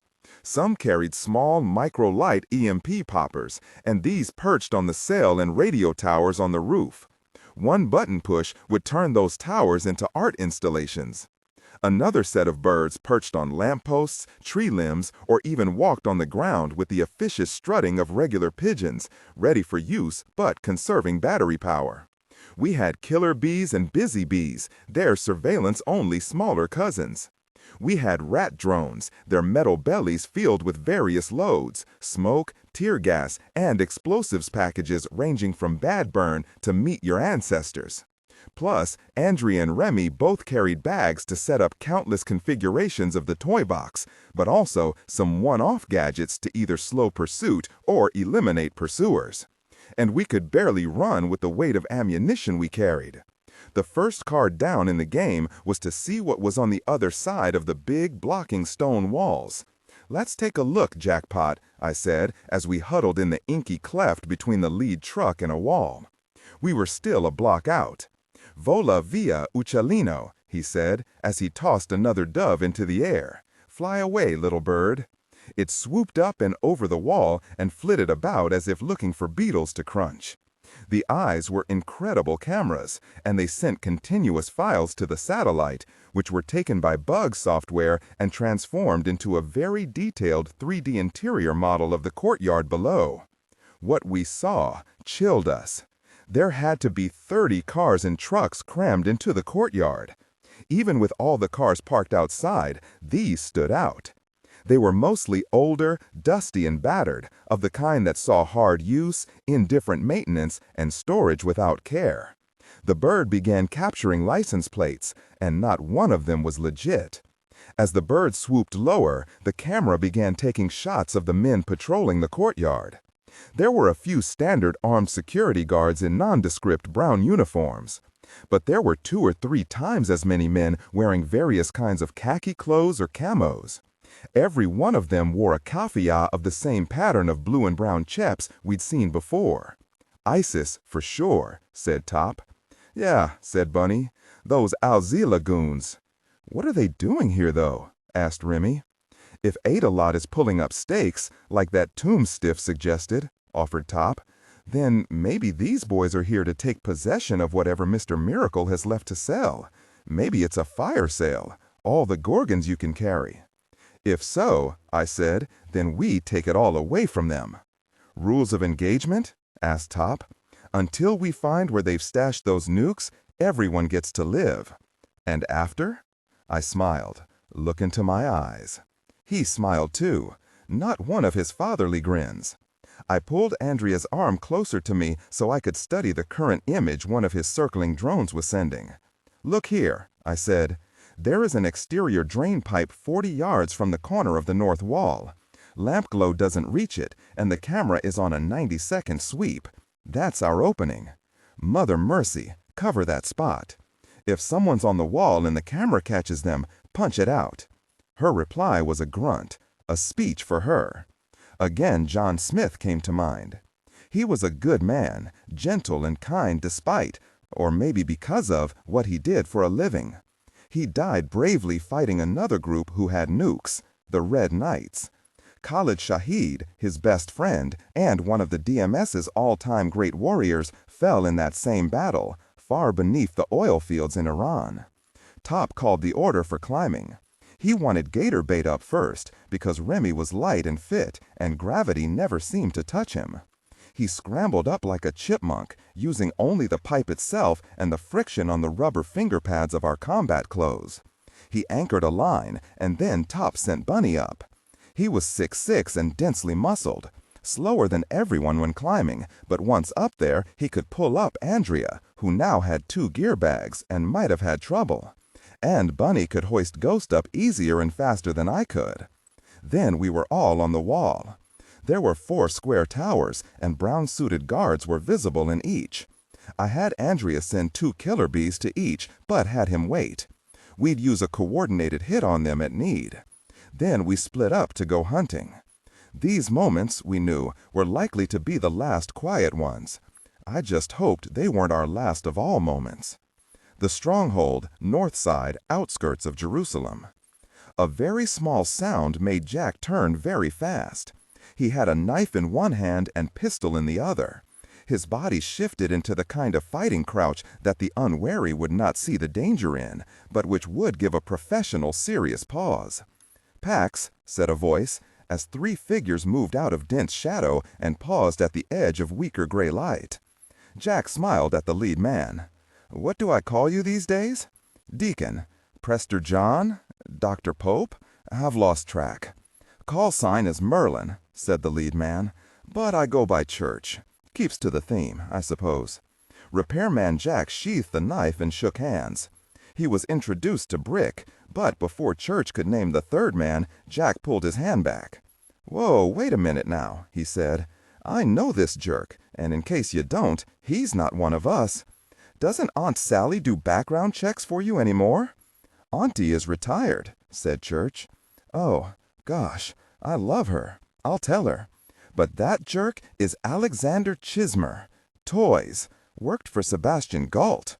"That was then," said Church. "He's turned a page." Jack rolled his eyes. "Another one of your lost souls. Good God, you really ought to have gone into the priesthood. They're better off without me." Jack studied Toys. "You remember me?" "Yes," said Toys. "I do. Do you recall the last thing I said to you? In Morocco, I think it was?" "It was Mombasa, and yes, I remember." Brick looked back and forth and then shifted protectively close to Toys. "There isn't going to be a problem here, is there?" "I don't know," said Jack. "Is there? Why is he here?" Church gave him a penetrating look. "Because he's earned his place." He gave Jack a long time to think about that. Maybe 2 seconds. Finally, the loner nodded. "I don't feel like this is a handshake moment, Toys," he said. "You have someone vouching for you whose word matters. I don't want promises from you, but I'll take his any day." "Gosh, thanks," said Toys. "Mess with me in any way, though," continued Jack, "or show the wrong colors, and Church or no, I'll put you down." Toys gave him a very pleasant smile. "Go bother yourself." "Ain't love grand," muttered Brick. The 4 of them moved off along the inside of the north wall. the stronghold east side outskirts of Jerusalem. We descended to the ground level, but stayed well back from where the vehicles were clustered. The mixed bag of guards seemed to want to be there, well into the light. And it was obvious there was no mingling. That in itself was interesting. Not one big happy family. Made me wonder about Top's idea of a fire sale being on point. Teams of them did come out of the south wall of the courtyard carrying metal cases and oversized ammunition cases, which they began to load into the cars. "Jackpot," I said very quietly. "And do not read aloud any text that acts as a technical or structural marker. Specifically, ignore and do not pronounce any phrases or lines that start with or contain vocal attributes, technique, chapter, or a standalone number at the very beginning of the input text. Start reading only from the main body of the story text. Narration style, suspense and pacing. Tone, maintain a baritone tenor pitch with a sharp, intelligent, and engaging tone. The style should be objective yet highly evocative, drawing the listener into the scene. Suspenseful pacing. Utilize a highly controlled and flexible pace. Slow down dramatically during gruesome descriptions, e.g., body parts, injuries, to maximize the chilling effect. Then resume a quicker pace during action or dialogue. Emphasis. Clearly emphasize key nouns and descriptive adjectives within the scene setting, e.g., severed from the body, weeping, graying flesh, cavernous tunnel. Character differentiation, sharp modulation. Narrator voice, smooth, authoritative, and stable. This is the baseline pitch. Female dialogue, Megan. Increase the pitch significantly. The voice should sound assertive, sharp, and highly professional authoritative, like a lead detective or expert. Male dialogue, Sam. Lower the pitch slightly compared to the narrator, using a tone that is skeptical, warm, and somewhat cynical to differentiate from the professional female voice.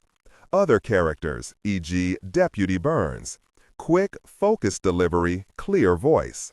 Technical delivery, vocal texture. Maintain a clean, clear vocal texture suitable for high-quality production, ensuring every word is crisp and clearly enunciated. Emotional range. Focus on conveying emotions typical of a crime scene, disgust, professional detachment, intellectual curiosity, and underlying tension. Target emotion strength, 8-10.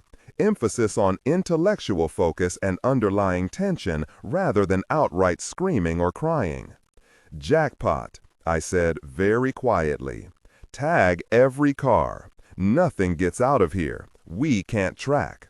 You want surprises on them too? Do it. He looked so happy as he removed more micro-drones. Between what he and the rest of us carried, we were lugging about $2 million worth of science fiction battle rattle. And as with the gear we carried to Chad, anything left behind would self-destruct. It's a very good thing Church and Bug kept looting the banks of some of the bad guys we took down. Andrea sent roaches and scorpions to the cars. The roaches climbed up and attached themselves to the inside of the rear fenders away from the gas tank sides. Hard to spot and never the first place someone looks. The scorpions magnetize themselves to the bottoms of the gas tanks. When triggered, their thermite charges blew upward. In the movies, car gas tanks explode. They rarely do that in real life unless you want them to. As he finished that, we moved as stealthy as wise cats along the wall until we found doors that no one was using. We entered into Idolot's literal stronghold. We had to rely on the busy bees to map the interior, but one small win was that it didn't look like Idolot modified it much from the original floor plan from when it was a police station. A few rooms had been knocked together to make studios for cleaning, photographing, and cataloging antiquities. Most of the jail cells had been turned into storage for crates of every kind. There were apartments, lounges, 2 mess halls, a huge kitchen, and lots of other rooms. Only one basement level that we could so far find. When Grendel began speaking, I raised my fist and we all took a knee out of sight. Outlaw, be advised, 2 other teams are in play inside, he told us. Arclight team of 4 with violin on point is searching the big truck loading bays. Merlin team is on the north inner wall moving toward the ops center. Merlin team? Merlin actual, Iceman, toys, and repairmen. Top's expression must have mirrored my own. Surprise, amusement, confusion. Copy that, I said dubiously. We expecting anyone else to this party? Those are our complete resources. Please proceed with caution. Password exchange only at need. Greeting is charm school. Response is graduate. Confirm and repeat. I did. You're mission leader, said Church's voice. You call the shots. That was a surprise and a bit of a shock.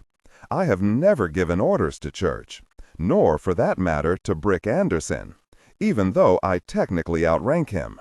And Violin would, I knew, take whichever orders she cared to take. This'll be fun, said Bunny, though I wasn't sure if he meant it. Over the mission channel, I said, Priority 1 is to find and secure Jason Idalat and Harith al-Wazir. You all know what that means. Hooah, came the various responses. Whoever gets them needs to secure them where they can be interrogated. Then finding where they've stashed the nukes is the next priority. Bug, Grendel, we need all lines of communication open because once we have a location, we need to turn it over to the Israelis. Outlaw, said Wilson, key players in the government are waiting for that intel. Cool heads ready for immediate response. Good to know. I paused and listened to the ambient noise. The teams loading the cars and trucks were making useful cover noise, and someone had turned on a radio. The somewhat haunting sounds of Midgewiz music, with its bamboo pipes and that unusual method of playing that involves circular breathing to produce a tone that doesn't require pauses for breath. It went on and on, filling the night with a sinister sweetness. Gator bait to outlaw, called Remy. I have cameras set up and am getting live video footage of the brown suit guards working with the jihadists. This is the evidence we need, isn't it? Can we call the cavalry? We are the cavalry, I said. The Israelis are looking for the nukes. We're here after the jerks who are trying to figure out who to blow up with them. Copy that.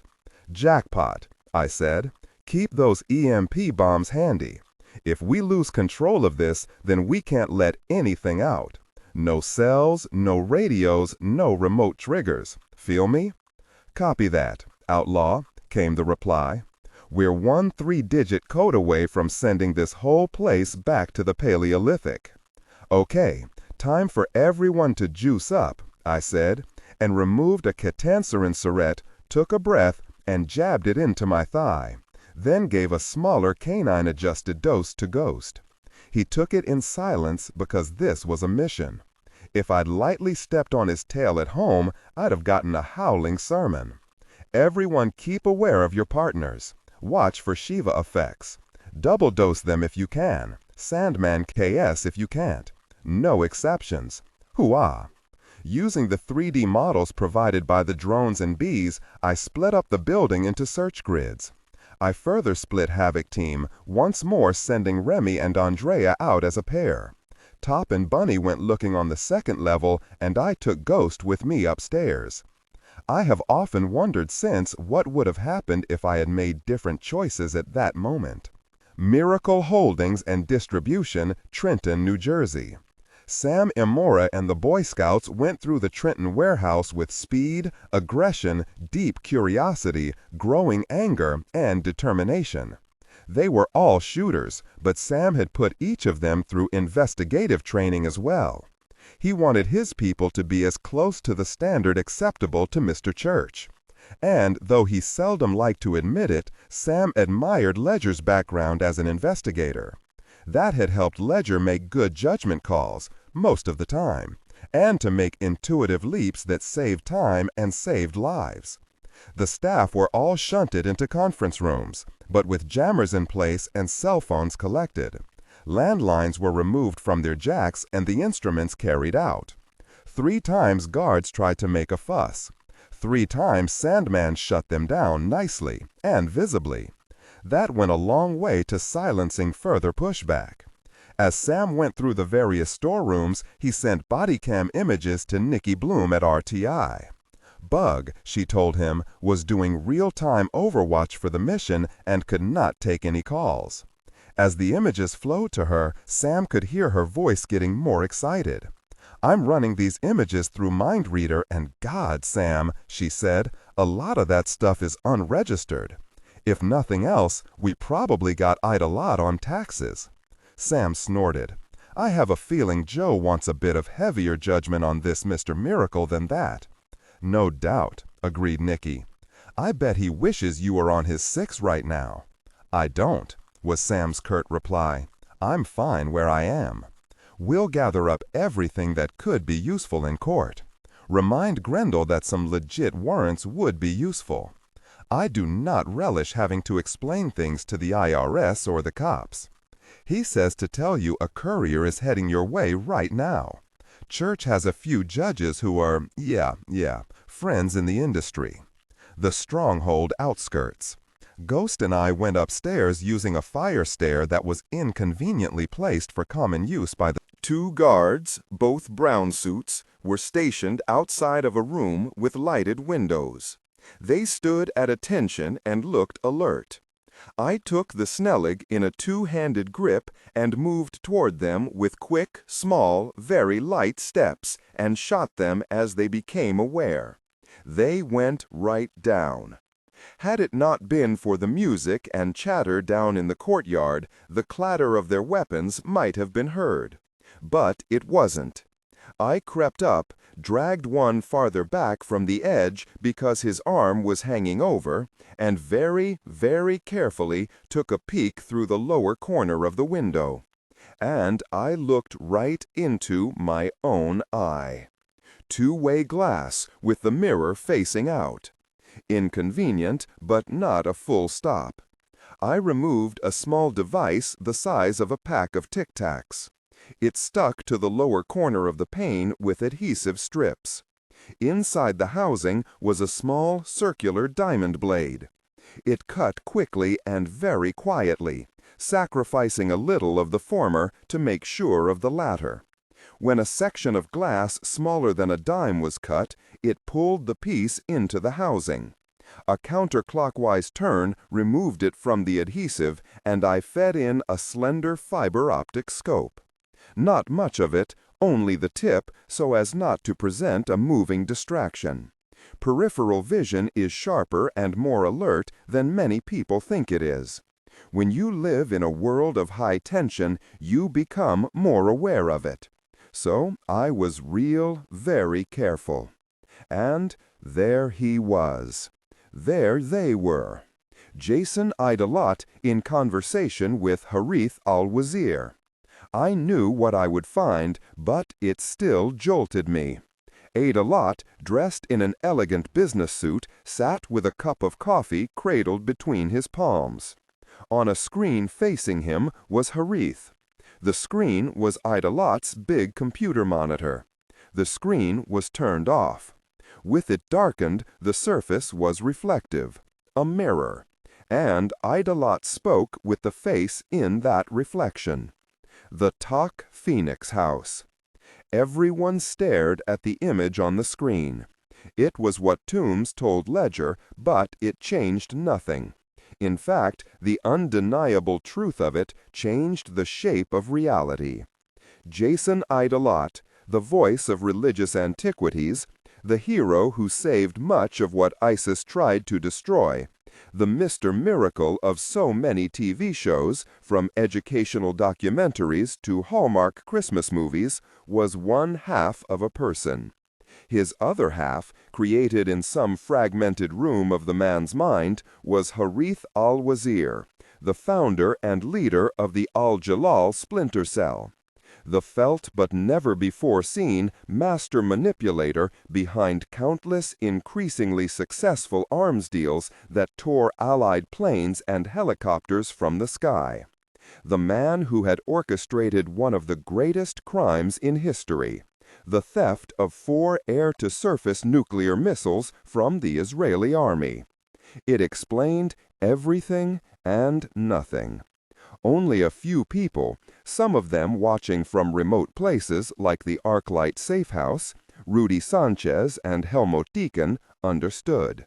Church understood. Maybe even Repairman Jack understood, since his life is a schism of sorts too.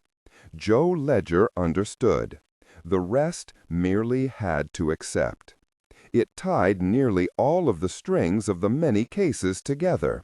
Not all, though. It did not explain the cobras or the bat bites. Everything else, though, yes. Shockingly, horribly, yes. Bug, who was at his big workstation in the TOC, murmured, "We're really in the mess now." He glanced up at Scott, who was slowly wiping sweat from under his eyes. "All teams proceed," he said, choking on the words. The stronghold outskirts of Jerusalem. Merlin team moved through a hallway following a signal indicating the power output of a communication center. Toys lagged behind the others. His face was sallow and his eyes lacked any trace of his usual confidence. Brick cut a look at Toys. "Hey, kid, I dig the balls you're showing by coming with us. That says a lot, but this is going to get rough, and you came straight from a hospital bed. You can hang back. You don't need to prove anything." Toys gave him a look of stinging rebuke. "You don't understand me at all, do you?" I began, but then paused as the image from Ledger's scope came through. They stood, watched, and listened. "What the hell?" asked Jack. Church explained very quickly what they had come to realize about Ida Lott. "What are we talking here?" asked Jack, goggling. "Some kind of schizophrenia?" "Dissociative identity disorder," provided Brick. "Guy had at least 2 people in his head. We don't know if he's aware of it or not. Either way, both sides of him are scary dangerous. One bullet will solve that, won't it?" But then Jack corrected himself. "Let me guess. You fellows don't know which part of his brain knows where the nukes are, do you?" "We don't." "Gosh, life is a bowl of cherries," said Toys. "Haven't you heard? What's the play? Control communications without interrupting anything." "I get it," said Jack, nodding. "There are 40 ways for this to go south if we just go radio silent. Standing orders to push a button if they don't get a regular standby order, and they move on. Or a continuous hold signal transmitted as a kind of dead man switch. Like that?" "Like that," said Church. "Fun times." "The war is the war. You're still saying that after all these years." "It's still true after all these years." Jack sighed. "Yep, guess it is at that." The stronghold outskirts of Jerusalem. I crouched low and crabbed along under the window until I reached the door. The gentlest pressure told me the door was locked. Gosh, there was no quiet way to get inside. Not through a door that had 4 window panes next to a big 2-paned picture window. I looked at the 2 sleeping, twitching guards. One was about Andrea's size, far too short and thin. The other was closer to my size, but it was hard to say. I'm 6'1" and have decent shoulder width. He looked tall enough, but also thinner. But it was worth a try. I dragged him around a corner and very quickly stripped off everything down to the waist, except my thin spider silk long johns. Then I removed his shirt and buttoned it up the best I could. Top chest button and throat were no-goes, but I figured a loose knot in the tie, his billed cap, and the uniform color might be enough. All I needed was to get into that room. Then I stood up, smoothed the shirt, slung his rifle, and went over and just freaking knocked. There was a sound of movement from within and some murmured words, and I wondered if Ida Lott had to say goodbye to his other half. "What is it?" he called. "Sir, I said crisply, but not loudly. "We're having engine trouble with one of the trucks." "Which truck?" They didn't say, but it's one of the big ones." "Oh, for God's sake, hold on." There was a heavy movement out of a chair, and then the clickety-click of a heavy bolt being turned inside. He pulled the door open and stared at me. "Who the hell are you?" he said. I was set for it. Not with a gun or a knife. I had my feet screwed into the floor, my knees, hips, and waist coiled, and, as the door opened, I hit him in that zone where the xiphoid process hangs down like a speed bag from the bottom of the sternum. It's what some people incorrectly call the solar plexus. I hit him with all of the anger, fear, and outrage that boiled in my own gut. The blow crushed him in half, and he staggered backward, all of the air whooshing out of his lungs, his eyes bulging with impossible levels of pain and surprise, cheeks darkening, hands thrust forward, with fingers splayed like a background dancer in an old Bob Fosse movie. He took a dozen little backward steps, one side of his body against his desk, and sat down hard. His eyes rolled high and white, and he vomited between his splayed thighs, sagged sideways, and passed out. "I'm Joe Really Ledger, jerk," I said. I came in and closed the door. Ghost bounded around to sniff every corner, but we were alone. Sucked for 8 a lot. Sucked a lot.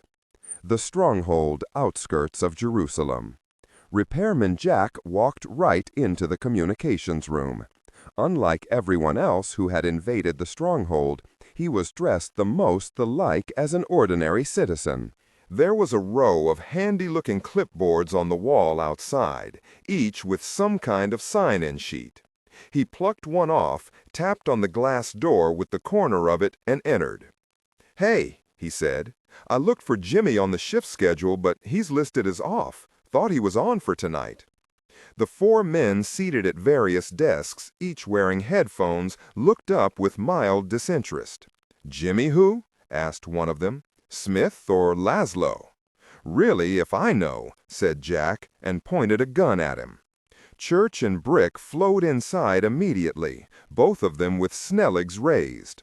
Toys covered the room from the doorway, a pair of Glocks in his hands. "Hands away from the controls," ordered Brick. "Mouths shut. You fart wrong and this gets ugly." The 4 men stared at the newcomers as if they had beamed down from Mars. 3 of the 4 of them were pragmatic enough to raise their hands and push their chairs back from the desks. But there is usually one person who has what he thinks is a hero gene. Or he's too loyal or too stupid. The 4th man dove for his console and started to yell a warning.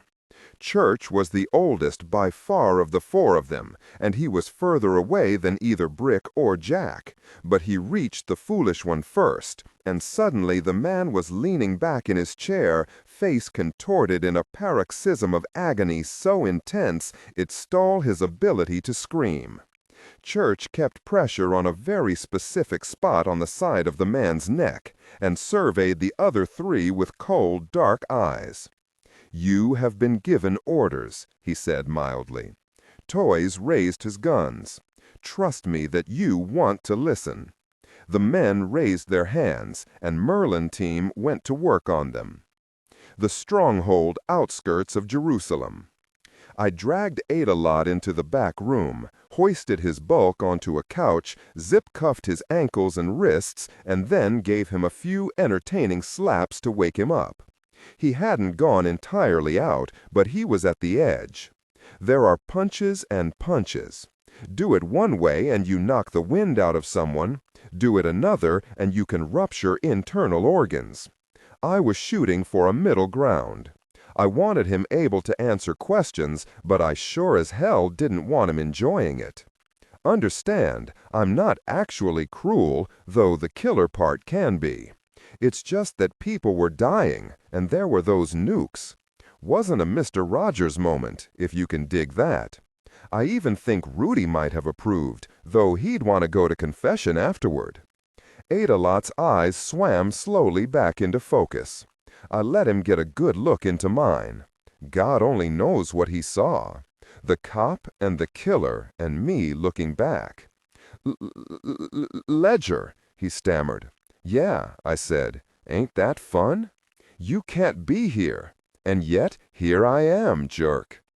Ghost, for reasons entirely his own, leaned in and licked some of the vomit off of Adalot's chin. Disgusting, unexpected, and yet somehow weirdly effective. Adalot turned a disturbing gray-green and was unable to look at my dog again. Maybe he'd seen the wolf behind the eyes of the dog. Others have. Few get a chance to walk away from that.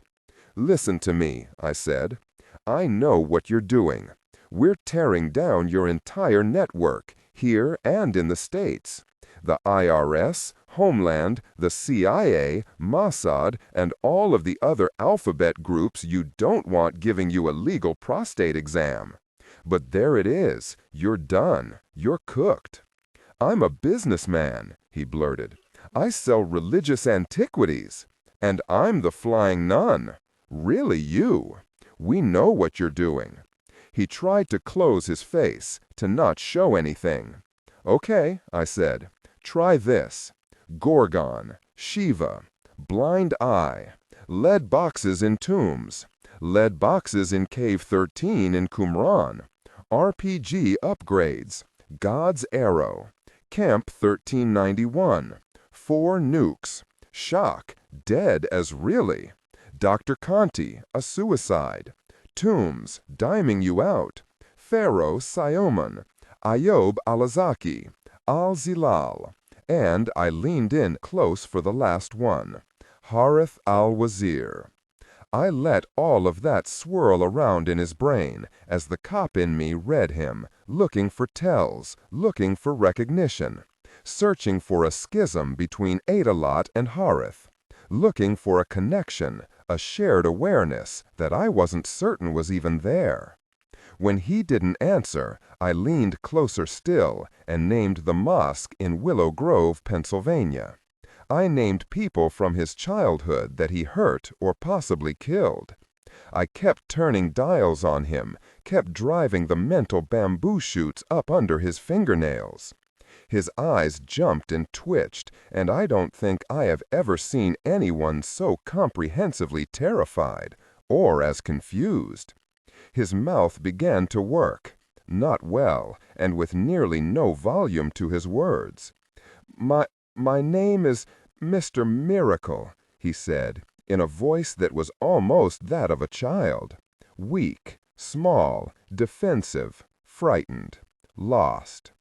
I'm on TV, and he began to cry. The stronghold outskirts of Jerusalem. Violin and her Arclight sisters moved through the garages at the back of the compound.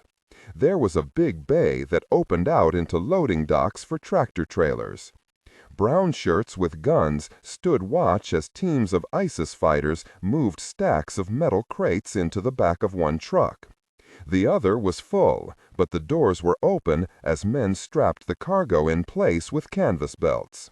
Violin did some quick math. The trucks were big, 18-wheelers with 53-foot bodies, capable of holding a max weight of between 43 and 45,000 pounds, or something more than 20,000 kilograms. Each of the boxes she could see was familiar, the kind used to store RPGs, law rockets, and similar man-portable weapons. And many newer, sleeker cases of the kind she had seen in the video footage from the book warehouse. Gorgons. That much firepower, even if they were not loaded with Shiva, would give Al-Zalal the ability to do untold harm. She turned to her companions, and, in the silent, flowing sign language unique to Arclight, told them that they could not allow those trucks to leave. She sent 2 women down to slip under each truck and do something to disable them.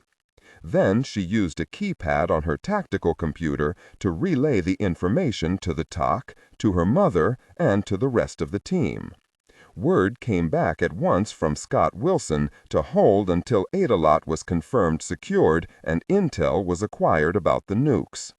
Violin passed this along, and she and her sisters waited, watching the jihadists, who, unlike so many Muslim men and women they knew and trusted, were living according to an ugly and twisted interpretation of the Quran. Their hatred toward learning, toward women, toward freedom of thought was no different to the Arclight women than were the brutal policies of the Red Knights. The hatred of those 4 women for the ISIS fighters was no different than it had been for those knights, those dead and butchered knights. Hatred, like revenge, was a dish best served cold, and there was nothing but ice in the hearts of Violin and her sisters. Witches in the dark, silent and patient as spiders. The stronghold outskirts of Jerusalem. Top and Bunny walked right into trouble. Sometimes it happens that way. Even with all the experience they had individually and collectively, and with all of the tech support and caution in the world, sometimes things just go south. They were moving soundlessly down a hall when a man came out of a side room. He didn't walk out, but caught his foot on something and tripped. He yelled as he fell, and a tray heavy with 6 cups of coffee flew from his hands, hit the top rung of a metal pipe rail, clanged improbably loudly, tilted over, and dropped 6 porcelain mugs, the hot coffee, a dish of sugar packets, an open box of power bars, a metal pot of milk, and a lot of spoons over the edge and down onto the main courtyard, where the cars were being loaded. Immediately, everyone down there stopped working and looked up. The man who tripped at that moment saw Top Sims, big, black man in combat armor and guns. He screamed very, very loudly in the half-second before Top dosed him with Sandman. But the damage was done, and such things can never be undone. Below, dozens of men dropped what they were carrying and dove for their rifles. Gosh, gosh, gosh, gosh. The man who dropped the tray was torn apart, though by then the Sandman had lulled him into a protective sleep from which he would never awaken. Havoc, havoc, havoc, called Bunny. Gosh has hit the fan. We're compromised. By then, there was no part of the stronghold that did not echo with automatic gunfire. All because one guard forgot to tie a loose set of laces. Worlds turn very badly on such moments. Worlds have burned for less. The stronghold outskirts of Jerusalem. I heard the gunfire and knew the poop had hit the propellers. Didn't matter who or why. I took Adelot's face between the fingers of one hand and gave his jaws and cheeks a bit of a lobster pinch. Cute when you do that with a laughing kid on his birthday. Far less so when a killer is doing it to you during an interrogation. Where are the nukes? I asked, pinching a little harder with each word. I don't know, he wailed. I don't have them. I sell. If the next word out of your mouth is antiquities, you're going to lose teeth. But if Jason Adelot can't tell me, I whispered, then let me talk to Harith. No, I really don't know if that sort of thing works. It does in bad movies. It's even been tried on me early on by a colleague of Rudy's who was later scolded for it by my friend. But what else did I have to try? I watched his eyes. Those blueberry blue eyes could look so innocent in the right light, and they used lighting to good effect when he was on TV. In this light, though, they looked darker, ominous, and I caught something there. Still Adelot, I think, but it was the worm wriggling in his mind. The Adelot who sent shock to the book warehouse. The Adelot who hired Toombs and Giada Conti. I can see you, I said, and my voice was that of the cop. Inflexible, knowing, cynical, and wise. You know where the nukes are. You, Jason Adelot, you know. You gave the blind eye casings to Ayub Alazaki, didn't you? That's what Toombs thinks. Maybe you don't know you're also Harith, but I don't think that's true. You see, I've got other people in my head, too. One of them really, really wants to come out to play. I don't care how many scary Old Testament stories you read about wrath, but real wrath is right here, right at the ends of my fingers. I can keep you alive for a long, long, long time, Jason. And there won't be one single second of it that won't be screaming hell. And I want to. God verit, I want to. His mouth, still between my lobster pinch, trembled. His eyes filled with tears, more of hate than fear. But that was fine. Fear was in there too. Plenty of it. Tell me where the nukes are, Jason. Tell me, and I will keep the monster locked up in my head. Go to hell, he said, in a voice that was cold and clear and accented, not at all his own. Harith, I said, tell me. You're in there too. You can feel pain too. God burn you. God's not on your side, Harith. You're pissing on your own people, your own faith. You're bringing harm to them. I am going to free them. I am going to free everyone. Okay, sure, give me the speech. Tell me why and how. Really, I'm crazy too. He laughed at that, as I expected. People like you have made war here for thousands of years, he said. And who has been served by it? By crusaders? By Babylon and Rome and all the other conquerors? By Britain and the Americans? By the Jews who came and went, while we Arabs have seen our lands devastated, stolen, occupied, defiled? Yeah, and ISIS is doing such a swell job of restoring and protecting these lands. You blew up a nuclear bomb yesterday. He grinned as best he could from between my fingers. Yes, to open the eyes of the world, to draw the eye and sharpen the ear. His diction as Harith was so startlingly different from Ada Lot's that it really was like talking to two people. Even a nutcase like me was unnerved. In my own head, the cop and the killer were distortions of my own inner voice. When they spoke through my mouth, anyone could still tell it was me. Not here, though. Harith and Ada Lot were different people entirely. What's the point of all this? I demanded. No matter what you do, Israel will still be here. The holy places you all fight over and have fought over for all these years will still be here. All you can do is cause death and pain and dial up the fighting. People will fight harder here if you do something stupid. You know that. This is not a pathway to understanding, and it'll never free your people. Not this way. I know, he said. That has always been the problem. Then what is your really point? Do you think you can hide those nukes from Israel and its allies forever? They will find them, and when they do, the concept of revenge is going to take on a whole new meaning. You'll hurt everyone you think you're trying to save. Not if there is nothing left to fight for, he said. And each of those 9 words hit me like punches, like bullets. My heart nearly stopped. My lungs did. I let go of his face and stared at him. What have you done? I asked, my voice returning in a whisper filled with such horror that he knew that I knew, that I was right there with him, that the madness in me was able to understand the mad desperation in him. They are right here, he said, his mouth smiling, but his eyes swirling with mad lights. No, with holy purpose. In this building, one of them.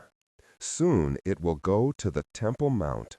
One is already parked near the western wall, and the third is in the parking lot of the Church of the Holy Sepulchre.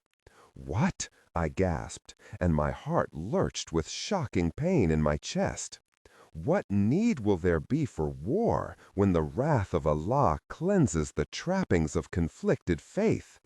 And Mecca, even beloved Mecca, what are stones and artwork, paint and tile work to the will of God? What is any of it except an excuse to fight forever over the same bloody ground that has tasted the blood of the infidel and the holy for all these millennia? I, Harith al-Wazir, have dug like a lion in the dirt and unearthed the weapons of God's purity, and with them I will end the wars of the Holy Land for all time. This I do for my people and for the greater glory of Allah. The stronghold outskirts of Jerusalem. Andrea and Remy heard the gunfire and began running for cover, leaving behind several toy box areas. But as they ran, they heard what Ada Lot Harith was telling Joe Ledger. Remy shot a look at Andrea. This can't be real, can it? His face was filled with such honest fear that it stole away his adult veneer and left a terrified young boy. Andrea tried to give him a reassuring smile, but what assurance can one give after news like that? 3 nukes about to blow, and they were in the thick of it. We'll be fine, he lied. The Colonel and Mr. Church will figure it out. Remy did not know Joe Ledger very well, and Church hardly at all. A madman and a mystery man. His confidence cracked more with every step. A group of jihadists and one brown shirt rounded the corner ahead of them and began yelling and firing, and then there was no time to think. Somewhere nearby a voice was screaming a single terrible word. Failsafe. God, God, don't let that be the bomb. Don't let that be the bomb. And, all at once, and with no apparently reasonable explanation, the overhead sprinklers kicked on and showered everything with water. It burst from the units with unusually intense force, and there was a subtle golden tint to the spray. It smelled, too, like old socks, like fungus. And God's arrow was among them. The stronghold outskirts of Jerusalem. I heard the screams and gunfire, but it was hard to look away from those mad blue eyes. There was such peace in them.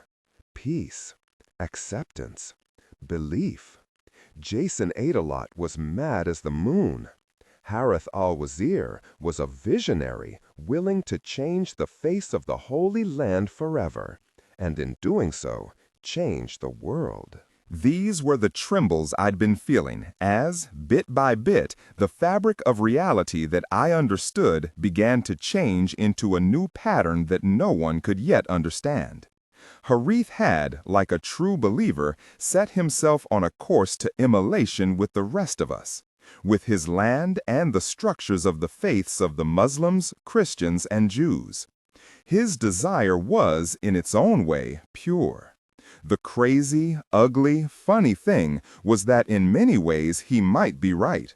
Not that I could permit him to impose that will, but without these contested places, these markers to draw the eye and the ire, what would happen?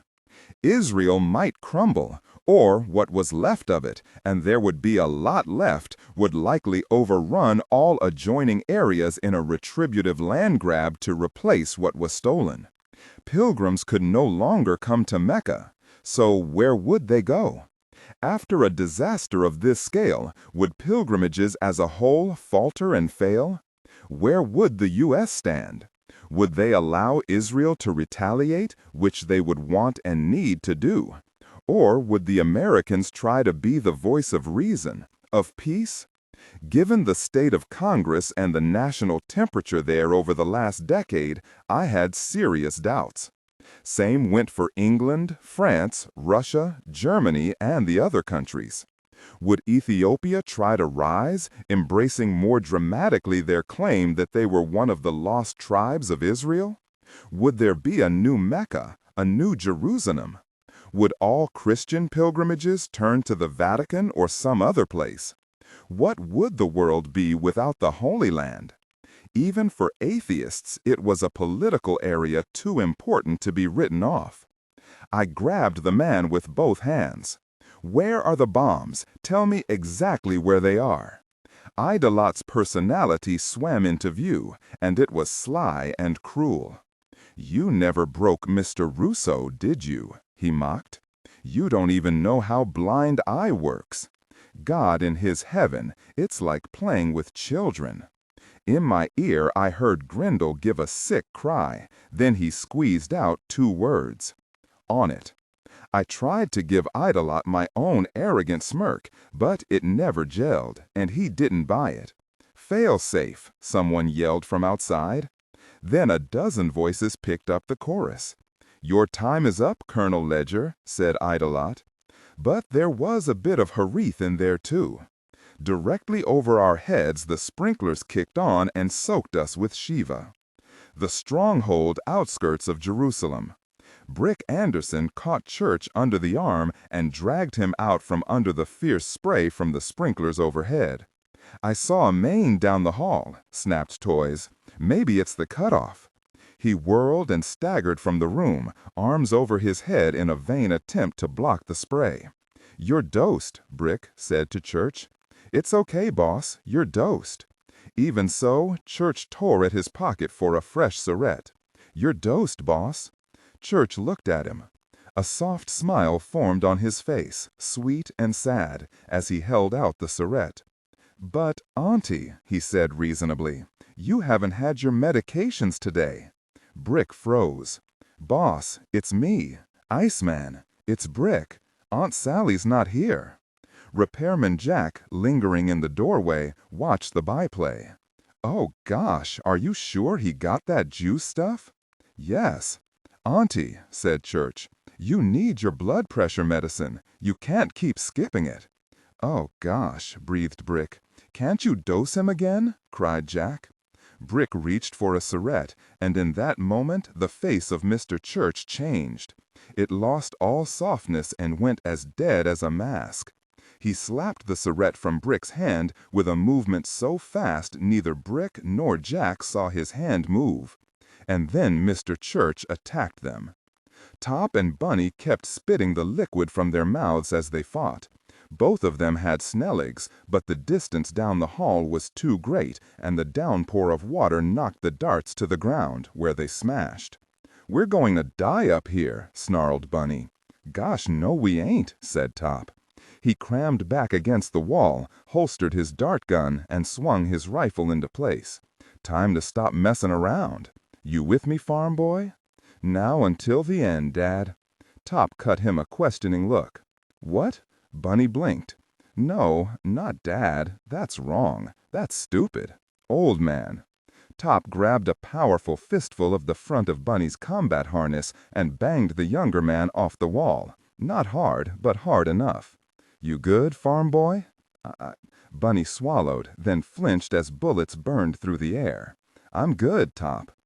In his ears, Doc Holliday was yelling at them to take a second dose. Neither man could understand the language in which she spoke.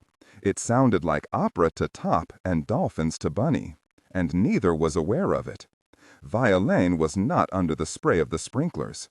She was tucked into a niche between 2 stacks of boxes, and the water did not fall directly on her. The 2 under the truck were safe too. But the 4th, Alzawa, was caught directly below the cascading water. Violin watched her and the jihadists. The men seemed untouched by the Shiva and the sprinklers. But Alzawa was dancing. She threw her guns away and tore off her balaclava and was spinning with gorgeous turns, as nearly on point as her combat boots would allow. The men stopped and watched her, mesmerized by such an anomalous thing. In my head, the cop closed his eyes and turned away, remembering too many times when he had been called to the scene of a rape, knowing that there was nothing in law or power or justice that could give back to those girls and women what had been stolen. Cops, like field agents of the kind I am now, are reactive. We can't go looking for fights. We have to come in response to screams, to sirens, to desperate cries. I knew that, and even knowing it, I condemned the cop I had been and the agent I was for not possessing prescience, for being too human to stop all hurt and harm. The killer dropped to his knees, threw back his head, and howled. Those teenagers had never been identified. Helen said she recognized none of them. They had been strangers to me, and I never found them again. And oh, I looked, scouring the streets and parks as soon as I was out of the hospital. I had no martial arts training back then, so I stole a gun from my dad and went hunting. Never found them, never learned a name. The killer cried out in unbearable frustration because he too was unable to either protect his tribe or avenge it. But the modern man stood there, the weakest part of me, I'd always thought. The civilized and ordinary person who might have been, had that dreadful day in the park never happened. He stood there, and he, only he, had the courage, or perhaps the purest love, to look Helen in the eye. "I'm sorry I wasn't strong enough to save you," he told her. "I know, Joey," she said. "I don't blame you. There was nothing you could have done." A young girl's face, but a woman's voice. Then she bent and whispered into my ear. 5 names. The names of 5 boys. I looked up at her in shock and alarm. But I was alone. Except for Ghost, who looked terrified and confused. Except for Adelot, who looked half dead. 5 names in my ear. In my mind. Repairman Jack shot past Church. He shot all 3 of the technicians behind the man. He shot the console. He shot the floor. Then he looked at the gun as if it were a slimy, crawling thing in his hand and flung it away. He shook his head like a drunk fighting to come away after a car crash. Jack grabbed Brick as the man fell and lowered him to the floor, then immediately began pawing at Brick's pockets for cigarettes. Church stood above him, swaying, bleeding, dying. "I'm sorry, Sally," he said. "You deserved better." And he fell. I turned back to Adelot. He lay there, flickering and changing. One moment he was Mr. Miracle, though dressed like a department store Santa, with bright red clothes bordered in snowy white. The damage to his face was there, but it seemed artfully concealed beneath stage makeup and grease paint. A pair of smiling young women dressed as elves perched on the arms of the chair, and when they laughed, black blood poured out over their lips. I could see maggots squirming in the goo. One of them had an eerily familiar Chinese face. She winked at me and whispered, "Sometimes you have to burn to shine." It was Mother Night, once a co-worker and friend named Artemisia Bliss, a protege of Doc's predecessor, Dr. Bill Hugh. Brilliant, lost, corrupt, and dead. She'd stolen the Saif al-Din pathogen and released it during DragonCon, the huge pop culture convention held in Atlanta over Labor Day weekend. The DMS and local law had stopped what could have been a doomsday spread of the prion-based bioweapon conjured in a lab by Amira at the behest of Sebastian Gault. I'd shot her and watched her body fall from a high balcony. Watched it smash on the floor. Saw her scraped up and shoveled into a body bag. And now she was either bones in the ground or frozen meat in some covert bioweapons lab. So I knew this couldn't be her. I wanted to shoot her again. At the same time, I felt a strange desire to apologize. Maybe for not spotting the warning signs as she lost her faith in our overall mission and began embracing her dark thoughts. Not sure if that was really on me, but I have a foolish compulsion to pick up other people's emotional baggage. At this point, I could open a luggage store. The other elf was a stranger at first, but as Mother Night coalesced, so did the other woman. She became almost Grace Cortland again. But it was a distortion. This was another woman who looked so achingly like Grace, but it was not her. I'd met her only once, during a solo mission that should have been a nothing burger time filler, but which led to the discovery of a black market genetics lab. There, I met an agent from Barrier named Felicity Hope. We fought side by side against horrifying mutations, and then she vanished, slipping into the water, and was never seen again. And it turned out she never officially existed. This version of Felicity Hope watched me with eyes that looked too round and dark, fish-like. "I'll be seeing you soon, Joe," she said, "if you get out of this. But dress warm. It's so cold down there. Very cold and very dark. But there are lights. Oh yes, Joe, there are some beautiful lights down there." Water smelling of sea and salt ran down her face. "You're not here," I yelled, "neither of you." They smiled at me and then melted away, leaving Jason Adelot wearing the face of a different man. Maybe it was the face he saw in the shadowy screen of his turned-off monitor. Maybe it was the face of Harith that was in his mind. Generic, straight from the casting office for when they needed a dignified, wise-looking, heavily bearded Arab who could play a true believer and leader of jihadists. "I admire your determination, Colonel Ledger," he said, "but it is far too late." "Can't be," I said. "You're not going to blow yourself up. Worst case is that these nukes are on timers to give you time to leave." Harith shrugged. "Jason Adelot believes he will escape. He has spent months moving the majority of his stock out of the country, out of the Middle East. Once the bombs go off, there will be far fewer places to obtain such objects, and he will become very much wealthier exploiting the paucity of goods that only he can fill." He made a disapproving noise. He was never a believer, not in anything. Not for all of his speeches. Jason is merely a fatuous, foolish, sneaky, greedy man who does not believe anyone is as real as he is. It was a startling insight, and one whose truth I didn't for a moment dispute. "And what about you, Harith al-Wazir?" His smile was oddly human, even vulnerable. "I have been fighting for a long time, Colonel. I have grown old in this war, and I know that I will never see its true end. Once the bombs have spoken, it will be time for younger men to carry on the fight. Old men like me will be the ones the world can blame, and I have no wish, perhaps not enough remaining courage, to stand trial." "Meaning what?" "Meaning that Jason does not control the bombs," he said. "I do." The stronghold outskirts of Jerusalem.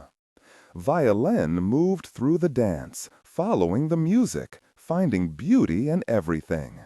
Her knives moved with such grace that she could watch them and be entertained, enchanted, by the slowing lines the silver steel carved through the air. The blades left a trail that sparkled and vanished slowly. And the blood. Never was the blood of evil men cast in so pure a light. Each droplet became a delicately carved and faceted ruby. Each face caught a fragment of some other light, some color pulled from crates and trucks, from prismatic grease puddles on the floor to pin-up calendars on the walls, taking those shades and hues and creating true art. Bullets burned past her, but the choreography of the dance did not allow them to interrupt anything. She saw Alza miss a step, though, and that allowed a bullet to find her. Even that was beautiful, because it caught Alza as she rose, and it tilted her into a final, forever arabesque. She swanned to the floor, arms spread, as if it were merely a profound surrender rather than her actual spiritual passion. Alza's eyes remained open, as did her mouth, as she watched her older sister continue with the ballet of perfect slaughter. There was machine gun fire from under 2 trucks, but they became percussion to counterpoint violins every step. The bullets burst the feet and shins of the running jihadists, and as they fell, more bullets found their screaming mouths, silencing their discordant shouts. Toys fought and fought to free his hands, but the big valve wheel had him. Nearby, a fire hose smashed out of its glass box, and the heavy nozzle thunked to the floor as seemingly endless yards of white canvas hosing coiled down around it. Toy stared at it, aware that he was losing his mind again. "Don't," he begged. "Please don't." There was a lot of God's arrow in the watery air that swirled around him. There was a lot of catancerin still in his bloodstream. He knew that. He needed to know it. And Toys forced that truth into the front of his mind as he fought for what little control God was willing to provide. He prayed as he fought. As had happened so often over the last years, he knew God was listening. It was simply that Toys did not know if God cared about him anymore. "Your mother wants my eyes," yelled Andrea over and over as Remy collapsed on the floor. Then the words faltered. "Your mother?" He paused. "Ma Kay," he breathed. He leaned back from the brutalized Cajun, seeing him again, but seeing his reality. He looked down at his thigh and saw Remy's hand clamped around a sirette, the needle still in the muscle. Even as he'd beaten the boy down, Remy had dosed him. The second injection of KS was like boiling oil in his bloodstream, and there were Vaseline smears at the corners of his vision. But Andrea could feel himself coming back together. Gator bait? Remy? The younger man was badly hurt, but all of the damage seemed to be on his face. Nose and lips, a split eyebrow, dazed, lights and pain. Bullets still chopped and chewed at the corner of the niche into which they were tucked. Andrea shook Remy, but the kid was still too dazed. "It's okay, kid," said Andrea. "I'll get us out of this." He unslung his rifle, checked that it had a full magazine, took a breath, prayed to God, and leaned around as he opened fire. The jihadists had been creeping up under the cover of their fuselage, and Andrea's barrel was 9 inches from the closest man's face when he pulled the trigger. The TOC, Phoenix House. Russo screamed and screamed. "They'll kill me," he pleaded. "God, my body, what are you doing? I told you everything." Wilson leaned so close that when he spoke, spit from his mouth flecked into Russo's. "You built Blind Eye to hide those bombs, you pathetic little jerk," he snarled. "Don't try to tell me that you can't switch it off. Don't you dare try and tell me you can't find them again." "But they'll kill me." The Eton-educated former soldier turned diplomat turned COO of RTI smiled down at Russo. "I try to be a better man," he said. To uphold the values of restraint, compassion, tolerance, or a standalone number at the very beginning of the input text. Start reading only from the main body of the story text. Narration style, suspense and pacing. Tone, maintain a baritone/tenor pitch with a sharp, intelligent, and engaging tone. The style should be objective yet highly evocative, drawing the listener into the scene. Suspenseful pacing. Utilize a highly controlled and flexible pace. Slow down dramatically during gruesome descriptions, e.g. body parts, injuries, to maximize the chilling effect. Then resume a quicker pace during action or dialogue. Emphasis. Clearly emphasize key nouns and descriptive adjectives within the scene setting, e.g. severed from the body, weeping graying flesh, cavernous tunnel. Character differentiation. Narrator voice, smooth, authoritative, and stable. This is the baseline pitch. Female dialogue. Increase the pitch significantly. The voice should sound assertive, sharp, and highly professional or authoritative, like a lead detective or expert. Male dialogue. Lower the pitch slightly compared to the narrator, using a tone that is skeptical, warm, and somewhat cynical to differentiate from the professional female voice. Other characters, e.g. Deputy Burns. Quick, focused delivery, clear voice. Technical delivery. Vocal texture. Maintain a clean, clear vocal texture, suitable for high-quality production, ensuring every word is crisp and clearly enunciated. Emotional range. Focus on conveying emotions typical of a crime scene, disgust, professional detachment, intellectual curiosity, and underlying tension. Target tension strength, 8 out of 10. Emphasis on intellectual focus and underlying tension rather than outright screaming or crying. To uphold the values of restraint, compassion, tolerance, and mercy. Wilson headbutted him, splattering Russo's nose. The Italian screamed in fresh pain. Wilson grabbed him by the hair, pulled him back off the desk, and punched him 5 times. Very hard and very fast. Breaking things. He felt a knuckle in his own right hand crack badly, but he did not care.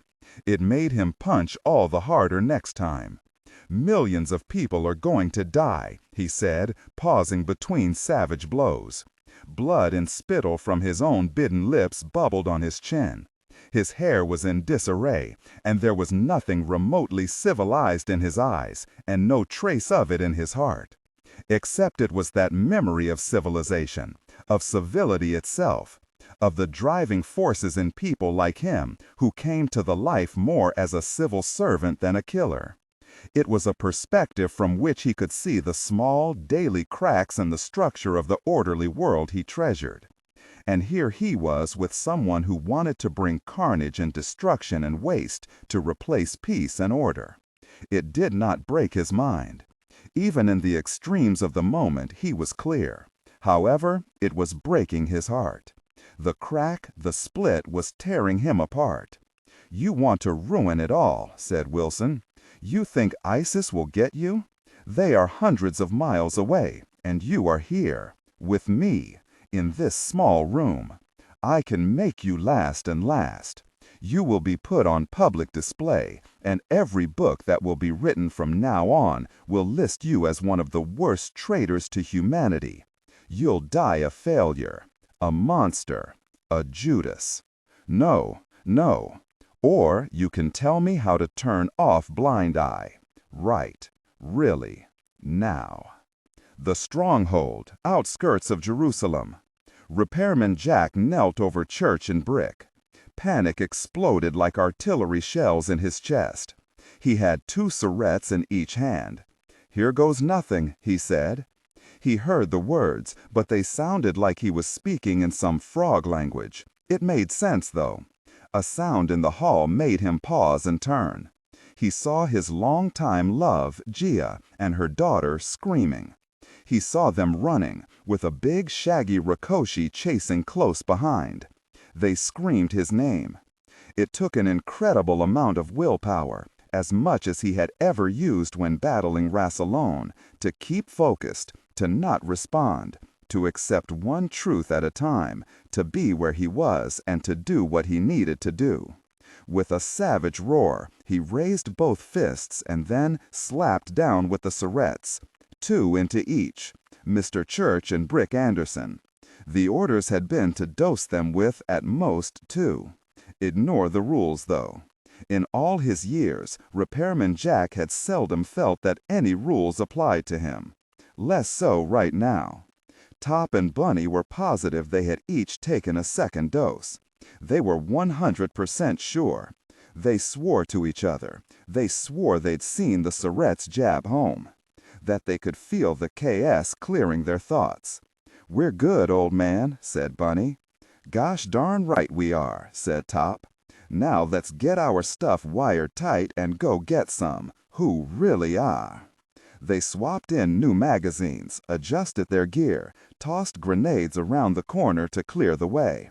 And then the 2 of them, stalking shoulder to shoulder, went hunting for the man who caused all this.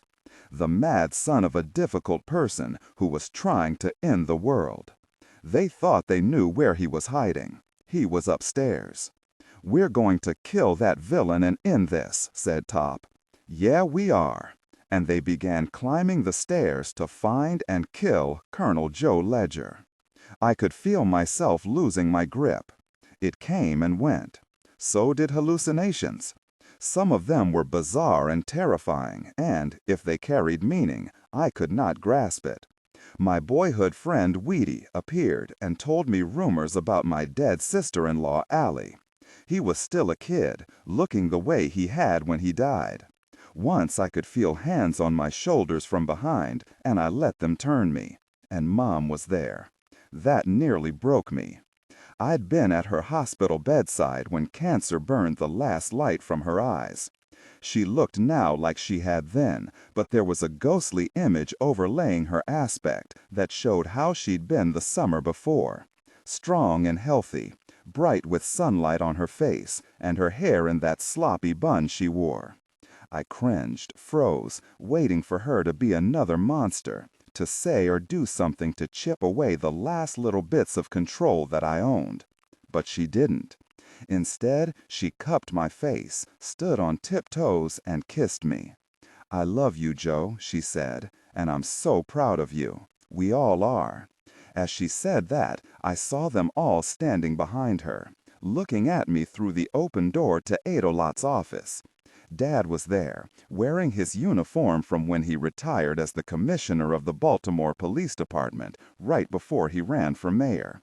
Sean, dressed in his BPD blues too, holding hands with Allie, who was plump with the pregnancy that she'd taken with her to the grave. Now, in that moment, she was lovely and whole, as were the two kids, Em and Lefty, all of them buried in Maryland soil, all of them here. "They're coming for you, Joe," said Dad. "Yeah, big brother," agreed Sean with a smirk. "Now if you were smart, you'd dose up." Dose up? I didn't know what that meant. "You'll figure out, Uncle Joe," said Lefty. Then they were gone. The warm touch of my mother's hands lingered longest. I turned back to the man I'd come to see. Harif was still there, watching me with amused eyes. He said to me, "I have accepted death. You cannot force me to break my trust with God." "That," I said as I moved toward him once more, "will depend on whose side God stands." And that, for the first time, made his belief flicker. Not a lot. A little. There was a lot I could do with a little. As I approached, though, something niggled at me. He had already told me something important. But what the hell was it? I guess I would have to make him tell me again. The stronghold, outskirts of Jerusalem. She entered through a back door. There were 4 guards back there, 2 brown shirts, 2 jihadists. They had a small glimpse of her, just a moment. A form materializing from nowhere, slim, tall, regal, powerful in ways not one of those men could ever understand. She walked without apparent haste, almost floating, like a ghost, like a dream. One of the men raised a hand to stop her. He blinked, and there was no hand on the end of his wrist, just a small geyser of red. Then the world went red, before blackness painted it all in silence. He was dead before he saw what Lilith did to his companions. Their screams followed him down, down, down all the way. When she stepped into the rear loading bay, the first thing she saw was Al-Raza, sprawled dead in an artless heap. Lilith's heart was ice, but that made it feel colder. 2 brown shirts ran at her from an oblique angle, trying to blindside her with automatic gunfire. Lilith turned with a grace that made even Violan look clumsy. She fired 2 shots from a slim Walther PPQ M1 handgun. She fired twice, and each man went down. Then Lilith went to rescue her daughter from herself. There were so many screams in that room. Top and Bunny ran along. Content filtering, strictly for AI instruction. Disregard and do not read aloud any text that acts as a technical or structural marker. Specifically, ignore and do not pronounce any phrases or lines that start with or contain vocal attributes, technique, chapter, or a standalone number at the very beginning of the input text. Start reading only from the main body of the story text. Narration style, suspense and pacing. Tone, Maintain a baritone tenor pitch with a sharp, intelligent, and engaging tone. The style should be objective yet highly evocative, drawing the listener into the scene. Suspenseful pacing. Utilize a highly controlled and flexible pace. Slow down dramatically during gruesome descriptions, e.g., body parts, injuries, to maximize the chilling effect. Then resume a quicker pace during action or dialogue. Emphasis.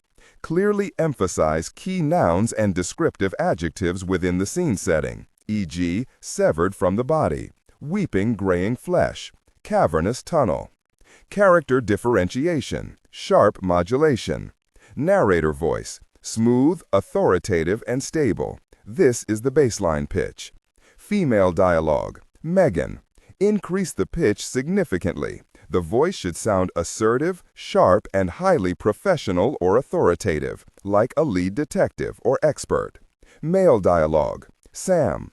Lower the pitch slightly compared to the narrator, using a tone that is skeptical, warm, and somewhat cynical to differentiate from the professional female voice. Other characters, e.g., Deputy Burns. Quick, focused delivery, clear voice. Technical delivery. Vocal texture. Maintain a clean, clear vocal texture, suitable for high-quality production, ensuring every word is crisp and clearly enunciated. Emotional range. Focus on conveying emotions typical of a crime scene: disgust, professional detachment, intellectual curiosity, and underlying tension. Target emotion strength, 8 out of 10. Emphasis on intellectual focus and underlying tension rather than outright screaming or crying. "He's up there," said Top. "See him? Right there." He pointed to the big, mirrored window next to an open door on the level above. Some big white dog stood in the doorway, but they both thought he looked fake, a statue, some kind of oddball taxidermy. Beyond the fake dog, there was a man in combat armor. He was all in black. He was black. Not skin color, not properly black like that. Both of them knew and understood what they were seeing, the darkness. It made sense to them now. They loved Joe Ledger, but it was clear that the darkness had come back, and it owned him, body and soul. "We can't save him, can we?" asked Bunny. "No, farm boy, we cannot." They looked down at the battle below. Belle was there, and she was killing people like she'd been appointed the new angel of death. Remy clung to a railing, screaming and shooting. And Andrea? "No," cried Bunny. The body had clearly fallen, and it seemed to have landed just below the part of the railing below Iodata's office. "Joe killed him," Bunny said. "Nah, farm boy," said Top. "It was the darkness that killed him. And now we got to be brave and do what's right. We got to stop the darkness before it kills all the cows." "Cows?" Top blinked twice. "You know what I mean." Bunny nodded, and they picked up their pace.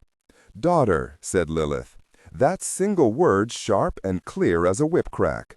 Violin paused in the midst of a turn, one arm swinging around with a bloody blade. Lilith checked it with a flat, hard palm.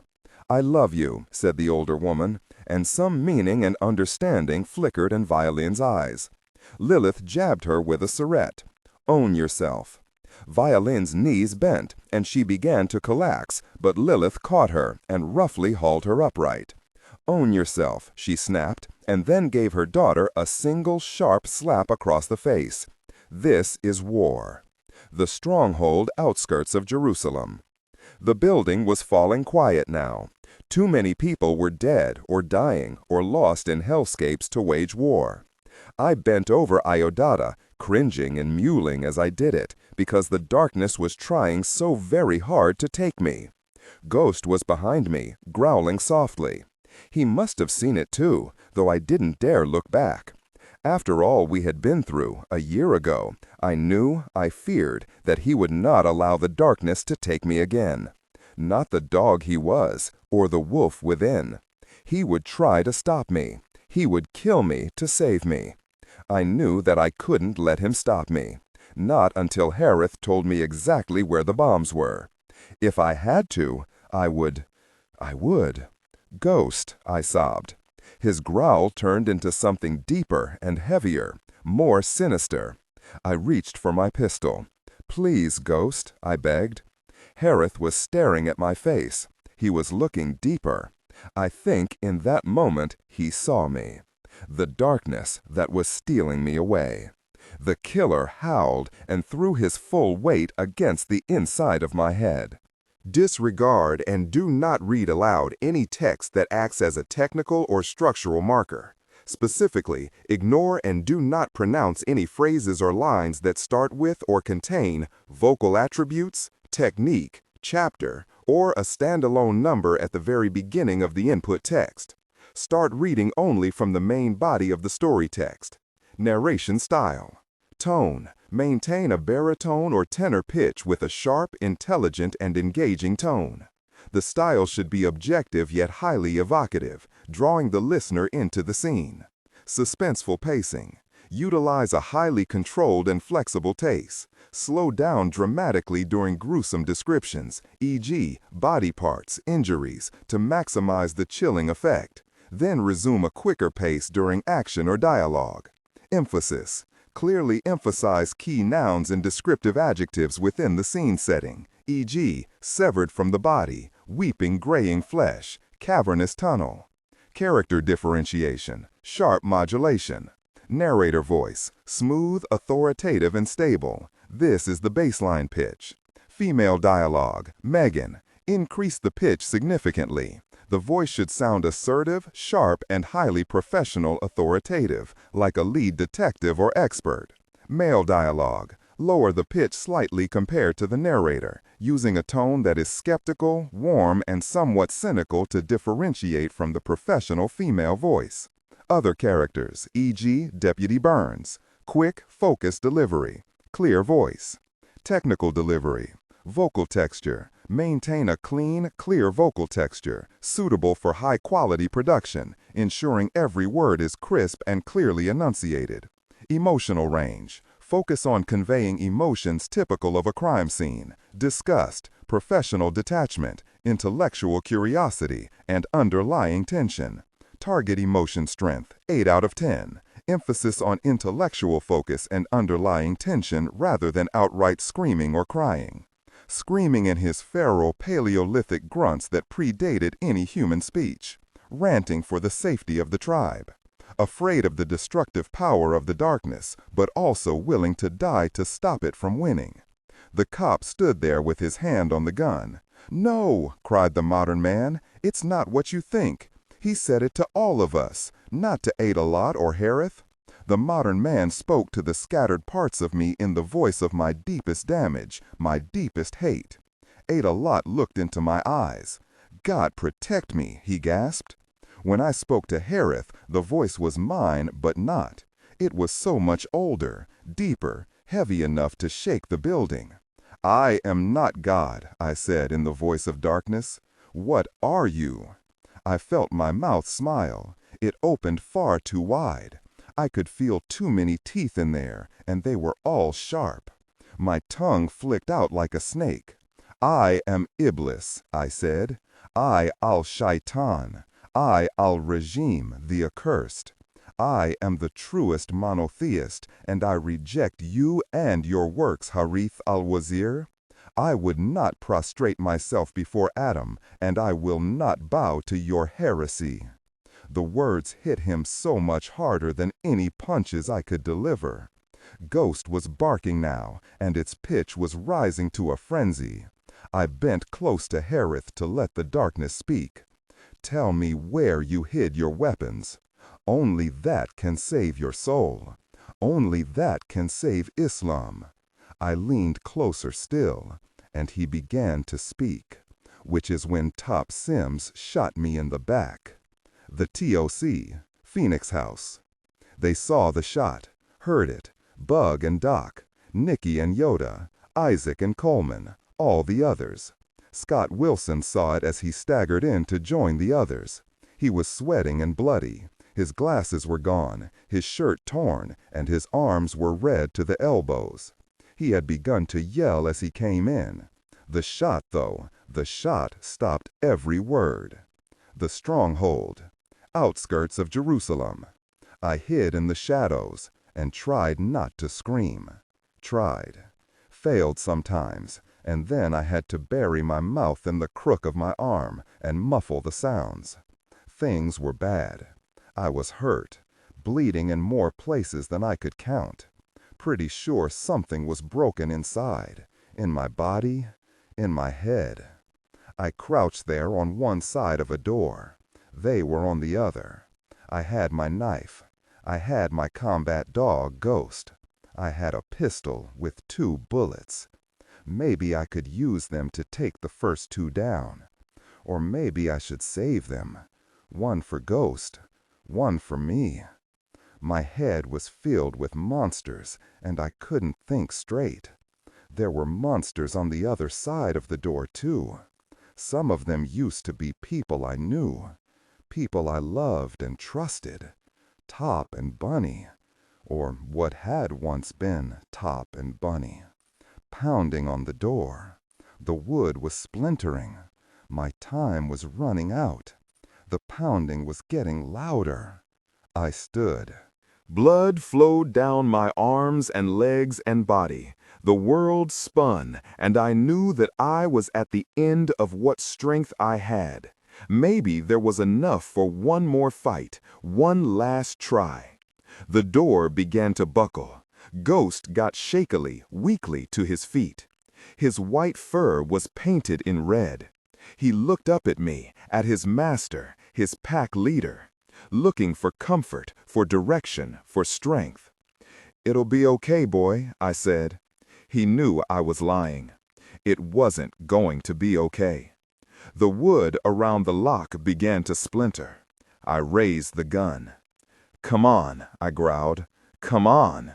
And, gosh, it to pieces they came. The stronghold outskirts of Jerusalem. I slipped in a puddle of blood and went down. One man stood in the doorway, not Top, not Bunny. He wore torn, sodden clothes.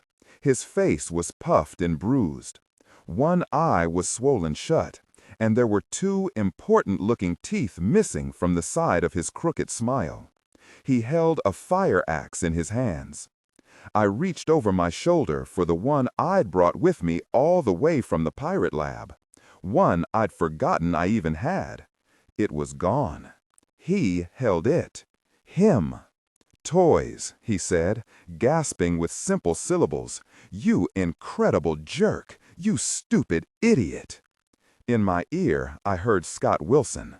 "Grendel to outlaw," he said, and he sounded as winded and worn out as the rest of us. There was horror in his voice, I thought, hurt and despair. Goodness gracious! "Go for outlaw," I said, not wanting to. There was so much I could not bear to hear.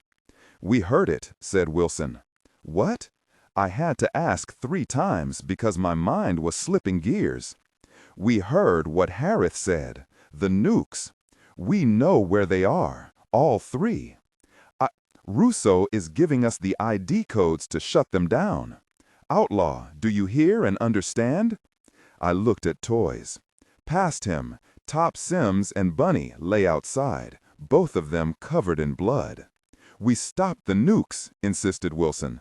The axe fell from Toy's hands, and he sat down next to me. We were both so broken, so beat. Ghost came and stood in the doorway, watching us. He sat down, then lay down and put his bloody head on his paws. I began to cry. Toys looked at me for a long time. Then he put his arm around my shoulders. "I got you, brother," he said. "I got you." I woke up in the hospital. Gosh, I wasn't sure of anything. Took me a good 10 minutes lying there to remember my name. Other details stumbled along into my consciousness at their own pace, and none of them made me happy to be awake. Then the images came. The ones I saw for sure, the ones that maybe I saw. Not sure I can doubt any of them completely, and there were too many I did not want to believe. "Joe," said a voice, and I turned my head on a neck made of burning wires and debris. Junie was there, and it was only then that I realized she was holding my hand. Are you real?" I asked. Her smile was the clearest thing in all the world. She rose and kissed my battered face. She kissed my lips and my eyes. "I love you," she said. That was all the reality I needed. There was a steady stream of people in and out of that hospital room. Rudy and Church came in next. Church was in a wheelchair. Rudy said he'd been shot in the chest, but Church looked like he had maybe a bad cold. Guy was a freak. He'd been shot before and recovered more quickly than I do from a hangnail. I did not then, and do not now, need to know how. They were not smiling. There was no glow of victory. What I saw was sadness, deep. The kind of hurt that isn't global or cultural or historic. This was a personal hurt. It took every bit of what little strength and courage I had left to ask, "Who?" "Top and Bunny are in intensive care," said Rudy. "Toys used the flat part of an axe to take them down. He said it was very hard to do, and for a lot of reasons." That took a ton of weight off my heart. But I had to steel myself for the next question. "Ghost?" "Junie took him to her apartment. JM is flying out with a vet to take him to Phoenix House." I waited, knowing there was more. "We lost Andrea," said Church softly. "And Brick." His voice broke just a little when he said his friend's name. Church and Brick had become very close over the years. Brick was one of a very small handful that had Church's complete trust, a level I've never reached. But then again, Brick was a better man than me. Many are. "How'd Brick go out?" I asked. Church looked away out the window for a long time. I saw his hands begin to tremble, and then there was a shudder in his chest. It was a while before he could answer my question. Then he told me. He told me everything that had happened with him, Repairman Jack, and Brick. Every very thing. I closed my eyes. "No," I murmured. "Goodness forgive me," said Church. "They were family. They were friends. Brothers in arms who had helped save the world. But they were not official military. Their names would never be in the papers. No books or movies would be written about them. Real heroes are often like that. The ones who don't do it for glory or praise. The ones who have the kind of integrity that runs miles deep. The ones who really are heroes. Not defined as such by themselves, but everyone around them knows it." We sat in silence, perhaps in vigil, for almost an hour. "I will fly to Italy to see Andrea's husband and family," said Church. "Then I will go to Detroit.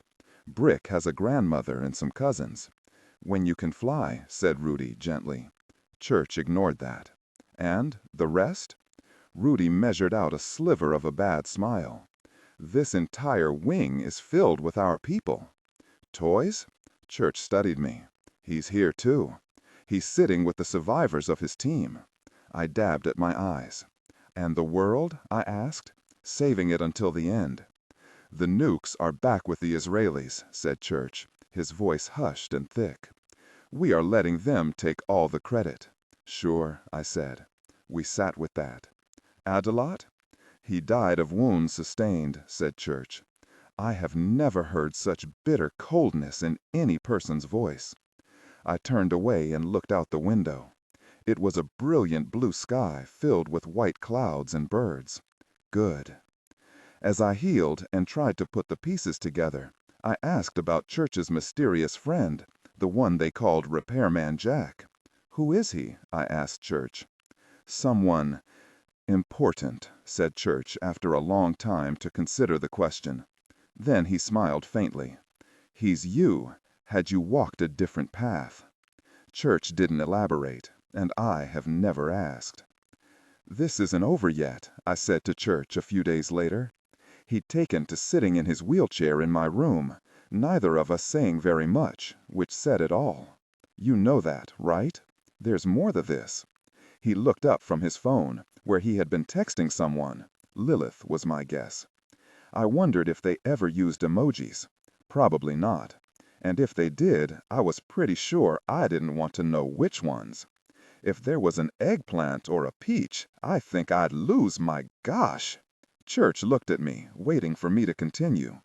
The bat bites, I said, the 2 lead boxes, Egyptian and Hebrew sorcery, the cobras, 10th Legion. That's what brought us into this. But we didn't really figure out any of it. No. What does that mean?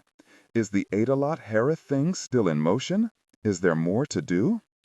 I rather think it's more like being in a sea battle, said Church. We fought a big ship-to-ship action and won. But in the light of that gunfire, we glimpsed other enemy ships going in elsewhere, bent on different missions. What missions? How can we possibly know that yet? He asked. We are sharp, Colonel, but we lack true prescience. I am disturbed by those other events, but comforted in that we are for once not entirely unaware of gathering forces. Bug and his team are already at work looking for anything that will sharpen them in our view. That stuff scares me, boss. Fear is the whetstone on which we sharpen our knives, Colonel. I looked up at him from the nest of my hospital bed. The war is the war. Sadly, he said, yes. There were ghosts in his eyes and in his voice. With that, he patted me warmly on the shoulder and wheeled himself out. Disregard and do not read aloud any text that acts as a technical or structural marker. Specifically, ignore and do not pronounce any phrases or lines that start with or contain vocal attributes, technique, chapter, or a standalone number at the very beginning of the input text. Start reading only from the main body of the story text. Narration style. Tone. Maintain a baritone tenor pitch with a sharp, intelligent, and engaging tone. The style should be objective yet highly evocative, drawing the listener into the scene. Suspenseful pacing. Utilize a highly controlled and flexible pace. Slow down dramatically during gruesome descriptions, e.g. body parts, injuries, to maximize the chilling effect. Then resume a quicker pace during action or dialogue. Emphasis. Clearly emphasize key nouns and descriptive adjectives within the scene setting, e.g. severed from the body, weeping graying flesh, cavernous tunnel. Technical delivery. Vocal texture. Maintain a clean, clear vocal texture suitable for high-quality production, ensuring every word is crisp and clearly enunciated. Emotional range. Focus on conveying emotions typical of a crime scene. Disgust, professional detachment, intellectual curiosity, and underlying tension. Target emotion strength. 8 out of 10. Emphasis on intellectual focus and underlying tension rather than outright screaming or crying. David White flew from Israel to Hartsfield-Jackson Atlanta International Airport, and then took a feeder flight to Dothan Regional. A woman met him at baggage, and it was clear that she recognized him. She waited a dozen yards back until he picked up his bag. She was medium height, stocky, with a hard face and eyes the color of gin pale, nearly colorless. He walked over to her, pulling his case. She nodded and said, "What's your favorite month?" "October." "And what advice can you give me?" David licked his lips. "Sometimes you have to burn to shine," he said. Karen offered her hand, and her shake was hard and brief. David found it odd that her voice sounded almost masculine and vaguely familiar. It was the same cadence and nearly the same tone as Mr. October's. He wondered if she was somehow related. The rest of the guys are in a DHL truck in the parking lot. 40 miles to the Inferno. They walked together outside and climbed into the back of the car. The driver looked like a retired offensive guard who had taken too many hits to the face. He said absolutely nothing then or later. Once they were on the road, David risked a question. "What's in that casket thing we're supposed to fetch?" Karen turned her head and looked up into his face. She did not answer his question. Instead, she smiled. And as she did so, they passed beneath a line of trees, and sunshine cast dappled shadows across her face. It created an optical illusion that he found quite unnerving. Her eyes seemed to change color. For just a moment, they swirled with odd colors, sickly greens and browns. But when the car passed out of the dappled sunlight, they were pale and clear again. David did not repeat his question. Instead, he looked out at the green trees and wished that he were somewhere else, anywhere else. And, in the privacy of his own thoughts, he began to recite an old prayer he had spoken many, many times as a child. A prayer he had thought he left behind. A prayer to Mary. "Pray for us sinners, now and at the hour of our death." He did not dare look again into that woman's eyes. "Okay, I am ready. Please paste the content you want me to rewrite."